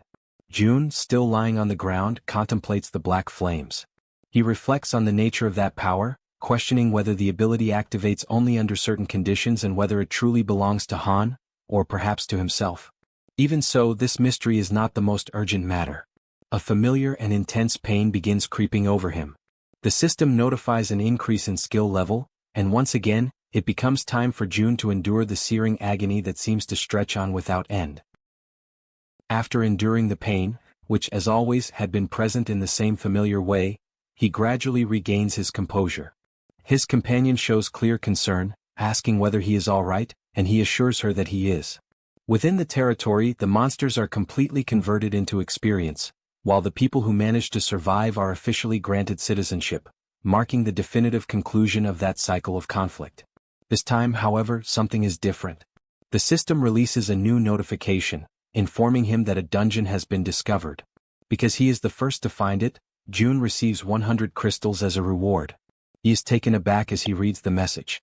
If crystals are being awarded as a prize, then the location is very likely connected to that resource in some way.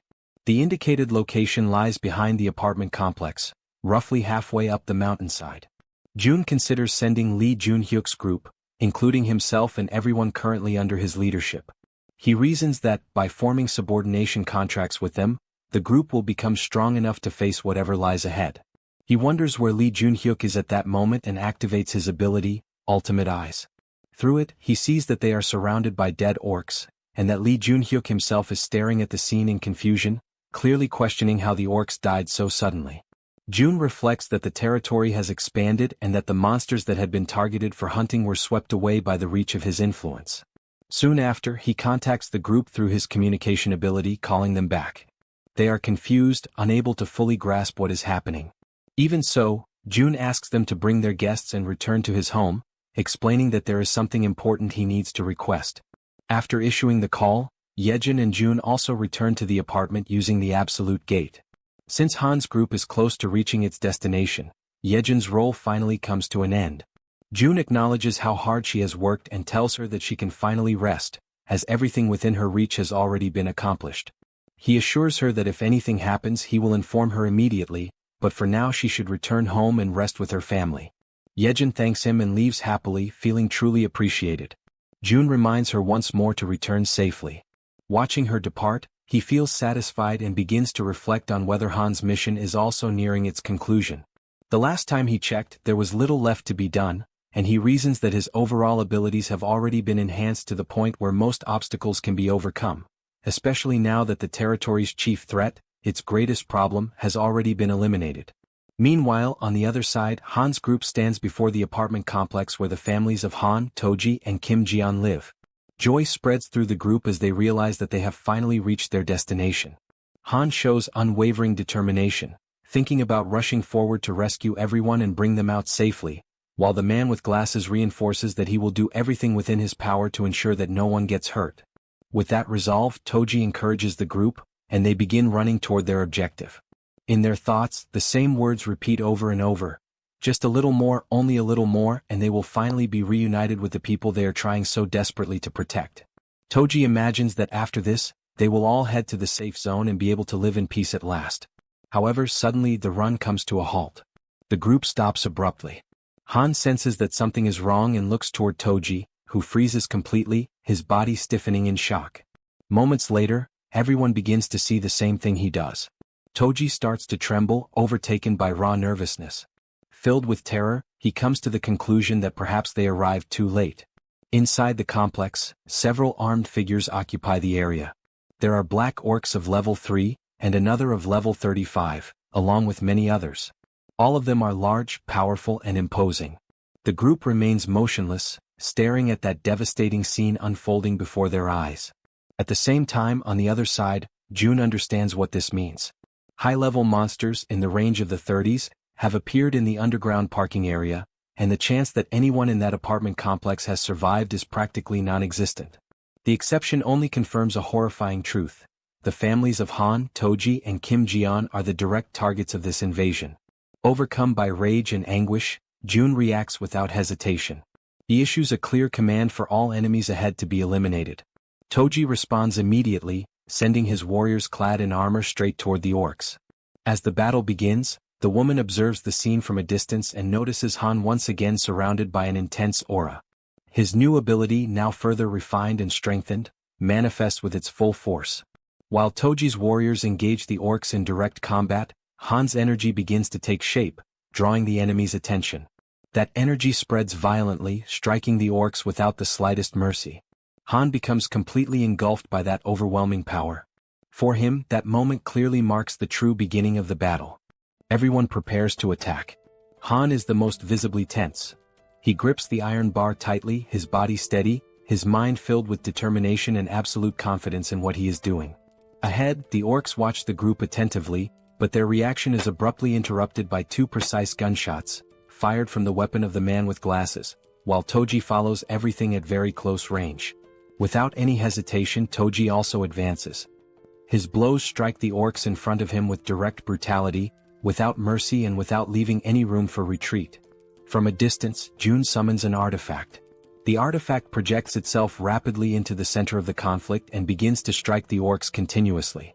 While maintaining control over the summoning, June analyzes the situation. The ranks of the common black orcs are no match for Han's group, which has grown stronger over time. The real danger lies with the black orcs of the warrior class. They are different from the enemies of the plains, tougher, stronger, and more lethal. June communicates with the group, asking them to maintain formation and to be extra cautious with the armored orcs. At that same moment, one of the enemies raises an arrow and aims it toward someone in the rear line. Upon noticing this, June is struck with shock. The arrow flies straight toward the healer, who does not notice the attack approaching. June tries to warn her, but it is already too late. The arrow pierces straight through the center of the healer's body before she can react. The impact paralyzes her. The entire group turns to watch the scene, unable to look away from that sudden disaster. The arrow has deeply pierced the healer's body, causing such intense pain that it steals her breath. Han loses his concentration. The shock of seeing his companion in that state breaks his focus for an instant. Now June quickly analyzes the situation.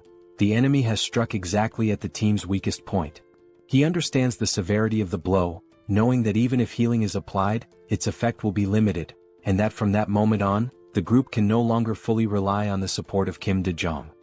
He reflects that the Werbear woman possesses high regeneration and can endure for a while, but if the fight drags on, the battle will soon turn against the group. The battle has already begun, and its outcome is starting to take shape. Escape is still a possibility, perhaps the last chance. However, June's thoughts are interrupted when he realizes that Han is completely unfocused and an orc is preparing to attack him. June tries to warn him, but at that exact moment, another arrow cuts through the air. What happens next surprises him. The healer reacts, stating that she is still fine, and the arrow is removed from her body. Witnessing that scene, Han's determination solidifies. He understands that they will only discover the ending if they continue fighting. Driven by this feeling, he advances once more. He grips the iron bar with all his strength and attacks without mercy. From a distance, June reflects that the correct procedure would be to order the group's immediate retreat. However, he decides to let himself be carried away by the moment. Overcome by rage, he demands that the status window be opened. He decides to act for everyone in the group, for Han, for Toji, and for the man with glasses. He demands from the system that all of them reach level 40. The notification appears immediately, informing him that to reach level 40, 1 billion is required for each level acquired. June accepts the cost without hesitation. The system confirms the elevation of everyone to level 40. At that same instant, a new energy runs through the bodies of the combatants. They are quickly informed by June that the group's level has been increased. From afar, June maintains control over everything within his reach, coordinating the situation. Without delay, everyone charges into the attack once more. More than 10 million are consumed just to strengthen them in that moment, but that does not matter. The orcs continue advancing with terrifying resilience, seeming almost unbeatable. The entities that obey Toji spring into action. One of them reaches an orc, and the blow is decisive, severing its head in a single motion. June quickly reflects that, up to that point, with the accumulated money, they have managed to reclaim the territories that had been expanded. The resources are sufficient to cover personal consumption of electricity, gas, and water, in addition to the construction of new facilities. At that same moment, June issues a new command to the system, demanding that everyone's level be raised to 45. The notification confirms that Han Yeonju and Kang Dae-soo have reached level 45. June accepts the cost without remorse. For him, this amount is not a problem when it is used to strengthen Han's team in the face of an enemy that shows no sign of retreat. The battle continues for a long period of time. June causes the female archer Moon and Kim Dae-jung to raise their levels. The system notifies that all three reach level 40. The remaining members of the group also have their levels adjusted to 40, ensuring that everyone remains at that threshold or above it. Among them all, three stand out for their combat efficiency. Han, Toji, and the Werbear woman reach level 45. This is the same level as the two-headed twin ogre. Three combatants now possess strength equivalent to monsters of that caliber. As they begin to fully unleash their power, it does not take long before the only ones still standing on the battlefield are the members of Han's group. After the battle, the group moves forward and comes upon a corridor. It is a dark passage, shrouded in silence and tension. Han and the woman accompanying him observe the place carefully. Even so, they continue advancing, always guided by their objectives. Whether it is raining or not makes no difference. They move forward without hesitation. At a certain moment they find a door. Han approaches and decides to turn the handle, but the woman tries to stop him, drawing his attention. He, however, shows no interest in retreating and opens the door to the room. Upon entering, they notice footprints and marks scattered everywhere. While Han remains inside the room, the other members of the group wait outside. Inside the room, knives and bloodstains are found. Han remains motionless, showing no visible reaction. Everyone observes the scene in silence, trying to grasp the weight of what lies before them. When the group draws closer and sees the condition of the room, the shock is shared by all. Soon after, Han finds another door and for the first time hesitates. Instead, he turns toward the group and signals that they should move forward together. His condition is visibly weakened, yet he still insists that he is fine. The female archer approaches to comfort him, wrapping him in an embrace and encouraging him to cry. He, however, maintains that this was something he had already expected. More than once he repeats that he is fine, trying to convince not only the others but himself as well. Amid the situation, the man with glasses sits down on the floor, unable to remain standing. Toji confirms with him whether this is truly what it appears to be, and the confirmation comes in silence and acceptance. On the other side, June watches everything closely. He reflects on the group's failure.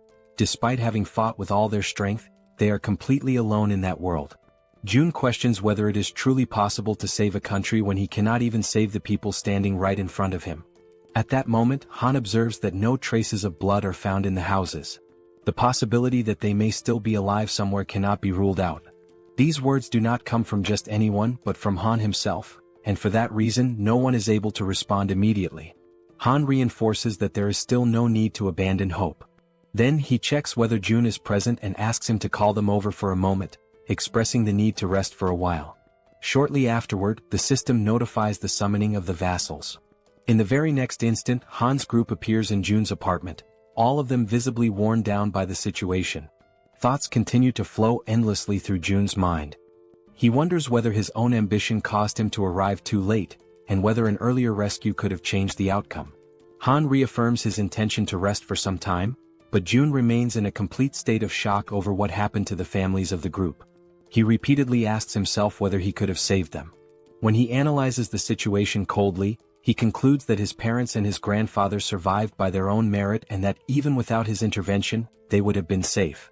June realizes that no one says anything, yet he feels as though he is being silently reprimanded for that result. He begins to see himself as responsible for the loss of the families, acknowledging that everything is the result of his greed. Crushed by that weight, Jun admits to Han that everything happened because of his ambition. The words come out as he cries, completely shaken. He acknowledges that, because of his choices, he lost the opportunity to save the families they loved. Regret consumes him and he states sincerely that he is truly sorry. Throughout the entire moment, Han shows no expression. Then he turns toward him and steps closer, observing Jun in that state of vulnerability. Jun apologizes repeatedly, overwhelmed by guilt. Han calls him by name and states that it is not his fault. Jun begins to cry even harder, trying to say something. However, Han interrupts him, asking Jun to lift his head and look around. He emphasizes that everyone there, without exception, was saved thanks to Jun's ability. Han states that being able to live without worrying about food, clean water, or monsters is a direct consequence of what Jun did. He reminds him that it would have been impossible to save Moon's grandmother and the Archer woman's family if Jun had not been there. Without him, they would not even have been able to confirm whether their families were alive or dead, much less have the chance to take revenge on those responsible for so much pain. In that brief silence, Jun notices how much Han endures everything just to appear fine. Even so, Han continues, stating that ordinary people like them would never have defeated those monsters without using their own strength, and that strength was made possible by Jun.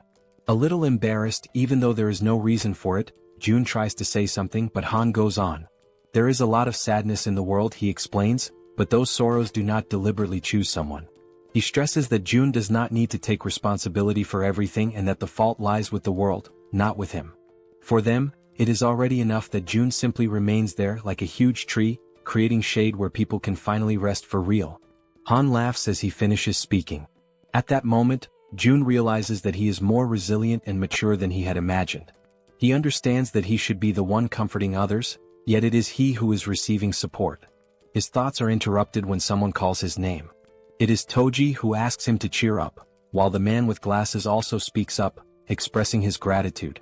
The Archer woman encourages him to hold on, and Moon makes it clear that without Jun he would never have managed to save his grandmother. The healer adds that she would also have died back then if he had not saved her, while the Werbear woman states that she would probably have gone insane without his help. One by one, everyone leaves, repeating words of thanks directed at Jun. Feels strange to him. He has always acted of his own free will, seeing help as a fair exchange. Even so, everyone calls him a savior, and Jun questions whether he deserves that title. Han's words echo in his mind, being just a huge tree. He decides to try to be that. He decides to become the huge tree Han described. Until then, the goal of saving all of South Korea had existed only because the power he received seemed like too great a burden without a purpose. He did not desire it desperately, nor was he sure he could fully devote himself to it. He merely believed that he could continue hunting monsters, evolving his abilities and expanding his territory. Now he abandons the grand objective of saving all of South Korea. Instead, he decides to become a huge tree, a place where people who enter under his shade can rest. At that very moment, the system notifies that the trust of the citizen Han reaches 100%, granting Jun the throwing ability. At the same time, the loyalty of Kim Dae-jung also reaches the maximum value and is officially registered as a vassal. As a result, Jun's vassal limit increases. Shortly after Han's group leaves, Lee returns to the house accompanied by several people. He explains that Jun had asked him to bring everyone, which is why they came together. The door opens, revealing Jun, who thanks everyone for coming. Lee reacts immediately, stating that there is no need for thanks and asking what request Jun wanted to make. Jun asks that everyone head to another place first. He makes it clear that only vassals may enter his house, while the others must remain near the door. As soon as they cross the entrance, surprise spreads through the group. Lee states that this place is their home. The red-haired girl shows disbelief at what she sees. The system notifies that Lee's trust increases, along with her loyalty. The same happens with Shin, whose trust and loyalty also rise. Jun confirms to himself that, as expected, the most direct way to increase trust is to clearly demonstrate his ability. Next, he announces that, from that moment on, he will present his proposal. Lee shows readiness to listen. Jun begins by saying that he wants everyone there to sign a contract with him. The group reacts with a certain amount of suspicion toward the idea of a contract, but even so, acceptance happens immediately. They kneel while June raises his hand over them. The girls ask whether, since they are the last ones, that means everything is finished. June confirms it and praises the work that was done. He reflects that negotiating with many people at the same time is exhausting, but acknowledges that, with this, the preparations are finally complete. Lee then asks him to get straight to the main point. June explains that, with the recent expansion of his territory, the entire Wangnyang mountain has now become part of it. Lee shows surprise upon realizing that it is the mountain located right behind them. June confirms this and adds that, apparently, a dungeon has appeared in that location.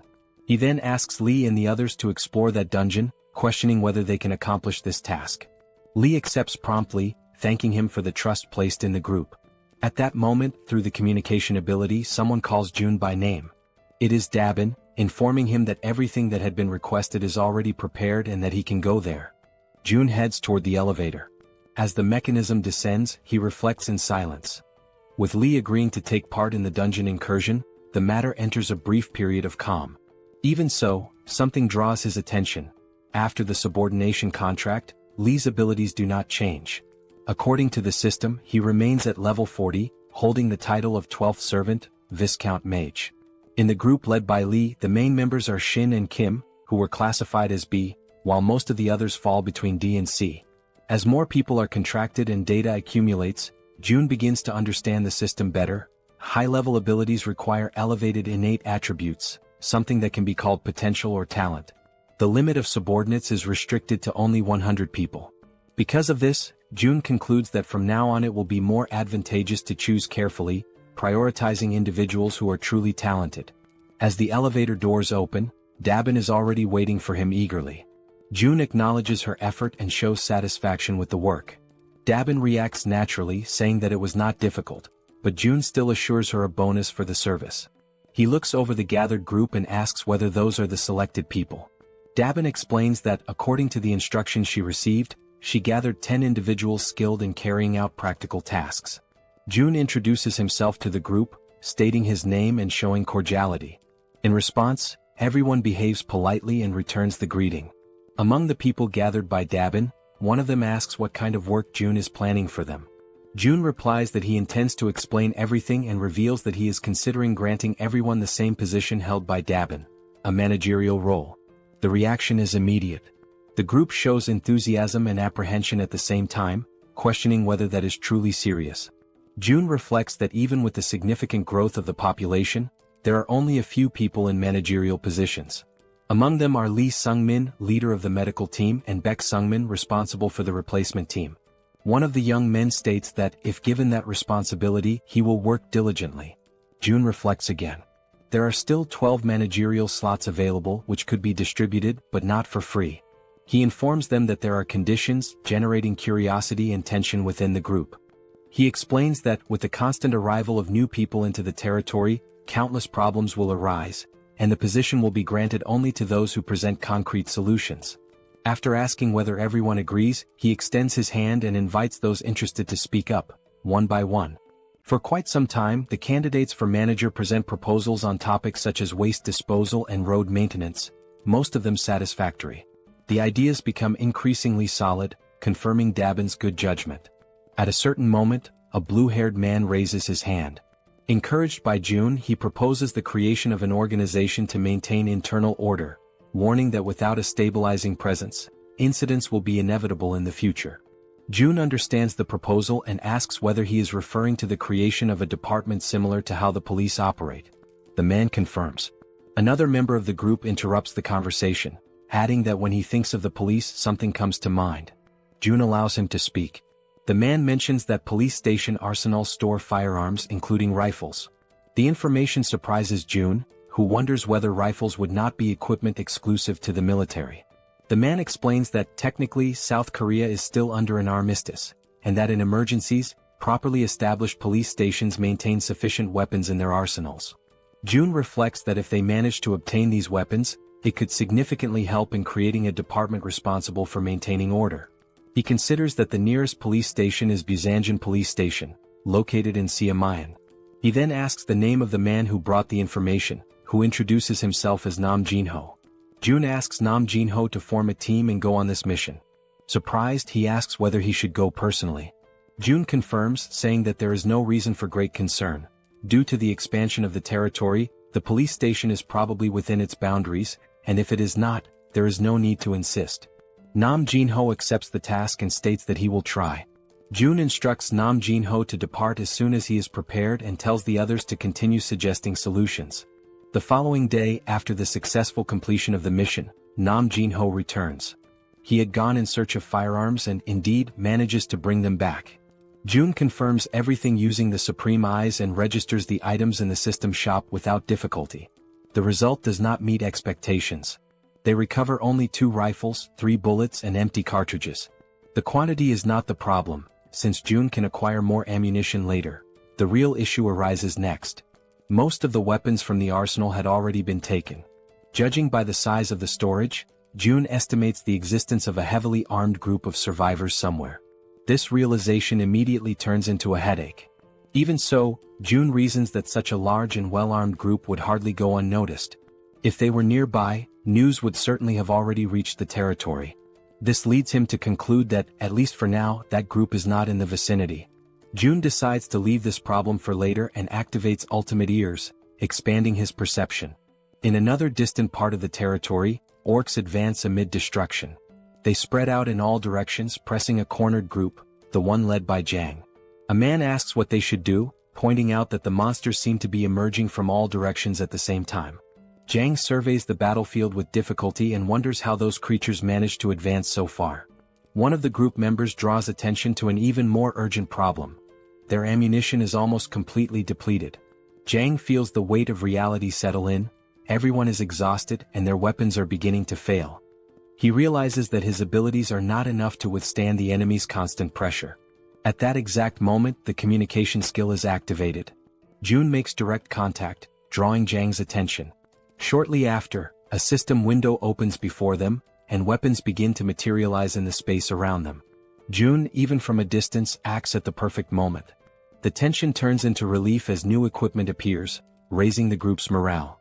Jang is the most emotional of all, certain that the intervention saved the battle and their lives.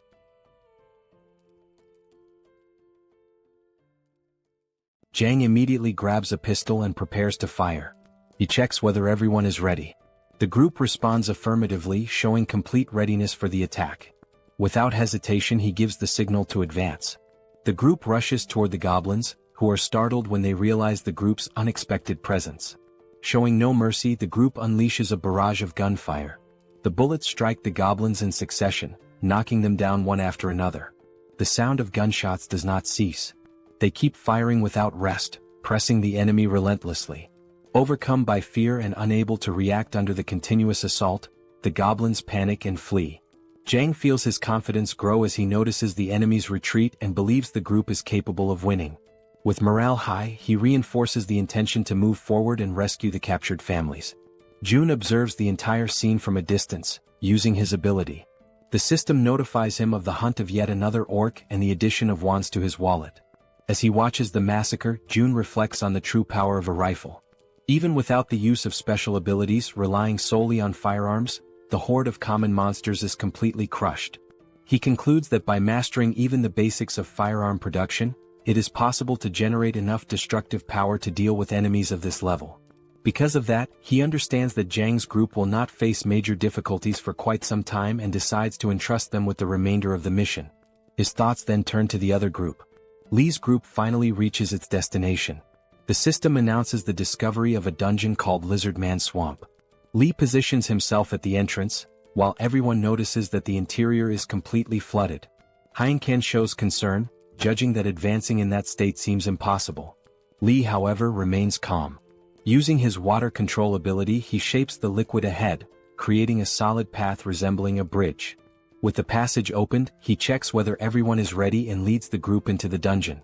The system then notifies that this is the group's first entry into that location, granting double experience and rewards, since it is an unknown dungeon filled with unpredictable dangers. June had provided rifles to both Jang's group and Lee's group. As a result, Lee's group also possesses considerable firepower, indicating that clearing the dungeon should not be impossible. Still, June is intrigued by an item of information displayed by the system alongside the dungeon's formation. 0 out of 10. At first, he assumes it refers to a capacity limit, but soon realizes that this hypothesis does not seem correct. He decides that the answer will only come after completing the dungeon. Inside, Heinken observes that the water stretches all the way down, giving the sensation of being inside a massive aquarium. The red-haired girl agrees with the impression, comparing the place to underwater tunnels. At that moment, something draws Heinken's attention. He notices movement ahead and identifies enemies approaching. Based on their position, he calculates the exact direction and alerts the group. 3 enemies emerge, advancing straight toward them. Everyone prepares, alert to the imminent danger, while doubt arises about how those creatures are able to move underwater. Soon, the enemies reveal themselves as high-level lizard men with long, sharp fangs. Lee reacts immediately, positioning himself to defend the group while attacking at the same time. In a swift motion, he eliminates one of the enemies. The group is informed that only 2 remain and begins an intense offensive, firing their rifles even underwater. The projectiles cut through the liquid and strike the creatures, but the difficulty is evident.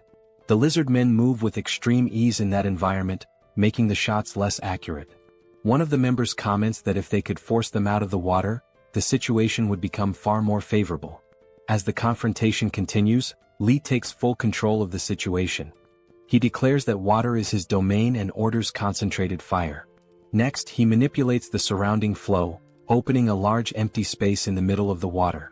Through that opening, the gunfire becomes precise and lethal, striking the enemies directly. The system then notifies the elimination of additional lizard men, with levels ranging between 20 and 22. June observes everything from a distance and reflects on the situation. They were lucky. Normally, in an environment like that, the lizard men would hold the absolute advantage. Inside a completely flooded dungeon, even moving would be extremely difficult. Creatures capable of moving freely through dark, low-visibility waters would become true reapers. However, Heinken's presence completely changes this scenario, as he awakens the Minimara ability, capable of identifying terrain within a 100-meter radius and distinguishing allies from enemies. Added to this, Lee Junhyuk shows a remarkable ability to handle adverse situations, completely reversing the group's disadvantage. Because of that, June concludes that there is nothing more he needs to support at that moment. With Lee and Heinken, and only a few allies providing covering fire, that is more than enough to conquer the dungeon. The group continues advancing and approaches the area where the inscriptions left by the defeated lizard men are located. Shortly afterward, Lee identifies the critical point and realizes they have reached the dungeon boss room. The door before them opens and Lee's entire group enters cautiously. As they cross the boundary of the room, something immediately draws attention. The environment is completely dry. There is no water at all. The absence of that element feels strange, especially considering the entire path taken so far. The suspicion arises that reaching that location may be a prerequisite for clearing the dungeon, while Heinken reflects that whenever something seems too simple, a sudden change usually follows. Soon after, an unsettling sensation spreads. He senses that something is wrong and quickly identifies the approach of an enormous volume of water. In a matter of moments, water bursts violently into the room. The group is startled but remains alert, ready to react. Lee focuses and uses his abilities to observe what emerges from that sudden torrent. When he finally sees it clearly, he is taken by surprise. Before them appears a creature never seen before. Its overwhelming presence leaves no doubt. The dungeon's boss monster has finally revealed itself.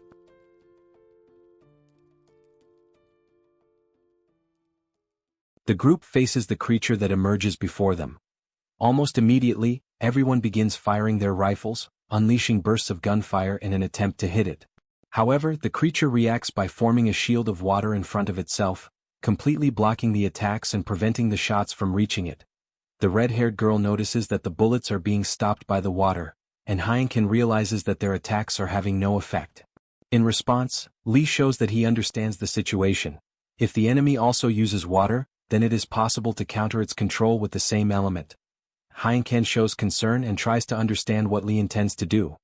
Lee simply states that he will end this immediately and return shortly. Without wasting time, he lunges forward, moving at extreme speed. The water around him rises like a living current, lifting his body into the air. That mass of water surges forward with him, carrying him straight toward the opponent. As he closes the distance, Lee focuses deeply, gathering every bit of power possible into his hands and taking control of all the water within reach. He then releases his power, launching a water attack at the enemy. Even so, the dungeon boss defends calmly, raising its own water to block the strike.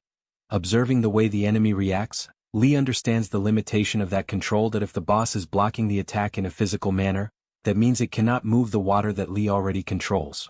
With this certainty, Lee begins controlling a sphere of water that forms around the dungeon boss's head. In a decisive instant, the compressed water explodes from the inside out. The dungeon boss's head is destroyed along with a violent water blast, leaving the group completely shocked and panicked by the sudden and brutal scene.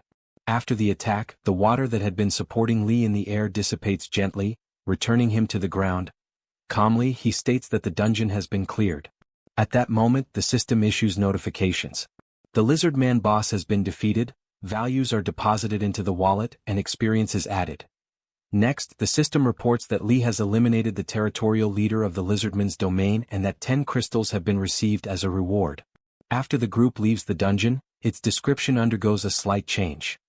The system announces that, from now on, the Lizard Man Swamp Dungeon has a classification of 1 out of 10. This number represents the limit on how many times the dungeon can be cleared.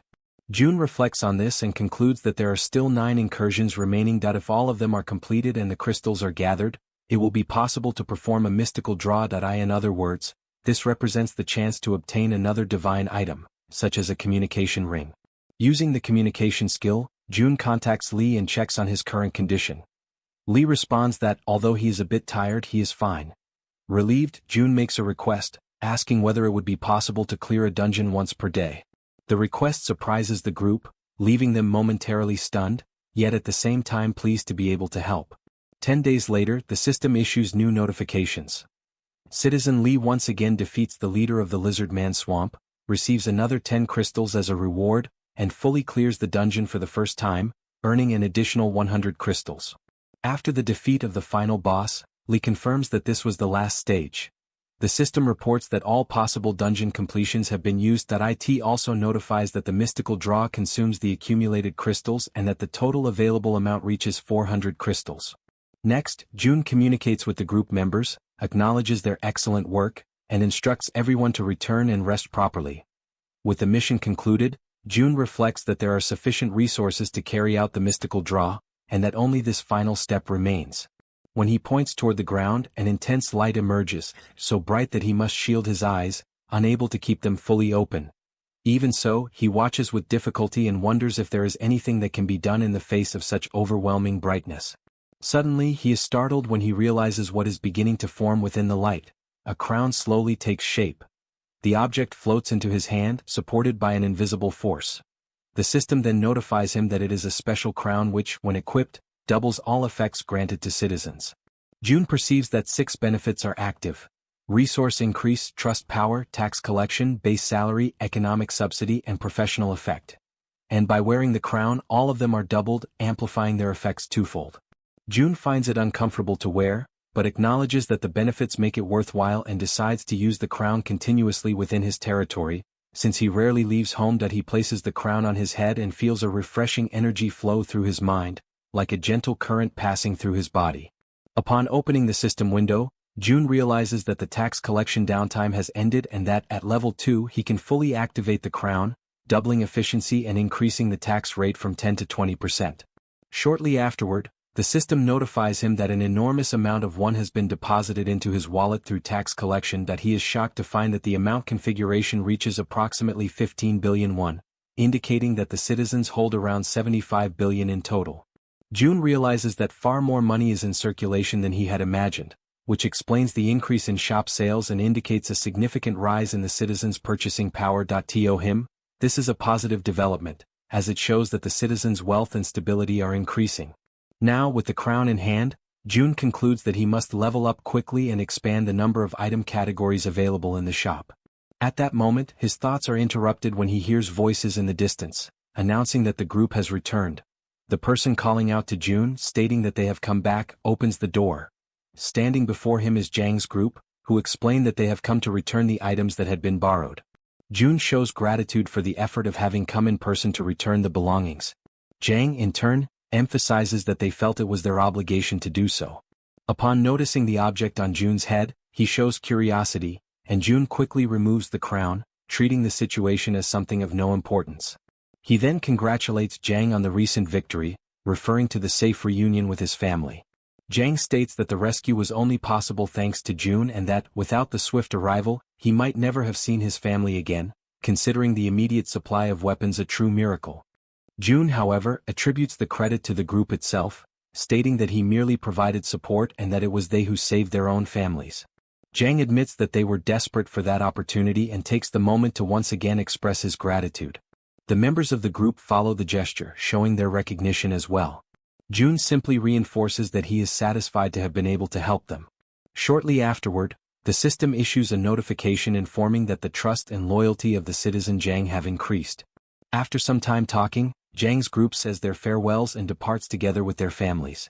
Next, the returned items are organized once again in the shop. While checking whether everything has truly been returned, June is caught off guard by a system alarm. He finds it strange as he does not immediately notice the alert and recognizes that something like this has never happened before. The alarm intensifies, accompanied by countless successive notifications, which report, one after another, the deaths of several citizens. June stands frozen before the notifications, completely beside himself. He tries to understand what is happening and realizes that, in a single instant, more than 10 people have died, something unprecedented until then. With urgency, June begins navigating through the system in search of answers.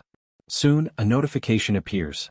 A low-level vampire, level 18, has been hunted, and an amount of wands has been added to the resource wallet. On the ground, bodies lie scattered, people drowned in their own blood. At the center of the massacre, a girl pleads for help, but a zombie restrains her from behind while others slowly approach, closing in around her. The creature holding her opens its mouth, revealing sharp fangs, and bites her violently. The pain is so intense that it leaves her completely unresponsive. Moments later, the other zombies surge forward, attacking her together and tearing her body apart without the slightest hesitation. The red-haired vampire, who commands the group, allows everyone to feed freely. To him, that place is a true gold mine. He recalls finding the safe zone purely by chance, when a transparent wall blocked his path. That moment he was surprised by an offer of something called citizenship, which he accepted without a second thought.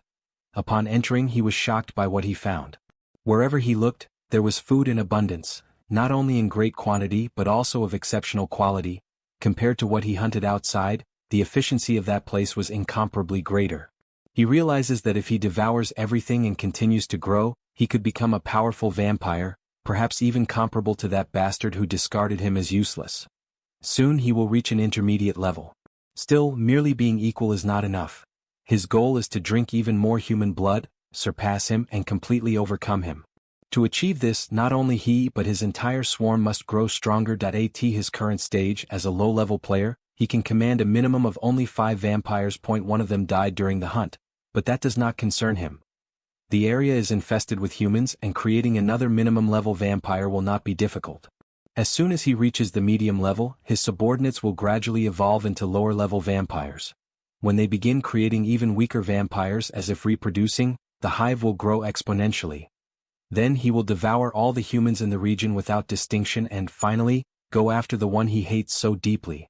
When that moment comes, he will have enough strength to defeat him and carry out his blood-soaked revenge.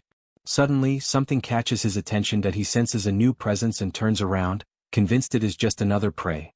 His vampires immediately ready themselves and rush forward.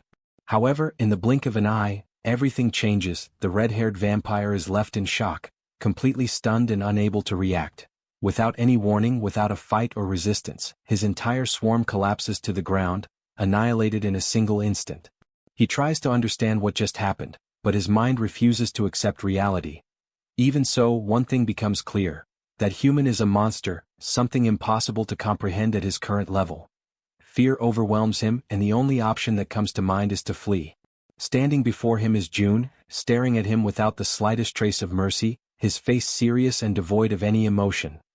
The system activates and an invisible hand forms from June's arm, surging forward to tighten around the vampire's neck.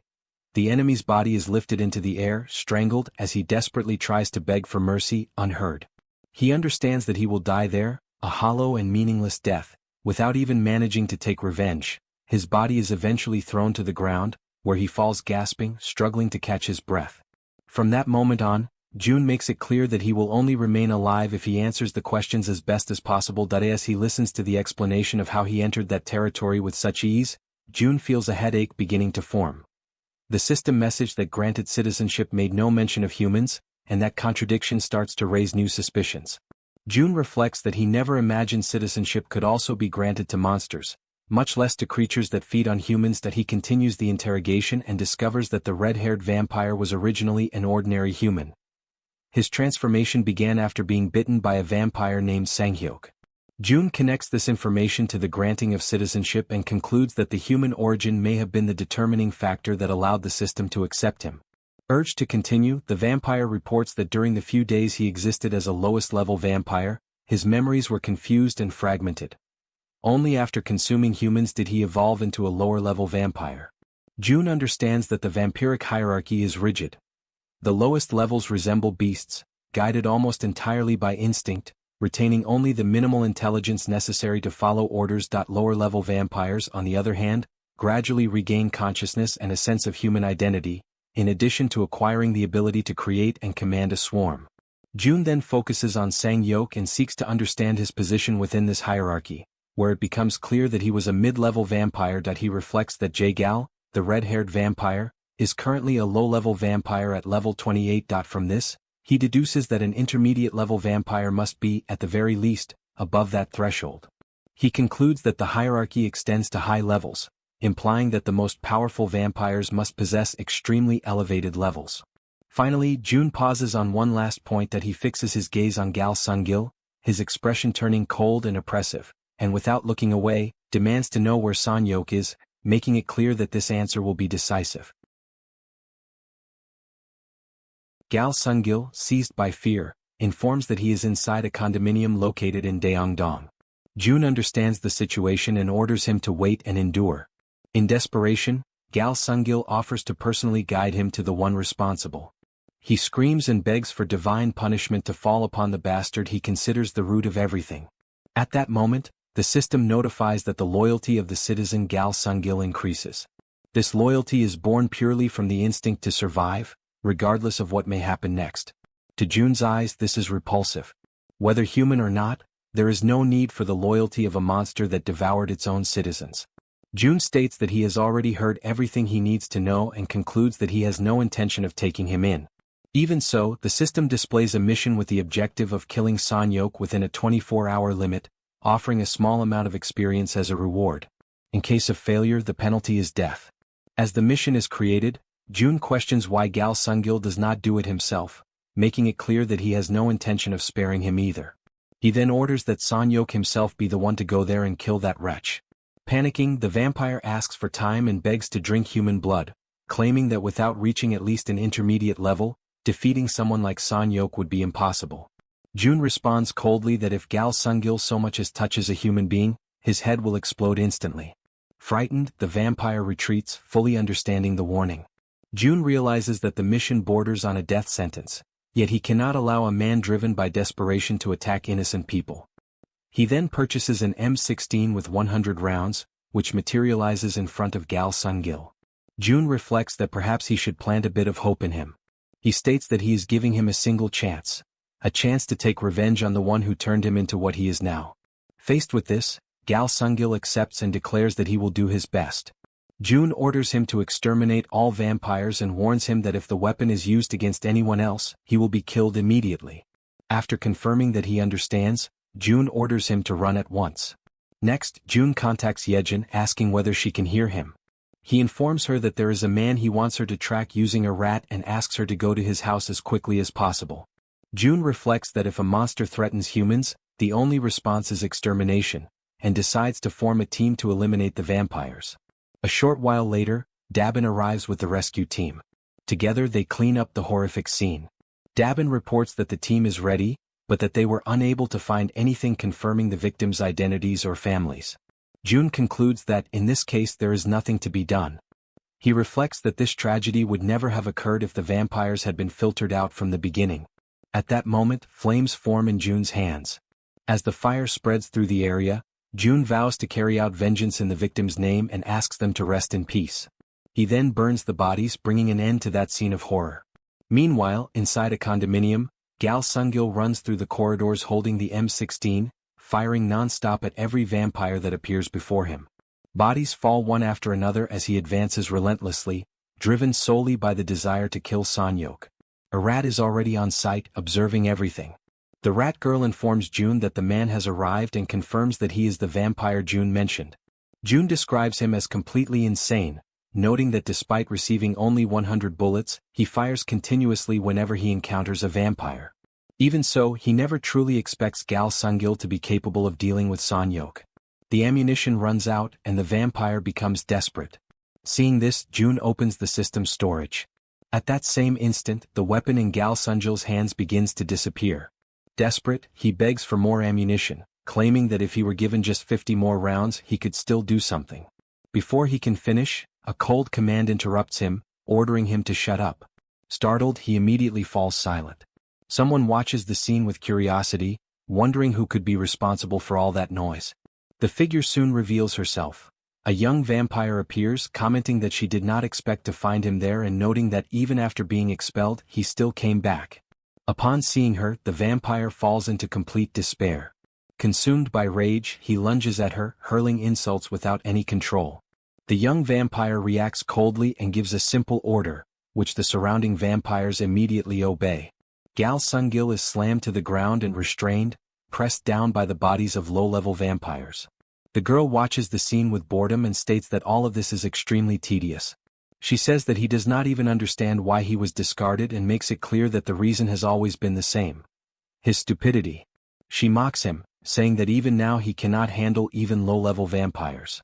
Gal Sungil responds with curses, spitting words filled with hatred, completely out of his mind. The vampire demands that he be honest. She points to the marks on the walls and the earlier noise, saying she wondered where he found the courage to come back. She then notices something wrong and asks where he hid the weapon he brought with him. In response, Gal Sungil spits in her face and resumes insulting her. The vampire states that this is exactly why idiots do not live long. Without hesitation, she gives the final order. The vampires advance immediately. Gal Sungil screams in pure terror as they attack him. His blood begins to gush out, spreading across the floor, bringing to an end the inevitable fate of someone who never had a chance from the very beginning. His body remains sprawled on the ground, and the vampires continue hovering over it. As the vampires devour the body, they sense something strange. Those feeding on Gal Sungil begin to scream, as if experiencing intense pain. They clutch their own heads, which continue to emit smoke. The girl watches in surprise, commenting that their nutritional condition is better than she had expected, and admits that she did not know her subordinates were capable of evolving like this. The transformation intensifies and denser smoke begins to envelop them. She then gives a new order, instructing them to search the area and check whether there is anything resembling a weapon. The vampires immediately obey and spread throughout the building, rummaging through the environment according to the command received. Meanwhile, the girl senses something strange in the air and wonders what that smell is. From another location, June begins to prepare and issues the necessary command. Jaehyeon responds affirmatively. While the vampires are focused solely on searching for possible weapons that might pose a threat, this creates the perfect opening for the operation. The second floor of the building begins to be completely filled with gas. The girl realizes what is happening and falls into despair, attempting to react, but it is already too late. June then orders Jaehyeon to execute the next stage immediately. Jaehyeon carries out the summoning command, causing the paper to burst into flames. Within moments, the interior of the building begins to glow intensely. The flames spread rapidly, engulfing the entire area. The system begins notifying the successful hunt of vampires of different levels. Faced with this, June feels somewhat more at ease and realizes that the vampires were far closer than he had imagined. If he manages to level up quickly and expand his territory, there is a good chance that this area will be included. That he considers it a positive outcome to have discovered their existence now and decides that he will eliminate each one before they are absorbed into his territory. Later, Jaehyeon asks whether it is possible for creatures like those to exist within the current territory. June confirms that it is and explains that this is precisely why the situation is so problematic. As a result, Jaehyeon suggests imposing general sanctions or assigning some kind of restriction to everyone.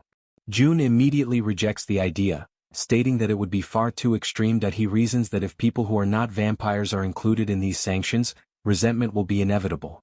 Jaehyeon understands the point. June reflects that such actions would cost him public support and could create unnecessary chaos. Furthermore, even with direct intervention, there is a limit to what he can do alone. He thinks that it would be ideal if there were a way to classify citizens according to their tendencies. At that moment, the system notifies that the total number of citizens has reached 30,000. Upon reaching this threshold, the achievement system is unlocked. Faced with the system window, June wonders what exactly this achievement system is. The sudden notification surprises him, which does not go unnoticed by Jaehyeon, who asks whether something happened. The system then explains how achievements function. By creating a specific achievement, it becomes possible to grant a title whose effect can be defined by the administrator. June accesses the achievement settings, and the system requests that he define the achievement's content. He defines that the achievement will be triggered if someone kills a person with citizenship. The system confirms that the content configuration has been completed and requests the definition of the title and the effects granted upon completion. June asks whether he can remove a title whenever he wants.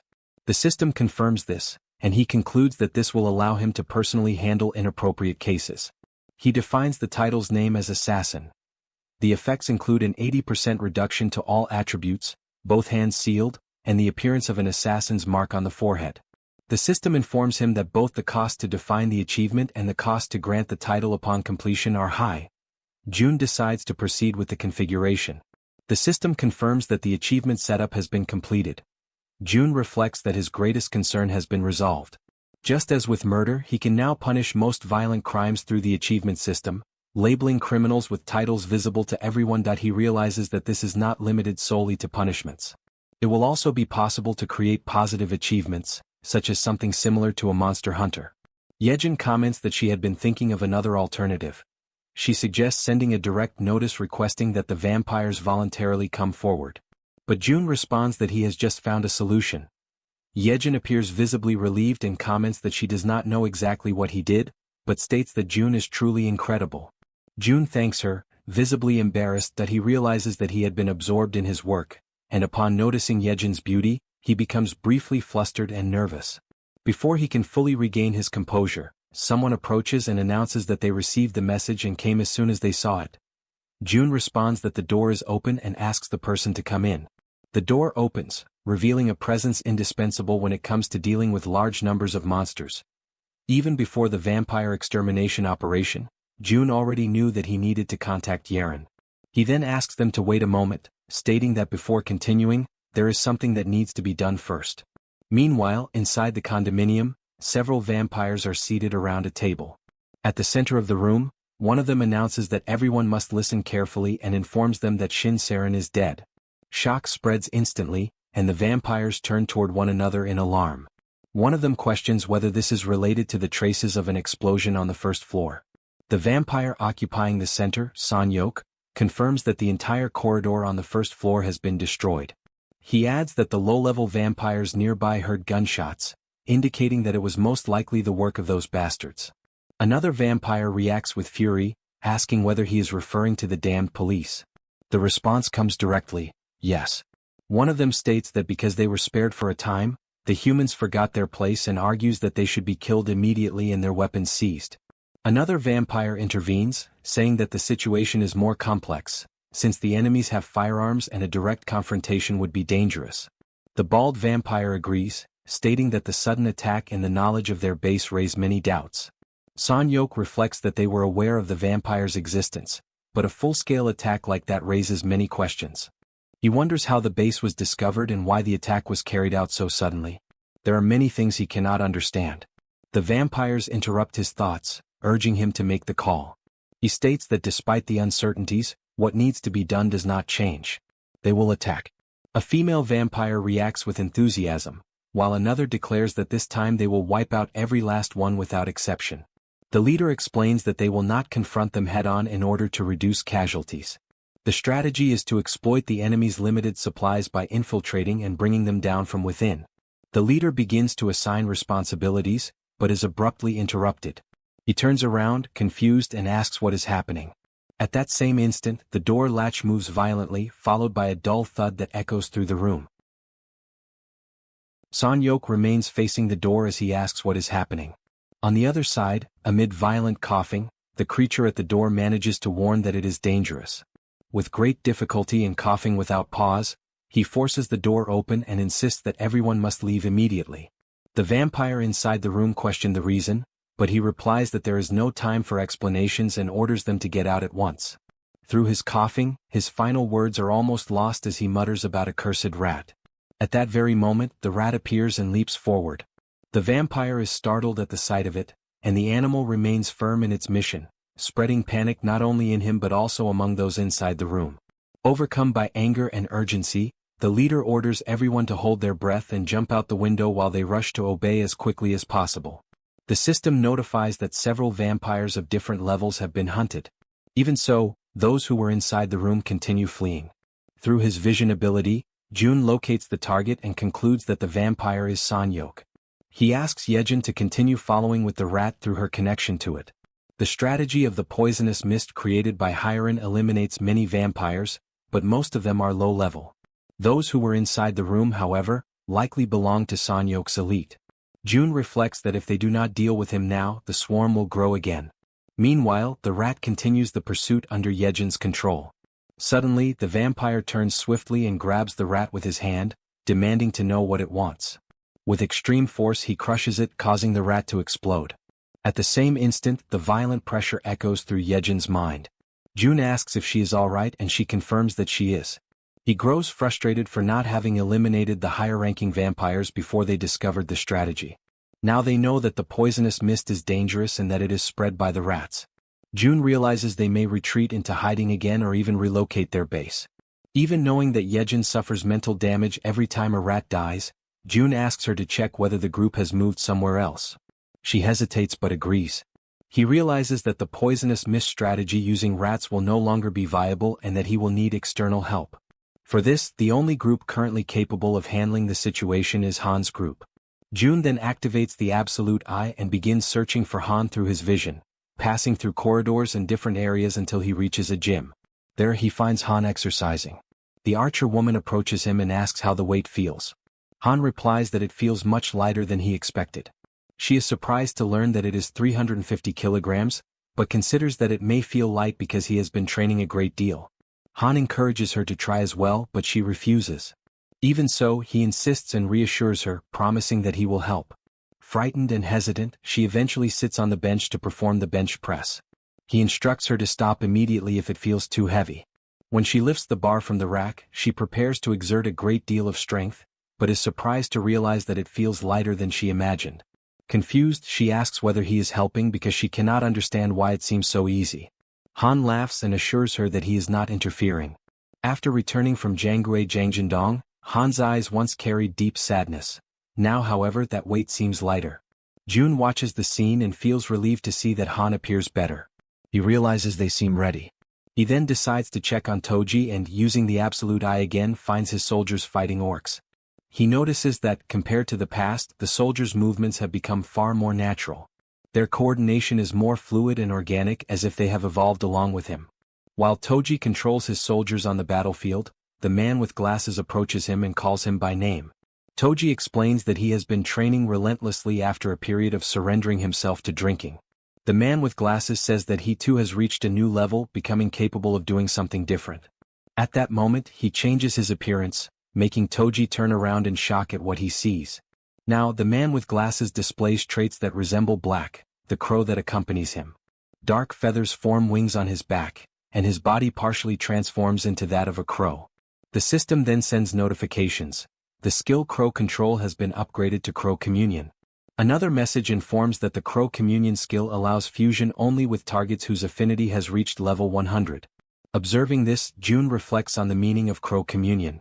He remembers that the man with glasses has a crow and that feathers cover his body when he transforms, concluding that abilities can evolve through personal effort. By merging with the crow, his reconnaissance becomes more efficient, and if he can fly like this, his range increases enormously. From the evolution demonstrated, he and Toji seem ready. Jun realizes that only one person is left: Moom. He directs his vision to find him, remembering that Moom recently bought a car and has been hunting in distant locations. Now, Jun sees him seated in the back seat of the vehicle, while two girls occupy the front seats. Moom asks them whether they believe Toji and the man with glasses are simply drinking again that day. Kim De-jong, who is driving, replies that they should leave them alone as they will overcome it in time. Watching the scene, June realizes that, among all the factions in the territory, that group receives the greatest investment and is also the most powerful. Through the ring, he greets them after some time without contact, asks if they have been resting well, and then announces that the time has come to deal with something that will change everything. Elsewhere, the vampires gather and discuss the situation with evident tension. They insist that they must strike first, as what happened is already a declaration of war. Their comrades died because of a rat, and they refuse to stand idly by in the face of that. A vampire wearing a cap respectfully addresses Son-hyuk and declares that all he needs to do is give the order for them to act immediately. Another insists that the base must be relocated before anything else. However, the one in the cap argues that if the attacks continue in the same manner, they will all end up dead. Meanwhile, the other vampire counters that the enemies are merely a terrorist group accompanied by a rat and that there is no advantage in remaining in a location that has already been exposed.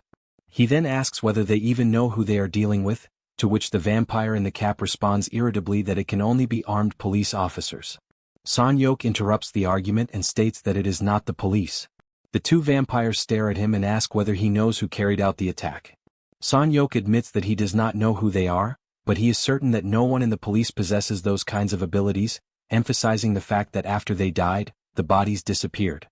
He recounts that, while fleeing through the window during the poisonous mist, he saw lesser vampires die and their bodies vanish. When his companion died, her body also disappeared, and he began to doubt that it had been destroyed in the explosion. Son-hyuk lists the events: gunfire, explosions, exploding rats, poisonous mist. There are far too many strange elements for it to be the work of the police, and if it is not the police, then it is an unknown group targeting them. Upon hearing him, one of the vampires declares that they must take the survivors and abandon the place immediately. He emphasizes that if they do not know who the enemy is, remaining there is far too dangerous. As he reflects, a memory surfaces in Son-hyuk's mind. In the past, someone asked whether that was truly his name and explained that he would be absent for a while. The vampire entrusted Son-hyuk with a mission: to devour everyone in that apartment complex, grow stronger, form a swarm and command it. In addition, he ordered him not to leave the place until his return. Son-hyuk expressed gratitude for the mission but questioned what he should do if something happened while his superior was away. The vampire praised his caution, then revealed where he would be staying and said that, if danger arose requiring his presence, Son-hyuk should seek him out. The memory fades and Son-hyuk utters the name Song Ji-won, stating that he is the fastest among them. Song Ji-won asks what he wants him to do. The leader then declares that they will remain there and will not move the base. He considers that, given the recent events, the enemies will likely attack again soon. Before it is too late, someone must deliver a message. He orders Song Ji-won to deliver a message to the one who created him, Lord Young-hun. The message is clear: they need his help. Elsewhere, the ground is covered in blood. A faint voice begs for salvation, saying that he cannot breathe. Amid that scene, a vampire remains seated on the blood-soaked floor, surrounded by corpses, questioning the reason for such a situation. He recalls that they were accepted as vampires when they were on the brink of death and asks why that is now turning into punishment. Meanwhile, Young-hun holds a vampire suspended by the neck, squeezing tightly. Calmly, he states that from a certain perspective, it might seem as though he accepts them as equals, but he suggests that the reality is different. The fallen vampire insists that they are of the same kind.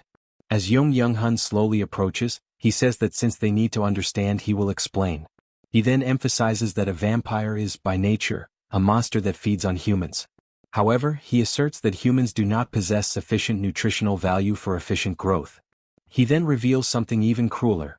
If a vampire grows by consuming many humans and is later devoured by another vampire, the concentrated nourishment is absorbed all at once. After completely draining the vampire he holds by the neck, he lets the lifeless body fall to the ground. He then turns to the one seated on the floor and asks whether the situation now makes sense. He declares that there is no us, and that he alone is the true vampire. The vampire on the ground begs him not to approach, but Young-hun continues advancing, calling him a bastard. Swiftly, he begins draining his blood, slowly extinguishing his life. As he consumes him, he thinks that perhaps he should visit a certain place soon. He believes enough time has passed for it to be at the ideal point to be consumed, yet he realizes he does not recall the exact location. At that moment, someone appears at the entrance, asking for permission to enter in a loud voice. The newcomer introduces himself as Song Jaehyeon, a subordinate of Sanyok. He reports that an unknown organization is carrying out a terrorist attack in the Daeng-dong area and that Sanyok sent him to request assistance. Young-hun casts a sideways glance at the vampire at the door and suddenly laughs, stating that he now remembers the place. The newly arrived vampire notices the scene, reacts in shock as he observes the bodies, and understands what had been happening. Young-hun asks how the attack occurred and grows furious upon realizing that his supposed food storage has disappeared. Later that night, Han's group arrives at the location mentioned by June. Han surveys the surroundings and wonders whether that is truly the indicated place. He then orders everyone to take up their weapons and prepare themselves. The group takes position, ready to face whatever emerges, as Han declares that they will exterminate every vampire in that place.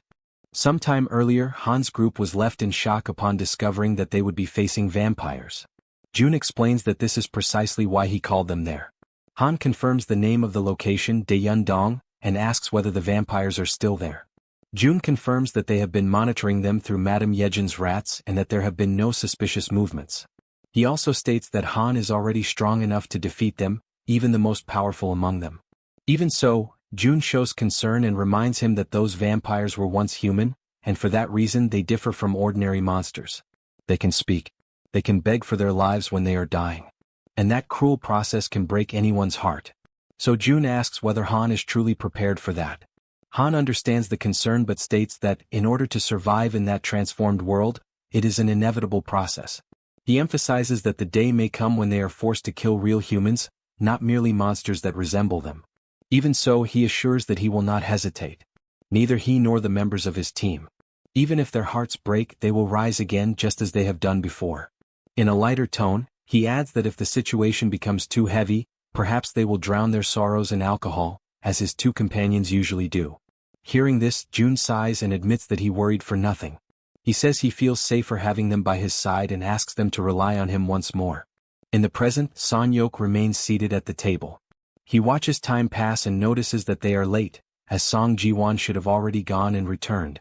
The vampire wearing a cap suggests that perhaps Song Ji-won ran away to save his own life. But Sanyok warns him to be careful with his words, for Song Ji-won is not that kind of vampire. Shin Jae-sik argues that too much time has passed without any sign of him. Perhaps he encountered a massive monster along the way and was killed. As he says this, he is suddenly interrupted by a spear that violently pierces through the room. The attack tears through the space, announcing the arrival of Han's group and leaving both vampires frozen in fear. The spear that cut across the room strikes the wall. It shatters the structure, exposing those inside to Han's group as they launch their assault. Han orders the battle to begin. Sanyok reacts immediately, commanding all the vampires in the complex to gather. They charge toward Han's group, outraged that they dared to invade their territory.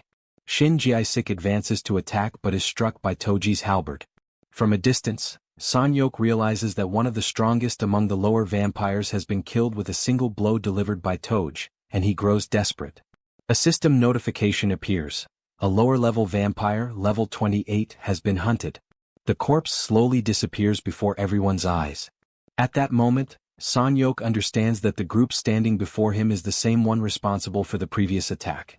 He orders all vampires to fight with every means necessary and defend the place entrusted to them by Young-hun. Declaring that they are the ones responsible for the recent act of terrorism against the clan, he demands that they be exterminated. Despite their numerical superiority, one of the vampires questions why the enemy displays such battle experience. Sanyok acknowledges the truth, they are no match for that group. He tries to devise a new plan, but before he can finish, Han's spear pierces through his body. The pain makes him grit his teeth. Han states that he will never defeat them, and that unlike the vampires who only take, they are the ones who have already experienced having everything stolen from them. Han completely impales Sanyok's body. Amid coughing and despair, the vampire utters Young-hun's name and mentions the promise. Suddenly, something emerges between them. An invisible force pushes Han backward. A presence begins to take shape in the space before them.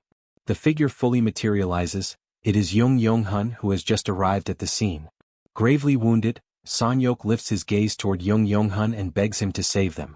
Young-hun observes the scene and in a cold tone, questions whether Sanyok is dead, lamenting only the loss of the quality of something he had intended to consume. Then he slowly turns his head and asks whether they are the ones responsible for destroying his food storage.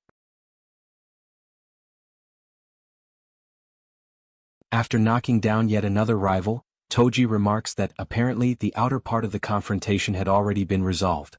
Suddenly, he raises his head as if something unexpected had caught his attention.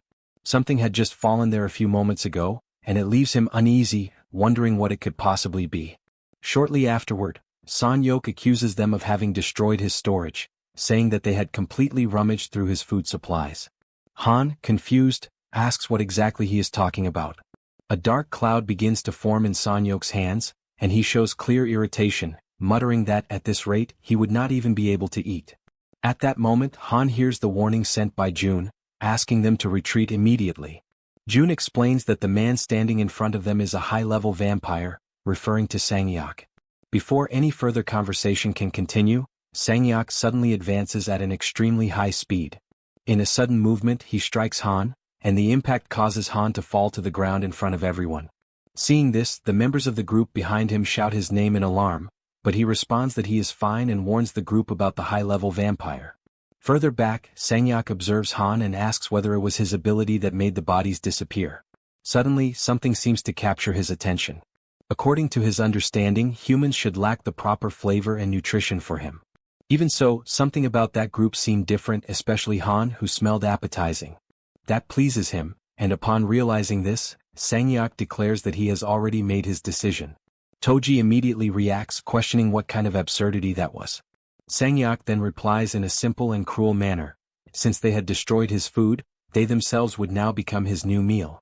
Without wasting any time, he advances once more, trying to attack the entire group to drain their blood. During the attack, one of his strikes hits Toji. His eyes become visible through the opening of his armor as he stares at what is happening, confused. Soon after, he panics and screams desperately. Before the attack can fully reach him, however, someone appears at great speed. His partner grabs him and pulls him out of the path of the blow, saving him at the last instant. Sang-yok watches the scene and lets out a curious sound. Observing this, Sang-yok asks whether that man was also capable of using teleportation. Irritated, Toji calls him a bastard. Then he turns to his troops and orders them to get up. Seeing this, Sang-yok begins to laugh. To him, the whole situation was extremely amusing. Without hesitation, Toji orders them to advance, and his subordinates immediately prepare to attack, charging toward the vampire. Sang-yok, however, remains calm and states that with toys like those, Toji did not stand the slightest chance. Right afterward, he launches a violent attack against the soldiers, trying to strike them before they can get close. But suddenly something makes him stop. In front of him, the archer woman was already prepared to attack. The system then announces the skill being used, Arrow of Light. The archer immediately fires. The luminous arrow cuts through the air at high speed and strikes Sang-yok directly. Without giving him time to react, the Werbear woman also launches her attack. She charges forward with an imposing presence, appearing much larger compared to the vampire at that moment. Sang-yok is surprised but still tries to react. Using his powers, he projects cords toward her and manages to intercept her. With her immobilized, Sang-yok throws her away with great force. Almost at the same instant, the archer woman fires another arrow. Sang-yok, however, was already prepared. He declares that he would not fall for the same trick twice and manages to dodge the arrow. But the moment Sang-yok raises his gaze upward, his expression changes.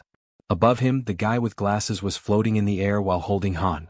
Now Han was positioned above him, gripping his spear and aiming directly at Sang-yok. Concentrating all his strength into that single attack, Han prepares the final strike. Then he hurls the spear at high speed, causing a massive explosion at the location. After the impact, Han moves away and returns near his group, observing the result of the attack from a distance while smoke and debris continue to spread across the battlefield. From afar, Han carefully watches the battlefield. Even after the devastating impact of his spear, something leaves him impressed. Amid the thick smoke still lingering over the site of the explosion, Sang-yok remains standing. Without showing any sign of defeat, he stares at the group, questions what kind of beings they are, and decides to use all of his strength. His eyes turn directly toward the archer woman, and he decides that he will start with her. With cold and absolute conviction, he declares that she will be the first to die. According to him, if she had remained still, she might have managed to live for a little longer. As soon as he finishes speaking, Sung-yuk moves. He advances so fast that, in an instant, he is already in front of the archer to attack her. As he approaches, he insults her with contempt, calling her stupid. The archer, however, shows no sign of panic. She merely displays a small, almost imperceptible smirk. Between them, a system window appears, controlled remotely by June, and at that moment the archer states that it was checkmate. Sung-yuk reacts with surprise, not immediately understanding what was happening. Right afterward, the system issues a notification. A summon had been performed, a 20-kilogram plate. For a brief moment, he becomes genuinely frightened, unable to comprehend what that thing in front of him was. The summoned object fully materializes, and the archer calls him a complete idiot. After some time, Han's group observes Sang-yuk lying on the ground after being struck by the 20-kilogram plate. His head seemed crushed, but something disturbing soon begins to happen. Sang-yuk's head starts to regenerate, surprising the group, who recognize the ability of a high-level vampire. Sang-yuk appears to be awakening and slowly regains consciousness. He murmurs words filled with contempt, calling them filthy dogs and questioning how they dared to put him in such a situation. Han then approaches and states that Sang-yuk's body would not move the way he wanted, because the group had injected a neurotoxin while he was regenerating. Keeping his spear pointed at him, Han demands answers. He wants to know who Sang-yuk really is, who leads the vampires, and where that leader is at this moment. Faced with the threat, Sang-yuk lets out a low laugh. To him, the situation is pathetic. He never imagined that the day would come when prey would dare to threaten him like that. Even so, he decides to speak. He states that if they were curious about his origin, they should know that vampires were the new humanity. A humanity blessed by a certain being and endowed with a power far superior to that of ordinary humans. Han reacts with suspicion, wanting to know exactly what he is talking about. Sang-yuk then admits that, in truth, even he does not know who that being is with absolute certainty. However, there is something he does know, where the others are. Immediately, Han demands that he tell everything. Sang-yuk responds with disdain, questioning whether Han truly believed he could defeat them and reminding him that he was still nothing more than prey. Irritated, Han calls him a bastard and asks what he is trying to do. Sang-yuk begins to move his arm and pushes his own hand into his body in a disturbing gesture. While doing so, he states that exterminating vampires would never be easy and that he would not allow people like them to bring him down. Then he challenges Han to try. Almost at the same instant, the system notifies that a mid-level vampire had been hunted, and an amount in wands along with experience had been deposited into the wallet. Another notification appears. A high-level vampire, level 49, had been hunted. However, since the individual had died by his own actions, the reward value would be adjusted. The system reports that the leader of the Ion Pure Castle had been eliminated. With this, it would now be possible to build an advanced base in the Pure Castle Jaehyeon apartment complex. Another message appears indicating that the skill level had increased. Next, another notification states that the chamber declaration had reached level 25, causing the territory to begin expanding. When the territory expands, June collapses to the ground, feeling intense pain as the area enlarges. Beside him, Jaehyeon watches the situation and asks if the territory had expanded again, and June questions how she knew. The young woman explains that she had already noticed a pattern. Whenever the territory expanded, June ended up exactly like that. June reflects for a moment and realizes that Jaehyeon usually happened to be nearby whenever the territory expanded. Soon after, June asks about the situation in Daeandong, and Jaehyeon responds that the area was clear and that all the vampires had been exterminated.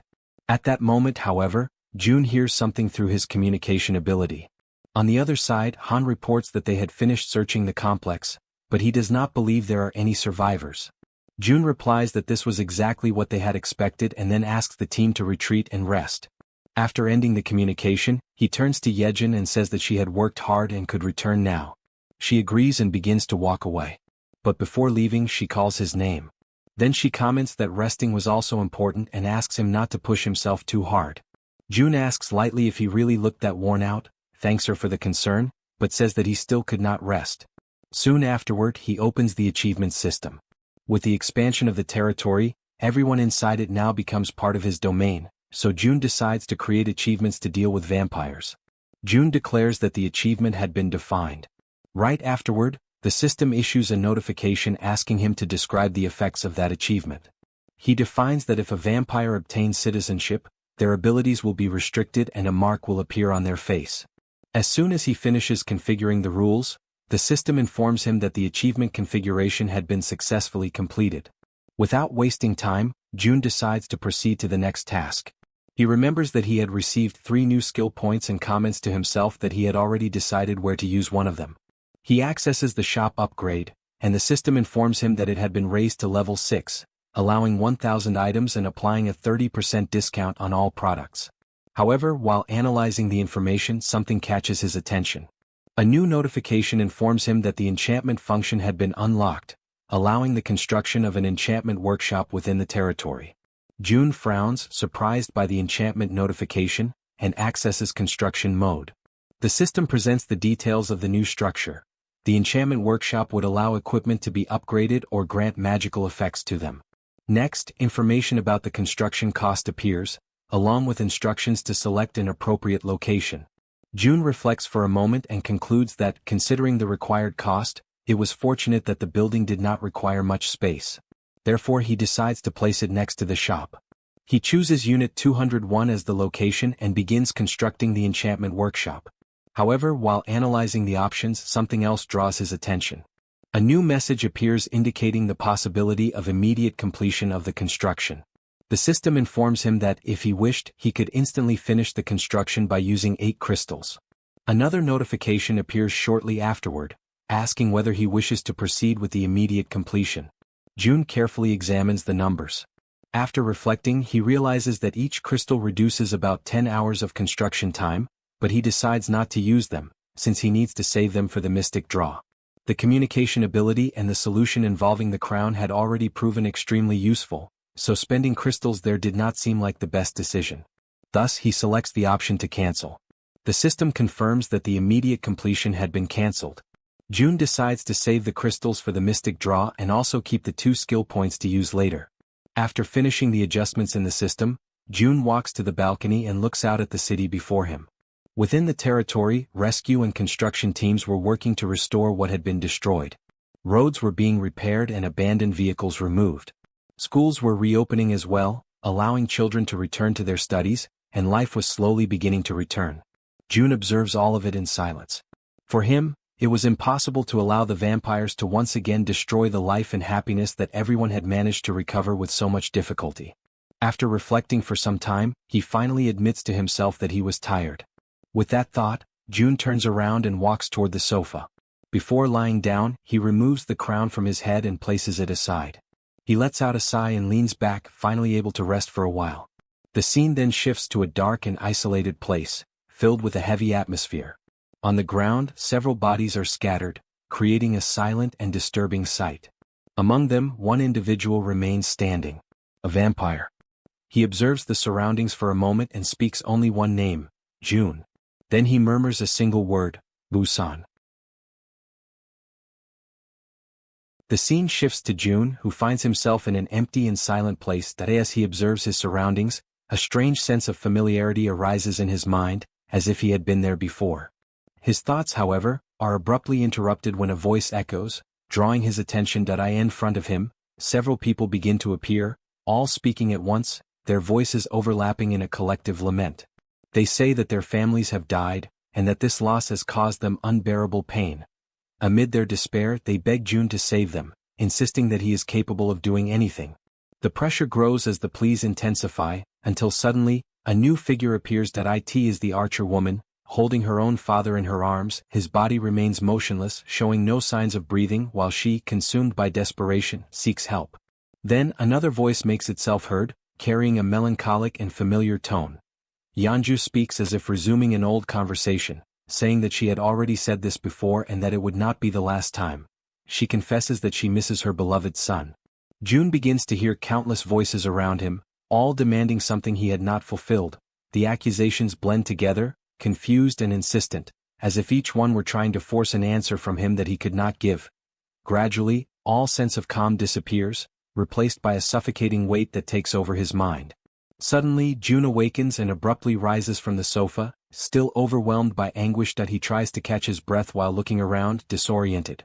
For a moment he questions where he is until he realizes that it was all just a dream. He thinks it might be because he has seen too many corpses, but acknowledges that, although he is used to nightmares, this one was different and far more real. As he organizes his thoughts, he begins to wonder why Yeonju has not contacted him yet. Considering the vampire's level, he believes she should have already received a mission and decides to speak with her. Using his communication device, he contacts her and asks her to come to his house for a while. It does not take long for her to arrive. As she enters, she asks for permission and explains that she came as soon as she was called. June receives her and invites her in, making it clear that there is something important he wants to discuss. Once seated, Yeonjun understands the reason for the meeting and deduces that he is questioning why she did not request Sherhu's revival. Faced with this, June apologizes for not having approached the subject more carefully. However, Yeonjun responds calmly, saying that it was not a problem as his feelings had been conveyed clearly enough. She then recalls that, on that day she had the opportunity to experience the miracle of meeting her son again, something that was only possible thanks to June. After that, she witnessed other forms of pain. She saw the archer's father die, companions lose their families, and heard De-young's story. She continues explaining that, by observing the suffering of those around her and realizing how everyone was struggling to move forward, she came to understand many things. She concluded that if she kept insisting on seeing her son again, it would inevitably become a problem.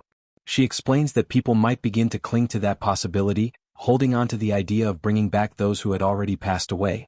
And in doing so, a society that had barely begun to regain its stability could fall back into chaos. For that reason, she did not want her son to become the source of new conflicts. She recognized that everyone carried similar pain, and yet they continued to live.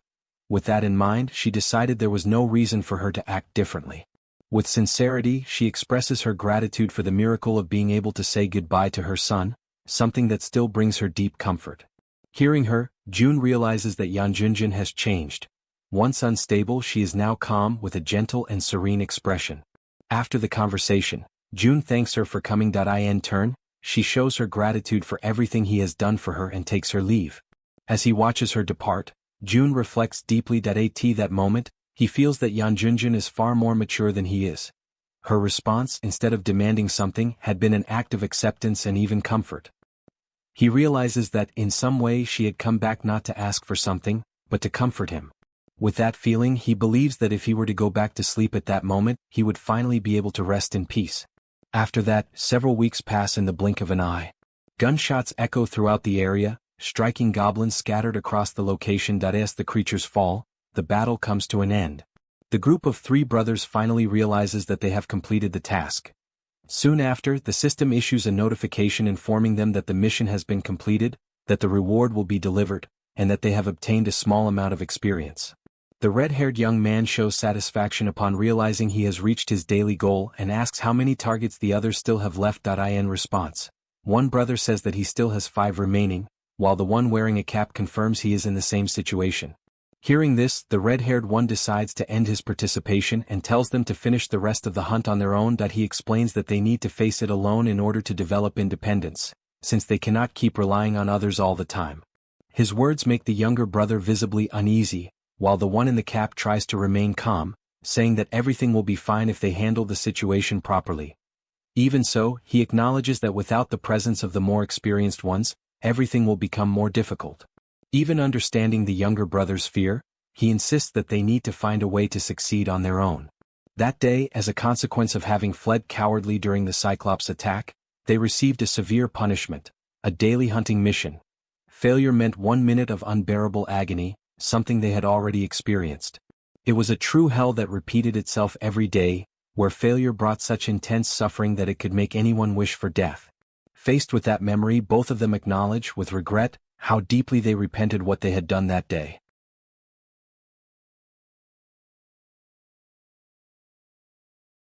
The twins, still out on the streets, faced a harsh and hellish hunt. Despite the adversity, not everything turned out completely bad. Since they were forced to hunt every day, their financial situation improved significantly compared to that of other people. A sense of relief came over both of them, and before returning home, they decided to set aside some meat. Soon after, they headed back, and upon arrival, an elderly woman greeted them warmly, showing curiosity about what they had brought this time. One of the twins replied that they had bought meat and intended to have a barbecue. Thanks to this, they no longer had to worry so much about what they could or could not afford, and that thought had been occupying their minds frequently. After that, one of the twins took a bath and felt refreshed, noticing how different it was compared to before. The other, upon hearing this, decided that he would also take a bath and help set the table. They acknowledged each other's good work and stated that they would give their all once again in the next day's hunt. For them, things were better this way. They reflected that the emergence of monsters had made the world difficult, but everything changed with June. Safe zones appeared and rewards began to be given to those who worked hard. Before the world changed, one of them had graduated from an unknown college and worked at a company, receiving a miserable salary. Back then, life was not about living but merely enduring existence. Now, despite the exhaustion, the life he leads is full of vitality and far better than before. Under the moonlight, the night seemed peaceful. He recognized that without June, he would never have dreamed of such peace. Even so, he carried regret over the choice he made in the past, when he abandoned June's request and fled like a coward, following Baek Sung-yeop. Now, he decided that he would not disappoint again and wished for that peace to last forever. Suddenly, as he brought his hands together, something caught his attention. A light began to emanate from his body, leaving him confused about what was happening. At that moment, the system notified him that Moon Jae-hyun had reached 100% loyalty, had become a vassal, and had awakened the ability Cold Aura, A rank. Shortly after, through a communication ability, June made contact with Moon Jae-hyun. The voice appeared directly in his mind, startling him, and in confusion, he wondered whose voice it was. June reassured him, revealed his identity, and said that Moon Ji-hoo would be released, asking if he would be available in the morning. The next day at dawn, Moon Jae-hyun reflected and realized that the rumors were true. Already in June's quarters, June asked whether he preferred coffee or tea, and Moon Jae-hyun chose coffee. He reflected that among the citizens, rumors circulated that those chosen by June received supernatural powers. And the ability he had just awakened proved it. On its own, it would drastically reduce the difficulty of hunts. June handed him the coffee and began the conversation by congratulating him. Then he informed him that, from that moment on, Moon Jae-hyun's group would be released from mandatory missions. However, he made it clear that if something similar to the past were to happen again, the punishment would not be as lenient. June then revealed the true reason for the meeting. He asked whether Moon Jae-hyun intended to continue with the current members of his group, explaining that he believed his abilities were being wasted on low-level hunts. Moon Jae-hyun hesitated for a moment, but then expressed his desire to bring his twin brother to join him. As for Baek Sung-yeop, he stated that he no longer wished to maintain any connection with that man. June understood his decision and informed him that he would assign the two brothers to Lee's group, a water-type ability user. However, before that, he presented a proposal. He wanted to know whether the two of them would accept entering into a subordination contract with him. The proposal surprised Moon Jae-hyun, but he considered it an honor. Sometime later, the two twins gathered before June. Moon Sang-hoon was summoned to explain the details of the subordination contract, and both accepted it. The process began, and as expected, it was confirmed that ability levels are determined from birth and are linked to genetics. The twins manifested the same power, marking the beginning of a new chapter in their lives. June saw in the combination of their abilities with Lee's a promising synergy, and after sending them off, he came to believe that the brothers could form an incredible team. The system then issued an unexpected notification. A group eligible for citizenship was approaching, and the proposal appeared with an alert that June had not seen in a long time. This struck him as strange, since currently almost no one approached the territory. Intrigued, he opened the citizen information window and analyzed the available data. Among the options, he found the possibility of expulsion. The system revealed the details of one of the individuals. Unikel, level 39 with a trust level of 21, possessing an awakened A-rank ability, long-distance vision. Using Supreme Eyes, he observed the group outside the territory and noticed that all of them were armed. He concluded that by hunting in that manner, reaching level 39 would not be impossible. Even so, he made a cautious decision. In order to accept them as citizens, it would first be necessary to confiscate all firearms. Next, he assigned a mission to the group, establishing as a condition that they must head to his location. After that, he prepared himself mentally, as it had been a long time since he had last received new individuals into his territory. Before finishing, another notification appeared. Yet another candidate for citizenship was approaching. June was surprised once again, as this was not common. As he accessed the system, he wondered whether this time it was just a single person. He opened the Citizen Information Center once more and activated his Supreme Eyes. Upon observing the outside, he confirmed it. There was only one individual outside. The system presented the option to grant or deny citizenship. Outside, there was only a single being with an ordinary appearance.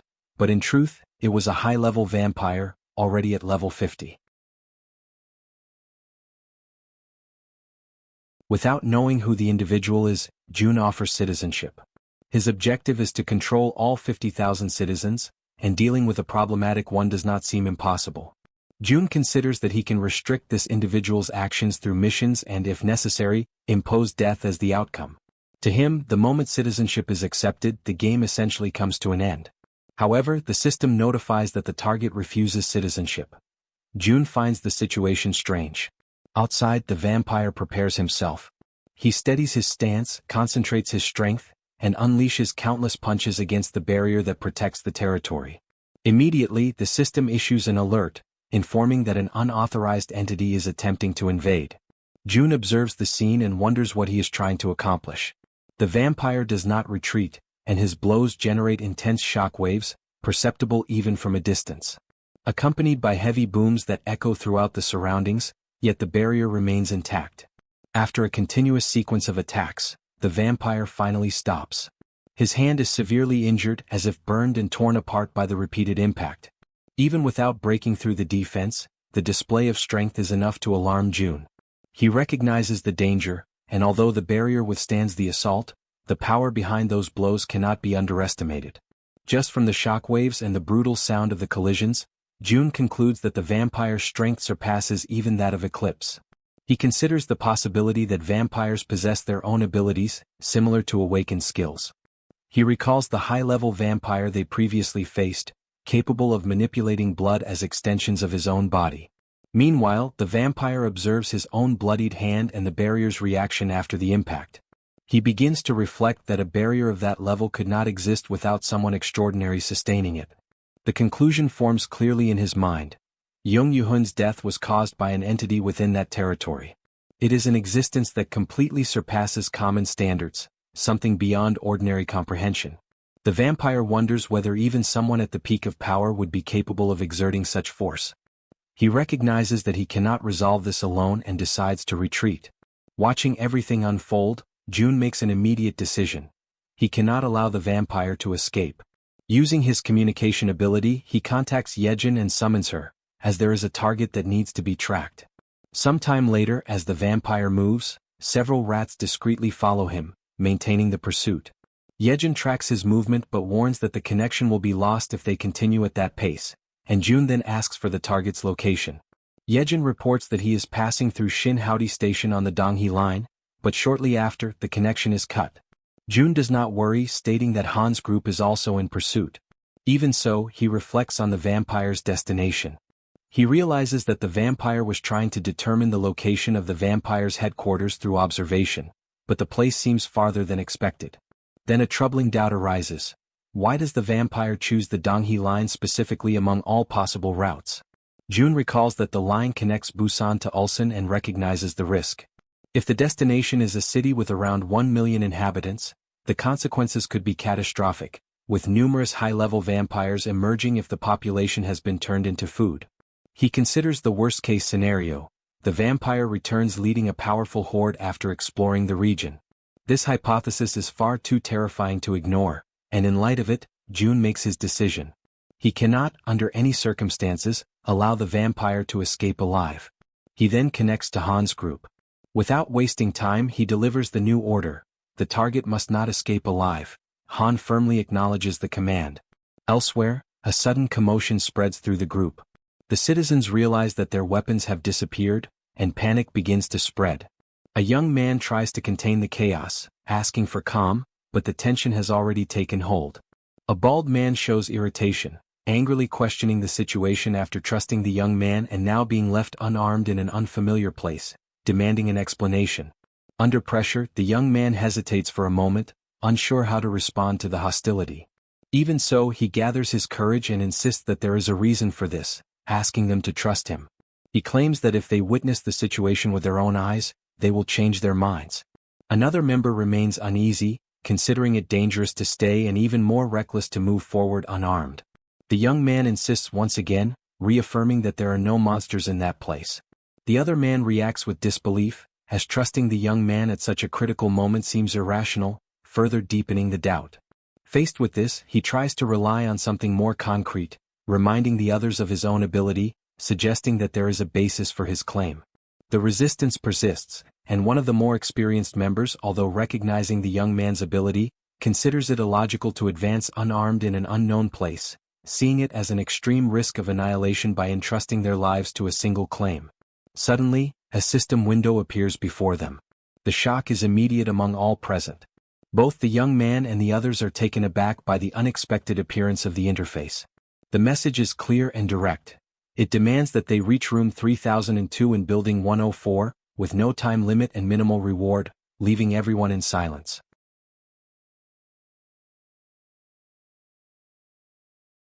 Meanwhile, the vampire continues on his path, unaware that he is being followed by Han's team.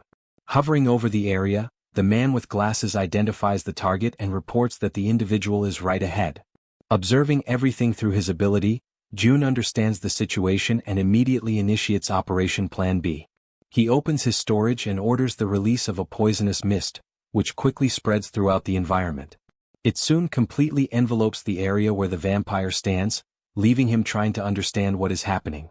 At that moment, Moon appears behind him, takes aim, and fires numerous shots into his back without hesitation. Even under the intense attack, the vampire reacts, while the young man shows confusion upon realizing that the shots did not produce the expected effect. The vampire partially turns and demands to know the identity of his attacker. In an extremely fast movement, he advances, clenches his fist, and strikes the young man with crushing force, sending him flying away. The boy tries to recover, and right behind him, the archer is already there, concerned about his condition. Without wasting time, the archer positions herself, prepares her bow, and fires an arrow with precision. However, the vampire dodges with impressive skill. Intrigued, he questions who those enemies are and how they know about him. At that instant, Toji appears ready to act and orders his subordinates to rise. The prototypes obey immediately, advancing toward the vampire. Even so, acting instantly, the vampire strikes the ground with force, generating an impact that alters the movement of the poisonous mist itself around him. The group notices the action, while June analyzes the situation coldly. He understands that, regardless of how long someone tries to hold their breath, it is impossible to completely avoid inhaling the poison. Furthermore, the substance's paralyzing effect allows the target to be tracked with ease. With the entire team positioned around him, June concludes that the enemy is cornered. He then comments that Han and Yaren should take advantage of the time as they advance toward the location. Within the mist, the vampire, now completely enveloped, concentrates his strength and delivers a powerful blow to the ground. The impact disperses part of the mist around him. Upon witnessing this, the group shows surprise, realizing that he is not an ordinary opponent.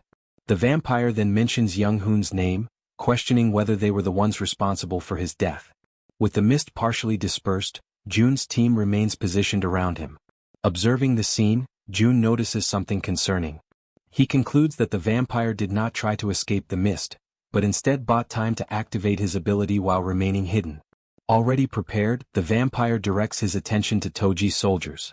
Focused on his next move, he clenches his fist and delivers a devastating blow, sending them flying away as if they were mere objects. At that same moment, Toji advances with his halberd, ready to attack. However, the vampire reacts faster and strikes him before he can act, hurling him a great distance away. Moon attempts to intervene to help, but the vampire stops him by grabbing his leg. He declares that he does not know how they managed to defeat Young Hoon, but states that if they try to face him in the same way, they will all die. He then lifts Moon and slams him violently against the ground. Seeing the situation, the archer shouts the fallen companion's name. However, before she can react, the vampire quickly appears behind her and states that this is not the time to worry about others. He then strikes her directly, knocking her to the ground. Han witnesses everything and, consumed by fury, shouts his girlfriend's name. Without hesitation, he throws his iron bar at the enemy, hurling insults in anger. Even so, the vampire easily dodges the attack. Han immediately prepares himself again beside the werbear woman, facing the vampire head-on, ready to attack together. However, once again the vampire anticipates them. He concentrates his strength and delivers a single powerful blow that hits both simultaneously, knocking them to the ground. Observing the two fallen, he acknowledges that, for ordinary humans, they possess a certain level of skill, but still considers them insignificant. He orders them to remain on the ground and watch as he eliminates the rest of the group. Meanwhile, the man with glasses remains focused, trying to protect the remaining allies. The vampire then declares that he will gather all their blood and use it for his meal, advancing toward them.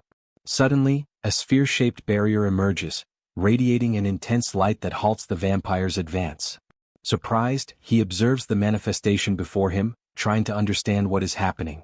At that moment, a new figure appears and apologizes for the delay, explaining that he received the request for help and came as quickly as possible. The man with glasses looks at the newcomer in surprise, still trying to understand who he is. The individual clarifies that the fighters are friends of his son and then introduces himself as Jun's father.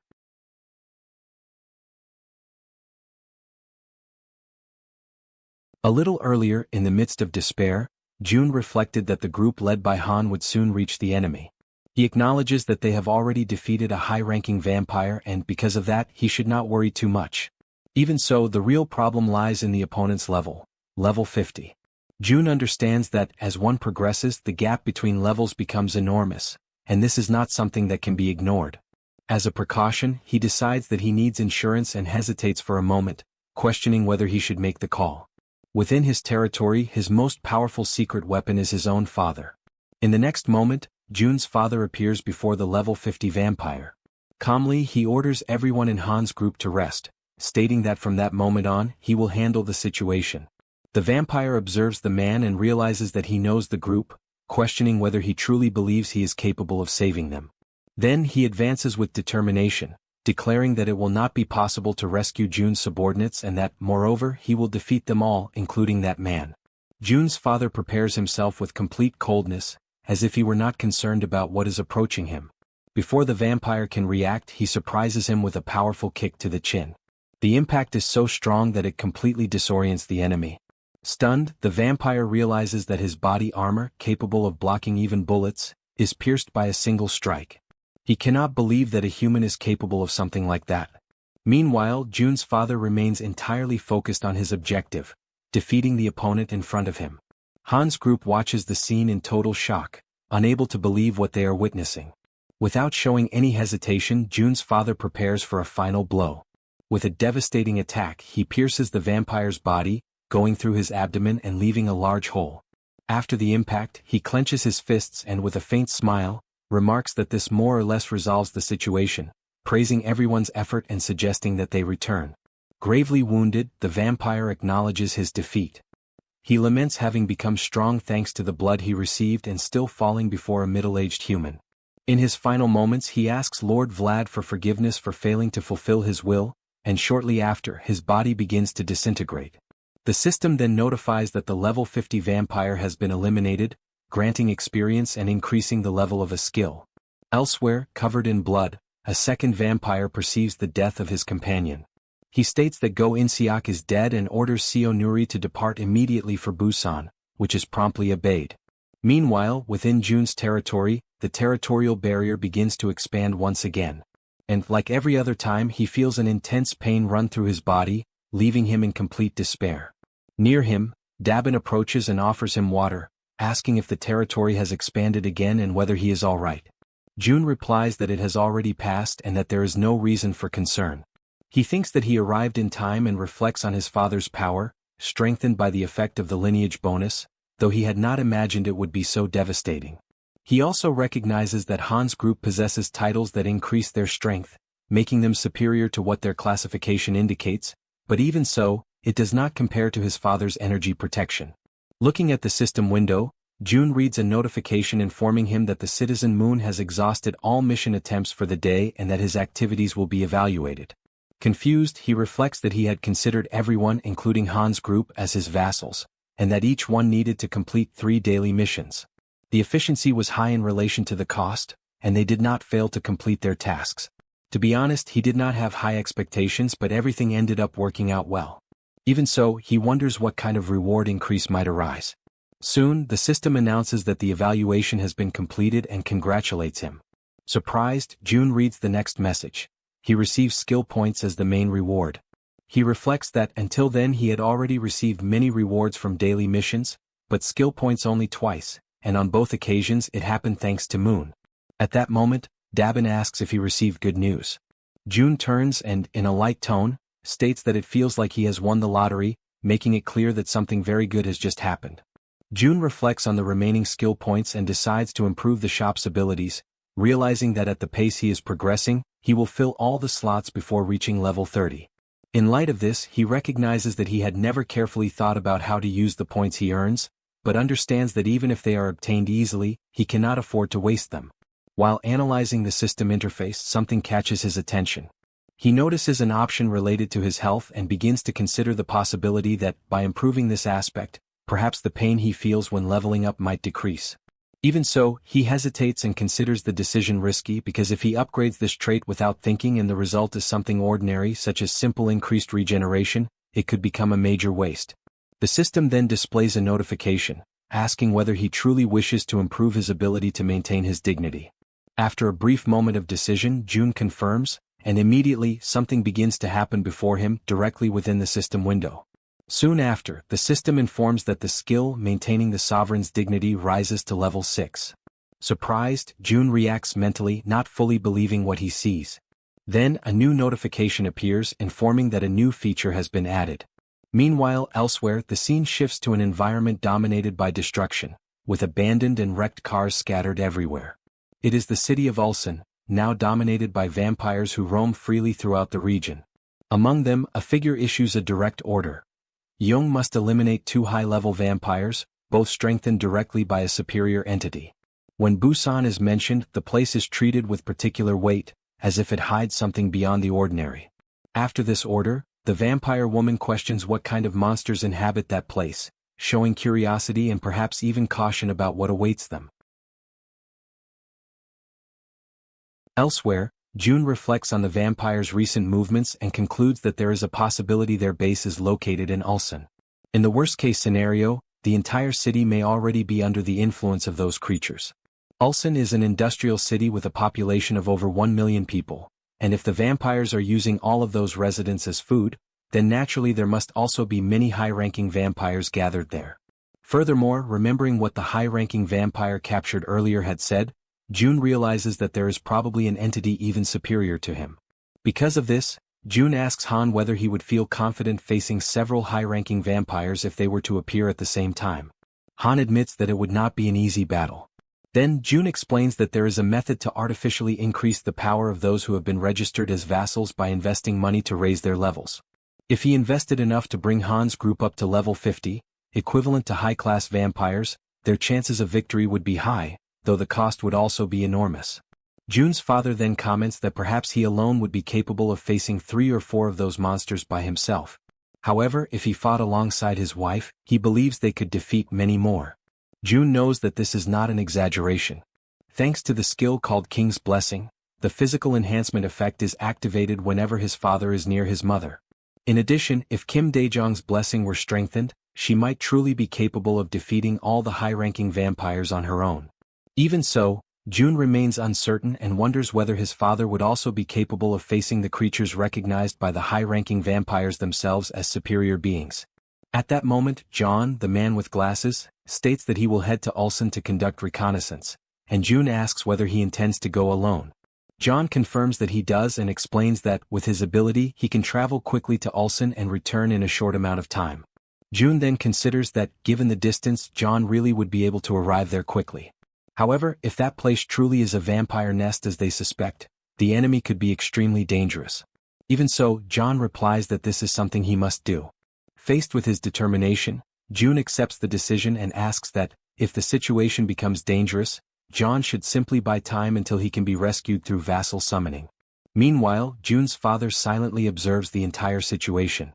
At the same time, while flying over the area, a vampire woman reflects that, despite being eccentric, the 2 high-level vampires are among the strongest even among the high-ranking vampires themselves.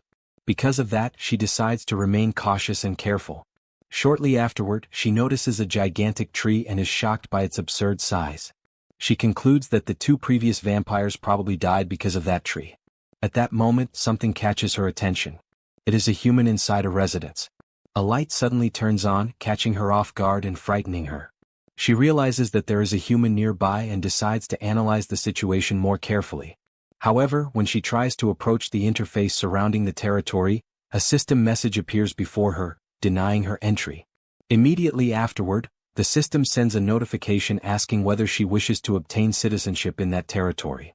She stares at the screen suspiciously and thinks that she may have been detected, and that continuing to explore that place could be dangerous. Even so, she cannot help but reflect on the nature of that space. Everything there feels different from the rest of the world, as though that were the only place where destruction had not yet arrived. Even so, she decides to retreat. Without her realizing it, June observes everything from a distance and laments the fact that the vampire possesses wings. As a precaution, he had tried to offer her citizenship, but the offer was rejected. If she had accepted citizenship, control over them would have been absolute. In addition, it would have been possible to prevent them from returning with information about that place. Despite that, June understands that there is not much he can do. After all, the amount of information a vampire can carry back with them is limited. At most, they only saw the appearance of the world tree, the transparent barrier, and the fact that they received an offer of citizenship. June notices something troubling. This time, another high-ranking vampire appeared before even a single day had passed.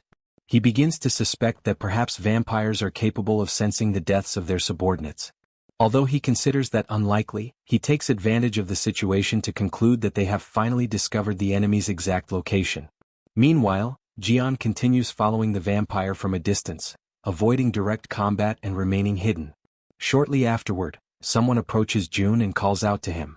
His father appears and comments that after such a long time, he would like to talk with him a little while eating something. The two of them then sit down to eat. June asks what his father wants to talk about. Before answering, the man offers his son a drink, but June refuses, saying that he still has some things to take care of. After a brief silence, his father finally speaks honestly and asks his son to come home from time to time, since his grandmother wishes to see him again. June admits that he truly feels sorry about that. He also reflects that as the fairy's power continues to grow stronger, the amount of time his grandmother can remain awake gradually increases. June reflects that because his mother always stays by his grandmother's side taking care of her, he was never overly worried. Even so, he knows it is true that he has not been home in a very long time. Then, now that the topic of family has come to an end, his father decides to get straight to the main point of the conversation. He wants to know what his son intends to do regarding the vampires. Surprised by his father's unexpected question about the vampires, June remains silent for a few moments, hesitating before answering. His father repeats the question about what he intends to do regarding the vampires. He then also asks what his son is doing and what his plans are. In response, June explains that he first needs to discover the true extent of the vampires.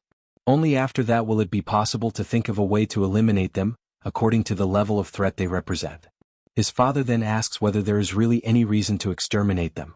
June looks at him in surprise, unable to understand the question, but his father continues, saying that if the vampires truly control Ulsan, then the situation is extremely dangerous.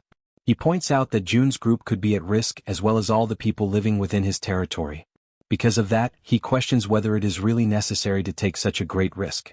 He states that even if the vampires decide to attack, he believes it will still not be too late to react, and that, in addition, by remaining there, June will be able to make full use of the safe zone ability. In the worst-case scenario, everyone will be able to hide inside the protected territory. With that, he once again asks what reason there is to work so hard to eliminate the vampires. June reflects on those words. What his father says is not wrong. Even if the vampires attack, they will not be able to cross the invisible barrier. Even so, he never wants to go through the same situation again. Even though he is prepared, he still feels anxious whenever he remembers what happened. He then begins explaining that, before he knew about the existence of vampires, he had unknowingly accepted one of them as a citizen. He decides to tell his father everything that happened that day. Furthermore, he states that he intends to eliminate at its source any threat that has the potential to turn into a tragedy. It does not take long for him to recount all the events.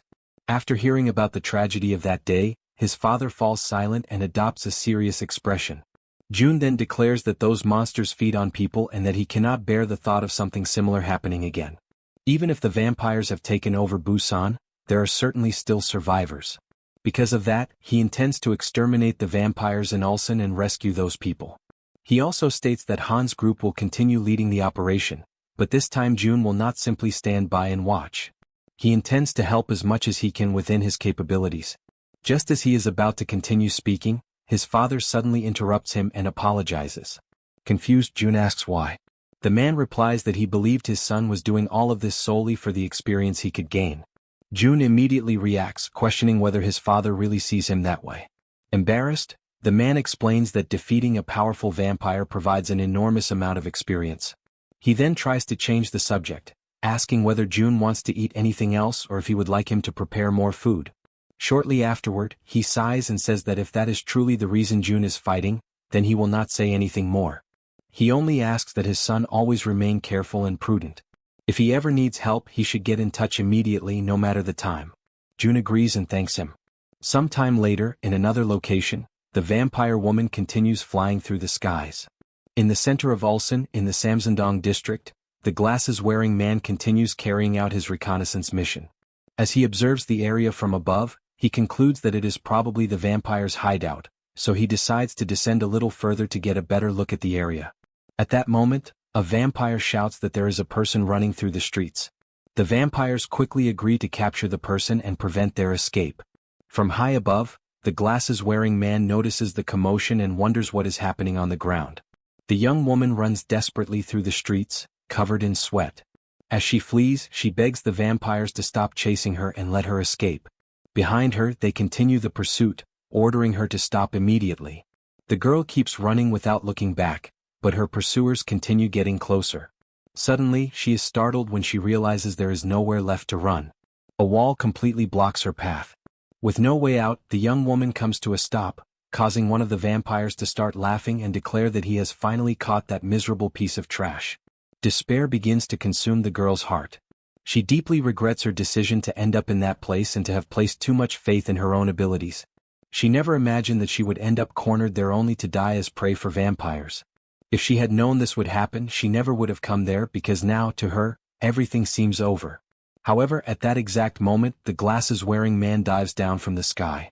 Using his crow claws, he quickly reaches the girl, grabs her, and lifts her away from the vampires, leaving the young woman startled by the sudden action. He tells her to calm down and explains that he is only trying to save her because she appeared to be in danger. Surprised, she asks whether he is really a person, but he replies that he will first take her to a rooftop that seems safe, and after that they can talk calmly.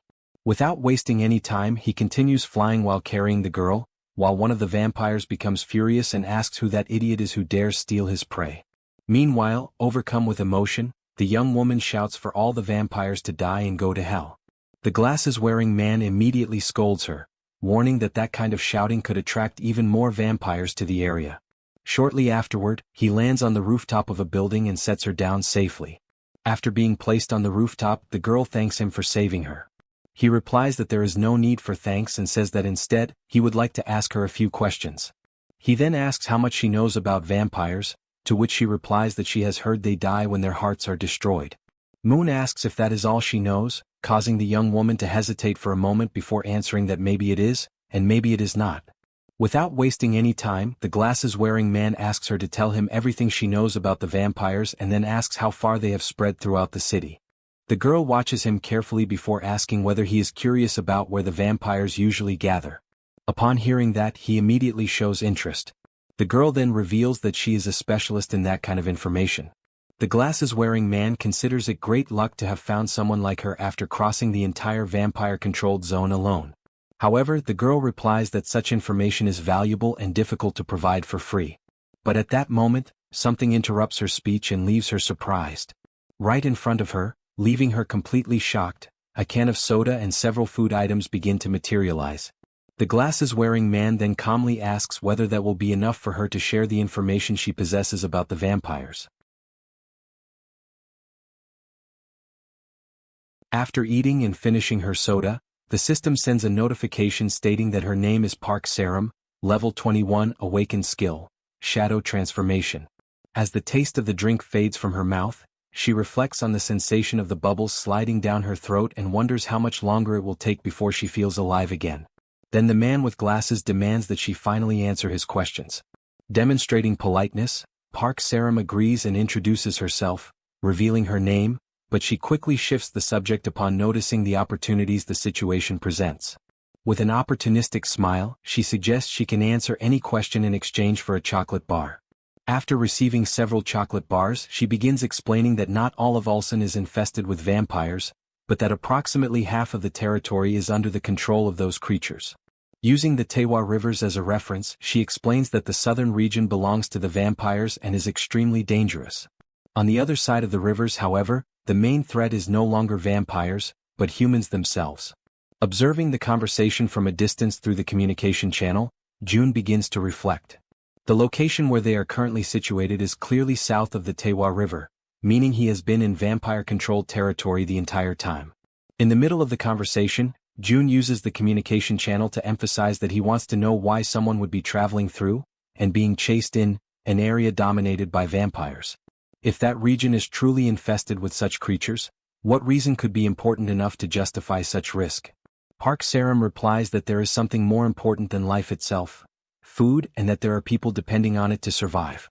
She then suggests continuing the conversation elsewhere. Noticing that Jaehyeon still has many doubts, she proposes that they all move to a safer location where they can speak more privately. At the same time, she complains about him reverting to informal speech when addressing her.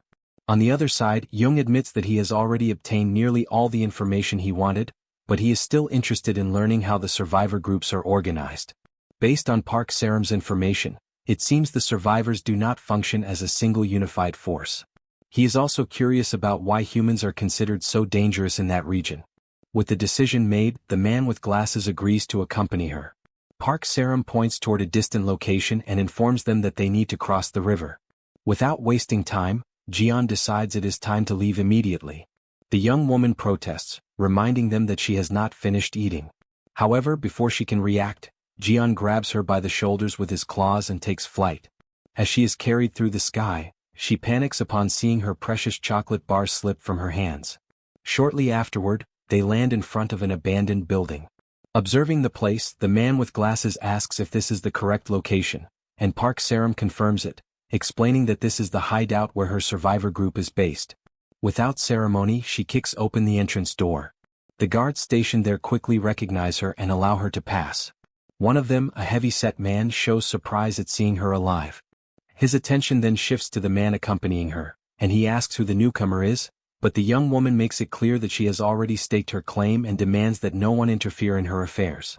Her response only increases the man's curiosity, and he insists on knowing who the stranger is, but she angrily orders him to shut up and get out of the way. From a distance, June observes another interesting detail. The system notifies him that the heavy-set man is named Jung Woong and, like Park Saram, he is level 21 and a natural metahuman, with the awakened ability Stone Fist. This information sparks June's interest, since individuals with special abilities before becoming vassals are extremely rare, appearing on average only once every 8,000 people. However, within that small group of just over 1,000 survivors, there are already 2 natural metahumans. The more he analyzes the situation, the more he believes he has found a true gold mine. Meanwhile, Jaehyeon follows Park Saram through the corridors of the shelter until they reach a dark room. As soon as they enter, a flashlight is turned on, illuminating the space. The young woman immediately asks for the light to be turned off. Inside the room are 3 young men who show surprise at seeing her return so soon. Taking advantage of the moment, Park Saram introduces the boys as her kids, and reminds the man with glasses that she had mentioned people she needed to feed. One of the young men quickly realizes she returned too soon for someone who went out in search of supplies and concludes that she has failed once again to obtain food. Park Saram, furious at almost dying only to return, considers it unacceptable to be treated that way, but the young man ignores her and asks about the backpack. She says she had to abandon it in order to survive, and he states that the mission was too important to fail. Angrily, he says the food will not last even a week, and while the adults can endure it, the children cannot. The harsh reality makes the atmosphere heavy. More than any external threat, hunger remains their greatest enemy. Still dissatisfied, the young man says they trusted Park Saram because she was the only one capable of the mission, but questions whether it makes sense for her to return with a stranger after failing to bring food. While observing the situation from a distance, June carefully analyzes the environment. Even after a superficial assessment of the shelter's interior, the severity of the situation becomes clear. The exhausted expressions and physical condition of the people make it evident that many have not eaten in days. After reflecting for a few moments, June makes a decision.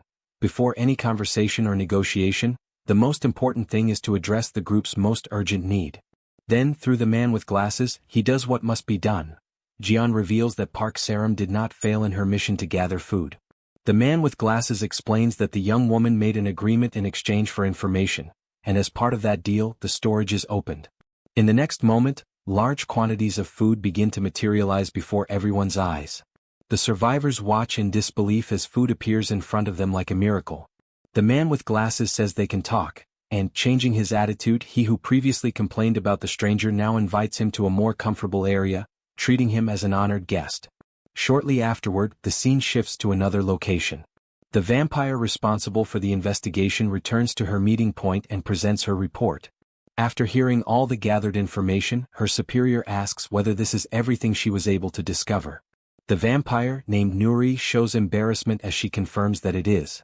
Her boss remains silent for a few moments while processing the details.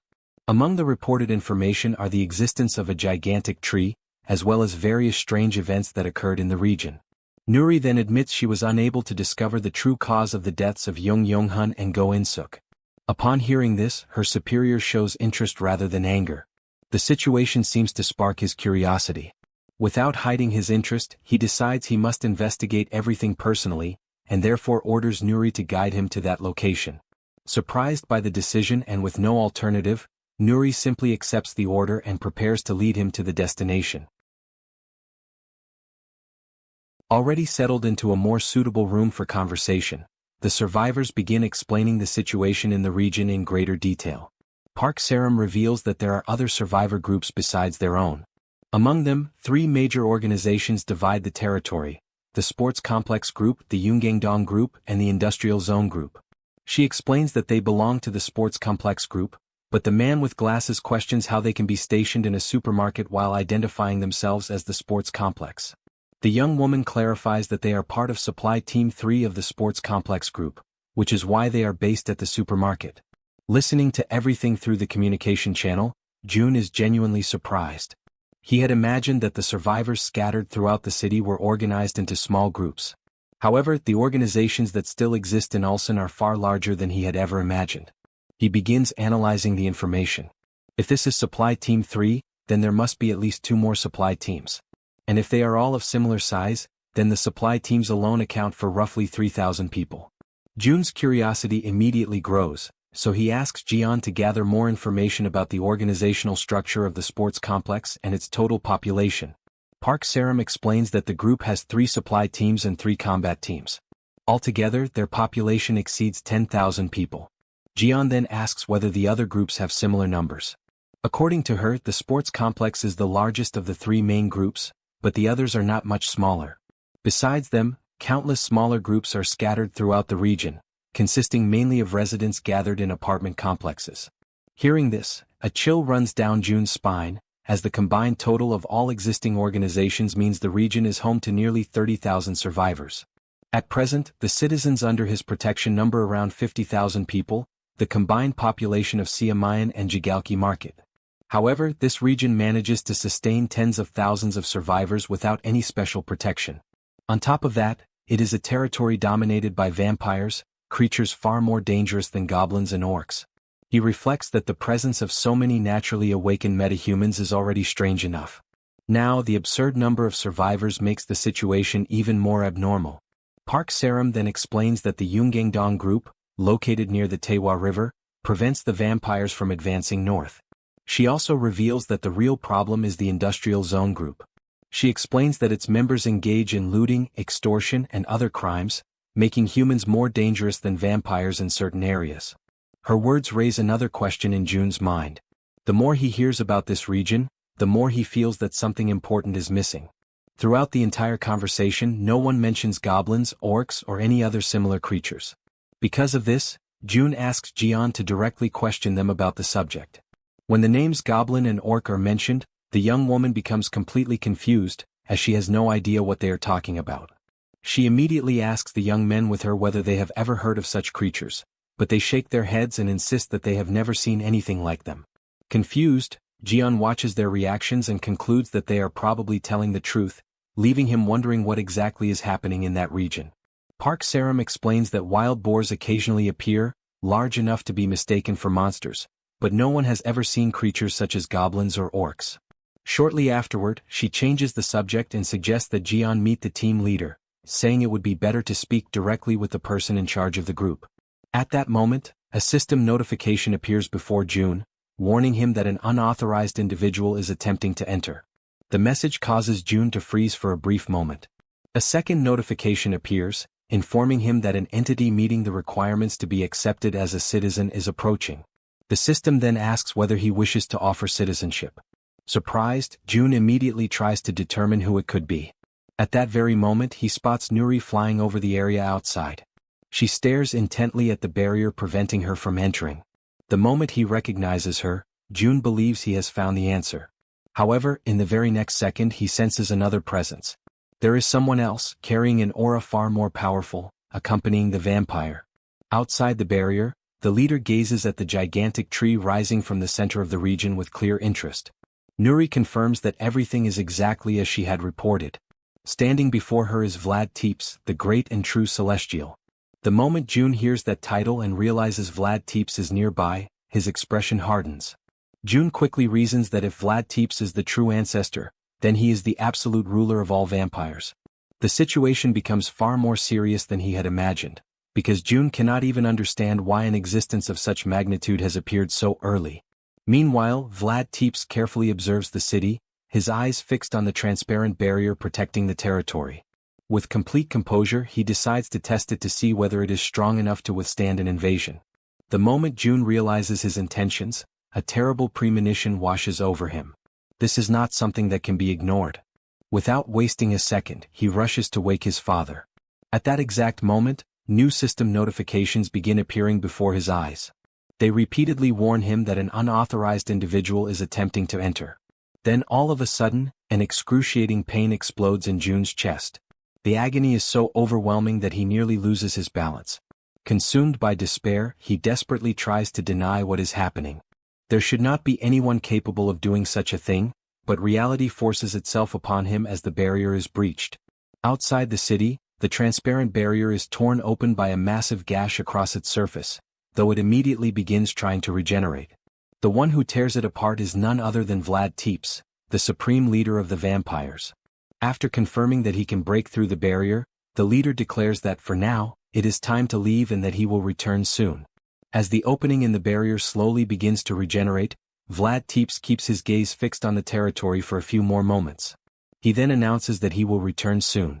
As the barrier repairs itself, the intense pain tormenting June gradually begins to subside.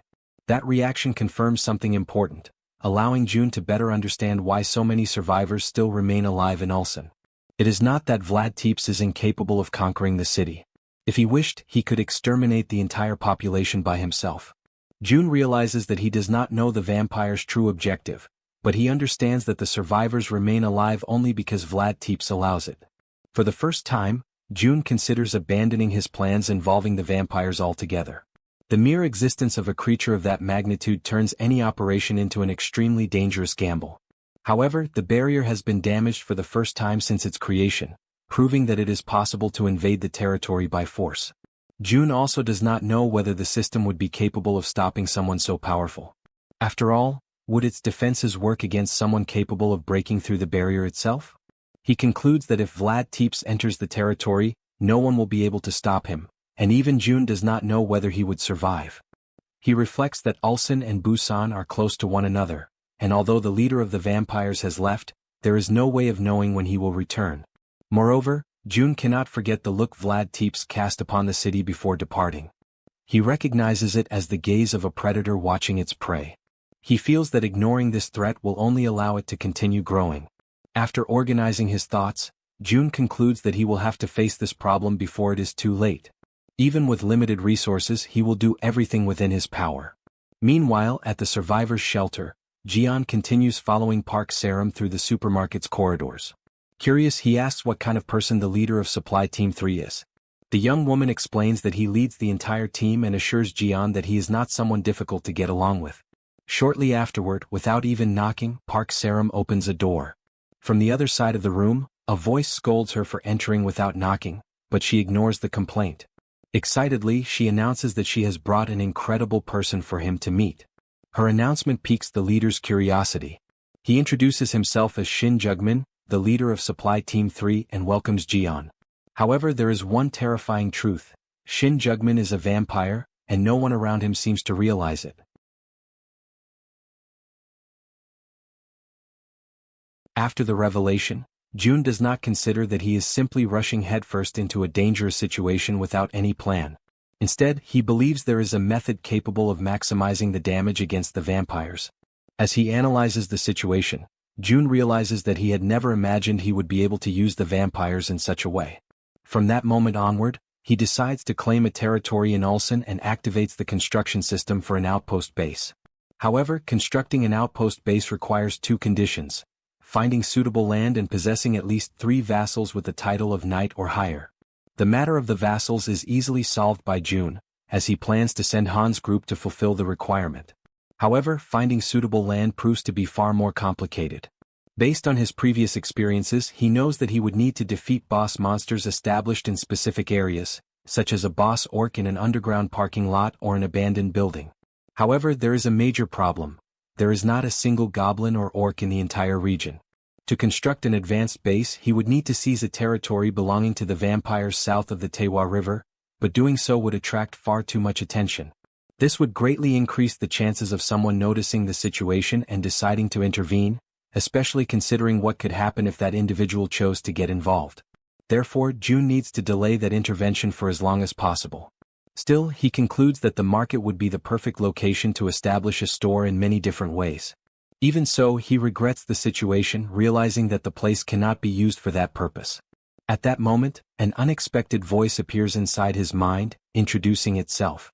Jun directs his attention toward the source of the presence through his abilities. Upon noticing the situation, Shin Young-min begins to speak, but Jun quickly understands what is happening. He observes that it is a mid-level vampire, currently at level 33. Meanwhile, Lord Vlad flies over a certain region accompanied by Nuri. She reflects that ever since they returned to inspect that place again, Vlad's expression has remained severe. The vampire notices the change in his behavior and finds it strange that he is displaying such a heavy expression, wondering what could have displeased her lord so greatly. Lord Vlad, on the other hand, remains focused on the barrier, realizing that it is delaying the recovery of his hand. He wonders what kind of power could have created a barrier of such magnitude. He reflects that he became extremely suspicious when he discovered the existence of the World Tree. At the time, he believed he could easily burn it down or, if everything went according to plan, devour it and absorb part of the authority belonging to the tree. However, that barrier made everything impossible. When he attempted to destroy it, all he managed to do was create a small crack, and the price required to accomplish even that feat ended up being far greater than he expected. Remembering the moment when he came into contact with the barrier, Vlad Tepes was impressed by the enormous scale of the power he sensed for a brief instant. The dense presence of authority within that territory was both terrifying and fascinating at the same time. It was an aura of a kind he had never experienced before, and faced with that, he wonders if the being residing in that place could be a god who had descended into the mortal world. With the full moon approaching, he believes that when that moment arrives, the situation may finally represent an opportunity. At that moment, the scene shifts back to the market. There, the man with glasses is communicating with Jun. Through his ability, Jun reveals that the leader of Supply Team 3, the person the man with glasses had just met, is a vampire. The revelation shocks him, as it confirms that Jong is truly a mid-level vampire, level 33. Surprised, the man with glasses questions whether Jun is certain about that information and asks what they should do from that point onward. Jun replies that he will send Han's group to assist him soon and until they arrive, asks the man with glasses to continue observing the vampire carefully. The man with glasses then asks whether he can share all the details with Park Saren, including information about Jun, because he believes she seems like someone they can trust. Jun allows him to do whatever he considers best, and after receiving permission, the man with glasses agrees. When Park Saren learns the news, she becomes completely shocked and questions whether John is joking. The man with glasses answers that, unfortunately, he is being serious.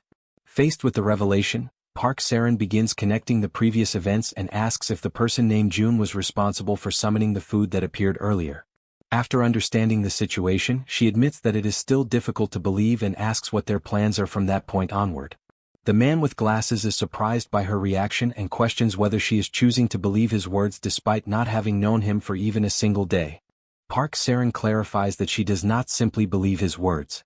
Instead, she believes in his ability because if June is truly the person he claims to be, they would take responsibility even if everything went wrong. The man with glasses confirms that he would and promises that he would do so. Park Seren points out that something needs to be done, but the man with glasses explains that they can only act once their companions arrive. The young woman agrees and nods, indicating that she understands. The following day, while the sun shines over the region, the system emits a series of notifications. The first notification states that the hunt for a mid-level vampire, level 33, has been completed. As a reward, a large amount of experience is obtained, and a sum of 1 is deposited. In addition, the system records that Citizen Moon eliminated the market leader. Another notification informs that the construction of an advanced base in Ulsan Mart is now possible. Han's team has arrived at the market, the operation begins and everything proceeds without major problems. Revealing that the leader of Supply Team 3 was a vampire was not a difficult task. Using Moon's invisibility to investigate the vampire's quarters, they discover a corpse drained of blood, confirming his identity and preventing a possible reaction from the survivors connected to him. After reflecting on everything, June gives the command to the construction system. He wonders if he should finally complete what needs to be done and begin constructing the outpost base. The system then informs him that the installation requires 3 citizens with the title of knight or higher during the construction period, which will last 7 days, and asks whether he truly wishes to build the installation. June confirms his decision. Soon after, a new notification appears, informing him that 6 or more citizens with the title of knight or higher have gathered at one point within the construction area. Another message states that construction efficiency remains at 100% and that the remaining time until the advanced base is completed is 83 hours and 59 minutes. While observing the system interface, June notices the effect caused by the number of citizens gathered and realizes that, thanks to this, he can save some crystals. The system then asks whether he wishes to instantly complete the construction of the outpost base installation, requiring 9 crystals. June never intended to wait an entire week from the beginning, so he decides to complete the construction immediately. As soon as he confirms the action, a massive energy descends upon the location, striking the construction barrier. The system then informs him that individuals who meet the requirements to become citizens have been found. It then asks whether June wishes to grant citizenship to those people, and he grants permission. With that, the entire Ulsan Mart officially comes under his control. Additionally, June receives information about approximately 1,000 citizens who were inside the market. He identifies 7 metahumans and, upon observing another piece of information, becomes completely surprised. On the other side of the market, Han informs the group that the situation seems to have been resolved for the time being and asks where June is. Inside the market, where the citizens are gathered, they begin noticing the changes around them. They are surprised to realize that the energy has returned and cannot believe what is happening. Observing that, Han concludes that June's side has also completed its preparations and believes that the operation is over. Therefore, feeling relieved, he asks if they can consider the mission completed. However, leaving him shocked, June responds through the communication device that the operation is not over yet. At that moment, an individual approaches Han's group. Then June reveals the true situation. There are currently 19 vampires mixed among the citizens inside the market. At that instant, the vampire title is activated, reducing their attributes by 90%, removing the buffs applied to the citizens, causing continuous pain throughout their bodies, and revealing a scarlet mark on their foreheads. Even weakened by the effects of the title, June maintains his determination and gives the final order. Everyone must be eliminated.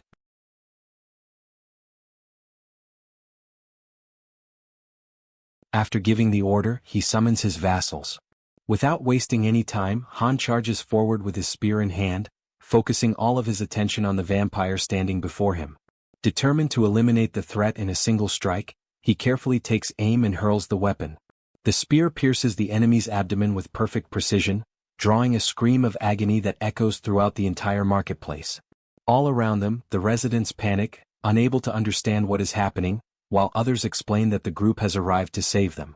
At that moment, the system announces that the trust of several citizens has increased. Even from afar, June follows everything through his communication ability and praises the group's performance. Thanks to the effect of conquest, no one has been injured and only one vampire remains. Determined to settle the situation, June contacts Jaehyeon and asks her to come up to his location, as he needs her assistance elsewhere. Now is the time to introduce himself to the survivors of the newly established forward base.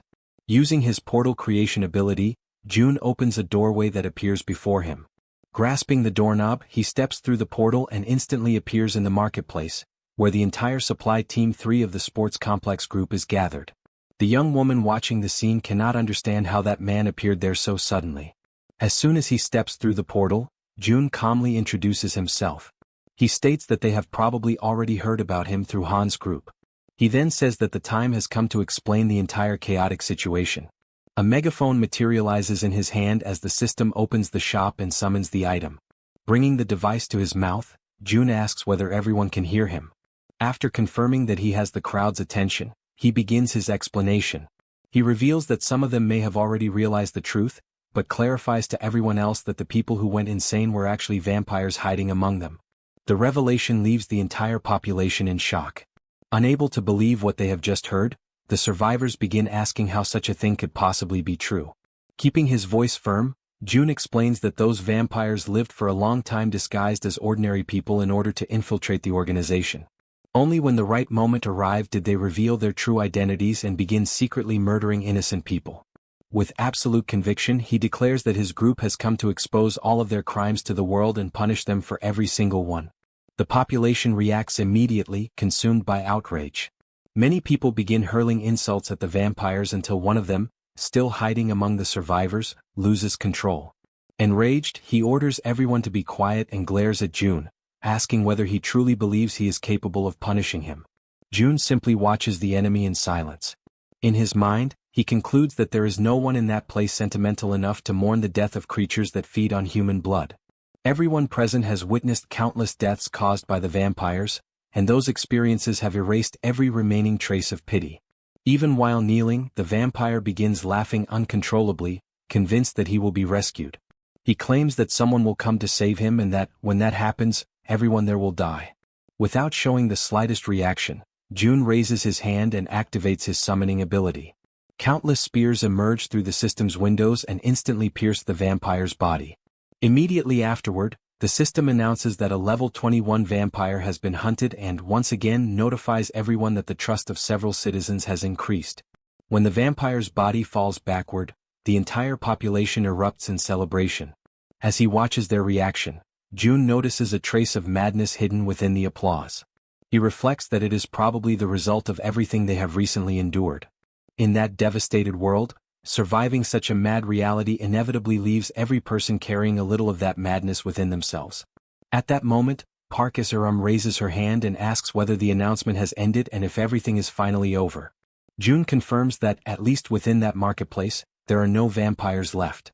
With a serious expression, Park Is-arum asks what their next step will be while the entire team waits for his answer.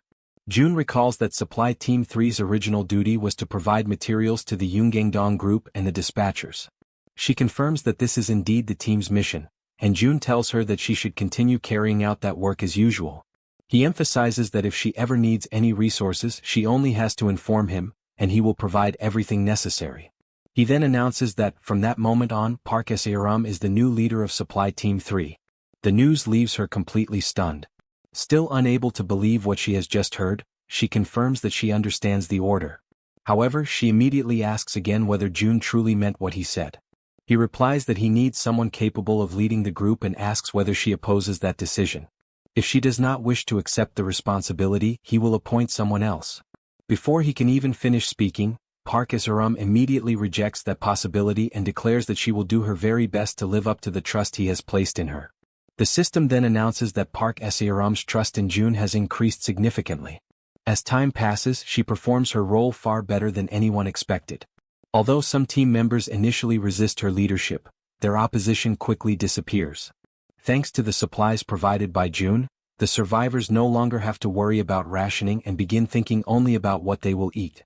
After all, no one holds a grudge against the person who provides them with such comfort.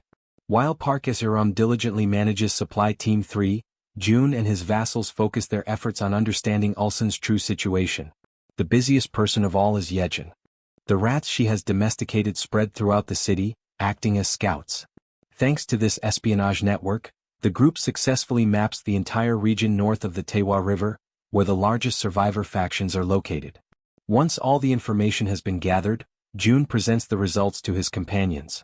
According to the investigation, the three largest survivor groups, the Sports Complex Group, the Yunggangdong Group, and the Industrial Zone Group, all have vampires infiltrated into their central leadership.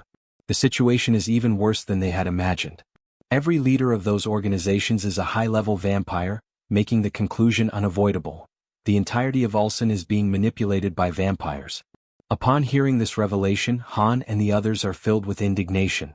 Han realizes that this means there has never been a genuine war between humans and vampires, nor any balance of power. Jun confirms that conclusion. According to him, Ulsan is nothing more than a gigantic human slaughterhouse run by vampires. As he surveys the situation, Jun reflects on how grave it truly is. He had believed he had found a relatively safe place to establish a forward base. Now, however, he realizes that he has effectively built his fortress right in the heart of enemy territory. His original plan had been to unite all the survivor groups. With his abundant supplies, winning the people's trust would have been easy. He would grant citizenship to everyone and make them his people. After that, all that remained was to organize a fully equipped military force and launch a war against the vampires. However, because the vampires occupy every important position within those organizations, every move Jun makes and every piece of information he gathers will inevitably reach the enemy. Faced with this situation, Han asks what their next move will be. Jun remains silent for several moments. Among the few remaining options, only one has any real chance of succeeding, although it is also the most aggressive. Finally, he raises his gaze and declares that there is no other choice. Standing firm, he decides that the time has come to destroy everything. Amid the deteriorated, dark, and completely deserted city, a vampire opens a small bottle and swallows the blood inside. After drinking it, he remarks that this time the other vampire managed to bring him healthy blood. The vampire reveals that the blood belongs to the team leader and questions how much longer they will continue living that way, since exterminating the humans on the other side of the river would be easy, making it unnecessary to remain hidden among the survivors. The other vampire shows that he understands his frustration. Surviving like that day after day is truly exhausting, especially when there are so many fresh humans on the other side of the river. Even so, he asks him to endure it just a little longer because the people on the other side of the river are sacrifices meant for an important ritual. With a cunning tone, he explains that the day will come soon, the night of the full moon mentioned by the true ancestor. Intrigued, the other vampire tries to understand what that means, and it is confirmed that once the right moment arrives, they will finally be able to act. However, before they can continue, the vampire senses something strange and questions what is happening. Something has just violently pierced through the center of his body. The vampire accompanying him becomes completely terrified at the sight and immediately realizes that there is an intruder. Confusion takes over the area as the other vampires try to figure out what is happening. They can only hear their enemies but they cannot see them. Then, countless attacks begin to rain down on the vampires, striking them from different directions. On the other side, Jun observes the situation and shows relief upon realizing that everything is working according to plan. Moon, holding his weapon, confirms that the situation is under control and that the civilian appears to be unharmed. He then asks how things are going on the other side. Nearby, Toji stands with his halberd alongside his group and reports that their side is clear. Lee's community also manages to eliminate the enemies in their area, and their side remains equally under control. After receiving the reports from the different regions of the city, Jun acknowledges everyone's excellent work. The operation combines coordinated assassinations carried out with Moon's assistance and guerrilla operations led by Han and Lee's teams, ending with the poisonous mist attacks of Yeren and Jaehyeon. In this way, the system reports the number of enemies eliminated. Jun knew they would eventually be discovered, so he decided to use that fact against the vampires. Soon, the true ancestor would learn what had happened and order the high-level vampires into action. Even so, he shows no concern because his countermeasures against them are already prepared. After 2 days of investigation, the team identifies the locations of all the high-level vampires in Ulsan and begins monitoring the true ancestor and the 11 vampires in real time. This is only possible thanks to the awakened Yuhan Kill. His long-distance vision ability allows him to completely examine an extremely vast area. After Jun establishes a subordination contract with him, this ability becomes even more powerful. Whenever Yuhan Kill detects any movement, he informs Jun, who uses the Supreme Eyes together with Yu Hankel's vision to track every high-level vampire in Ulsan. Suddenly, the Awakened alerts June to an anomaly. One of the high-level vampires has begun to move. June asks which one is on the move, and Yu Hankil informs him that it is target number 11. June realizes that everything is happening within the expected time frame. To control the chaos, the high-level vampires are numbered from 1 to 11, making it easier to eliminate them. Meanwhile, countless vampires run desperately, trying to understand what is happening. They realize that they are under a large-scale attack and conclude that the humans have invaded the area. Some of them consider it impossible, but as they advance, they eventually come across someone who is already waiting for them. It is Han. As he observes the situation through his ability, June recalls some of the things he learned during his confrontations with the high-level vampires.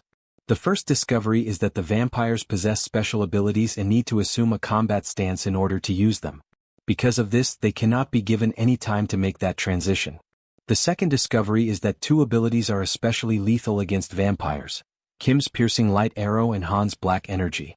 The vampires are completely shocked when they find Han standing before them, and some immediately order the group to attack. Han, however, considers the vampires far too slow. Without giving them any time to react, Han charges forward with his spear, striking the vampires with his black energy and leaving them dead one after another.